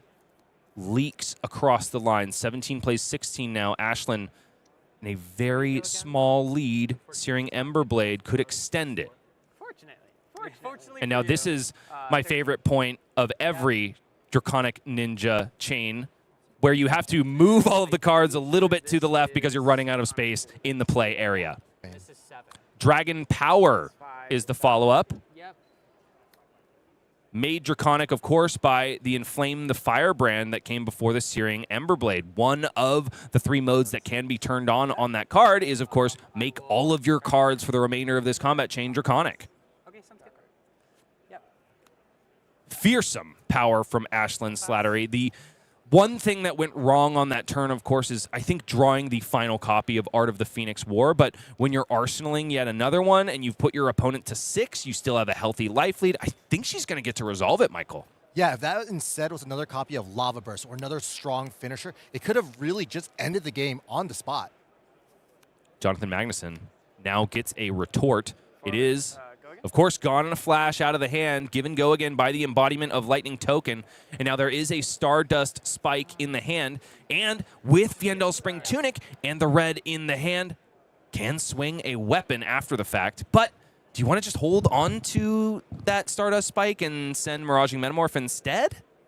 Yeah, it's unclear exactly what the plan is. Now, remember, this is a card that Jonathan kept on top from the Fate Foreseen, knowing that Balance of Justice was active. So clearly, he has a plan for this. Like I said, I think there's going to be some line with an instance played here, Gone Flash is returned, and then maybe that Metamorph is sent. Ashlyn happy to take 4 here. Stardust Spike has been played, so Gone in a Flash back to the hand. Could have been pitched into the Miraging Metamorph, but instead, back out onto the combat chain it goes. Theoretically, without go again, at least for now. Down to 9 goes Ashlyn Slattery. All of a sudden, both players below double digits, and there it is. Fleeing Starbreeze gives go again to this Gone in a Flash, also bounces it back to the hand. Jonathan is going to be able to save it for the Arsenal, but doesn't decide to. Instead, just uses the Fyendal Spring Tunic counter to play out the Miraging Metamorph. Why doesn't he want Gone in a Flash back in the Arsenal, do you think? Well, if he chooses to do that, he wouldn't be able to have go again just because of the way things are ordered, and he wouldn't be able to follow up the Miraging Metamorph. Wait, really? You can't do it in the damage step? You can do it in the damage step, but the way go again resolves in the resolution step that follows the damage step. So it's just the timing is a little unfortunate, so to speak. But, you know, this is an insane turn. He just sent 15 damage in his Ward 3 and only spent 3 cards. Of course, needed the help of that Tunic resource, but look at the life totals. Ashlyn likes what she's got cooking. It's a 5-card hand, technically. Starting off with a Spreading Flames with a blue in the pitch zone. We know that Art of the Phoenix War is at the ready in the Arsenal, so this is 3 go again, and it could be multiple big buffs, wide buffs, I should say, all the way through this combat chain. And Michael, is it Doom in the hand of Zyggy? I see 1 non-block. It's a very expensive non-block as well in the Coldfoy Voltaires. And oh my goodness. I see 4 non-blocks in the hand of Jonathan Magnuson. Oh no. I mean, J-Mag set this up beautifully. Because Ashlyn's at 2, if he drew a single copy of Cosmic Duality, of which he has 6 copies. He would have had a shot. He would have just sent 2 Arcane. I mean, there's no Arcane barrier on Ashlyn's side. Unfortunately, he's drawn kind of that illusionist side of the hand, right? We talk about fail cases and disasters. Jonathan literally has yellow sink below. He's the type of person who knows that his deck has these fail cases. He's tried his best to mitigate that, but unfortunately, it is happening here. Luckily, he's already locked for top 8. So this game, of course, didn't have that stakes in it. And Ashlyn, of course, is probably going to be able to take this game. But what a beautiful display of both decks. This could very well be the death throes for Ziggy Starlight, at least in this match. She's still live for top 8, but Ashlyn Slattery is popping off. Art of the Phoenix War draws 2 cards, Compounding Anger and a mystery card, but the fist bump already extended because Jonathan Magnuson just knows he doesn't have what it takes to get it done. Ashlyn and Matthew have been telling us that Phi is real, like Ellie Bird before them, and the evidence, the proof, it's in the pudding, and right now that pudding is on fire thanks to Ashlyn and gorgeous Phi-coated nails, mind you. That manicure is paying dividends, and so is her professional level play here at the U.S. National Championship. She can't even believe it. She's made top 8. Flesh and Blood dreams are being made before our eyes. 2 Phis in the top 8. That was not on my bingo board. You couldn't even pay me money to have made a guess like that. We've always talked about the Kano sine wave of awareness, right? The second that you disrespect Kano, he comes back into the meta and ruins your day. I'm kind of thinking Phi is a similar type of hero. I mean, I call back to 2023 Worlds in Barcelona. Who would have thought that Phi was going to win that tournament? Certainly not me. I mean, that is a deck that's been around, like Matthew Gump mentioned, he's had this deck for 4 years. The hero's been legal for 4 years. And so, wow, what a showing. I mean, just such a close game as well. J-Mag, of course, started flipping the top cards of his deck, like, look, I concede, but I just want to know. I just want to know. Min-maxing to the end, which you got to appreciate. That's the way you win games of Flesh and Blood. It's not just during play, it's also after, it's also before when it comes to preparation and all the support we've been talking about. Now, we have been proceeding with coverage of U.S. Nationals all weekend long, and we are getting ever closer to the finale. That's, of course, tomorrow, Sunday. We will have established our top 8 bracket before this stream is over. And let's go ahead and take a look at it now. Matthew Gump in the first seed. I still don't have confirmation if he won his last round. Is he 15-0? He is 15-0. I am hearing from the voice of God in my ear. 5 Rising Rebellion is indomitable in the hands of the man with the gumption. He takes on Colin Eriksen, who rights the wrongs of his past from Pro Tour Yokohama, finds himself as the 8th seed going up against Phi. Not the greatest matchup for Gravy Bones any way you slice it, but Colin has got to be happy to be here. Ashlyn Slattery, after winning her final opportunity, the final chance that she had to make it into this top 8, finds herself in the 4th seat going up against Aaron Grace, who has succumbed to Phi's in the past, as you were talking about, Michael. Then Ryan Rich, the guy that almost dashed the dreams of Ashlyn, finds themselves going up against Thomas Battaglia. Is he going to be able to make the difference? I do believe that he was able to quell the board presence of Guy Cohen and actually take that match, which is generally assumed to be Necromancer favored. Jonathan Magnuson has been star-studding this haul all weekend long. 2nd seed there, going up against Majin Bay. The 2 off-color flavors of Lightning Heroes find themselves against one another. I do kind of feel like that's a team kill in a certain respect. Yeah, I mean, these are the heroes that are there. It's a privilege to make top 8, and now we got the quarterfinals. Whatever the randomizer puts you, this is the matchup you gotta play. No complaints if I were either of these players to be able to play more Flesh and Blood. I just want to talk a little bit about that Phi versus Gravy matchup. You did mention it being quite difficult. I gotta say, as a Gravy Bones player, it's a lot better than Cindra. That's all I can say. Now, that concludes our program, at least when it comes to games of Flesh and Blood, but I do encourage you all to stick around for the post-show. If you have been active in chat, remain that way, because we do have another cold foil hot stamped drinking buddies to give away. There's only one way to get it right now, and that is to be active in chat. We also will be taking a look at every single deck list from our top 8 bracket. You are going to be primed for the action that is coming your way tomorrow, the final day of U.S. Nationals coverage. And going on behind us is the National Festival here in USA. Go and participate in them in your respective countries, because it's not just the National Championship when it comes to ways to play Flesh and Blood. Be a side event, Sally, and go ahead and get your ticks. Enjoy the prize wall. Post-show is coming up very soon, and this is our final standings. Matthew Gump, 15-0. I can't say that enough, Michael.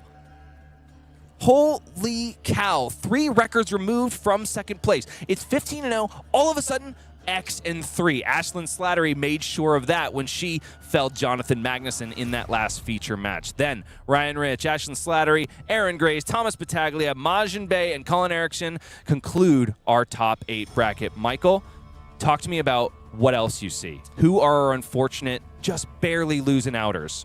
I mean, being 9th and having the same record as 2nd through 8th never feels great, Koi, but you know, that's just how it breaks. These are the tiebreakers of the game. I didn't see Koi kind of in those early pages, so Koi's really kind of won out, and to be that Cindra that just barely makes it there, never feel good, but still a very impressive result, making the top 16. To round that out, we have so many star-studded players with that X4 record of Isaac Davidson, who did fall to Jonathan Magnuson the round before, Damian Riggins, someone we talk about all the time on Jarl, Bird Cabrera. I mean, the list goes on and on. Alexander Vore as well are one of Tekla Vossen that that was one win away from top 8 contention. Also, 30th seed Jordan Johnson at X&5 squeaks into minimum cash range on a brand new hero. Aurora, Legacy of Tempest, goes home with some USD and also stakes their claim on potential contention against the big dogs of the meta.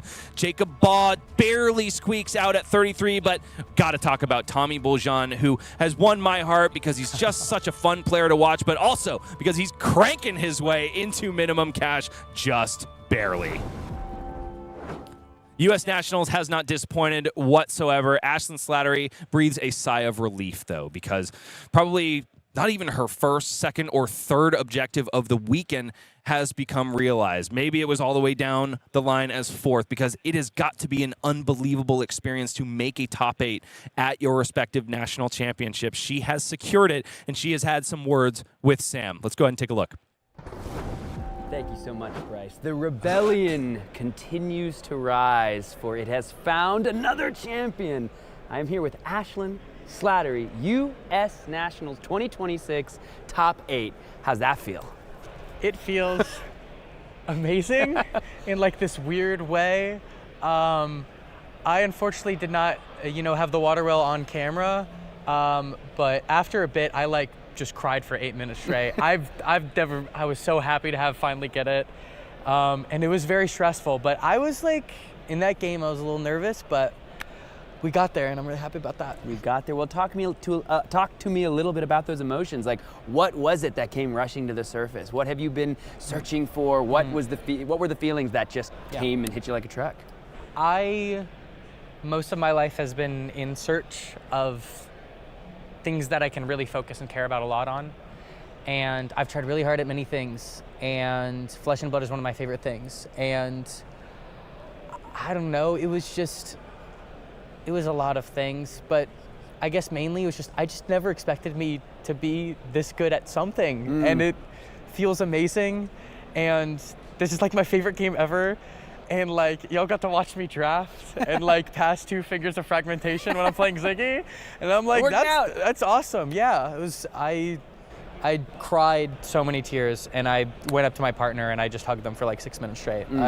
I was really happy. Well, we're all really happy for you, especially those of us who have been Fi gamers for so long, dude. It is great to see the hero do well. Well, just talk to me about the tournament run. Talk to me about Fi, what the hero means to you, and how it went, and how you felt like it performed in the tournament. Yeah. So, day 1 was 8-0, which, felt very good. I played against a Victor, a Mario, Boots of Omnis Ward, crazy card into Mario. Unironically, I was unironically flips the matchup, and I was testing it with my partner last minute. I'm I think this is good, I should try it. Unironically, people make fun of purple all the time, but someone in purple posted, oh, let's put Robe of Astral Sanctuary in Fi, and I'm there's no way this is correct. And I was why don't I just run Boots? And then I practiced it for a week, and I'm this is crazy. Unironically, the reason that's in my deck is because of a random chatter in purple, so thank you for that. Hell yeah. But yeah, no, I played a Victor, a Mario, I played a Dio at some point, played a Gravy. Yeah. I was just feeling very good about Fi. I'm very high on Fi. It's it's very similar to how Ellie viewed Fi at Worlds. Worlds, yeah. Where you're kind of good into the matchup Cindra's good into, but you kind of just beat Cindra, and you have a lot more combo potential into these, decks like Victor, which I was able to combo off against a Victor in my first day of Swiss rounds. And then I did not expect to do well in draft. I was okay, I'm gonna do well in CC to tank the draft. I don't know how that happens. Then I became the feature drafter, and that was a whole thing. Yeah, well, it worked out for you. You Matt Gump, of course, with the absolutely cracked Aurora deck. But other than that, you were able to take down both your other matches, including the feature match. So just without any other way you can put it, just an absolute star-making performance, just a badass run, top to bottom. Is there anyone you want to shout out, anyone you want to thank who might be watching at home and cheering you on? Yeah, I want to shout out the Triangle Fab community. I want to shout out the Rock Throwers. I won't shout out my channel this time because, I already did last time. Shout out your channel. You should subscribe to Ashlyn V3. Apparently, she's really good and she top 8 at US Nationals. And I would also like to say a big shout out to Connor Babcock and Daniel Remington, who got me into the game at UNC Charlotte, where we played it in the Student Union, and we were playing the 5 versus Prism, Blitz decks. Yeah, I know those decks. And then lastly, I want to shout out my family. Love them all. And my partner, Will Earnhardt, who unironically, I would not be even close to them, or close to here if it wasn't for them and helping me test and the emotional support. So, yeah, that's about it. Awesome. Well, we're all happy for you, Ashlyn. Congratulations again. What an amazing run. And wish you all the luck tomorrow in the top 8. Thank you. Yeah. All right, we'll send it on back.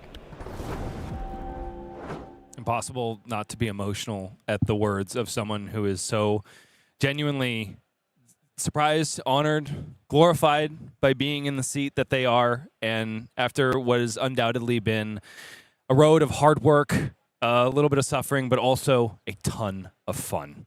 And a ton of payoff to make top 8. Probably just, it's just such a feeling. Like, it's hard. I don't even know how to express how I felt about watching that. Just the way Ashlyn mentions her family and her friends, Connor Babcock, her student union of where they played that game. This is not just a singular event. This is a journey that our top players go through. They start not knowing how to play, and then as they get better and better, it's just an amazing journey. And to see the payoff of making top 8 at nationals, I mean, that's something that everyone aspires to be when they participate in their national championships. And I'm sure there are people watching this stream that I want you to think, when you see Ashlyn, that could have been me. That could be me. That can be me. It inspires possibility, but it also inspires pride in the overall Flesh and Blood community, because the people that this community is embodied by and also produces the prowess of player like Ashlyn, like Mr. Gump, the man with the gumption. Yeah. But also the players and the integrity that they have within them, that's all bred within our culture. That is something that we produce as a community, and that's what it's all about. I mean, I've said it before, the cardboard is just the medium. The true art is the memories and the people that we find along the way. The relationships and just the pride. I mean, we are all Americans here in this stream, like you and I, and it makes me just swell with joy seeing fellow Americans, just the way they conduct themselves in these interviews, just so generous with their words and their love and their affection and their passion for this game. Well, it's those solemn words that lead us into our post-show. We're going to take a look at the 80s of every single top 8 contender. I know there's probably been a lot of conspiracy theories, a lot of red line running across chalkboards, trying to figure out exactly what these people are running, but we've got a fresh look at old Oscilio, 2 of them, mind you. We've also got a fresh look at old guard Fies and also a brand new kid on the block, Zyggy Starlight. And that's all coming up in our post-show, coming up in mere moments. But first, we remind ourselves of what we've seen throughout the day and just in the last hours. Oh, I'm so sorry. Before we get to that, Michael, I forgot the small matter of a cold foil hot stamped drinking buddy. Let's go ahead and get a drum roll going. If you've been active in chat, you have been entered to win that card that I just mentioned, and the winner is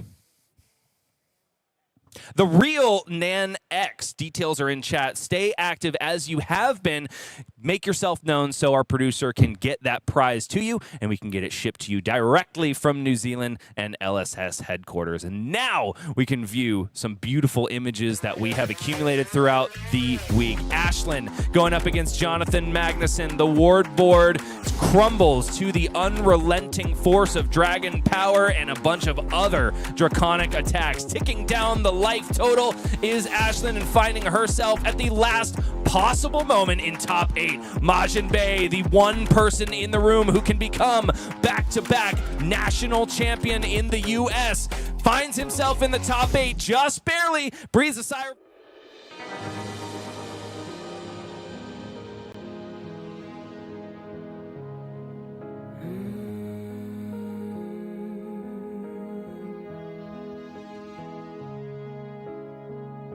My baby dances with the devil. I wanna know what's on his mind. Shaky hands, so sentimental. I sugarcoat between my lies. Inside a small cloud, asking why. I'm afraid we're out of time.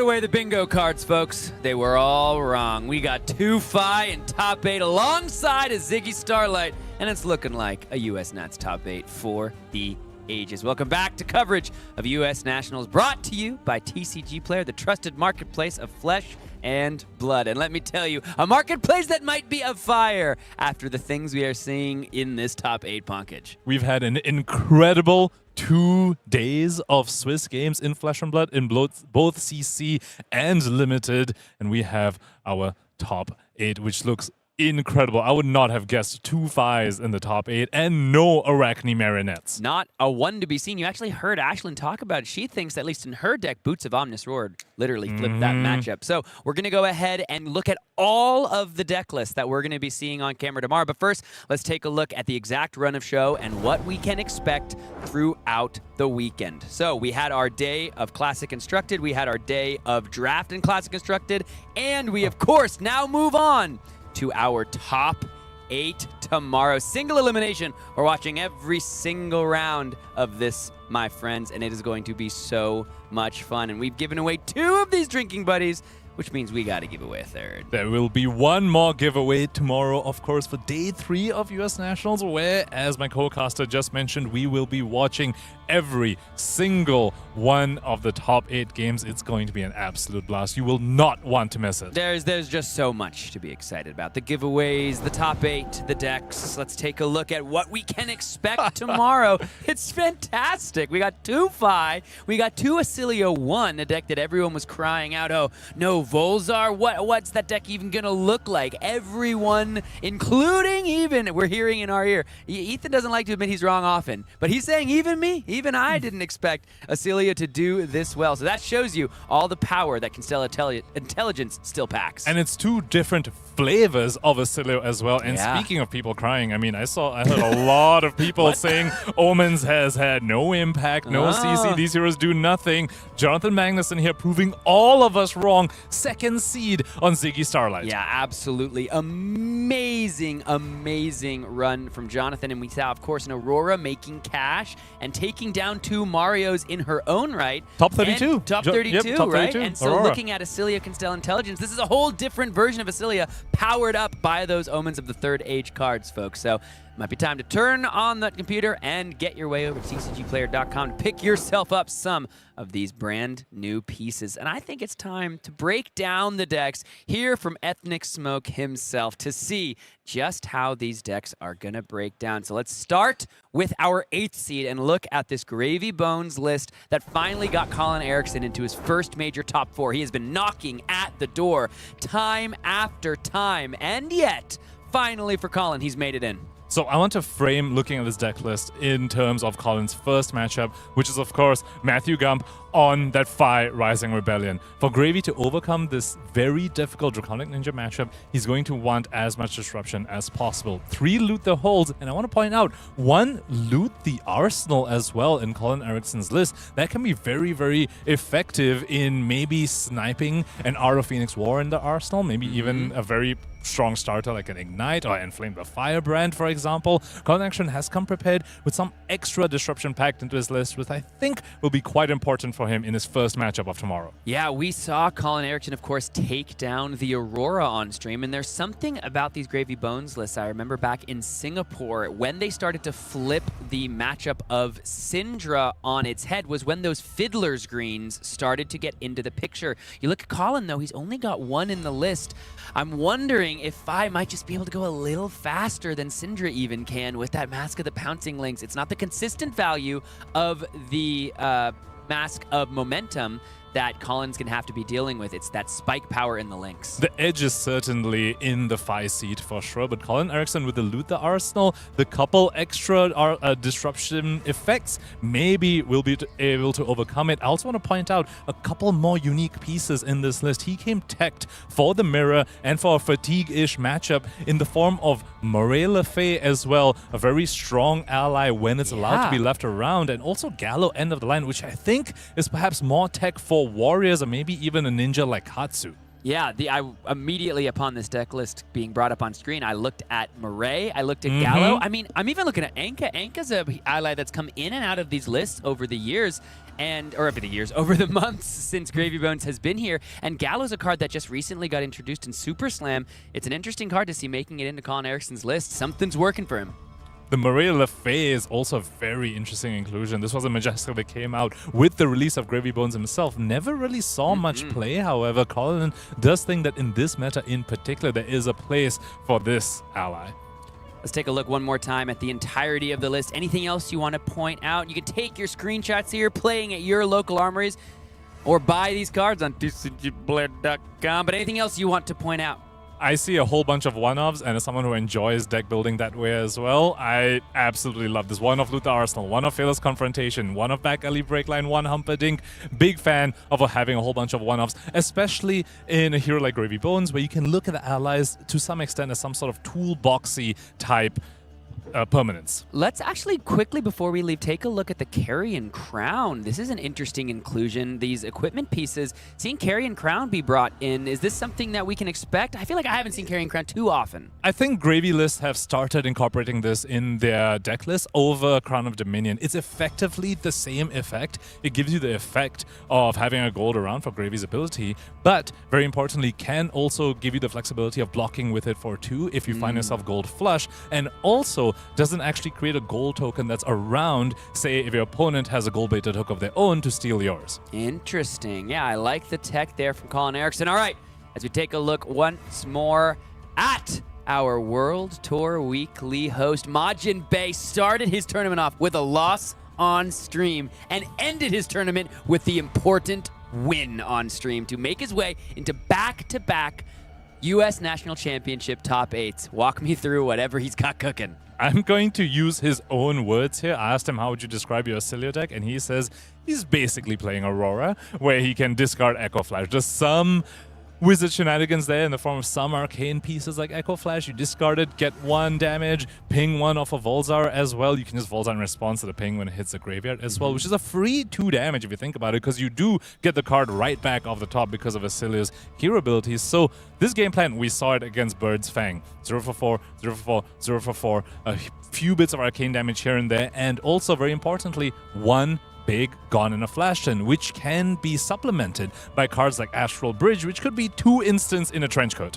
This is actually pretty perking up my ears. You say old Aurora, I say I'm kind of excited by what you're putting together. Astral Bridge, of course, such an interesting card in this list. This is a card that I remember when I first saw it thinking, well, this might be quite good for old Oscilio, and it turns out that's quite right, but this is not the only way you can build this old deck with new toys. Bracers of Belief, this is an interesting one. Talk me through it. So it's because of the card that we just saw, Astral Bridge. Majin Bay really highly values these cards that give him information about the top card of the deck. Aside from just Astral Bridge, also Oscilio's hero ability that gives him access to the top card of the deck. So Ravenous Rabble, which he is running, Braces of Belief, for example, even the defense reaction, he's running Fate Foreseen instead of Sink Below. All these are effects that let him know what the top card of the deck is, either for his Astral Bridge effects or his Oscilio Constella Intelligence effects as well. Actually, in his win and in, which you brought up, Sam, he told me about a very interesting play that he made against Bird's Fang. He saw the top of the deck was a Scar for a Scar, but he was ahead on life.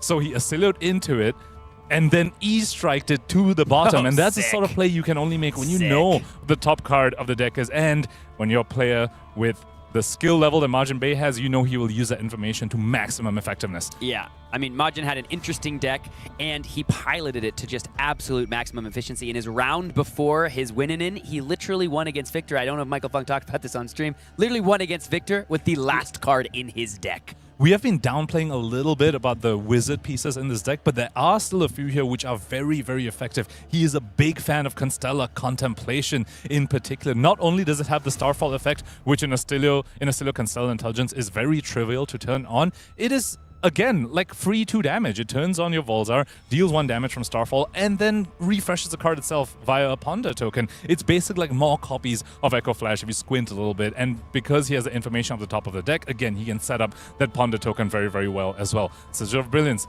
very similar. Just turns on Volzar, refreshes itself. Consigned Cosmos Shock maybe can give you a little bit of reach in the end game, but also comes in very key in the Gravy matchup.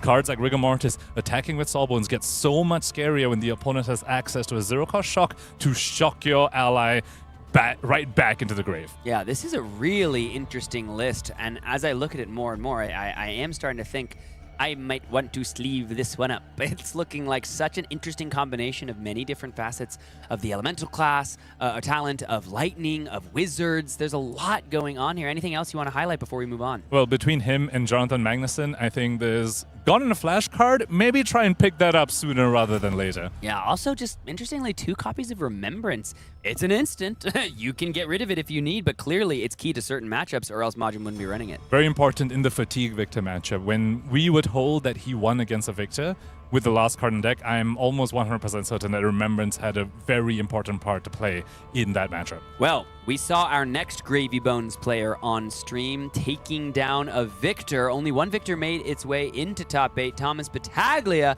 got his way into this one as well. Another player that's been playing for quite some time, seen him around at all these events you and I have been at plenty of times.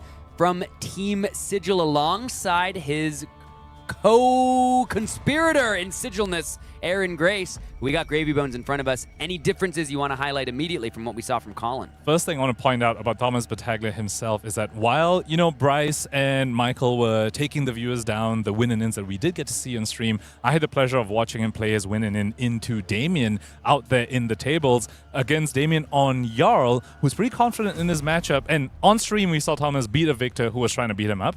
This was a completely different flavor of Guardian, was trying to fatigue him, and he executed the end game so incredibly well. I was so impressed with Thomas's play. Looking at his list in terms of differences from Colin, we don't see those more unique allies like the Gallo and the Marie Lafay, but opting instead for 1 extra copy of Whaler Humperdinck to really ensure that he never gets fatigued out. Yeah, taking a look here at the yellows, of course, some of the most important pieces of the Gravy Bones puzzle. Got a couple copies of Lone Shark, 1 copy of Remembrance. Let's take a look at the whole deck here one more time, see any other interesting pieces. We've got Thomas Battaglia, of course, going to be fighting off into Victor. He's got 2 copies of Cheating Scoundrel. Wonder if that's going to be an important piece. But you know that Thomas has now taken down a defensive deck like Victor that's been trying to do damage, been able to take down a very defensive deck in Jarl, trying to do fatigue. So Thomas is clearly ready for either angle of attack. What are the cards you want to highlight for the Victor matchup particularly? In the Victor matchup in particular, there's the Remembrance. There's a double Humperdinks. We saw him execute very effectively the idea of making sure you are killing your opponent while also setting up some sort of endgame so that you don't get fatigued. The Humperdinck just stayed in his graveyard the entire time against the game on Victor. He didn't need to resolve it, but should he have needed to, he was insulated against that as well. So that's his game plan. Threaten tempo while also making sure you don't accidentally fatigue out. Humperdinck, Remembrance, Scuba, Salty Sea Dog as well. We saw that come into a lot of effectiveness as well, recurring those prismatic ley lines, keeping these threats in his deck. Taking a look here at the deck one more time. Any other notes you want to touch on, Pankaj, before we move on to our next deck with Aaron Grace? Compared to Colin Eriksen, Thomas a little bit lower on the disruption. Only 2 copies of Loot the Hold, no Loot the Arsenal at all. Against a more aggressively slanted matchup, we'll need to rely instead on the Conqueror of the High Seas, and we'll have to see whether that maybe makes his aggro matchup a little bit tougher. Next up, folks, we've got the other Oscilio Constella intelligence in the pod, and this couldn't be more different than what we saw with Majin Bay. So speaking of other wins, I got to watch Aaron Grace absolutely blow up a Victor for his win and into the top 8. I think on the second turn of the game, he sent something like 20-something arcane damage off the back of starting the game off with a Future Sight, a Sigil of Brilliance, and a Sigil of Temporal Manipulations. Immediate M5 of the gloves, opting 3 before drawing, before banishing off the top with Sigil of Temporal Manipulations. Aether Flare for like 11 or something into a snapback. It was very brutal.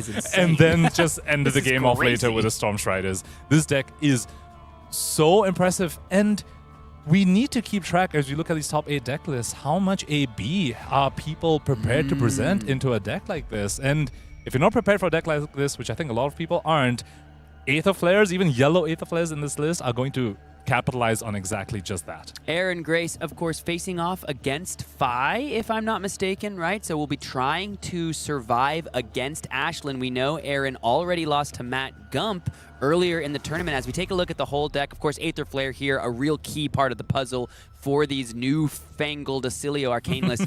What the hell does he do in Defy, Pankaj? What do? You just have to go faster? Do you just have to pray? Like, what do you do? You have to pray. I think matchups like Fi, matchups like Dash IO are not going to be good for this Oscilio deck. It wants to try and find a very key piece, Future Sight. It feels like this deck is built around Future Sight to some extent, because in many ways it is the one card Amp 3 because of Aether Bindings of the Third Age, but when you combine it with Aether Flare, it ends up being like maybe something like Amp 6, and that's not even counting any other sigils you might have lying around.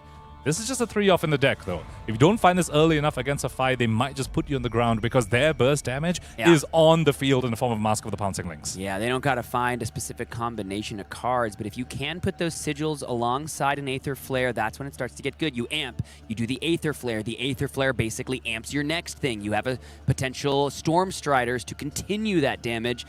It's a pretty interesting list. You got the Aether Wildfire as well. I'm so glad you brought up the Storm Striders, because while it might seem that this list is behind in Fire, I think that is correct. The reach that this deck can put out is very incredible and cannot be underestimated. Wow. Aether Wildfire with the supplements of Snapbacks and Strike Twice can suddenly deal north of 10 to 15 damage out of nowhere against your opponent. And Fi, not really known for Arcane Bearer, for pitching to Arcane Bearers. So Aaron Grace will have the flexibility to know that when he sends these exponential damaging cards like Aether Wildfire and Aether Flare, he knows they're going to land.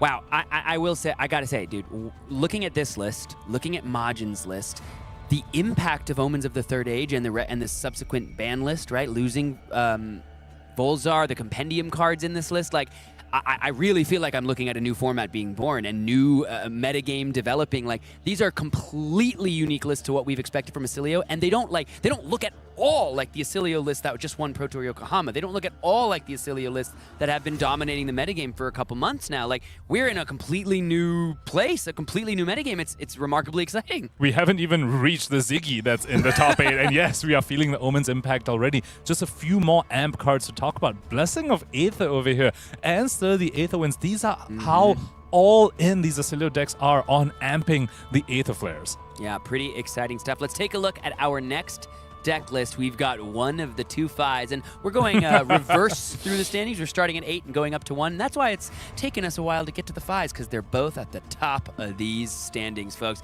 Ashlyn Slattery here with Fi Rising Rebellion, the Boots of Omnis Ward, maybe the first card I'm excited to talk about, given that she said it flipped the Marionette matchup on its head, and it clearly worked well for her because there ain't no Marionette close to this top 8. I'm so happy looking at this list. It feels like it has so many answers for what people were expecting in this metagame. It has the Boots of Omnis Ward, as you pointed out, from Mario. It also has Hunt to the Ends of Wraith for the Marionette matchup as well, which is an incredible starter in that matchup. Just a 0-for-4 Draconic Go again. And if I shift and look at maybe some of the longer matchups, 3 Loyalty Beyond the Graves as well, allowing Ashlyn to just block a little bit, play a little bit more mid-range until she wants to go for the big pop-off turn of drawing an extra card at the start of action phase from Loyalty Beyond the Grave, and then capitalizing on that with some sort of buff effect, like say from Out of Phoenix War or from a Spreading Flames. Is just so clean, this list. I also want to shout out the one copy of Inflame.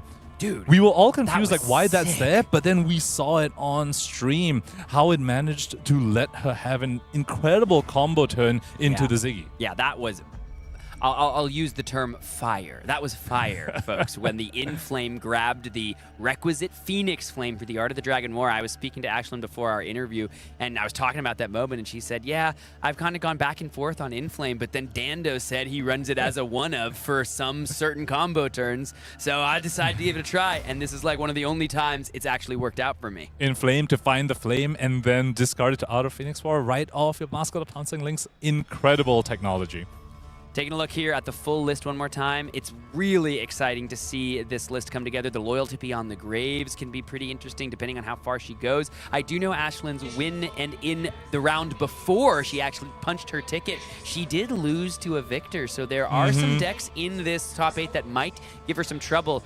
But looking ahead at the Oscilio matchup, she's got a lot of important go again and a lot of aggression for that first match in the quarterfinals. And just a smidge of disruption over here in the form of the blue Rowdy locals, which is an interesting blue piece in Fi. I know many Fi players do like it because you can often just send it at your aggro opponent and discard a Phoenix Flame. Oh, yeah. Just activate Fi, discard a Phoenix Flame if this hits, and then they get disrupted a little bit, which can be exactly what she needs when you sometimes draw an extra blue. Yeah. 3 more lists to go through, my friends, after you've all taken screenshots of this for your armories. However, let's move on to the lone Victor Goldmane high and mighty to make it through U.S. Nationals. It's Ryan Rich, member of the Wolfpack, member of the Flesh and Blood player base for so long. I've watched this dude just grind it out tournament after tournament. A Guardian Truther here on your screen, making a big finish here. What are some things you want to talk about, Pankaj? Right off the bat, we had the question coming into this weekend, which flavor of Victor is better, Turbo Fatigue or something more mid-rangey? I think Ryan Rich has opted for the more mid-rangey style of play, has a pummel, has the CNCs, even has fault lines, and curiously only 1 Golden Sun, which I think is a very, very interesting take on that, what seems to be maybe in many people's eyes a bit more of a power card in Victor Goldmane. I kind of feel like this is. It could be maybe in the middle. Fatigue. 3 remembrances maybe. 3 remembrance maybe speaks me a little bit more fatigue. If I saw 3 pummel, I'd be like, yeah, this dude wants to bonk people. He's got Pill for the Tomb. He's got Roiling Fisher. I think you're correct. Yeah, I saw the 1 pummel and kind of got baited and thought it's more more mid rangey. But yeah, looking at the sigils and 3 fiddlers as well. Yeah, it's probably more on the fatiguey style.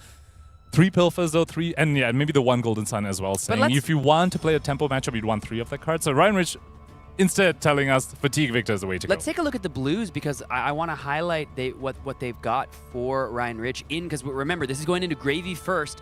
Looking at Pilfer the Tomb there, banish a target instant from an opposing hero's graveyard, banish target yellow card from an opposing hero's graveyard. Like, that is Gravy hate if I've ever seen it, and it's probably going to come up in this matchup. In our stream game that we saw of Victor against Gravy, the Gravy had Whaler Humperdinck in the graveyard for quite a while, just sitting there waiting for the opportune time. Ryan Rich has the answer for that sort of play. If those Whaler Humperdinks get banished, I'm curious how the Gravies can find some sort of endgame to overcome the Victor Goldmane's defenses. Damn, this is a card I honestly have not looked at too much. That card is really cool. I remember the days of Passover, and I remember how fun it was, interestingly, having intricate interactions with instant speed, graveyard interaction. Pill for the Tomb, that's a generic card everybody has access to. I have to imagine it's going to come up in that Gravy matchup he's about to play. Also, Midas Touch as well. If the opponent maybe resolves a high health ally that you can't quite clear, there's no E-strikes in the list, for example. They put out a Chum and you don't have the attack for it. Midas Touch can go clear right through it. If they try and go for some sort of massive Sawbones Chum Humperdinck setup, you can just Midas Touch it away as well. This is probably going to be very important in that matchup as well. Anything else you want to highlight on this Victor Goldmane list before we move on to the one I'm maybe the most excited about? Yes, there is Clash of Bravado, which I think is tech for the potential of Zyggy. There were many people maybe thinking Zyggy might actually make a splash at this event. Clash of Bravado, 3 of them, alongside 3 of Remembrance in this Ryan Rich deck could actually fatigue out a Zyggy that's trying to attack with those weapons. They attack with a weapon, you block with a Clash, blow up the aura as it's attacking. Yeah, that is going to be tough for Zyggy to get through if Zyggy can get through their feature match. So let's take a look at the Zyggy list and see just what Jonathan Magnuson has been cooking, because this is the list everyone's talking about. This is the deck I want to take a screenshot of. I'm literally taking out my phone to take a picture of the monitor because I want to play this ish myself. Pankaj, walk me through it. First thing, this gives me Pablo Pintor vibes because it's all 3-ofs. Pablo Pintor hates having 2-ofs and 1-ofs in his list, and Jonathan Magnuson has taken a page out of that book as well. All 3-ofs except the Sigil of Lightning because Voltaris is there as the 1-off Fable as well. This list looking so clean. Right off the bat, we've seen the game plan of this list. It's just efficient numbers. Play a 1-cost aura like Elliptical Conflux, attack for 5 with the Reality Refractor, that's 2 cards 7 plus whatever value you get from the token that gets generated from the Elliptical Conflux leaving. In some ways, looking at the way this list has been playing, I was getting flashbacks to Michael Hamilton's Icelander list when it debuted at US Nationals all those years ago. It was just efficient math and just catching people off guard because people didn't know what to expect from it. This list gives me those vibes. Yeah, I'd have to agree. Yellow Sink Below, an interesting inclusion. There's a card I want to highlight, Red Overcharge.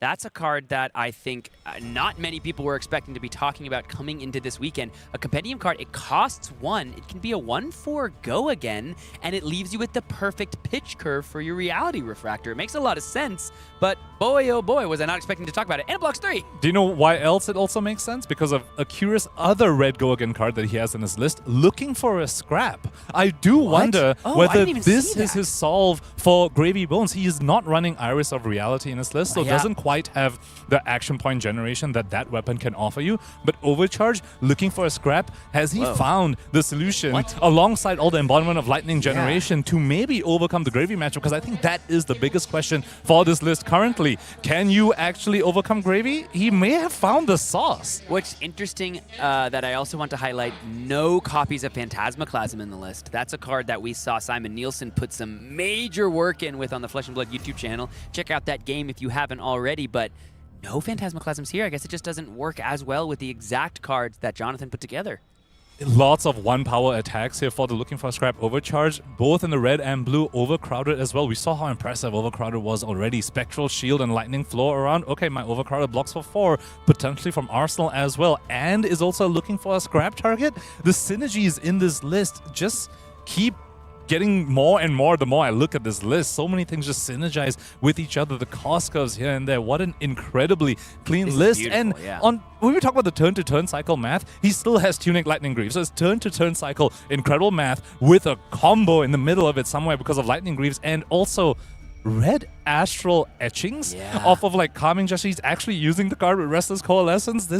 This list is blowing my mind, Sam. This is a really, really cool set of Flesh and Blood cards that Jonathan Magnuson has put together and put Ziggy Starlight squarely on the map, folks. I think you're going to want to be prepared for the newest Lightning Illusionist at your national championships. We got one more list to talk about, and it is the perfect Phi. Matthew Gump, completely unblemished on the weekend. 15-0 through Swiss on 5. It's like ridiculous to even say. How did he do it based on the cards you're seeing here? Undefeated so far at US Nationals is this 5-player, and he has some spicy cards in this list. Firstly, he's got 3 copies of Inflame instead of just the 1 that Ashlyn had. He's got 2 copies of Phoenix Form. I wonder if that's a combo that he tries to set up against maybe a fatigue strategy. Wow, You have Inflames plus Phoenix Forms. Also has 3 Prowess of Agility, even more setup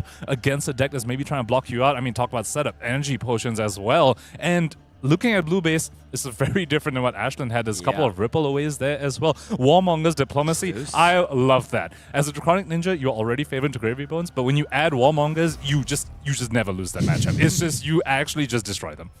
Let's take a look at the full deck list here and see just what other interesting cards you want to put together. There's a chance that Matt and Ashlyn meet in the semifinals, given where they are in the bracket. Both players have access to Blazing Yoroi. Both players here have 3 copies of Art of the Phoenix War. Oath of Loyalty, a 2 of here, Matthew Gump, and the 3 of the Inflame. This is clearly a very different list than what Ashlyn was putting together. We've got the Sync Belows, we've got the Shelters. Like, this is such a different take. I'm guessing these other pieces, like the Inflames and even the Rake over the Coals, for example, is maybe sideboard tech for a deck that's being a bit more defensive, brings in the D-Reacts into a deck that's more aggressive. And we speak about him potentially meeting Ashlyn somewhere in this top 8. Well, he's first seed, and if there's something I know about Aggro Mirrors, the player who gets to choose to go second has a massive advantage. You so right, my gosh. Matt Gump, literally, I talked to him out in Swiss. I said, dude, we can see it on the graphic now. You've just been winning die rolls all day. He goes, bro, it's been crazy. And so he is rewarded with the masterful play, the masterful drafting, and that bit of luck on the roll of the dice, because now at squarely the first seed, winning 15 games over the weekend, he now has the choice every single match, first or second. And as we know with Phi, if you were like me and played many games of Phi, sometimes that first or second choice, it can matter just a little bit. There is one thing to talk about, though. First seed curse. Happens sometimes. Happens all the time. Don't want to curse. But yeah, I think that is maybe the primary obstacle in Matthew Gump's way, the first seed curse. First seed curse. I mean, listen, if you're going to take this top 8 and just give it the same treatment that many other Flesh and Blood top 8s have gone, you'd say that Colin Eriksen is favored. Colin as wins. the eighth seed. It's just pack like, it up. welcome in. And it is cool for Colin. He had a Gravy Bones mirror match to get into Pro Tour Yokohama's top 8, and he drew. Unfortunately, both him and Felipe Lima Cardoso both lost out at their chance into top 8. And for Colin, his winning in this round, we didn't get to show it, but his winning in for this tournament was another Gravy Bones mirror, and he was able to take it down cleanly and make his way in. So the stories just abound all throughout this top 8. Pankaj, quick, just easy, not very stressful question, not a lot of stakes. Who's going to win the whole thing? Oh boy, this is so difficult. I'm going to go with Jonathan Magnuson on Ziggy. Word. Yep. Word. I mean, I want to say both Phis, but there's only one player. There's only one player that has not lost a game. Why would I expect him to start now? Matt Gump, that might just have to be my pick for the tournament. But who will truly take it all down? That will only be able to be answered once we start our top 8 tomorrow. Make sure you tune in. We'll be going live early in the morning here in Minneapolis, so make sure you set those alarms. It's going to be just an unbelievable day to cap off an unbelievable weekend. I cannot wait to watch. I cannot wait to join you alongside everybody else watching these great games of Flesh and Blood. Please join us tomorrow. Thanks for watching this weekend, and we'll see you there.